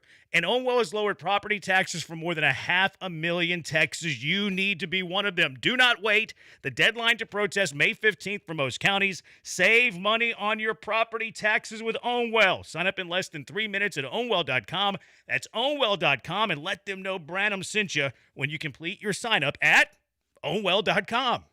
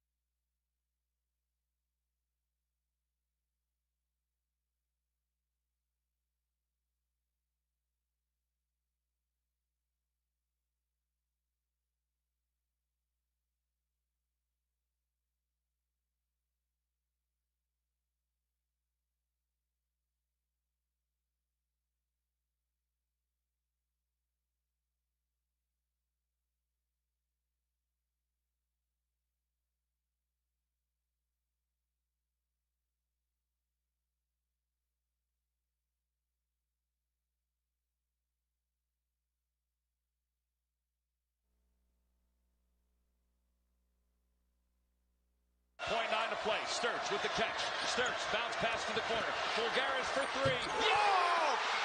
Behind the play. Florida's got no timeouts. Iowa takes the lead by 1. You're listening to Jeremy and Joe On ESPN 97.5 and the ESPN Houston app. live from the Huntington Bank Studios. Here's Jeremy Branham and Joe George. He's Joe. I'm the Huntington Bank bad boy. What a finish last night, Iowa. Is that accurate? Yeah, it is accurate that Iowa won the game on that buzzer beater you just played, Brian. Yes, Nick, it is accurate. Nick didn't have a window to see the play, so he didn't see it. What a finish, though. Florida going with the pressure. Yeah. Why? They're really good half-court defense. Iowa, I don't know. They did it all game. They're committed to it. I thought it was a mistake, but what do I know? I'm just a talking head that yells behind the microphone. I don't know ball. I just can't believe they didn't get a shot off. I couldn't. I told that to my wife because we were watching that game at my in-laws. The finish of that game, and I was like, man, I couldn't sleep at night if we didn't get a shot off in that spot. And I get it. Like, he's trying to get the wraparound pass there, and it's a little low, and the big man just kind of fumbles it a little bit. But even then, it's not a great. He doesn't have a ton of time to get the shot. There wasn't enough time for the wraparound pass. I mean, if it's executed perfectly, maybe at best. That feels like an extreme. It's lofty. Like everything works. Nah, I didn't like the play. I didn't like it either. You got to put the shot yourself. But I mean, national championship winning head coach. Like I tend to give them the benefit of the doubt. We'll get to the NCAA tournament here in a little bit. Some of the junkies have some Cougar talks. Rocky Tugler's an issue with his wild bad word play. The blocks are nice, but the wild field goal attempts are ridiculous, and will get exposed against Illinois. I think Tugler's playing some of his best basketball lately, but what do I know? I don't know anything. I'm just a jabroni that talks behind a microphone. So maybe Rocky's right. I respectfully disagree. In the Twitch chat, Chewy says, I'd much rather hear the men's. Guy in his underwear, living in his mother's basement. Depends on the Twitcher. Chewy says, I'd much rather hear the men's college basketball talk rather than the women's tournament. That's sexist, Chewy. Chewy's our resident sexist in the Twitch. 713-780-3776. Would you rather hear us talk about, look, because we do what the people tell us to do, right? We do what the people tell us what to do. I think Chewy's being a little sexist right now. Like Virginia, Iowa, you're missing a great game, Chewy. They're going to double overtime in the Regional 4 Sacramento. Why they number their regionals, I don't know. Doesn't really look great on TV. Why can't you just call it the West Regional? Why can't you just call it the Sacramento Regional? The fact that you had to number your regionals, kind of weird to me. Yeah, it's strange. A little weird to me, but it's 65-65 and double OT. You're missing a great game, Chewy. But because we like to, we talk about what you want us to talk about, would you rather us talk about the men's tournament or the women's tournament? 713-780-3776. A bunch of Go Cougs in the Twitch. Behannon, aren't they the only team to win both games by 30 or over? I saw some stat like that. I don't know the exact number, though. Won both games by 31. Rocky also said that it's going to get exposed against Illinois. Illinois is tough, man. Illinois is a good basketball team. They're very, very good. Yeah, I mean, they've got great offensive players on there. But Stojakovic's kid? Yeah, he comes off the bench, too. Yeah, you got another top 10 pick for them. Yeah, as well. They're Wagler. freshmen. Yep. Who, how did he leave Kansas? Great question. The story on him, though, is that he wasn't highly recruited. He played, high school circuit, didn't really play the higher AAU circuit, and went overlooked. He didn't, if you go pull up his offers, I think Illinois is the only Power 4 program. Oh, I remember talking about this. I think when he scored 40 on the same day as Fleming's. He scored 40-something. Yeah, that was the day that he scored 40. He 40-something. Fleming scored 42, and DeBonsa scored 43, 44. Yeah. And you looked at his offers, and they were these low-level programs. It's I think the second best school was Wichita State. Which at one point was a good offer. They were better this year, but no, they used to be really, really good. Now, with the NIL era, it's tough for a mid-major to be great. But Paul Mills, a Houston guy, is their head coach. He's doing good work. Illinois is the highest-ranked 3 seed, according to the Ken Palm. It's a good matchup. Very good defense, very good offense. And the Cougs play good offense as well. And Illinois' defense isn't terrible all the time. I mean, they're 24th in the country, according to Ken Palm. But number 2 in offense, according to Ken Palm. Yeah, their offense is elite. You know why they're elite offensively? What's that? Because everybody on their team can shoot threes. They don't all shoot it great, but they're all capable of shooting threes where you have to respect it. Play some, perimeter offense. So, everybody has to commit to defending outside, even the bigs. So, whenever you have bigs that can shoot, you have to defend the perimeter. What does that do for everything else? It opens up the lane. All of a sudden, your rim protection's gone. So, They're going to be very, very tough. They're a very good team. They're big. They also offensive rebound great. Nearly 13.5 offensive rebounds a game. So they get a lot of second chance points. Yeah, Houston's hosting the Big Ten Invitational. The city of Houston is. Yes. Yeah. Not City of the Houston. university. Yeah. Hosting the. It's kind of crazy. Yeah, you have Nebraska, Iowa, Illinois. It's going to be fun to see what the crowds look like because Houston's going to show up. They're going to be loud and proud at the Toyota Center. And then you have 3 schools that all travel. Mm-hmm. Like haven't seen what Iowa travels in the tournament. I haven't seen what Illinois travels in the tournament. Did play Illinois in the tournament in 2022 in Pittsburgh. Great fan base. And then Nebraska, because I was there whenever Nebraska Vanderbilt started because they were in the same building. Nebraska fan, like they filled up that entire. Yeah. It was so loud. Did you see the decibel levels of? They were louder than the Thunder. Yeah, there were the Nebraska fans in the arena that the Thunder play in were louder in the Paycom Center than Thunder fans are in the Paycom Center. Yeah, it's absurd. It's absurd. Yeah, like they're gonna travel well. It's gonna be a lively bunch. Yeah, you know what? Everything makes so much sense. There's games going on in California, so let's put the Houston Cougars on at 9:05 at night. It's insane. Like, why do you start the West Coast games ahead of the Central Time games? So I know why. So Texas's game is going to start at 4:00 in California, and the Cougs game is going to start at 9:00 where they're playing. It makes so much sense. Yeah, I wish we didn't play at 9, but it does allow me to do the show. That's true. At St. Arnold's. Yep. On Thursday for opening day, so that's kind of nice. But yeah, it's a lot of fun so far. C-Web has this ransom narrative that Houston's short bench was going to be an issue, and in truth, this is the deepest bench Houston has had. Was he going on about that? I don't remember that. I think they mentioned that they don't have a deep bench, but I don't remember him like going on and on about it. I like our bench. I like our bench. Mercy's been playing better, scoring. He can score on you. Chase McCarty, hustle plays, good rebounder, great shooter. But everyone's been playing Sacco short in the tournament. Yeah, I mean you don't Is go 8 beyond a short 8 players because they have an 8-man rotation. Not in the tournament. Yeah, I wouldn't call 8 short. Illinois plays 8. I feel like you can't say anything short anymore after we saw a team play 5 for a whole That's game. true. Which Jerry McNamara, congratulations, Syracuse head coach. Congratulations to him. Junkie says we called it dead legging when you get hit. That makes sense. So there you go. Who's ready for the Cougs to get torched on Thursday? Says 9900. They're already coming at me. Maybe they do. Maybe they won't. We'll see. Why are the Rockets fans salty when the Cougs are good? I don't know. Do you think that's accurate? I think they're just happy to be salty always at the same time that the Cougs are good. Maybe. I don't think it's like correlated. I don't know if there's much correlation there. We used to call that giving each other a frog when we punched each other and made our muscle lock up. I've heard that, a frog. Not reading that one. All right, the Junkies need to know, is AJ winning the bracket? I call shenanigans. Who's winning? AJ, who's winning the bracket? AJ is in first place in the bracket. No, he is not. AJ? Yes, no, he is not eligible for the prizes. So in that case, whoever comes in second would get the grand prize? Okay, that makes sense. Well, there's 4 people right now tied for first place. I'm looking at it right now. Oh, really? Yeah. Junkie says, I'm just here for the random. Let's talk about the 2025 Hall of Fame game from Keith. Don't care if it's sexist, but women's basketball is unwatchable. A little sexist. It's a little I know you don't care that it's sexist. It's a little sexist. This is a great game going on right now.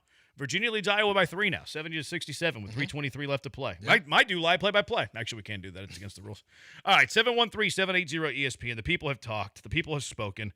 Let's talk about this tournament a little bit more. We touched on Iowa, Florida. Iowa pulling off the win, late win. There were some other thrillers yesterday, too, huh? How about St. John's? What a great day of basketball yesterday. It's Jeremy and Joe, 713-780-ESPN on ESPN 97.5 and 97.9 HD2. Since 1976, D&M Leasing has been in business, and they open their doors with one mission: make getting a vehicle easier, smarter, and more affordable than buying it the old-fashioned way. 50 years later, that mission has not changed, but the reason that people come to D&M has only grown.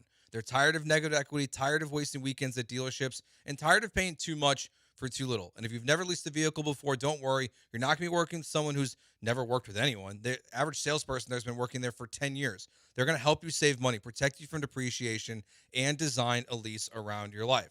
All you got to do is call 713-290-1000 or visit dmautoleasing.com today. And when it comes time, they'll bring that new lease vehicle right to you. If you put my name, Joe George, on the website as well, I might even bring you that new lease vehicle. Check them out right now, dmautoleasing.com.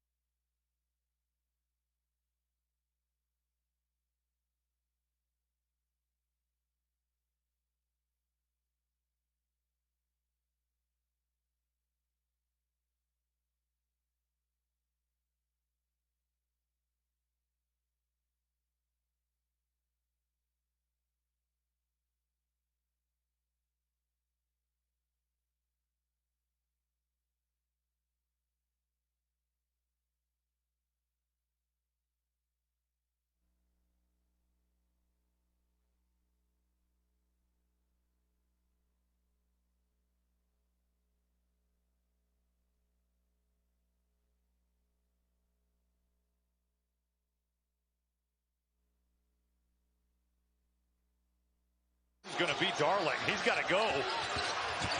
Darling puts it up. St. John's is going to the Sweet 16.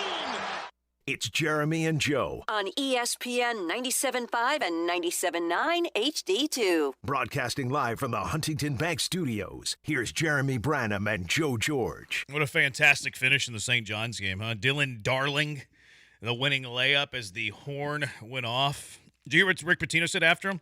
He's like, got this guy in the huddle that hasn't scored all game, and he's calling up a play. Darling told him to run that play. That's it's like this guy hasn't made a shot all day, and he's calling up a play for himself. He's like, you know what? I did it.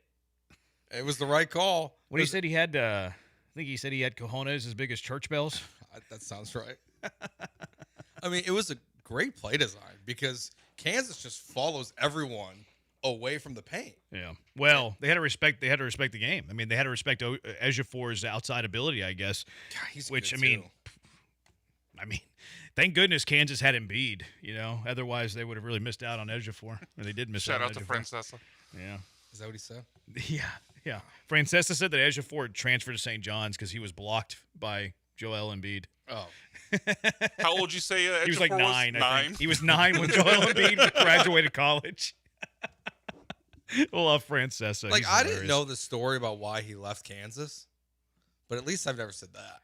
Yeah. Like, I didn't know it's because of Hunter Dickinson. Yeah, which is left, fair. which is I mean, that's fine. Like, Which, I mean, they didn't say like you have to go. There's like, hey, you're going to be behind Dickinson, you know. Which Dickinson was an All-American. It's not a wild thing, you know. No, he wanted to play. Wanted to play. He's playing really well. Wanted to play. 713-780 ESPN. Junkie says, J-Bone, John, and Lance said they were having Kellen, Sampson, and Nunez on. You mean to tell me U of H coaches are allowed to appear on this station and you can't get any of them to come on your show? I guess I'll watch. I guess the Twitch was right about you. What was the Twitch right about me about? What did they say that they were right about? Twitch is, they're all very, very smart, but what were they right about in this instance? I talked to the coaches enough that I don't want to annoy them. That's fine. And I don't want to talk to them more. Although, we've had Nunez on, so all right, pump the brakes there. And we're also probably going to have the commissioner on this week. Commissioner of the Big 12, Brett Yormark, is going to come on the radio program this week. So that'll be a first for me. To interview a commish? A commish, yeah. I interviewed him on a podcast I used to do. So I've talked, and I see him a lot. I always say, hey, commish, whenever I see him. Remember the day. What does he call you? He didn't know my name. No, he does. He's like, hey, you know. Jeffrey Brenham. He didn't call me that. Did Weber drop a Jeffrey Brenham on you? I don't think he said my name. I don't know. I didn't watch the game, but I don't think he said my name. No, I meant when you're standing next to him. No, he didn't talk to me at all. He came over and gave Big E a big hug and took a selfie with him and like didn't even look my way, which is fine. I understand. The last time I talked to Yormark was the day that he was on McAfee's show. It was at the Big 12 tournament, and it was the day after he took off the glass. Oh, and I was like, hey, commish, you did a great job on McAfee today. He's like, thank you. Yeah. He's got a twin brother, too. It's kind of creepy. Oh, really? He's identical twin. Because he, like, walked in with, who's the dude that says another one?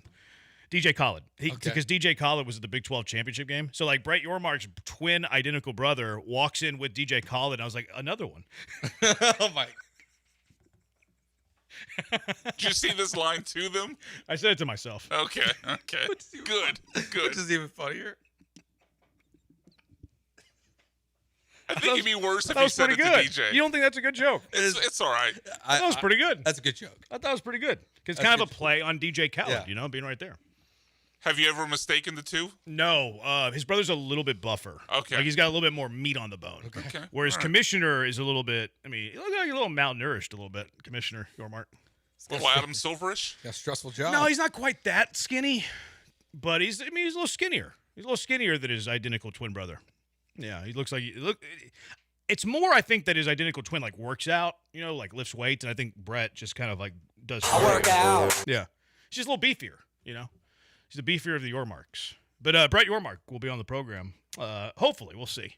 Either tomorrow or Wednesday. Brian's still efforting Fran, but I irritated Fran, so he's being a little bit. Yeah, he hasn't responded. A I little texted him out pussyfooted, Fran is. 5 hours ago. He hasn't responded. So he's been on every other program, but he's. Well, maybe Brian annoyed him, not you. What's that? Maybe Brian annoyed him. Maybe it was Brian. Yeah, that's more likely. That is more. Way likely. to give him an out, Joe. Sorry, I had to. He's not responding to you. Yeah. You also like Jeremy. I don't know him. At some point, you could be like, Jeremy, why don't you text him? Well, that's not my job. Okay, that's fair. No, that's not my job. I like to compartmentalize our roles with the program. Yeah. Yeah. You do all the prep. I'm just here to have fun. I'm going to say, I do the grunt work. What do you do, Joe? I'm just here for a good time. Junkie, here's my one and only women's tourney take. Kim Mulkey getting number 5 this year. There you go. Kim Mullet Robinson fan right there on the text line. Send us with your best women's basketball take, 713-780-3776. We're 60 seconds away, Joe, from a number 10 seed beating a number 2 seed. It's crazy. Virginia leading Iowa 78-71. Minute left to play in double overtime. Ugly jerseys. They're just orange. Don't like the orange. They say who's across the chest because that's their nickname. I had Arizona, St. John's, Vanderbilt, and Iowa State in my Final Four, Ocho. Well, you got 3 of the 4 still left. All right, y'all, game of the week, Nebraska versus Vandy or Kentucky versus Santa Clara. I'd probably go Kentucky. I'd probably go Nebraska, Vanderbilt. Yeah. I mean, that ending is, gosh. You want to toss to it? Yeah, go for it. Yeah, toss. Midst of the air from the man that catches it deep. Vanderbilt, no timeouts. Half court heave. Oh! And Nebraska is on to the Sweet 16. That Nebraska crowd was impressive. I think Vanderbilt's the better team. I think Nebraska was lifted by the crowd. I mean, that makes sense. I think they were lifted a little bit. I think Vanderbilt's probably 3 points better than Nebraska. It was, gosh, I mean, the reactions were all, like, you see all the Nebraska players know they lost in the moment. And you can see Hoiberg knows it too. And then all of a sudden, they all pop their heads back up, and the Vanderbilt players and coaches are on the ground. What a gut-wrenching way to lose. I mean, if the basketballs weren't overinflated, does that go in? Yeah, okay. Brian had to jump the line to talk about overinflated balls. Conspiracy. You're the one that said overinflated balls, not me. Did I say that? You did. When? Just now. BS flag. Just I don't think now. that I did. You just said it. Did I? Yeah, you just said that. What did I say it about? You said Brian had to jump the line because he wanted to talk about overinflated Right, balls. but that was in reaction to him saying But I didn't say that phrase. I said basketballs. Right. But you're talking about the overinflated basketballs. Yes. You're the one who brought that up to today's show. I did not. Okay, fair. Right? Yes. Yeah, correct. I'm saying you jumped the line to talk about the basketballs. Yeah. Which you did. That's accurate. That's what I'm here for. I'm here to be the judge. I'm accurate. That's accurate. Brian Brian jumping ahead of town. Did you see those basketballs were big? They were overinflated. That's a great impression. Did you see the still shot of the ball inside the rim? Yes. Like, how did that ball go out? No. How did that ball escape the boundaries of the rim? I think that's the worst way to lose. I don't put any stock into the overinflated basketballs for what it's worth. I know people immediately went there. But man, that was a bad way to lose. If Nebraska comes down, makes the shot, and then you heave up a a little more than half court heave, and it's in the perimeter of the rim, halfway down, somehow popped out. Like, I would have rather been, if it went in, it's easier to stomach, I think, Nebraska losing on a half court buzzer beater that's successful than being Vandy and watch that thing bounce out of the rim like that. No doubt. Like, it was a great game. Hoiberg's son's pretty good. Didn't know much Oh, about he's very him. good. Very good player. That's a good team. Yeah, they're good. They play really good basketball in the Big Ten. Really good basketball in the Big Ten. That's why there's 3 teams here in Houston. In fact, did you see that half the teams in the Sweet 16 are from the Big Ten? Yeah. So when I think they're 13-3 in the tournament. It's really good. It's impressive. I mean, it's a great conference. Sweet 16 by conference. Big Ten has 6. Michigan, Michigan State, Purdue, Illinois, Nebraska, Iowa. Half of them will be in Houston this week. The SEC had 4. Arkansas, Alabama, Tennessee, Texas, which is interesting that all the 4 in the SEC are like 4 seeds or worse. Because Arkansas, Bama are 4, Tennessee 6, Texas the Cinderella of the ball. They're in 11. The Big 12, Arizona, Houston, Iowa State, which are all 1 or 2 seeds. Big East, UConn, St. John's. ACC has 1 survivor, Duke. And they're not for long, I don't think. Pretty good. They played pretty bad. It's a good basketball team. They've just hasn't been impressive. I thought they played really well against TCU. First half was not great. Well, that's because TCU is good, guys. I know. TCU is a good basketball program, guys. Big 12. I'm just refuting what Joe said. Yeah, second best conference in college basketball. I thought they played really well. TCU led a half, right? Yeah. They traded leads there early second half even, and then Duke kind of pulled away late. Yeah, exactly. Duke up. They got a lot of people were complaining about the whistle. Duke is Duke. They were complaining. TCU people were complaining about the whistle. It's when you play Duke, you're going to complain about the whistle. It's just kind of part of the process of college basketball. Houston got a pretty good whistle late in the game against Duke last year, so I don't really put much I can't really talk about that now. That's fair. I can't do that. All right, 713-780-ESPN. More games of the tournament to talk about. What have been your takes of the tournament so far? Junkies have some thoughts. 713-780-ESPN. 713-780-3776. Jeremy and Joe, ESPN 97.5 and 97.9 HD2. Tournament is back, and how fun has the first week of the tournament been? It has been so much fun. It gets even more fun as we go into the second week. Tournament is here. The upsets are inevitable, and Underdog is the best place to get in on all the action all season long. Maybe it's not upsets, but it's incredible finishes. You can make picks and win money right now in Texas. So easy, too. Playing on Underdog, just pick whether your favorite players will go higher or lower on a bunch of different stats. Points, steals, assists, rebounds, blocks, you name it. They got it. Combined stats. They got whatever you want. Get your picks right. You can earn to 5,000 times your cash. And picks are already out for the games coming up this week, too. It's Monday. We don't have games till Thursday. Doesn't matter on Underdog. They're on top of their stuff. Speaking of the Dukies, Cameron Boozer, 21.5 points. You like the higher? You like the lower there? Darius Acuff, maybe the best scoring point guard in the country, 23.5 points against Arizona. Higher or lower there? Bennett Sturts, we'll see him in Houston, Iowa's point guard, 19.5 points. You like the higher or the lower there? And then Braden Smith, he's at 16.5. Higher or lower for the Boilermaker point guard that just passed that assist record. So many picks to play from on Underdog. It is so fun, and it's easy, too, if you know ball. And I think all of you know ball. It's the most sophisticated listenership in all of Houston sports radio. So get on it. Download the Underdog app right now. Use promo code KILLERB to score $50 in bonus entries when you play your first $5. That's promo code KILLERB, KILLERB.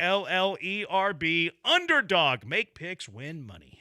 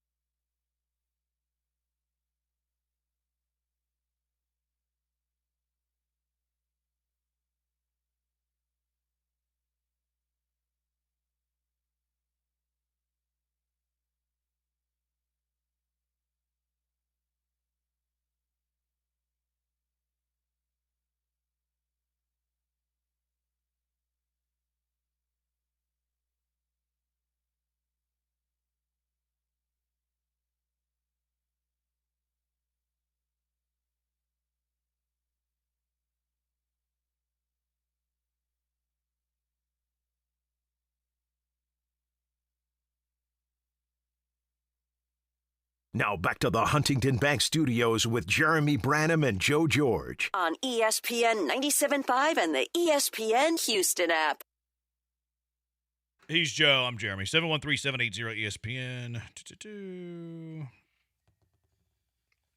Not reading that.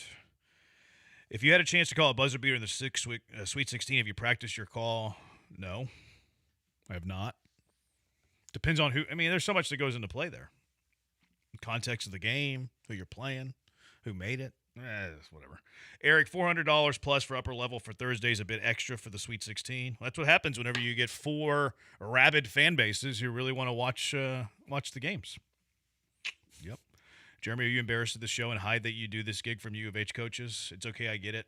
Yeah, I do. Yeah. You think I want Kelvin Sampson having to answer Brian McDonald's phone call? No. Of course I'm embarrassed. You figured this out. I know March Madness is about sports, but I would like to see some tributes to our troops who are putting themselves in harm's way. I salute we have tip of the cap coming up later. We'll tip the cap to the troops. Curious to see Sampson's defensive game plan versus Illinois with almost a week of preparation.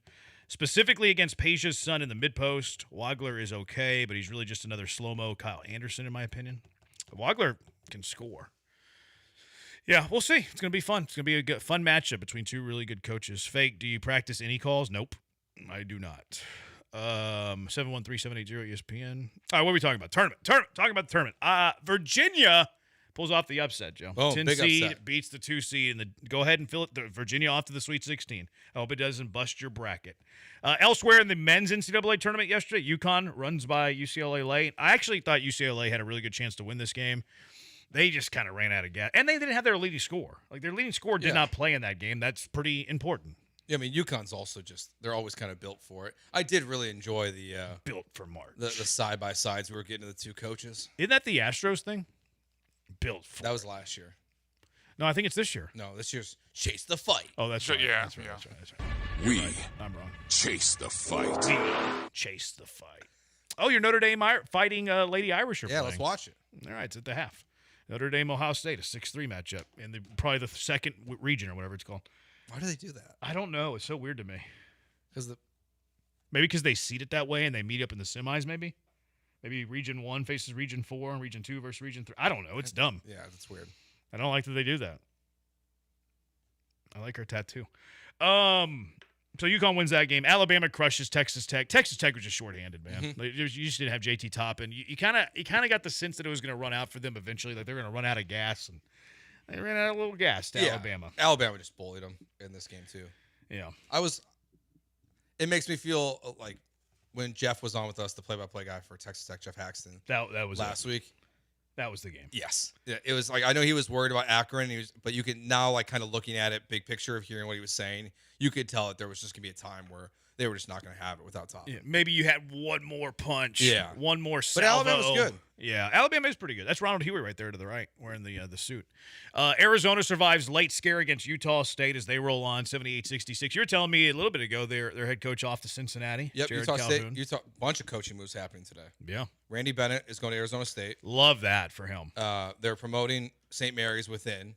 The guy looks like a child. Yeah. I feel bad for St. Mary's, though. Like, the WCC is about to be – I mean, who's going to pay attention to it? No one. Gonzaga's gone. BYU left a few years ago. No one. Like, St. Mary's going to run the league, but you're going to have nobody else. I mean, to be honest, like, does anyone pay attention to it now? Like, besides when St. Mary's and Gonzaga play, no, there's really no interest in it anyways. Santa Clara is kind of on the rise a little bit. But McDermott's retiring. Yeah. From Creighton. Great career.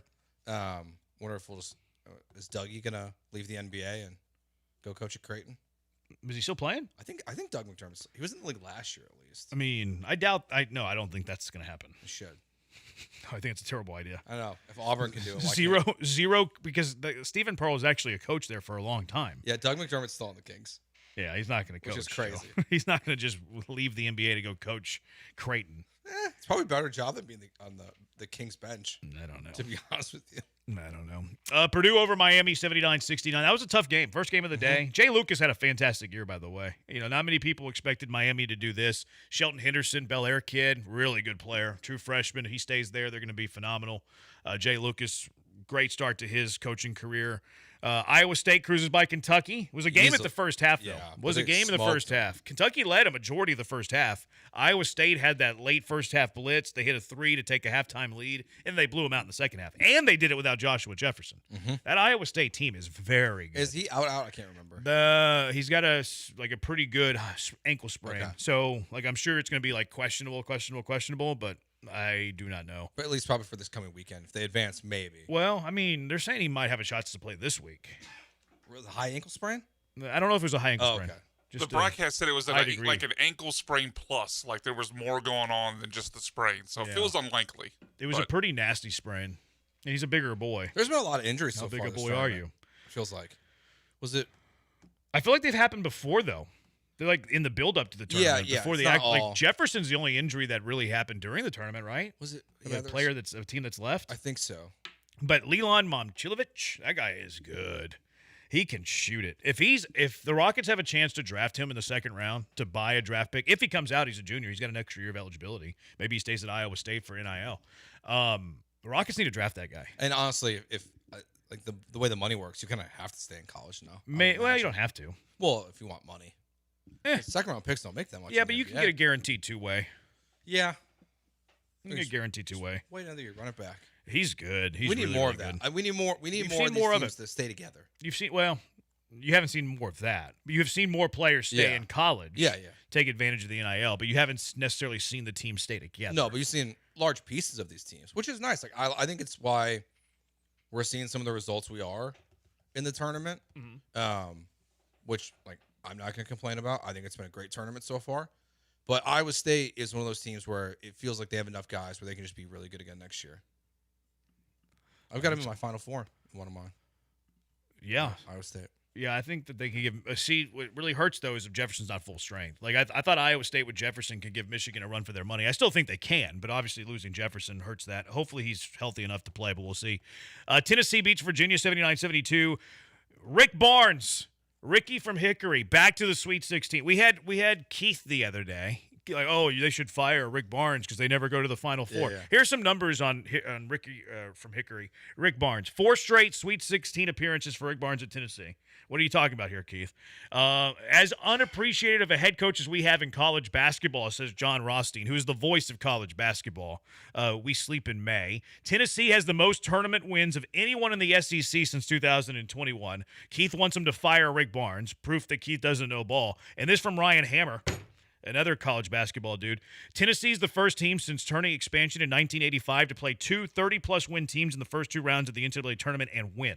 Miami and Virginia. Look at Rick Barnes. Ricky from Hickory. He can flat-out coach, and Keith wants to fire that guy. Well, you got a bunch of texts on Friday, right, when it was the Jeremy and Jeremy show? Yeah. That people all hated Rick Barnes? I think it was mostly Keith. Oh, okay. He was, like, spamming the text line. Keith's like, oh, they should fire Rick Barnes. They've never been to the Final Four. He's the most decorated coach in the SEC. Oh, Cal's up there pretty high. Yeah, he's pretty good. Cal's pretty high up there. Michigan State blitzed St. Louis, or Michigan rather, so they're off. Duke, we mentioned that one a little bit earlier. I said Michigan blitzes St. Louis. I said Michigan State blitzes St. Louis. Okay. Brian's so eager to correct me that he doesn't realize I corrected myself already. Michigan blitzes St. Louis. Duke beat TCU. Michigan State tops Louisville. Another team that didn't have one of their best players, arguably their best player, certainly their best NBA draft prospect, Mikael Brown, which is frustrating. And then Illinois beat VCU 76-55. So pretty easily. See Illinois and Houston this week. Arkansas against High Point, 94-88. That game was awesome. Great game. That game was so much fun. I love Acuff. Good player. He's a really good offensive player. I saw some comps to him to Marbury. Stephon Marbury. Oh, interesting. Yeah. I like that. Score first point guard. Yeah. Plays zero defense because he plays zero defense. I mean, like, I don't know if it was a great game for, like, his NBA draft stock in a way. Interesting. Because, yes, he was a phenomenal offensively, but when High Point is attacking you on essentially every single play, that's not really a positive thing. Yeah, they go after him. Yeah. They're a matchup hunting Acuff. It's High Point, and they're matchup hunting Acuff. That's not a good look for your defense. That's why I make it very clear that he's a great scoring point guard. Which he is. He is a great scoring point guard. And then the Cinderella of the NCAA tournament, Joe. The Texas Longhorns. Hook 'em! As they beat Gonzaga, 74-68. Junkie actually texted in, how impressive is it that Sean Miller took the job late in the cycle and has the Horns in the Sweet 16? Really impressive. It's super impressive. He's a really good coach. I love the hire. I said it whenever he was hired. Said I think you knocked the hire out of the ballpark, and he's proving that to be true. Really impressive for Sean Miller. How you feeling, Brian? Feeling good? Yeah, Cinderella. Cinderella of the dance. Texas Longhorns. Texas, as I thought, say that? Got the coaching hire right a couple times now with Shaka. That didn't obviously work out, and then Chris Beard, we know what happened there. But it finally feels like he punched his ticket a little early. Well, okay. Hopefully, Sean Miller can keep his hands to himself because I feel like they got the hire right again. But we'll see how it goes the next few years. But yeah, very good results so far. Yeah, it's a good hire. I really like that hire. Can like you call them the Titus, Cinderella though? Are they the lowest seed left? Yes, but it's Texas. Yeah, I can't. They're the Cinderella. Really? You can be Texas and be a Cinderella. They're the new Cinderella. Have more resources than anybody in college sports, and they're Cinderella. I think they're the new version of what a Cinderella is. Okay. What is that? Like Cinderella that's had a little work done? No, I'm asking Joe. Like you said, the new version of a Cinderella. What do you mean? We haven't had 13, 14, 15, or 16 seed win a basketball game in the last 2 years. So just strictly seed then. Like, okay. It's just seed. Like, yeah. Okay. I can't go strictly seed. I'm with Brian on this one because name matters. I think you have to be a mid-major to be a Cinderella. I do agree, but I feel like maybe in this new doesn't sound like you agree. No, I get what you're saying, but I just don't know how many of these mid-majors we're going to see win games anymore. Well, then the term Cinderella might be dead. Yeah. No, we just adjust the term. You can't call Texas a Cinderella. No. Can you call Texas a Cinderella? 713-780-ESPN. They're an 11 seed. No. They're Texas. Like, you would have a better argument. I counter your point with they're Texas. I'm trying to think of a Power 4 school where you could say, but Texas is not it. What do we know about Cinderella? Like, wasn't she like a helper and she was like poor and she was like scrubbing the floors? Right. Yeah. That's not Texas. That's not Texas. Texas lives in the castle. Texas pays the people to scrub their floors. Exactly. Is Iowa the Cinderella then? No. Well, they're a 9 seed. No, you can't be a Power 4 and be a Cinderella. I think you can. I don't but it think has so. to be like, well, before Vanderbilt, glowed up in football. Like the Vanderbilt of the football world. They would have been a Cinderella, right? They got NIL, I don't know who though. that would be. Vanderbilt's got tons of NIL. I know. I don't know who that would be. I'd have to look into it. But it's very few teams that I think you could put that on. Yeah, they're not Cinderella. For me. Maybe Wake Forest Great nowadays. run. Not a Cinderella. They're my Cinderella, so. All right, 713-780-ESPN. You can call in with your college basketball takes. It's Texas Cinderella. You can call into that as well. Texas! And we'll also get to folks. Hey, I'm calling some Texas baseball tomorrow, Brian. Can you give me a scouting report? I cannot. There you go. There. True Texas guy.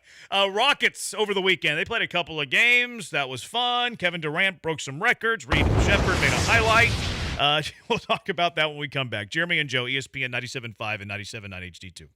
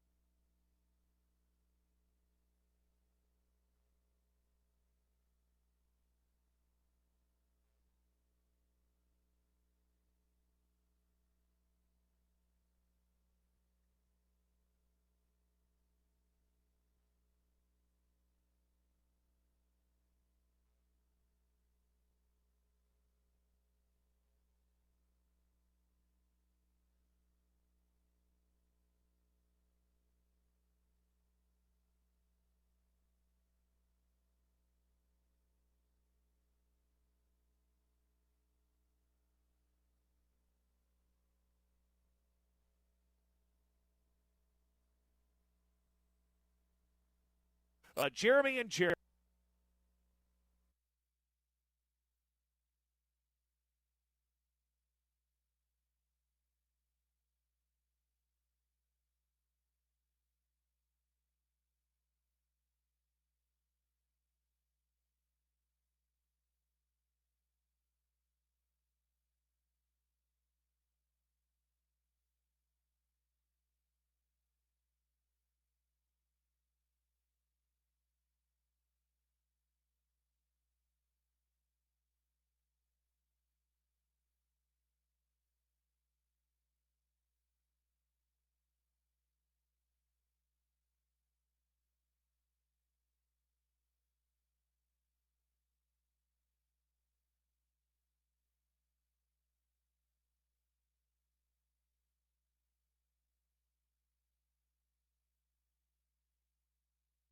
Why have we went back to these?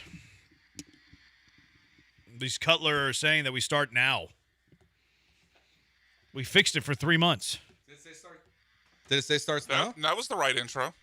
Well, at least it's labeled as the right intro. Maybe someone saved over and I didn't notice it. It's very possible. It was fixed for 3.5 months. I'll check the tape. Hold on. 713-780 ESPN. I did put my headset on light, so I could be wrong. Nebraska at 4 seed is more of a Cinderella than Texas at 11. Nebraska was really good this year. Weren't they the longest team, like the longest undefeated team in the country? Yes. Yeah, they were good. And then that's more the story of Nebraska. Yeah. Since they had never won a tournament game until this year. Not this year's team in isolation, Yeah. but the history of the program. Yeah. Making their first ever Sweet 16 after they won their first ever NCAA tournament game. Yeah. That's fair. Junkie Cinderella was actually wealthy due to her father, but the stepmom took it when the dad passed away and then made Cinderella the housemaid. Cinderella was a princess who was forced to be a servant after her parents died. Sounds like Texas to me. That's messed up. I don't really know the story of Cinderella all that well. Indiana was a Cinderella in football? ? No, I don't think so. No, maybe the year before they were. But not this year. Texas is Cinderella. They just got diabetes and their big bad word feet. Seems like a bad thing to say. All right, I threw a BS flag on Cutler. Here's what Cutler said. Let's see if the rejoin was right.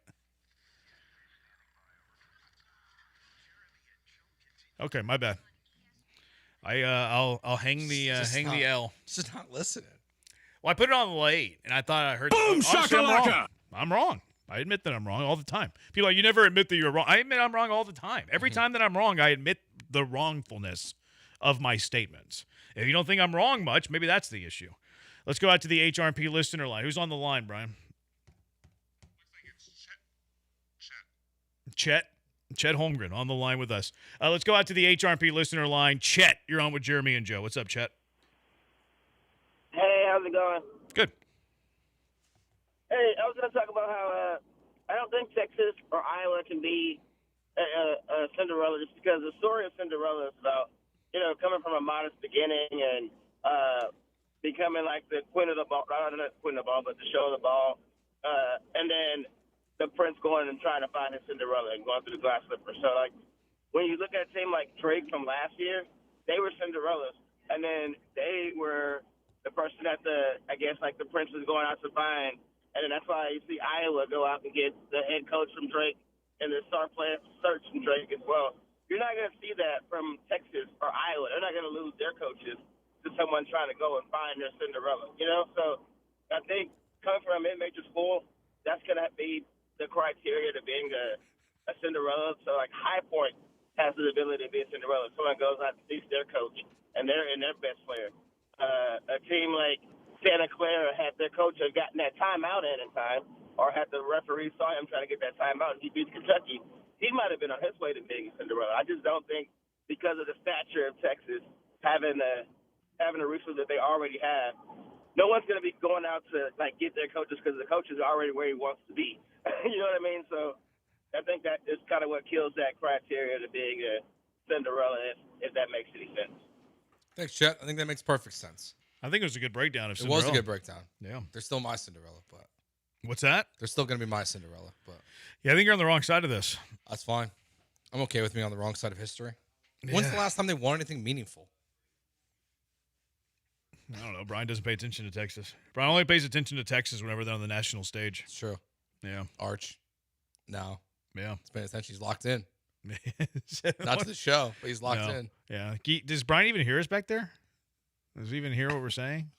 Not at that point. No, I'm still. Well, you're there. You go. You're probably dunking on the fact that I don't follow Texas baseball in March. No, that's not what we were talking about. Okay. Well, that I just assumed. J-Bone, get your boy some tickets.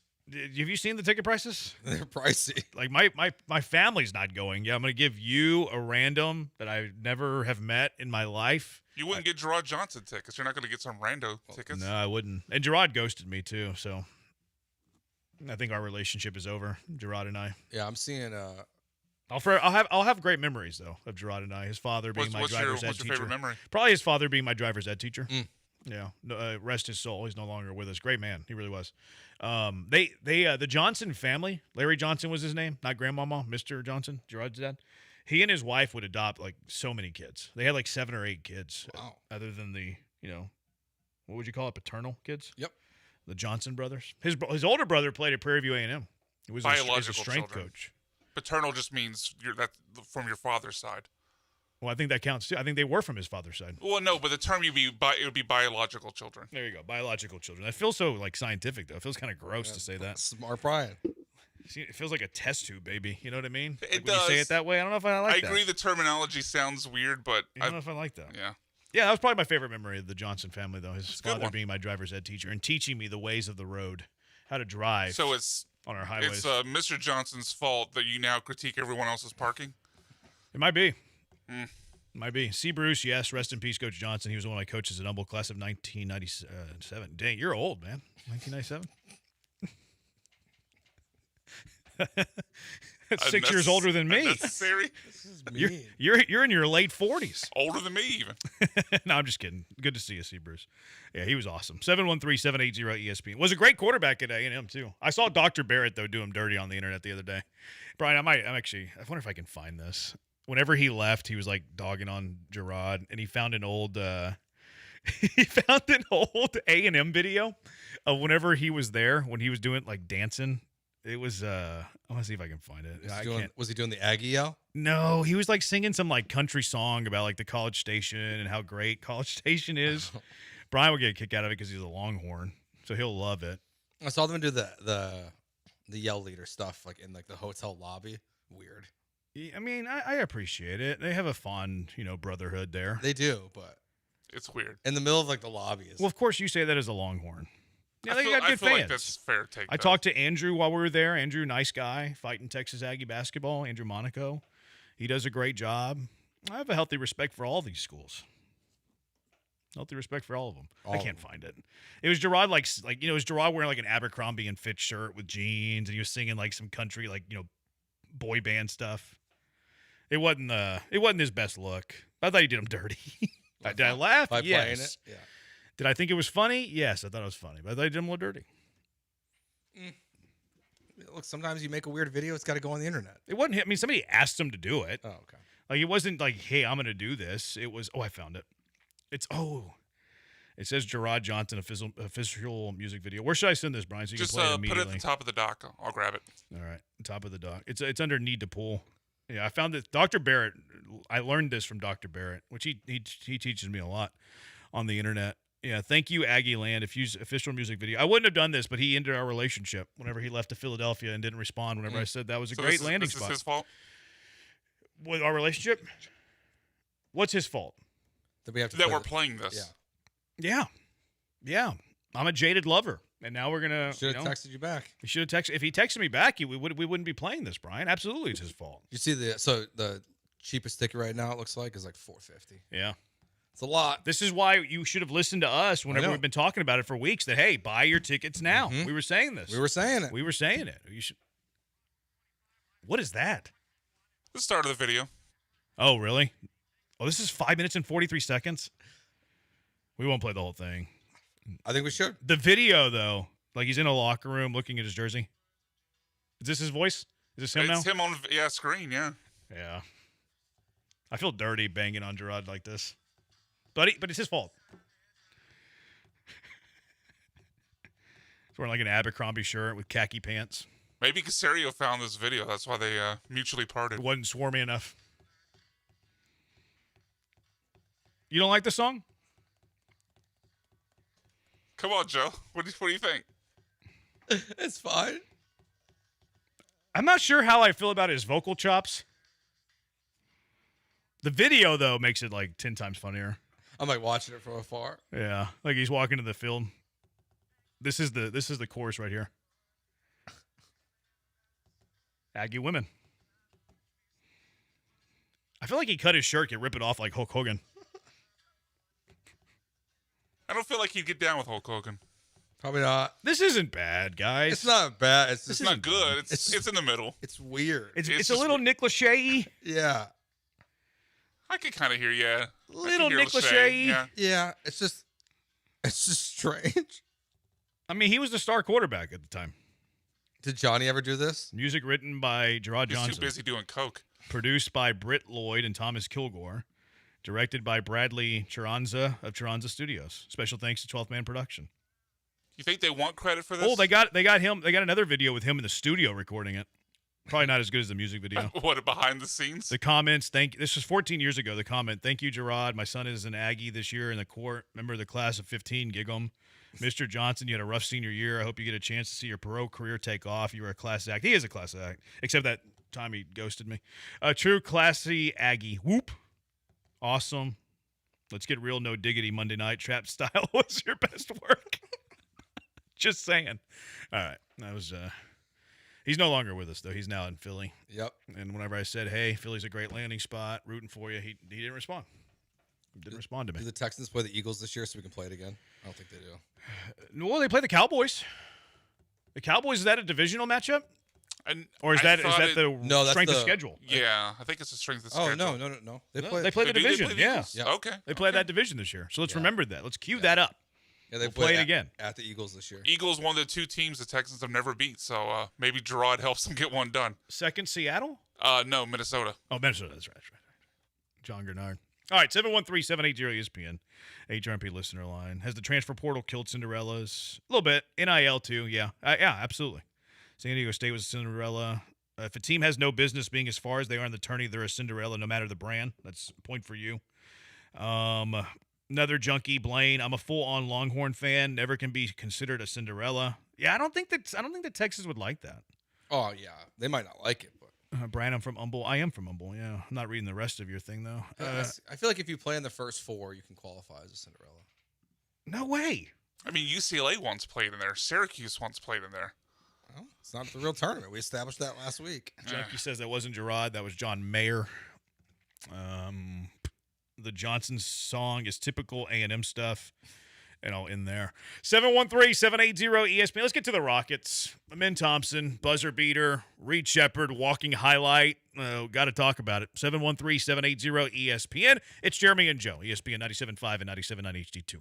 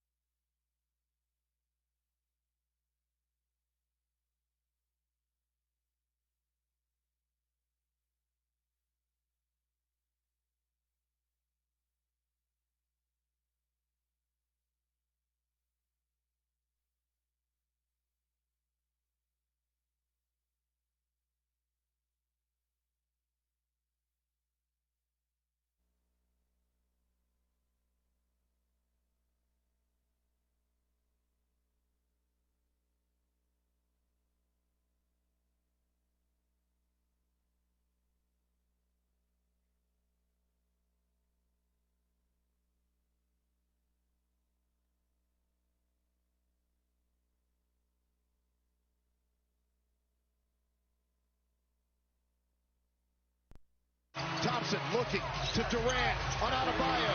KD pulls up, wild shot, bounced off, tipped in. It was tipped in. Ahmed Thompson tipped it in. Ahmed Thompson tipped it in. Rockets 123. He 122. You're back with Jeremy and Joe, broadcasting live from inside the Huntington Bank Studios. On ESPN 97.5 and 97.9 HD2. Great to call. 713-780-3776. 9-4. Yeah, that was a great call. I love Ackerman. Yeah, he's great.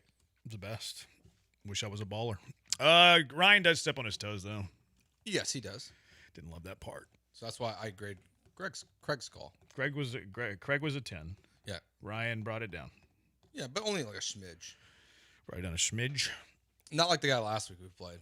Oh, yeah, he was all over it. He was all over Yeah, no, he just kind of cheered whenever Craig was cheering. I think it was Yeah. too bad. I don't it sounds just hypercritical right now. It was good. Ryan didn't step on his toes too much. We're critical of everyone. People think I'm very critical. They do. Yeah, I think I'm very critical. I compliment more than I criticize, though, I think. I look at many things I say about you guys. I'm always complimentary of you guys. I'm never critiqueful of you guys. 713-780-ESPN, HRP listener line. As Brian frenetically moves around back there in the production room. He's ignoring you again. I know. Amin Thompson with the game winner there. I mean, Rockets went 2-0 this weekend. Yeah, A lot they to did. be happy about. Like, yay. Yay. Rocket power. It's been a while since we've heard that. 2-0. 2-0. I'm happy about the Rockets winning those two games. You can't lose those two games. At home, Miami's fine. But 2-0. I wanted them to go 2-0 this week. They went 2-0 this week. I mean, Bam was good. 32 and 21. Yeah, I mean, probably would have scored, 80-something if the Rockets got out of the way and, like the Wizards did. But I like what we saw over the weekend. I like seeing Reed in the starting lineup. I like what we're seeing from a men with the rebounding. 18 rebounds yesterday or on Saturday. He's not a point. I like him way more where he's playing. See, the Reed Shepherd of the starting five thing, I think makes more sense for a men than it does Reed. It clears things up for what the roster should look like. It's not like I like seeing Reed in this role. I like that he played 37 minutes in the game. He's doing that in the last two. I hope this stays. Like I think at this point, if you have, hope in the playoffs, which I know there's not much going around right now, it starts with a change like this. So I'm for this. I'm very for this. Yeah. It's I could go either way. Now the fact that you don't have a point guard, I think it's better for a man. Like Reed can put up that kind of production off the bench starting. It doesn't really matter. Lead story from yesterday's game though, Kevin Durant, or 2 days ago, Kevin Durant passing Jordan. So Jordan a better scorer than Jordan. Durant better than Jordan. 32,293 points, passing MJ. Now the sixth greatest of all time, Michael Jordan. And I know. I mean, LeBron's better than Jordan. Yep. Kareem's better than Jordan. Yep. Malone's better than Jordan. Brian's mad at Kobe's better himself. than Jordan. And now Durant is better than Jordan. Yeah. Jordan's kind of a bum if you think about it. Yeah, I mean, wait till James Harden passes him, then he's really screwed. I mean, Jordan was playing with plumbers. He was. He was playing with guys who needed second jobs in the offseason. That's right. Like, he was scoring against nobody. Couldn't make a three to save his life. Yeah, just couldn't do it. At the times that he did make threes, he looked over the crowd like, I can't believe I did that. It's like, I can't believe it. That's what he did the time against the Why are Trailblazers. you rage baiting the text line? I'm not. I'm trying to rage bait Joe, and he's not falling for it. No, I'm not. I'm not going for it. I wasn't trying to rage I'm bait not the going text line. for it. I was trying to rage won't bait do it. Joe, and Joe's not falling for No. it. But that's true against the Blazers, against Clyde Drexler. He hit all those threes. Like, I can't believe He's I'm like, doing I this. can't believe they're going in. I can't believe I'm. No, I think Jordan's the greatest of all time. Yes, of course. I was trying to rage bait Joe. He didn't fall for it. Wasn't gonna happen. But cool for Kevin Durant. Now Absolutely cool. I thought it was interesting too. Durant was like 4 more to go. He said 4 more to go. I like that with a smile. No, I mean, he's got a long way to go. He's got 11,000 points. 11,000 behind LeBron. Yeah, he's not getting there. And LeBron's maybe playing like one more season. Like maybe? Let's just say he retires this year. Let's say LeBron retires after this season. I don't believe that he does, but let's say that he does. Let's just call it. I don't know. Let's just say he's got to get to 44,000 in his career. Mm-hmm. Which that's still. I mean, LeBron's going to fall short of that the rest of the season. Let's just call 44,000. Let's say Durant needs 11,500 points to get up to number one, because he kind of said 4 more. I don't know. He was joking when he said that. He would have to play for like 7 more years. Minimum 6, but yeah, probably 7. Yeah, not happening. He's not going to play that long. No. He'd be 45. I think he's got this contract.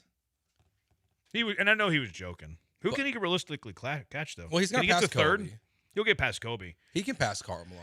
Malone's got just under 37,000. Yeah, Well, he can get to 3. You think he can get to? Can he pass Kareem at 38K and change? I think he's going to play just not long enough. I think if he wanted to get there, he could. Yeah. I'm not so sure he's going to care that much. No. It just what is he like? What's the end of his career look like? Right. Like where is he playing?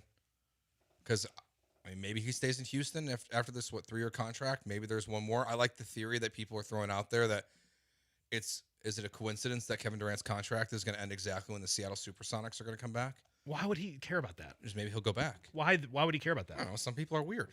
They're saying LeBron might go to Cleveland next year just to end his career in Cleveland. But when he signed that contract, he didn't know that the Sonics would be back at that point in time. Right. Yeah. I think you care about storylines. I do care about like you were gung ho about that Kyle Tucker to Tampa thing. Like I think you look more at like storyline and like sexy storyline I don't really care about than you really do about like the realistic possibility of player going there. Sure. That's fine. I think that's a storylines are fun. I think that's a tell of yours. Yeah, they make things interesting. You're like, this is going to happen because it sounds good. I didn't say it was going to happen, but you entertain it more than like a normal would. No, I don't agree. I think I'm more with the norm. I mean, you entertain the Kevin Durant going to Seattle thing kind of convincingly. Yeah, I don't find that to be possible. I think you're like he's going to go to an expansion team to finish his career. I think you're not the norm. Brian doesn't think so either. I know he's not the norm, but at least he's on my side here. You'll take it in this case. He's the norm whenever it's convenient for me. When it's convenient for you, Brian's the norm. Yeah, for sure. No, I think he can finish 3rd though. I think he can get 3rd. Maybe. I mean, you're right. Maybe he could get to 2, but I just don't know if he's going to play that long. Nah, I mean, it depends on his desire. I mean, his game. If he wants to chase, he can chase. His game holds up. That's what benefits him. Yeah, he does. He's not like he doesn't have to be super athletic. Yeah, I think he can roll out of bed and score when he's 60. Yeah, like LeBron's game is slowing. LeBron could have made this impossible for anyone to ever beat it, but he slowed down so much. Yeah, because he relies so much on athleticism. Where KD can just be kind of what Dirk was at the end of his career, just kind of a spot up shooter for a team, whether they're good, bad, and different. Like, so he could get to it 2. Depends on his desire. Yeah, like he could always have a job until he's like 43, 44. I struggle to see him passing LeBron. You say, he's not getting to LeBron. Yeah. Like best case for Kevin Durant is he's second all time. Yes. He's not getting to LeBron. How high do you think Harden gets? Where's he at? So he's 9th. He's at 29,000 right now. The next 2 are pretty close, and Wilt and Dirk's at 31,560, and he's 7th. Man, he's still kind of scoring in bunches too. Yeah. Like I think Harden can push Jordan down the list. He'll be 37 next year though. Yeah. Let's see. He's got 29. How much does he need to get to Jordan? He needs only 3,000. Actually, less than 3,000. Yeah, he'll get there. He'll get to Jordan. Yeah, he'll get to Jordan. He might get to Kobe too. He might get to Jordan not next year, but the year after. I mean, he'll score what 3? See, the last 2 years he has scored almost 3,300 points. So let's say 3,000. Let's say he slows down, plays 2 more years, 3,000. That puts Harden at what 32 and change. Yeah, he passes Jordan in 2 years. And at some point, his game also can translate really well of just being a spot-up shooter. Well, if he wants. I don't know if I like the term spot-up shooter for Harden. But a guy who can maybe score, crafty, scoring off the bench, stuff like that. No, I think he's going to pass. I think he'll pass Kobe as well. I think Harden will be top 5. The difference with Harden is I wonder what the appetite is for him on other teams. Because other teams bringing him in? Yeah. Well, I think it does feel a little different. Where he's wanted the big contract, hasn't been willing to back off of it. That's why he got traded to the Cavs. Right, but would he like money and be willing to play for $25 million a year as a 6-man? I think eventually he could, yeah. Like, I would be happy to do that, of course. I think he will. Yeah, because he hasn't done it yet. He hasn't had to. Yeah. Or he still would be in the Clippers if he was willing to take lesser money. Like, I don't see Harden as a guy who retires, per se. Like, he's always chasing the dollar, right? And if he still has some in the tank and can make $25 million even as a reserve, why wouldn't he? So he more just gets pushed out at some point.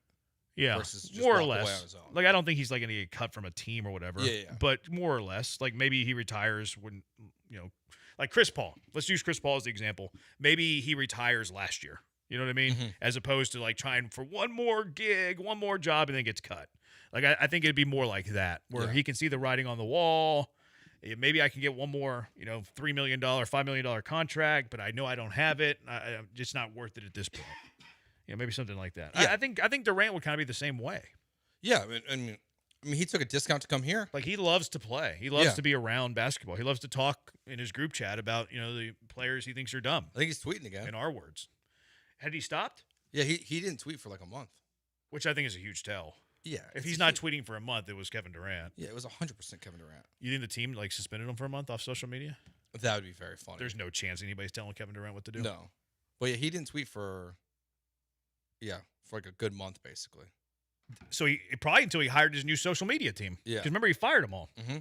Yeah, he tweeted he went 15 days without tweeting, which is not Kevin Durant. No. Yeah, that's a sign of guilt. He's guilty. That's an admission of guilt if I've ever seen one. He's guilty. Yeah, he's guilty. I'm fully convinced. I'm 100% convinced now he's guilty. I am too. I have no doubt in my mind. I don't know either. It's not the reason why the Rockets have struggled at times this year for long stretches. Only other thing on yesterday's game, real quick. Tari Eason's an idiot. Yeah. What are you doing, Tari? And a lot of people are blaming Rafael for having him in that spot. Okay, that's fair. I think that's a fair criticism. What'd I say? Rafael. Yeah, you may. Tari's that was terrible. Terrible pass. It was awful, and I do think Ime deserves some blame here. That's fine. Obviously. It's valid. But it's a low basketball IQ play. Low IQ. So you shouldn't put him in that position. And the Rockets have done that a couple times this year where it's like, why is this guy inbounding the ball in this situation? If a team's pressing you, why is a men not one of So you know what I think happened there? What I think went through Ime's mind was these are the 5 that are on the floor. Let me put Tari in a spot where he's not shooting the free throws. But at that point, it's why wouldn't you just sub him out? Exactly. Because I think that mindset makes some sense. But just you can't have him in the game then. Bring in somebody else. Yeah, you can't be in the basketball game if the reason why he has to inbounds is because you don't want him to shoot the free throws either. Mm-hmm. So it's a good process partially, but it's a bad process to have him on the court at the same time. You just sub in general. him out. Yeah, take him out of the game. All right, we got to talk on highlight culture. How much I hate highlight culture and how much people hate me for hating highlight culture. 713-780-3776. It's Jeremy and Joe, ESPN 97.5 and 97.9 HD2. As much as I hate highlight culture, I love Federal American Grill equally, just because it's so good, it's so tasty, it's so wonderful.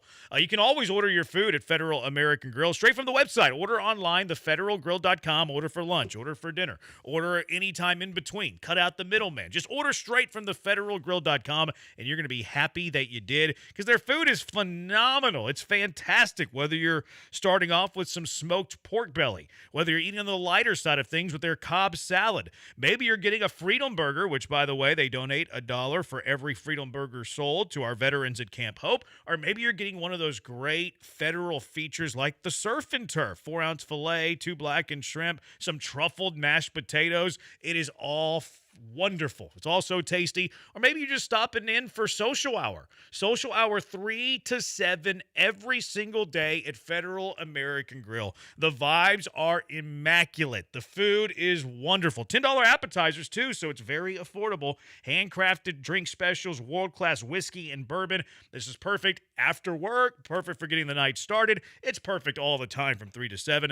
Be mindful of the Easter brunch coming up April 5th, 10 a.m. to 3 p.m. New features such as the corned beef hash skillet, deviled eggs, carrot cake muffin, because it's Easter after all. Kentucky Derby Party coming up on May 2nd. You're going to be there for that. And also their partnership with RC Ranch. They'll be opening their RC Ranch meat market alongside their team in Hedwig Village this fall. Hedwig Village, one of the 6 locations to choose from. You got Katy, you got Shepherd, downtown location, River Oaks location is open, and then, of course, my spot up in the Woodlands. So get on out there. The Federal American Grill, where precision cooking meets quality ingredients in a tribute to classic American cuisine.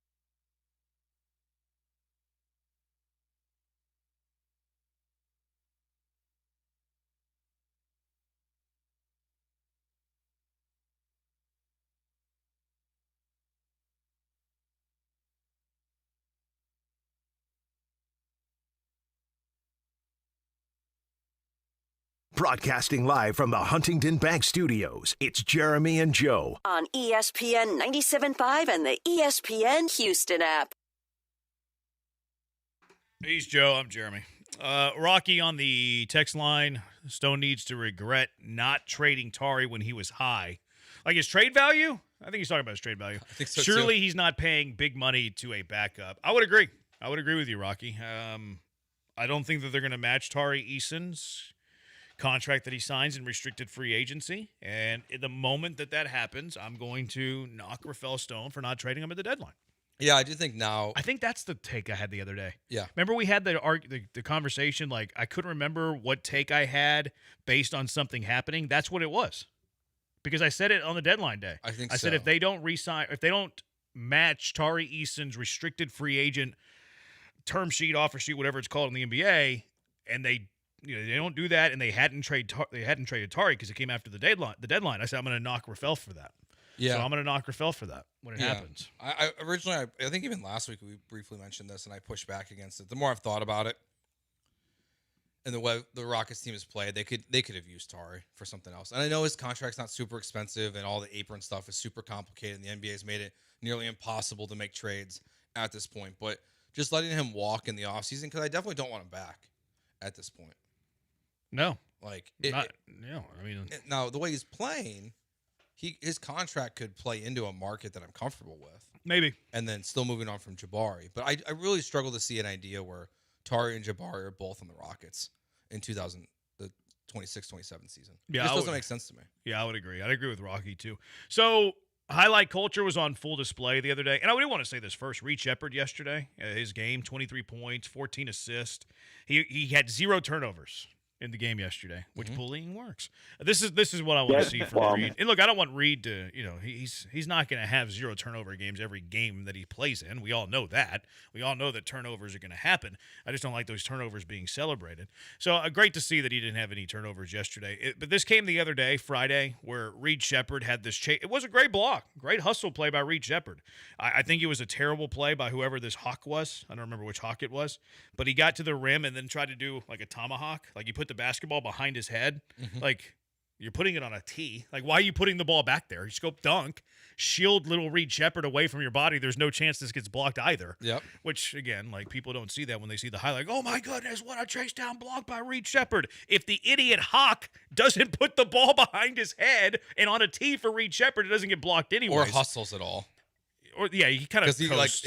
He coasts to the basket. I think that the Reed's hustle caught him off guard. Which look, I applaud Reed for the hustle. I love hustle. Like people who play hard are my favorite players.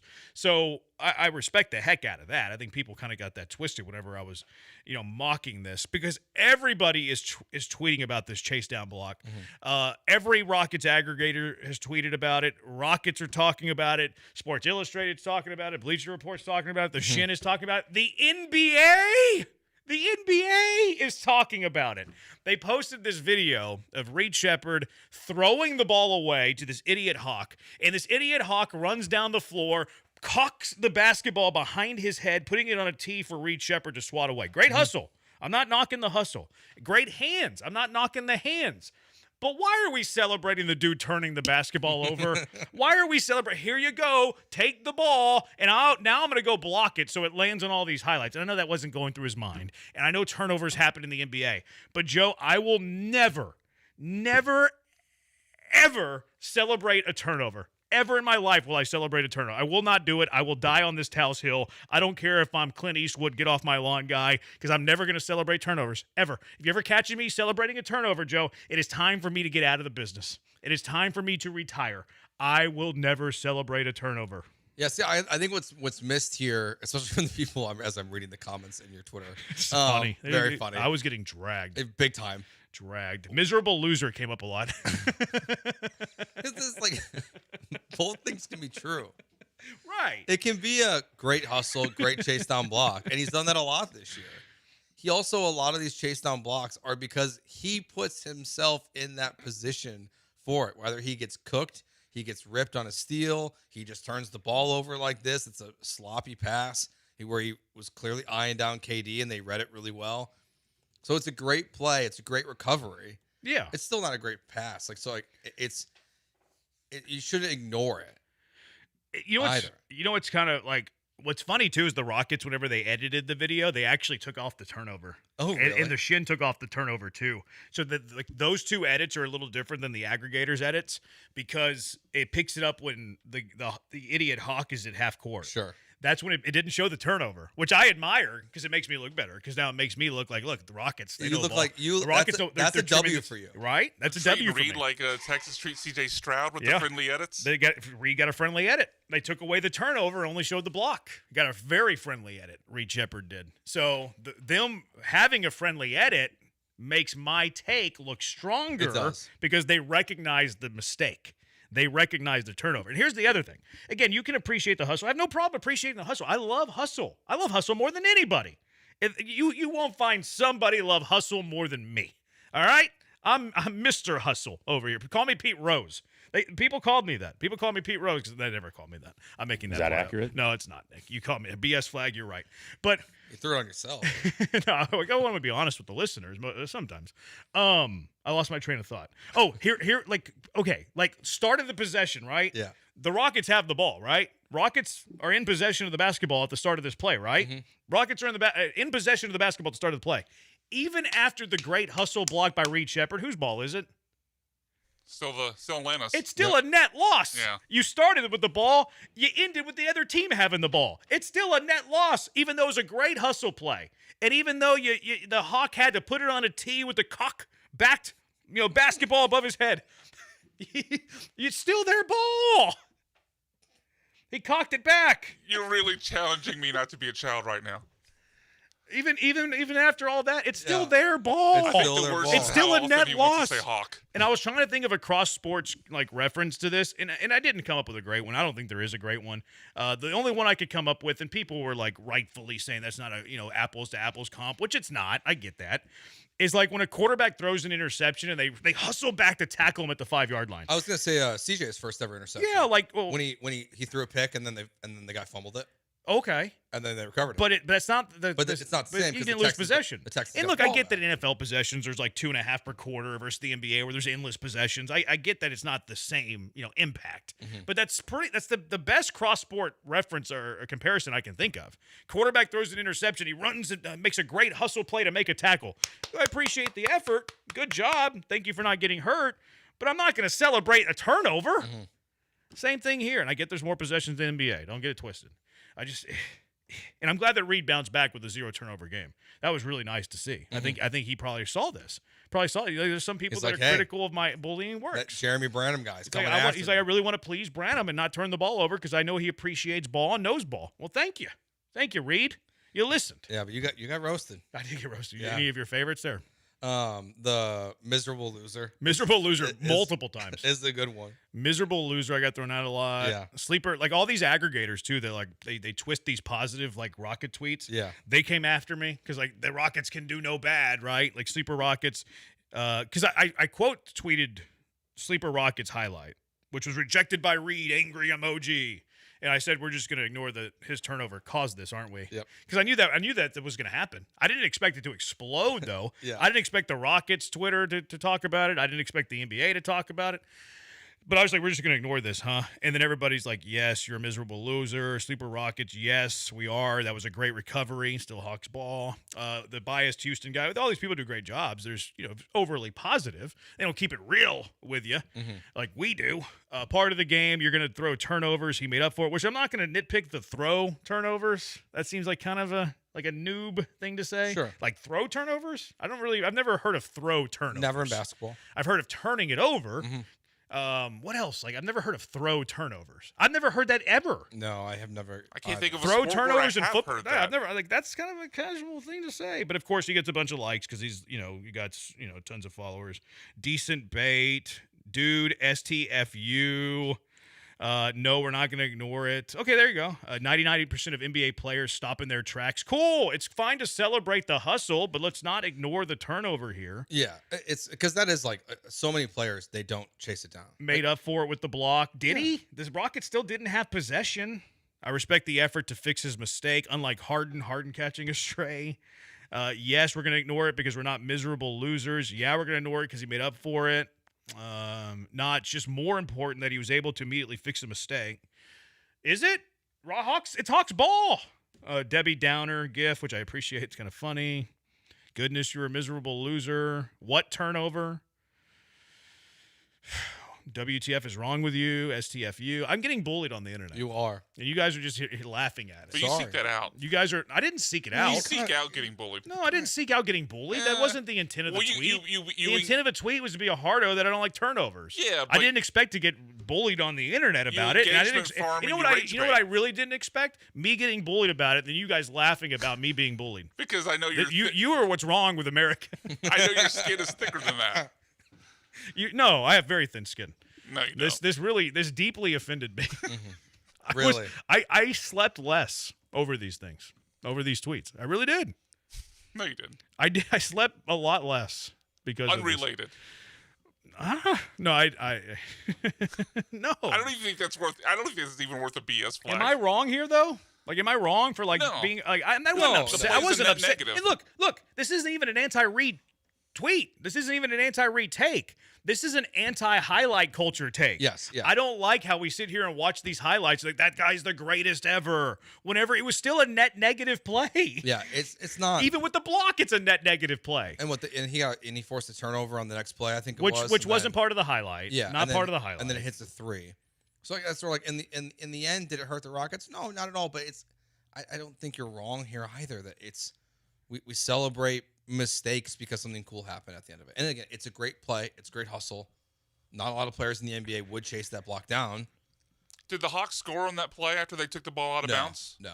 Which it worked out in the end. But again, that's apart from the highlight. You're right. But because when a highlight culture, I'm talking about things in a vacuum.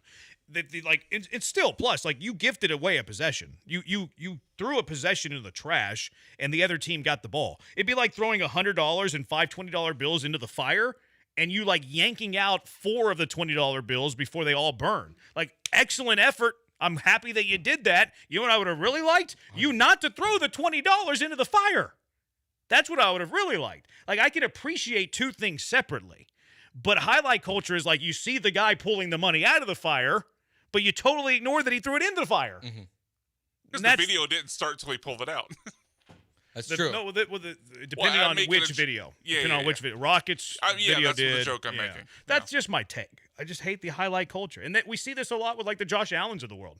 Like, people see this Josh Allen, he runs through people and he throws these amazing touchdowns, and then they won't show the mistakes that he makes in games. Yeah, and that's why he's not a winning player. But that's kind of what Super Bowl winning player. As we talk about highlight culture, that's what sports has turned into.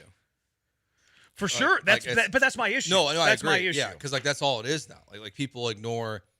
It's like the CJ defenders that are still out there. They pull a couple highlights from a game and they ignore everything else that happened. Right. It's just they care about just the things that look good on Twitter. Yeah. And that's the issue that you post this and it goes viral and it's like, well, the reality is you probably should have turned it over. Yeah. And the thing is too, and the reason why in this instance I know you're right. Thank you. Is because I can boom, guarantee. There we go. Jeremy Branham's right. Many people at the station, know this to be true. Ime said the exact same thing. Oh, no doubt. No doubt. And maybe I watch from a coach's lens, Yeah. Because, I have an eye for these sort of things. I have an eye for these sort of things. Mm-hmm. You know what they say? They say whenever your senses, whenever you lack a sense, that your other sensors get stronger. Okay. So what are you lacking? Feel, because of my wrist. Okay. My mommy's wrist. Yeah, my mommy's wrist has lacked my feel sense. Sure. Which has elevated my eye. Oh, that makes sense. Yeah, that makes sense. Yeah. It does. I see what you did there. That's just science. It's science. Junkie says, I like a good ball handler. I do too, especially those that don't turn it over. Another junkie, better analogy, hosting a sports show and being wrong in everything, but still having a sports show. Who are you throwing a shot out there, junkie? Who are you suggesting that to be? Maybe it helps with Reed preventing 2 points and scored 3 on the next possession. I agree, but that wasn't part of the highlight. And also, that's kind of you are condoning turnovers. Hey, you're allowed to, and I get it. You're allowed to turn it over if you get a stop and then knock down a 3. But what happens if you don't get the stop and you don't knock down the 3? How about you just knock down the 3 before you turn it over? Mm-hmm. Which Reed did that Saturday. Which I'm happy that he fixed his mistakes. And here's the other thing. And I get that it wasn't a close game and all that. What if this was the final possession of a game? Like, what would the reaction be if it were? They'd be like, oh, he turned it over. Oh, he turned it over. Like, let's say he turns it over. The Hawk goes down there. He still cocks it back, and it gets swatted away. But the Hawks inbound hit a game winner. Then people are crushing Reed Sheppard for turning it over. So then why aren't we doing it in these confines? Because the situation of the game was different? Yeah, because it's 12-10. That's moving the goalpost for me. If I don't condone turnovers ever.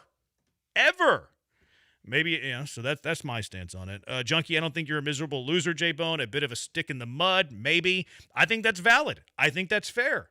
I was at the game when that happened. I thought to myself we wouldn't be in this position if he didn't turn the ball over. You know ball, Junkie. You already know we're a ball. Are you being a miserable loser because you have mommy's wrist? No, they're unrelated.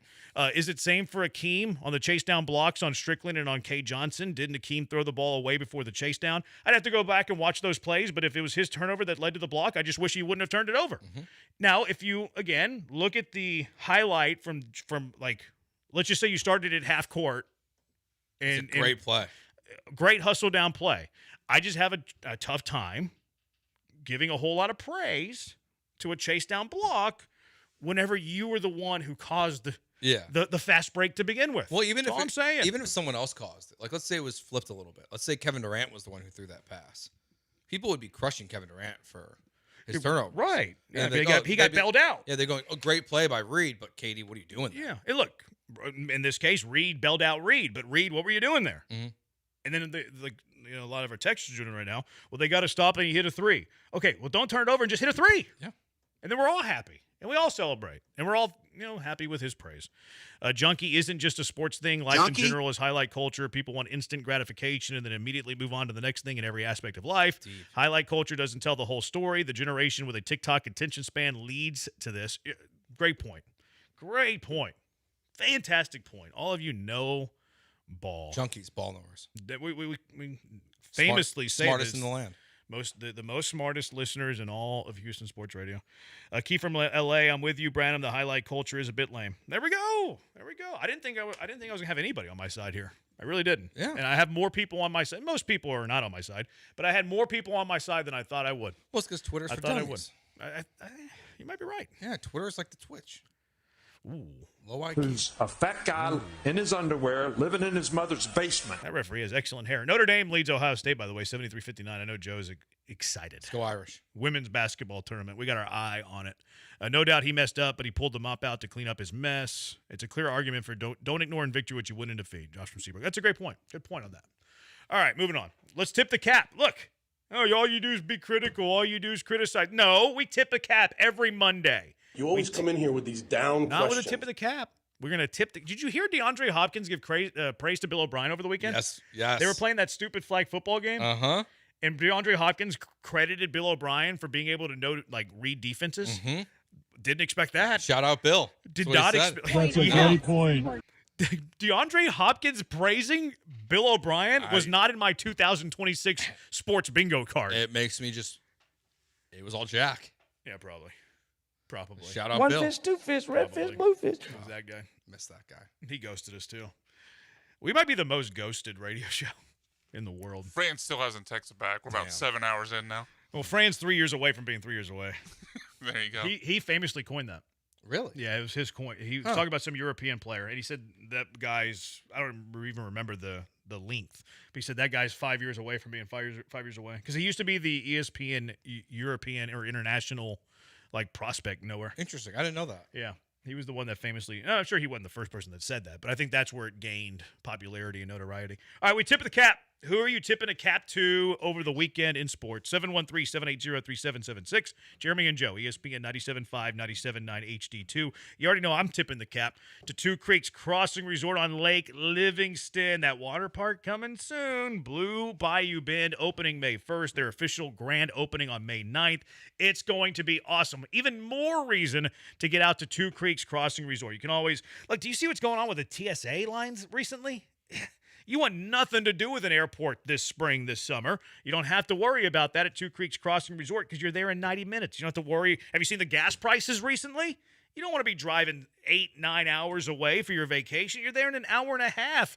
You can get there on a quarter of a tank out there at Two Creeks Crossing Resort on Lake Livingston. You can save money whenever you enjoy paradise at Two Creeks Crossing Resort. Escape the city, enjoy the relaxing, great outdoors, and they got it all. Open green spaces, 92 acres worth. They got wildlife you don't see in the city. You can kayak on their creeks, some of the best fishing in Texas on those creeks. They also have a catch and release pond in the middle of the property, which is a great way to teach the kiddos how to fish. 90 minutes from Houston. You can escape the city without breaking the bank, without traveling too far at Two Creeks Crossing Resort. And they got every stay for you. They got glamping, which is very popular these days. The cabins right there on the waterfront of the creeks, those are awesome. We stayed in the treehouse. The treehouse, you walk up the steps into the treehouse that's in the tree. Or if you already have an RV, pull up the RV. They have the perfect stay for everybody. And they're always taking care of you at Two Creeks Crossing Resort. Take this weekend, for instance, barbecue cook-off weekend. Doesn't that sound delicious? And then April's full of activity. Easter weekend, the first week of April. The third anniversary weekend in crawfish boil on the 10th and the 11th. Fajitas and Rita's cook-off the week after that. Chuck Wagon dinner and spring fishing tournament the week after that. So you're always going to have a great time at Two Creeks Crossing Resort. Book that stay now. TwoCreeksCrossingResort.com. That's TwoCreeksCrossingResort.com.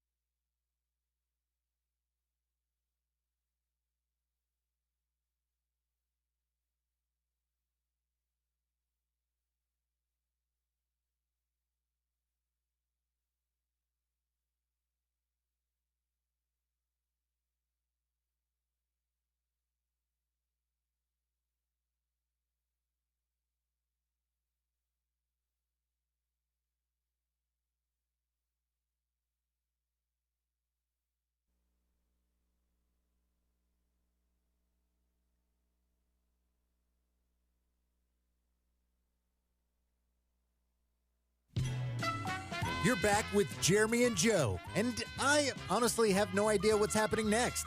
Could it be the next great food debate? Jeremy being a giant buzzkill? Joe trying to do math? Carry the one, Joe. Carry the one. Or maybe they'll recklessly label people as casuals. Let's find out. It's time for the Wheel of Bits. Oh my goodness, will you look at this? What an enormous spin. It's time to give a tip of the cap. Tip of the cap. You already knew that. We do that every Monday. Tip the cap. I'm tipping the cap to the Fighting Irish. Notre Dame women's basketball team up by 12 over Ohio State, with 68 seconds left to play. Let's go Irish. Iowa State already got eliminated. Audie Crooks. You know her game? She dropped like 35, right? So you know her game a little bit? A little bit, yeah. Excellent girth. I saw highlights. Yep. She uses that to her advantage. Yes. It's true. She's like the mound round of rebound. Will it work in the WNBA? I don't know. She likes athleticism, and she can't defend. No. But she can score. But you get her in the post. And she can rebound. Yeah. So I don't know. I mean, she'll get a shot. I think she's only a junior, though. So we know ball. 713-780-ESPN. Ball knowers. HRMP listener line. Thank you, Brandon, for finally accepting other points of view. Yay, Jeremy, you're going up. That's the biggest backhanded compliment I've ever read. Eric the Buyer, we changed the scoring in our fantasy league. An interception is worth a -2, but a quarterback making a tackle is worth +1, so it almost wipes it out, but not all the way. That's highlight culture. That's a stupid rule, Eric the Buyer. You play in stupid leagues with stupid rules. Junkie, coaching high school sports is difficult because these kids aren't watching the game, only highlights. There you go. See? Just call me Coach Branham. Just call me Coach Branham. Why do to pretend not to know what the Wheel of Bits is, but announce it ahead of time? Why do to pretend? This one we probably shouldn't. That's a good point. This one probably needs its own little re-imaging. But Michael's very busy. Love seeing Joe's Notre Dame Irish doing good in sports. How do you grade the current state of University of Houston athletics? I give it an A. A+. I'm on the payroll. A+. It's fantastic. They're doing great. They're doing great stuff. Football's great. I mean, top 25 finish. Basketball's in the Sweet 16 for the 7th consecutive season. Like, fantastic. What are we talking about here? All right, what are we tipping a cap to? I tip U of H Athletics. What are we tipping a cap to? 713-780-ESPN. Joe, you want to go first? So I don't know how accurate this is because they tweeted this out on the first day of the tournament. But U of H Athletics. There you go. One of, I think it's 3 programs that won both a bowl game, an NCAA tournament game, and we're ranked in the top 25. There you go. So tip of the cap. Tip of the cap to the University of Houston. Even though he's not texting Brian back, Fran Fraschilla. What did he do? So it was 2 years away from being 2 years away. Okay, I couldn't remember the number. It was Bruno Caboclo. Oh, that's right. The Brazilian? Yeah, the Brazilian player. Yeah. Got drafted by the Raptors. I do not know this man. Well, he was 2 years away from being 2 years away. So that's why you don't know him. You didn't know him. You'll know him in 2 years, maybe. Other one I got, T-ball coaches. God bless you. What happened? Chaos. That's what it is. Oh, this little one's first. Yeah, first T-ball game. He had a great really? game. Nice contact. Is he a little frenetic out there? Yeah, he did a good job. He got upset in the field because they put him at second base. That ball ain't getting to second base. Well, they don't hit it far enough? So like one kid on the other team did. So they just like hit tappers? Yeah, they're just tappers. And everybody runs the ball? lefties to pull it? No one's pulling it. No. Dana Brown would be ticked. just little tappers. But my gosh, is that an experience? So do they all run at the ball? Oh, yeah. It's just they swarm. It's just 10 kids. They swarm. Yeah, they're more D'Amico guys. Yeah, they're just swarming to one ball. He was getting upset because he couldn't get the ball, and I was like, he was mad. Yeah, I was like, you gotta play it next time, kid. Like, yeah. How old is he? 5. This is his first year? Yeah, first year. Yeah, we're wondering when to start Branham, baby. I feel like this is. They said they had pre-T. So it's weird because he's 5. He's the oldest kid on his team. Okay. Because the cutoff was March 1st. His birthday is March 6th. Oh wow. So he's in 3-4 T-ball. So he's like. So he's a tank. There's 2 kids. There's 2 kids. Him and another one who, you could tell they're older, very clearly. There you go. I saw one kid put it in the outfield. Really? In the air. Off a tee. You're really impressed. He's a kid. He's like 5 years old. He put it in the outfield. We'll do. I'll toss the ball to Branham, baby. He can put a swing on it. Well, he doesn't make a ton of contact, right? He's a little Zach Cole-ish, but when he connects though, it goes far. Yeah, he knows what dingers are. Nice. He even has a celly. He does a celly if it's a dinger. Yeah, sounds like highlight culture. Strikes out 1,000 times. Celebrates the dinger. We're not really working on plate discipline yet. Well, that'll come later. Happy Monday. Text here. T-ball conversation on the show, but Keith gets kicked off nasty. See you, Keith. Keith happy happy Monday. Out of here. See you, Keith. You know what? I think it's a good step, though, for Keith. Because it shows he's listening to the program. You know what? It's a good point. It's the most on topic he's ever been. Yeah. I don't know what that is. I don't know if I can say that on the radio. 713, what's our number? 713-780-3776? Yep. Brian, what are you tipping the cap to? Were you done? Yeah, I'm done. What do you got? Tip of the cap to Nebraska basketball. I was talking a lot of bleep about them pre-tournament when I was doing the show with Kunkel. I did not think they would advance, and they not only advanced but obliterated their first-round opponents. So tip of the cap to Nebraska basketball. Also tip of the cap to Iowa State for advancing without Jefferson. Really good second half against Kentucky. That game was tight for a while, but they blew the doors open in the second half. Tip of the cap to, well, really he tipped the cap to himself, but Evan Miyakawa, he tweeted out that the 4 highest seeds that are remaining in the tournament were all teams that he predicted before the tournament were underseeded. So he tipped the cap to himself, and I am in turn tipping the cap to him for that. We've had him on before. Yeah, it was a few years ago, right? Yeah, you should reach back out. Yeah, I'll reach back out. I can do that. He's famous for the kill shots, the 10-0 runs, and Evan Maya kill shot. They're known as. A few more. Tip of the cap to Tari. He came into the weekend, I believe it was 1 of 28 from 3, but he hit threes in back-to-back games, so maybe he's starting to turn it around. And last one, tip of the cap to Tom's Watch Bar. Fantastic place to watch March Madness or pre and post for Rockets game. Great place there in downtown, walking distance to Toyota Center. Very good. Tom's Watch Bar. Very good. Valid age parking, too. Yep, Green Street. Day. It's a great, tournament coming in here. It's a great spot. It's going to be a madhouse downtown. Thursday's going to be a madhouse. Yeah. Because there's also the first day of the golf, right? This weekend? Yeah, that's not in downtown. No, I know, but it's just a lot going on Thursday. Is that Memorial? Yes. Yeah. The Houston Open. Yeah, the Astros game's going to be ending right as Nebraska-Iowa's going to be starting. Yeah. Roughly. Yeah. Because it's 3:10 first pitch. Which might be good timing for me. Because I'll be ending our show at 6 at St. Arnold's and then heading over to Toyota Center. Yeah, because you'll be going. So, I'll be coming in just after the game. I think you'll be okay. And then I'll be able to maybe miss Astros leaving, or at least going in the opposite direction. Yeah, I think you'll be okay. This is more just getting into the area might be tough, but you'll be fine. Tip the Cal to BMAC. How many caps does BMAC have to tip? Brian doesn't wear many hats. I don't. No. You don't have to wear many hats. Tipping your cap to a sponsor, got it. To be fair, it's not really Brian's sponsor. So I did do a show there Saturday, though. Yeah.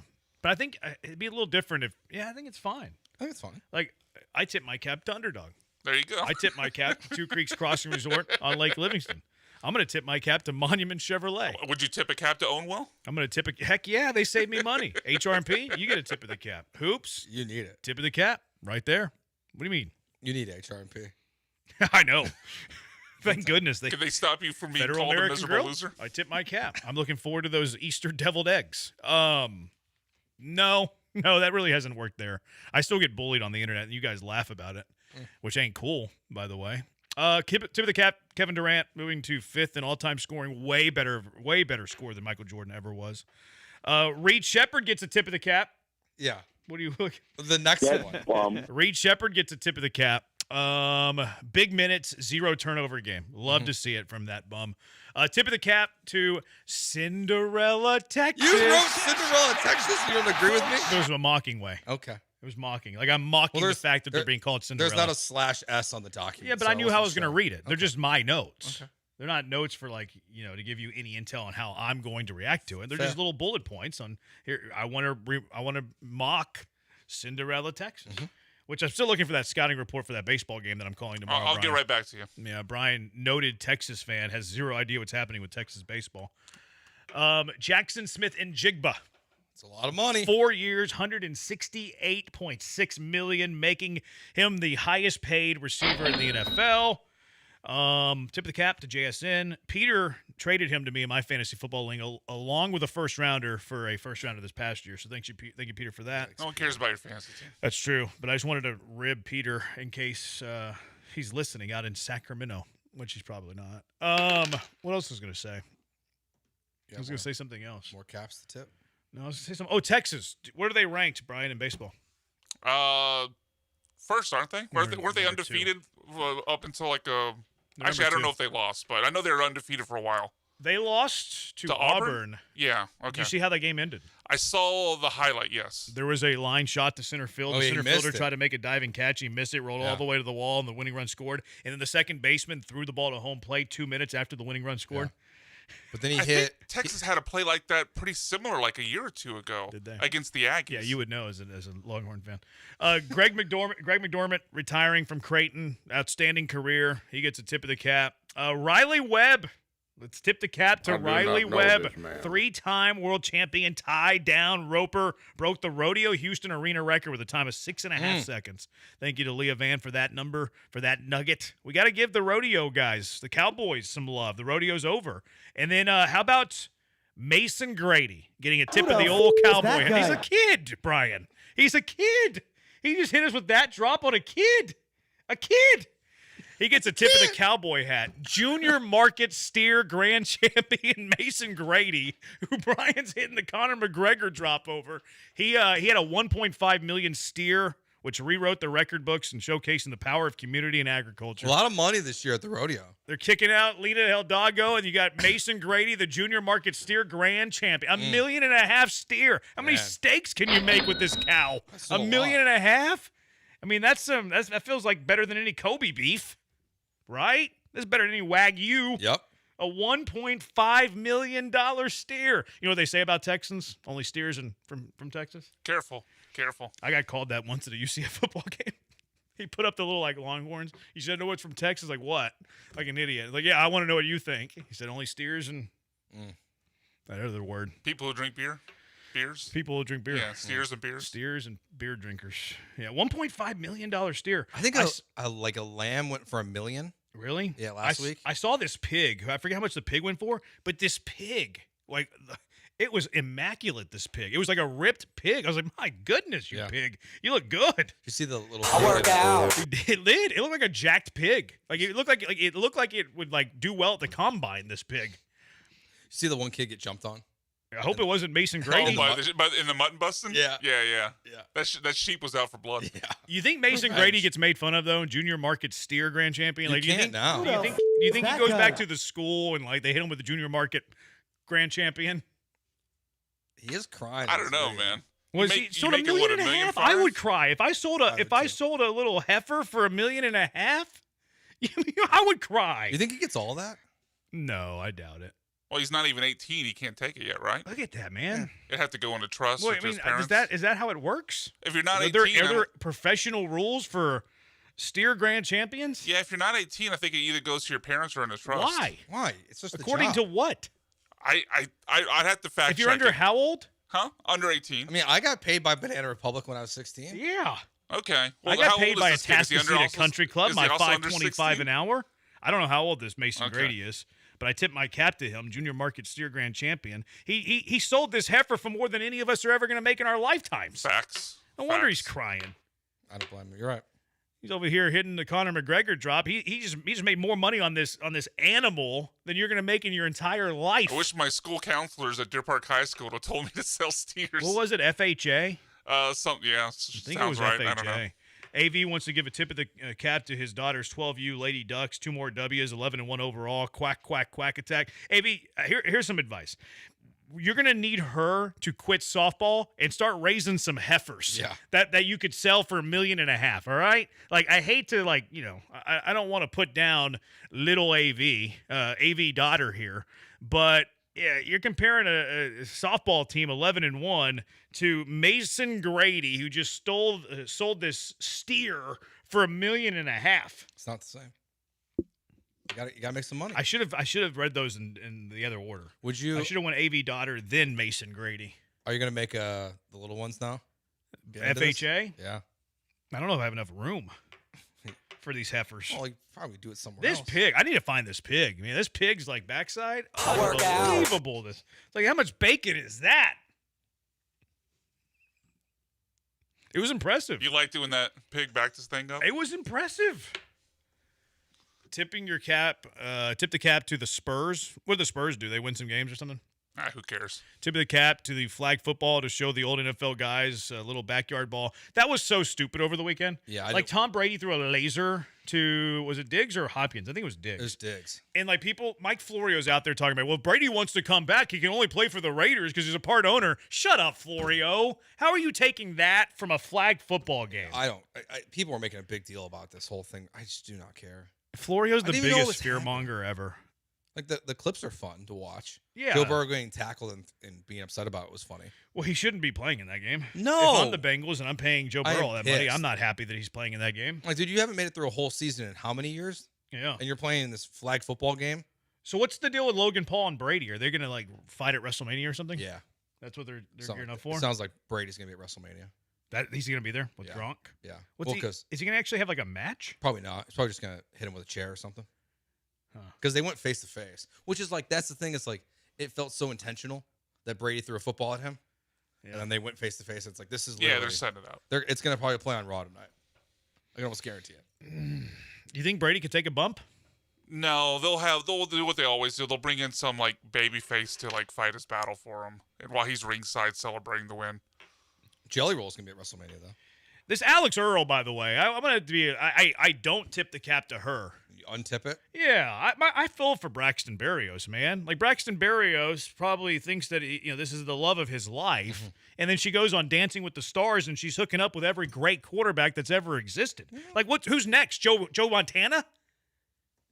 She's hanging out with Brady. She's hanging out with Burrow. If you can get it, you can get it. No, I don't appreciate this Alex Earl. Yeah, you gotta play Braxton if you want Alex Earl. You don't play. That's messed up. Sorry. Those are the rules. You go on Dancing with the Stars, and then it's just a gateway to quarterbacks. It's not Dancing with the Scrubs.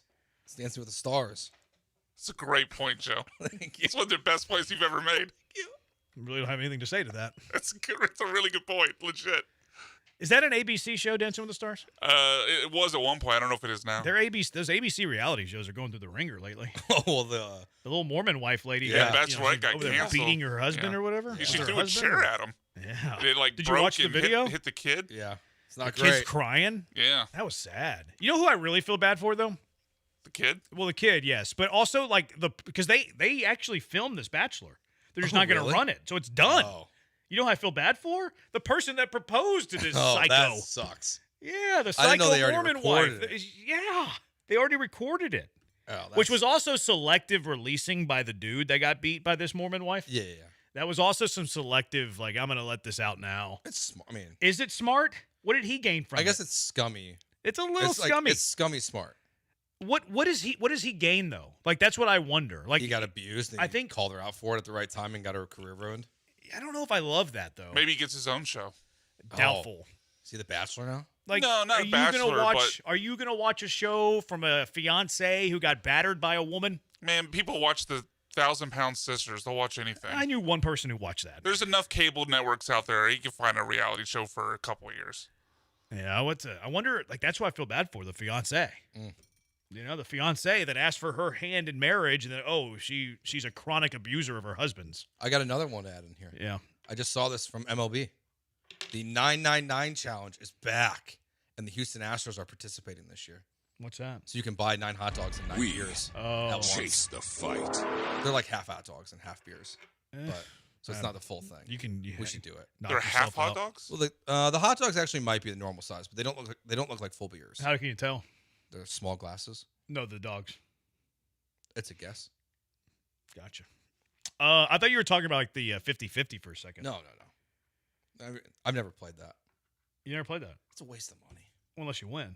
Yeah, but no one ever. I don't think everyone ever. You have to win. It's the name of the game. You have to win. I don't like. They sell you a raffle ticket. They pull a raffle. Somebody wins. Yeah, I don't think it's like this in Houston, but in certain markets, you can now play it when you're not at the game. Oh, that's weird. I don't like that. You shouldn't be able to do that. Like, because it's connected with the lottery in certain cities. Well, it's the reason they do 50-50 is because half of it goes to charity. Yeah, but I think you should have to be at the game. Yeah, I agree with that, actually. And I think you should have to be at the game when it's announced. I feel like they should still do it with the raffles, old school. I agree. Not just these long tickets. Then you drop it, and it's like, uh-oh. A steer is not a heifer or a cow. It is a bull calf, then castrated to become a steer. Ooh, that sounds painful. That sucks. Like, I'm not a cowboy, so I don't really know. Mormon Mike Fires waited until convenient to dump the tape on his thing. Yeah. Jeremy, do you ever get the remote when you're at home? Yeah, I get the remote every time. Every time. But I'm a good husband. So, yeah. The opposite of tip the cap is a wag of the finger. That's a good point on that. Let's see what else. My uncle bought a chicken at the rodeo for a few $100s and gave it to my wife, and my wife cooked it. And it was the best chicken I've had in my life. That's a lot of money on a chicken to cook. I mean, it's a few $100 chicken. Yeah. But organic chicken and organic stuff is way better than this antibiotic stuff that we get. Sure.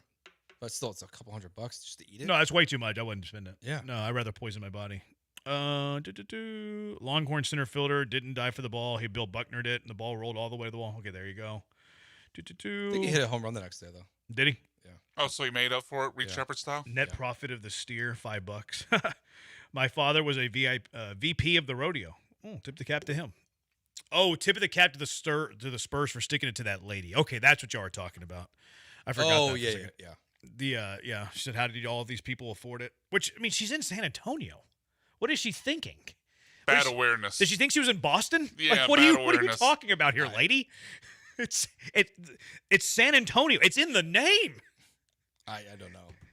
It's not Anthony. It's San Antonio. Like, what are you talking about, lady? You stupid lady. It's FFA, Future Farmers of America. My bad. It's not FHA. It's FFA. Deer Park High School drops, but Keith can't call in about the NFL draft. Keith is spamming. Yeah. Spamming the chat right now. This kid's really upset. The kid only gets a portion of the sale. The rest goes to the Houston Livestock Show and Rodeo Scholarship Fund. Well, that's cool. At least it goes to something. I hope he gets like 50%. You just said McDormand. I did botch his name. McDermott, my bad. You don't eat steers. That stinks. How about Mississippi State baseball having the top 25 attendance records? Tip of the cap, then. Tip of the cap for the Amen tip-in. There you go. I like that one. Okay, Keith. Instead of calling, Hasn't it already been run? He's spamming the chat, but it's hard. It's hard to like. He's spamming it so much that it's hard to differentiate between he and others. Like a breakdown every time we kick him. Ocho, tip of the cap to all of Robbie Avila's nicknames. He's done too. It's sad. Larry Blurred. He got cooked. Milk Abdul-Jabbar. No, Milk Chamberlain. Yeah, Milk Chamberlain. It's Kareem Abdul-Jabbar. Kareem Abdul-Jabbar. Yeah. I got him confused. Yeah. There was what are the other ones? Larry Blurred, I think, is my favorite one though. He's not a good name. defender. Oh, it was what was the Kevin McHale? I can't remember the Kevin McHale now. Yeah, I just remember there was a Kevin McHale name, but I don't remember what the twist on it was. Yeah.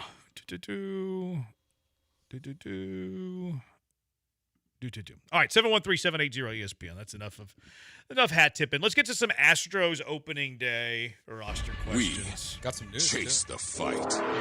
Are you teasing the news, or do you want to drop the news and react to the news? Tease the news. All right, we got some news coming up next. 713-780-ESPN. Jeremy and Joe, ESPN 97.5, 97.9 HD2.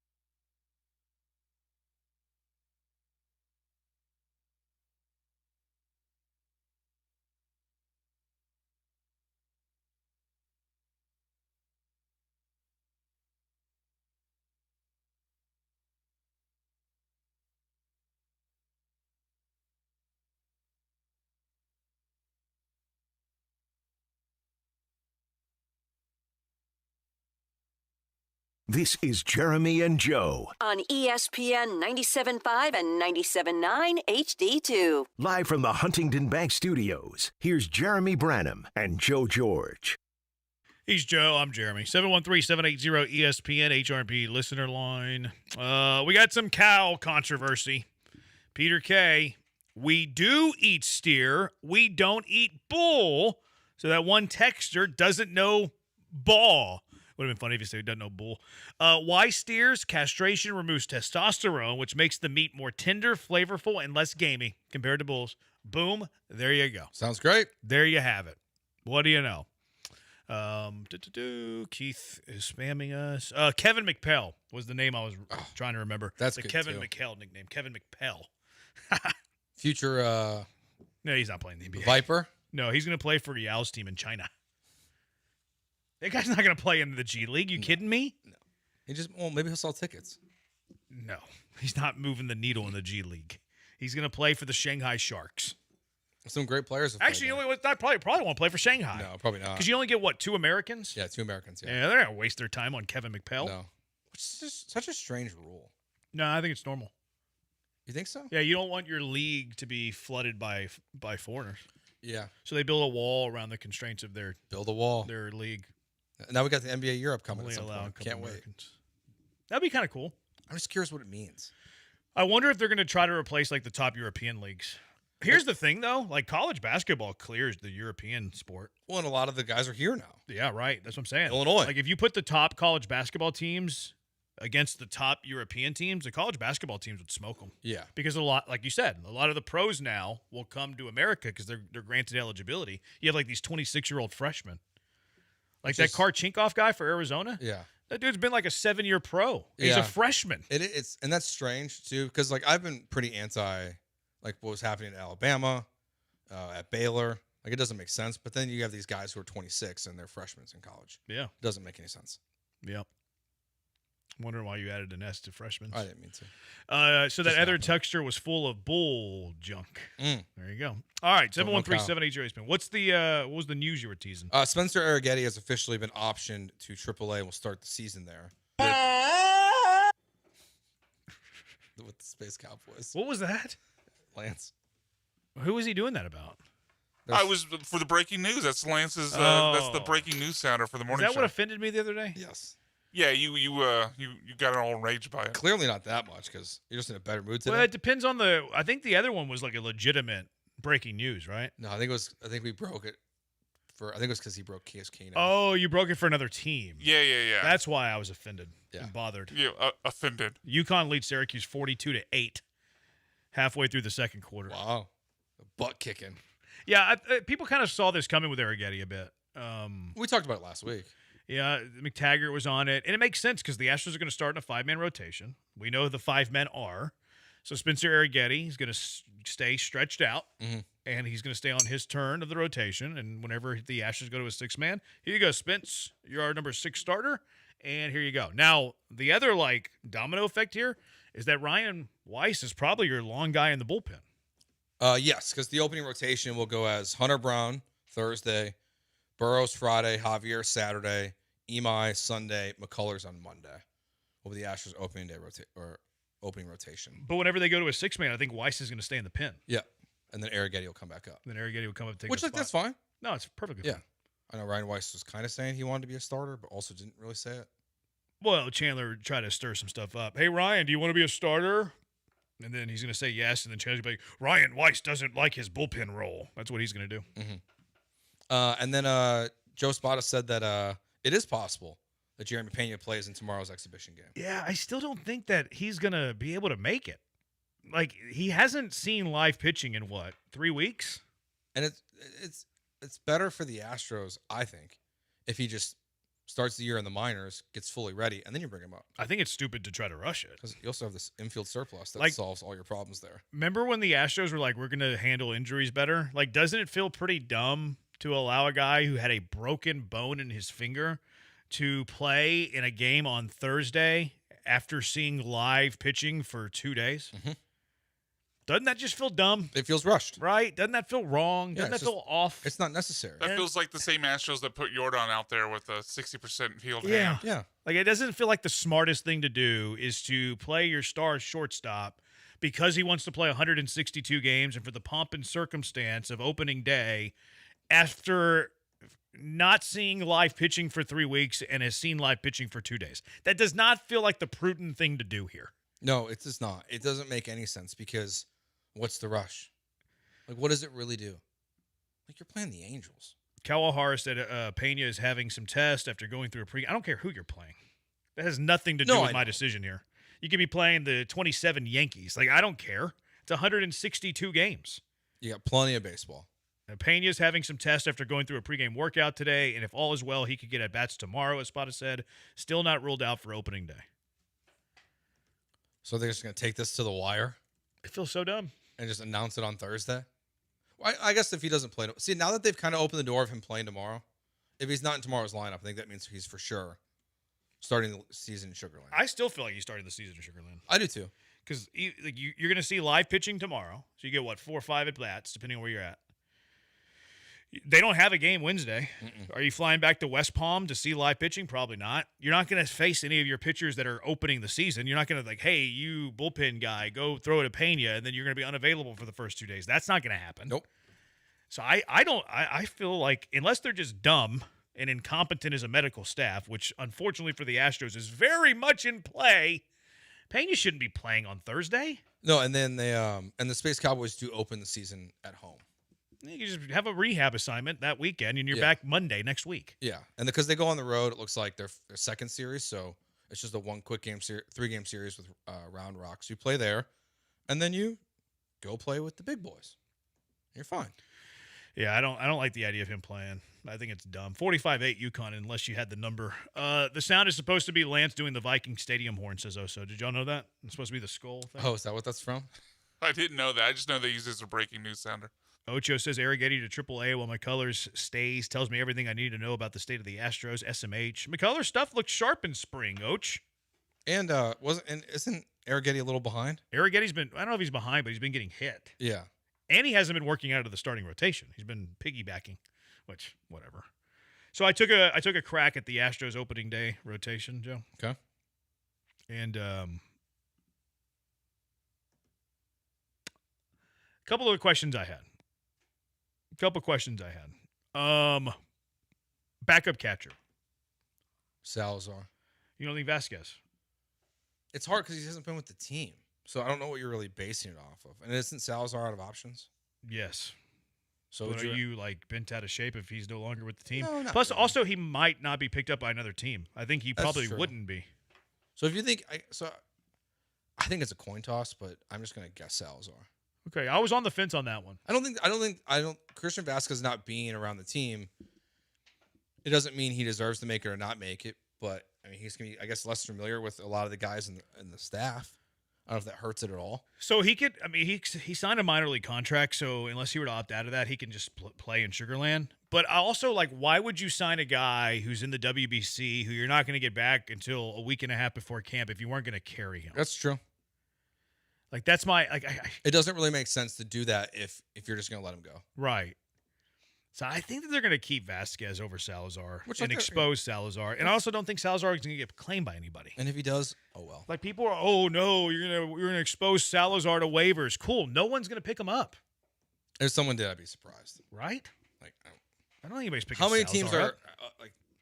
are the Angels in desperate need for a backup catcher, and Salazar is your? Well, I don't think you're going to look at Salazar hit the waiver line and see anything that he's ever done and be like, I got to have him. Exactly. Got to have Salazar. I don't think he'd be claimed by anybody. And if he does, he's 28-year-old 4A player. Yeah, you can find another one of those. You probably already have a couple. Yeah.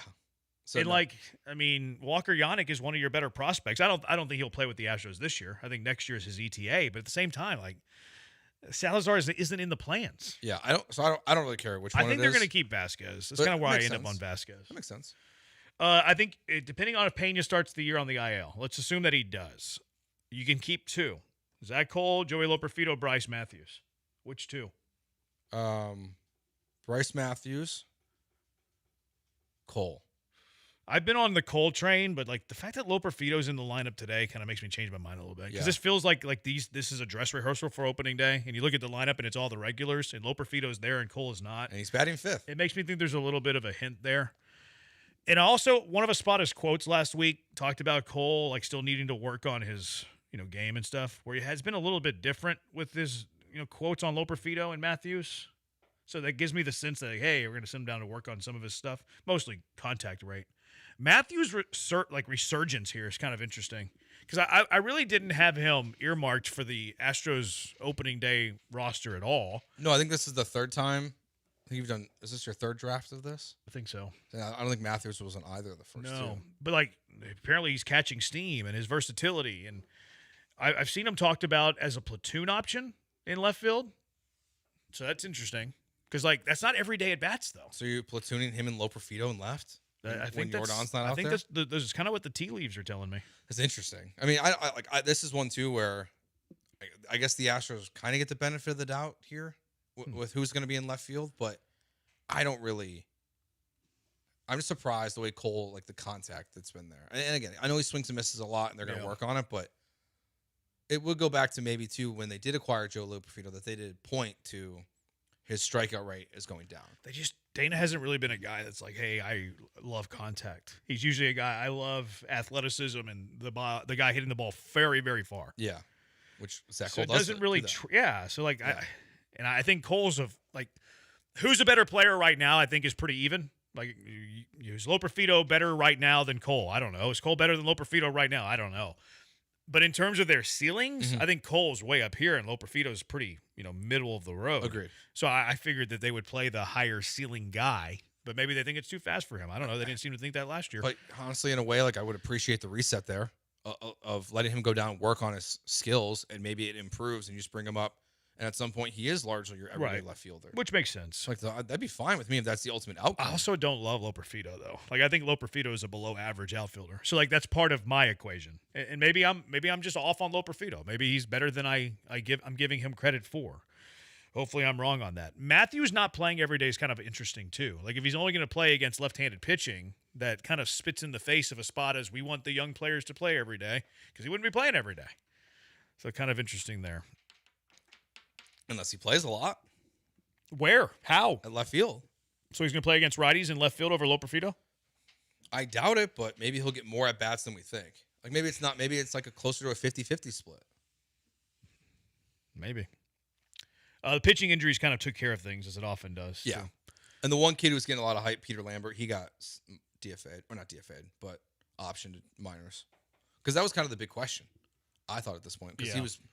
all of his stuff, like everyone that's there is speaking so highly of him, so are the Astros, and then for him not to make it, it's all pretty clear now. With Hader being out on the IL, who'd you lose last week? Sousa? Sousa, yeah. Sousa with the abductor. Yeah. And then De Los Santos is still a question mark, I think. Yeah, he's kind of up in the air. We haven't got like a firm update on him. I think I put him on the team. I think he made his first appearance on Friday. Yeah, I put him on the team, but maybe he starts on the IL and you keep like a Roa instead. Like Roa's drawing rave reviews. That's fine. I don't really like De Los Santos, so I think he's a guy. Yeah, I think I think they really need to find a right-handed reliever not named Brian Abreu. That would be nice. And I think if they don't, I think they're in trouble. Because if you don't have any righties that can get guys out outside of your closer or setup guy, I think you're in trouble. Now they have some righties that they're hoping. Blue Ball, De Los Santos, Munoz. Tang, remember? I mean, Dana Brown couldn't get him out of his memory. He loved him so much. He loves him. He said he would go to sleep at night thinking of Gateway and then Weiss as well. So, yeah, we'll see. All right, 713-780-ESPN. Junkie of the day. Who is your junkie of the day? 713-780-3776. Jeremy and Joe, ESPN 97.5, 97.9 HD2.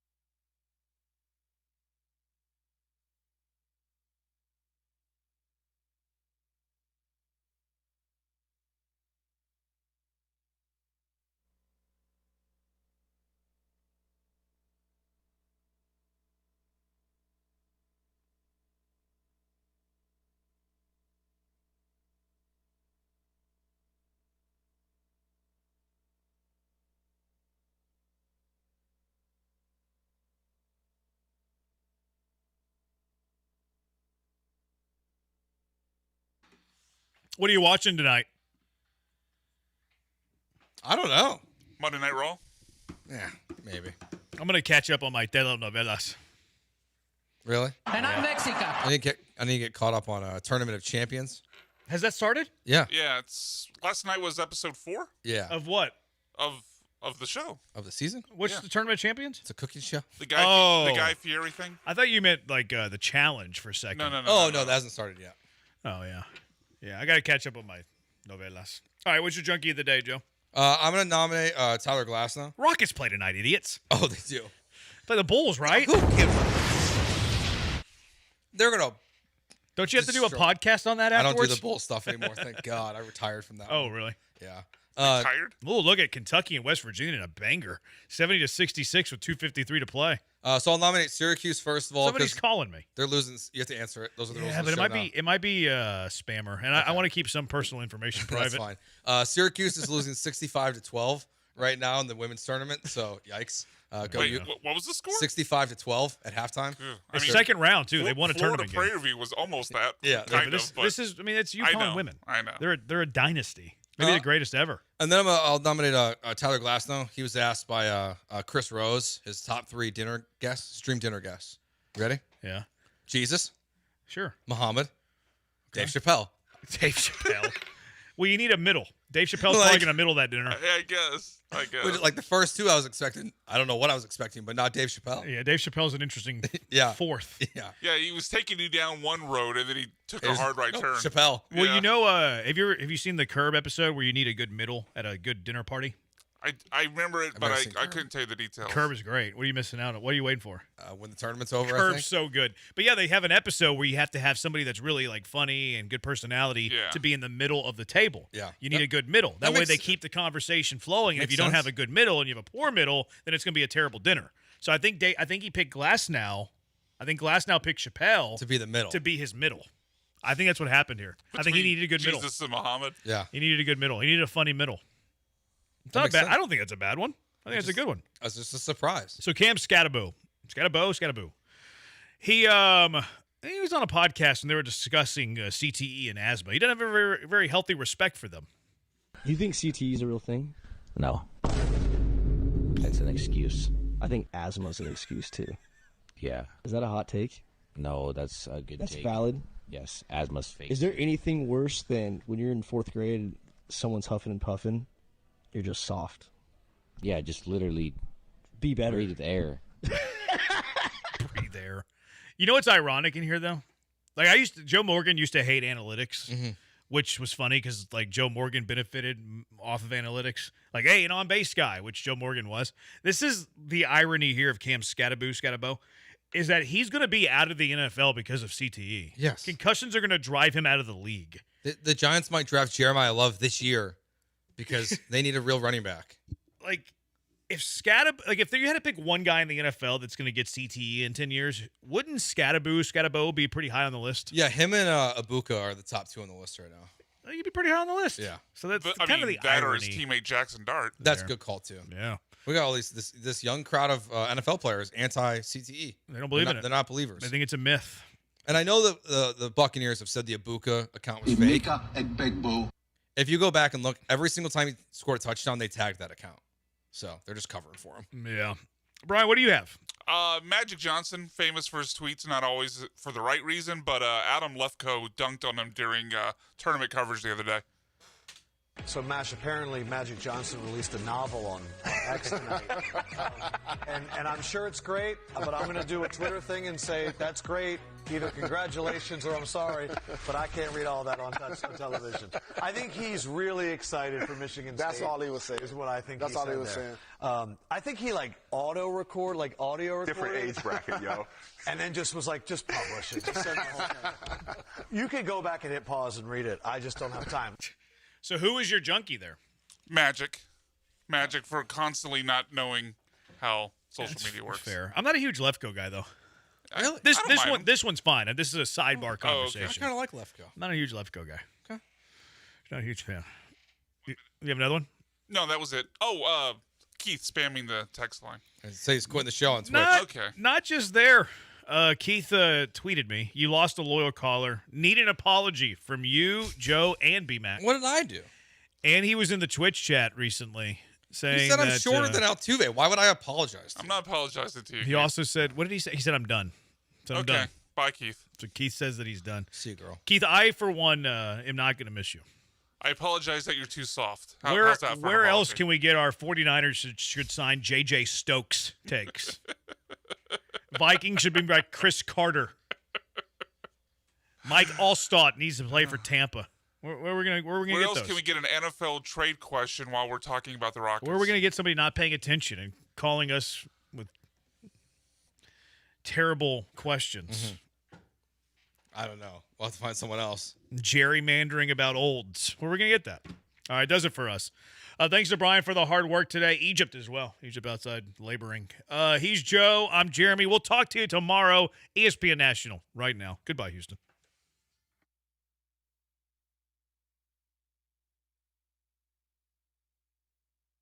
ESPN 97.5.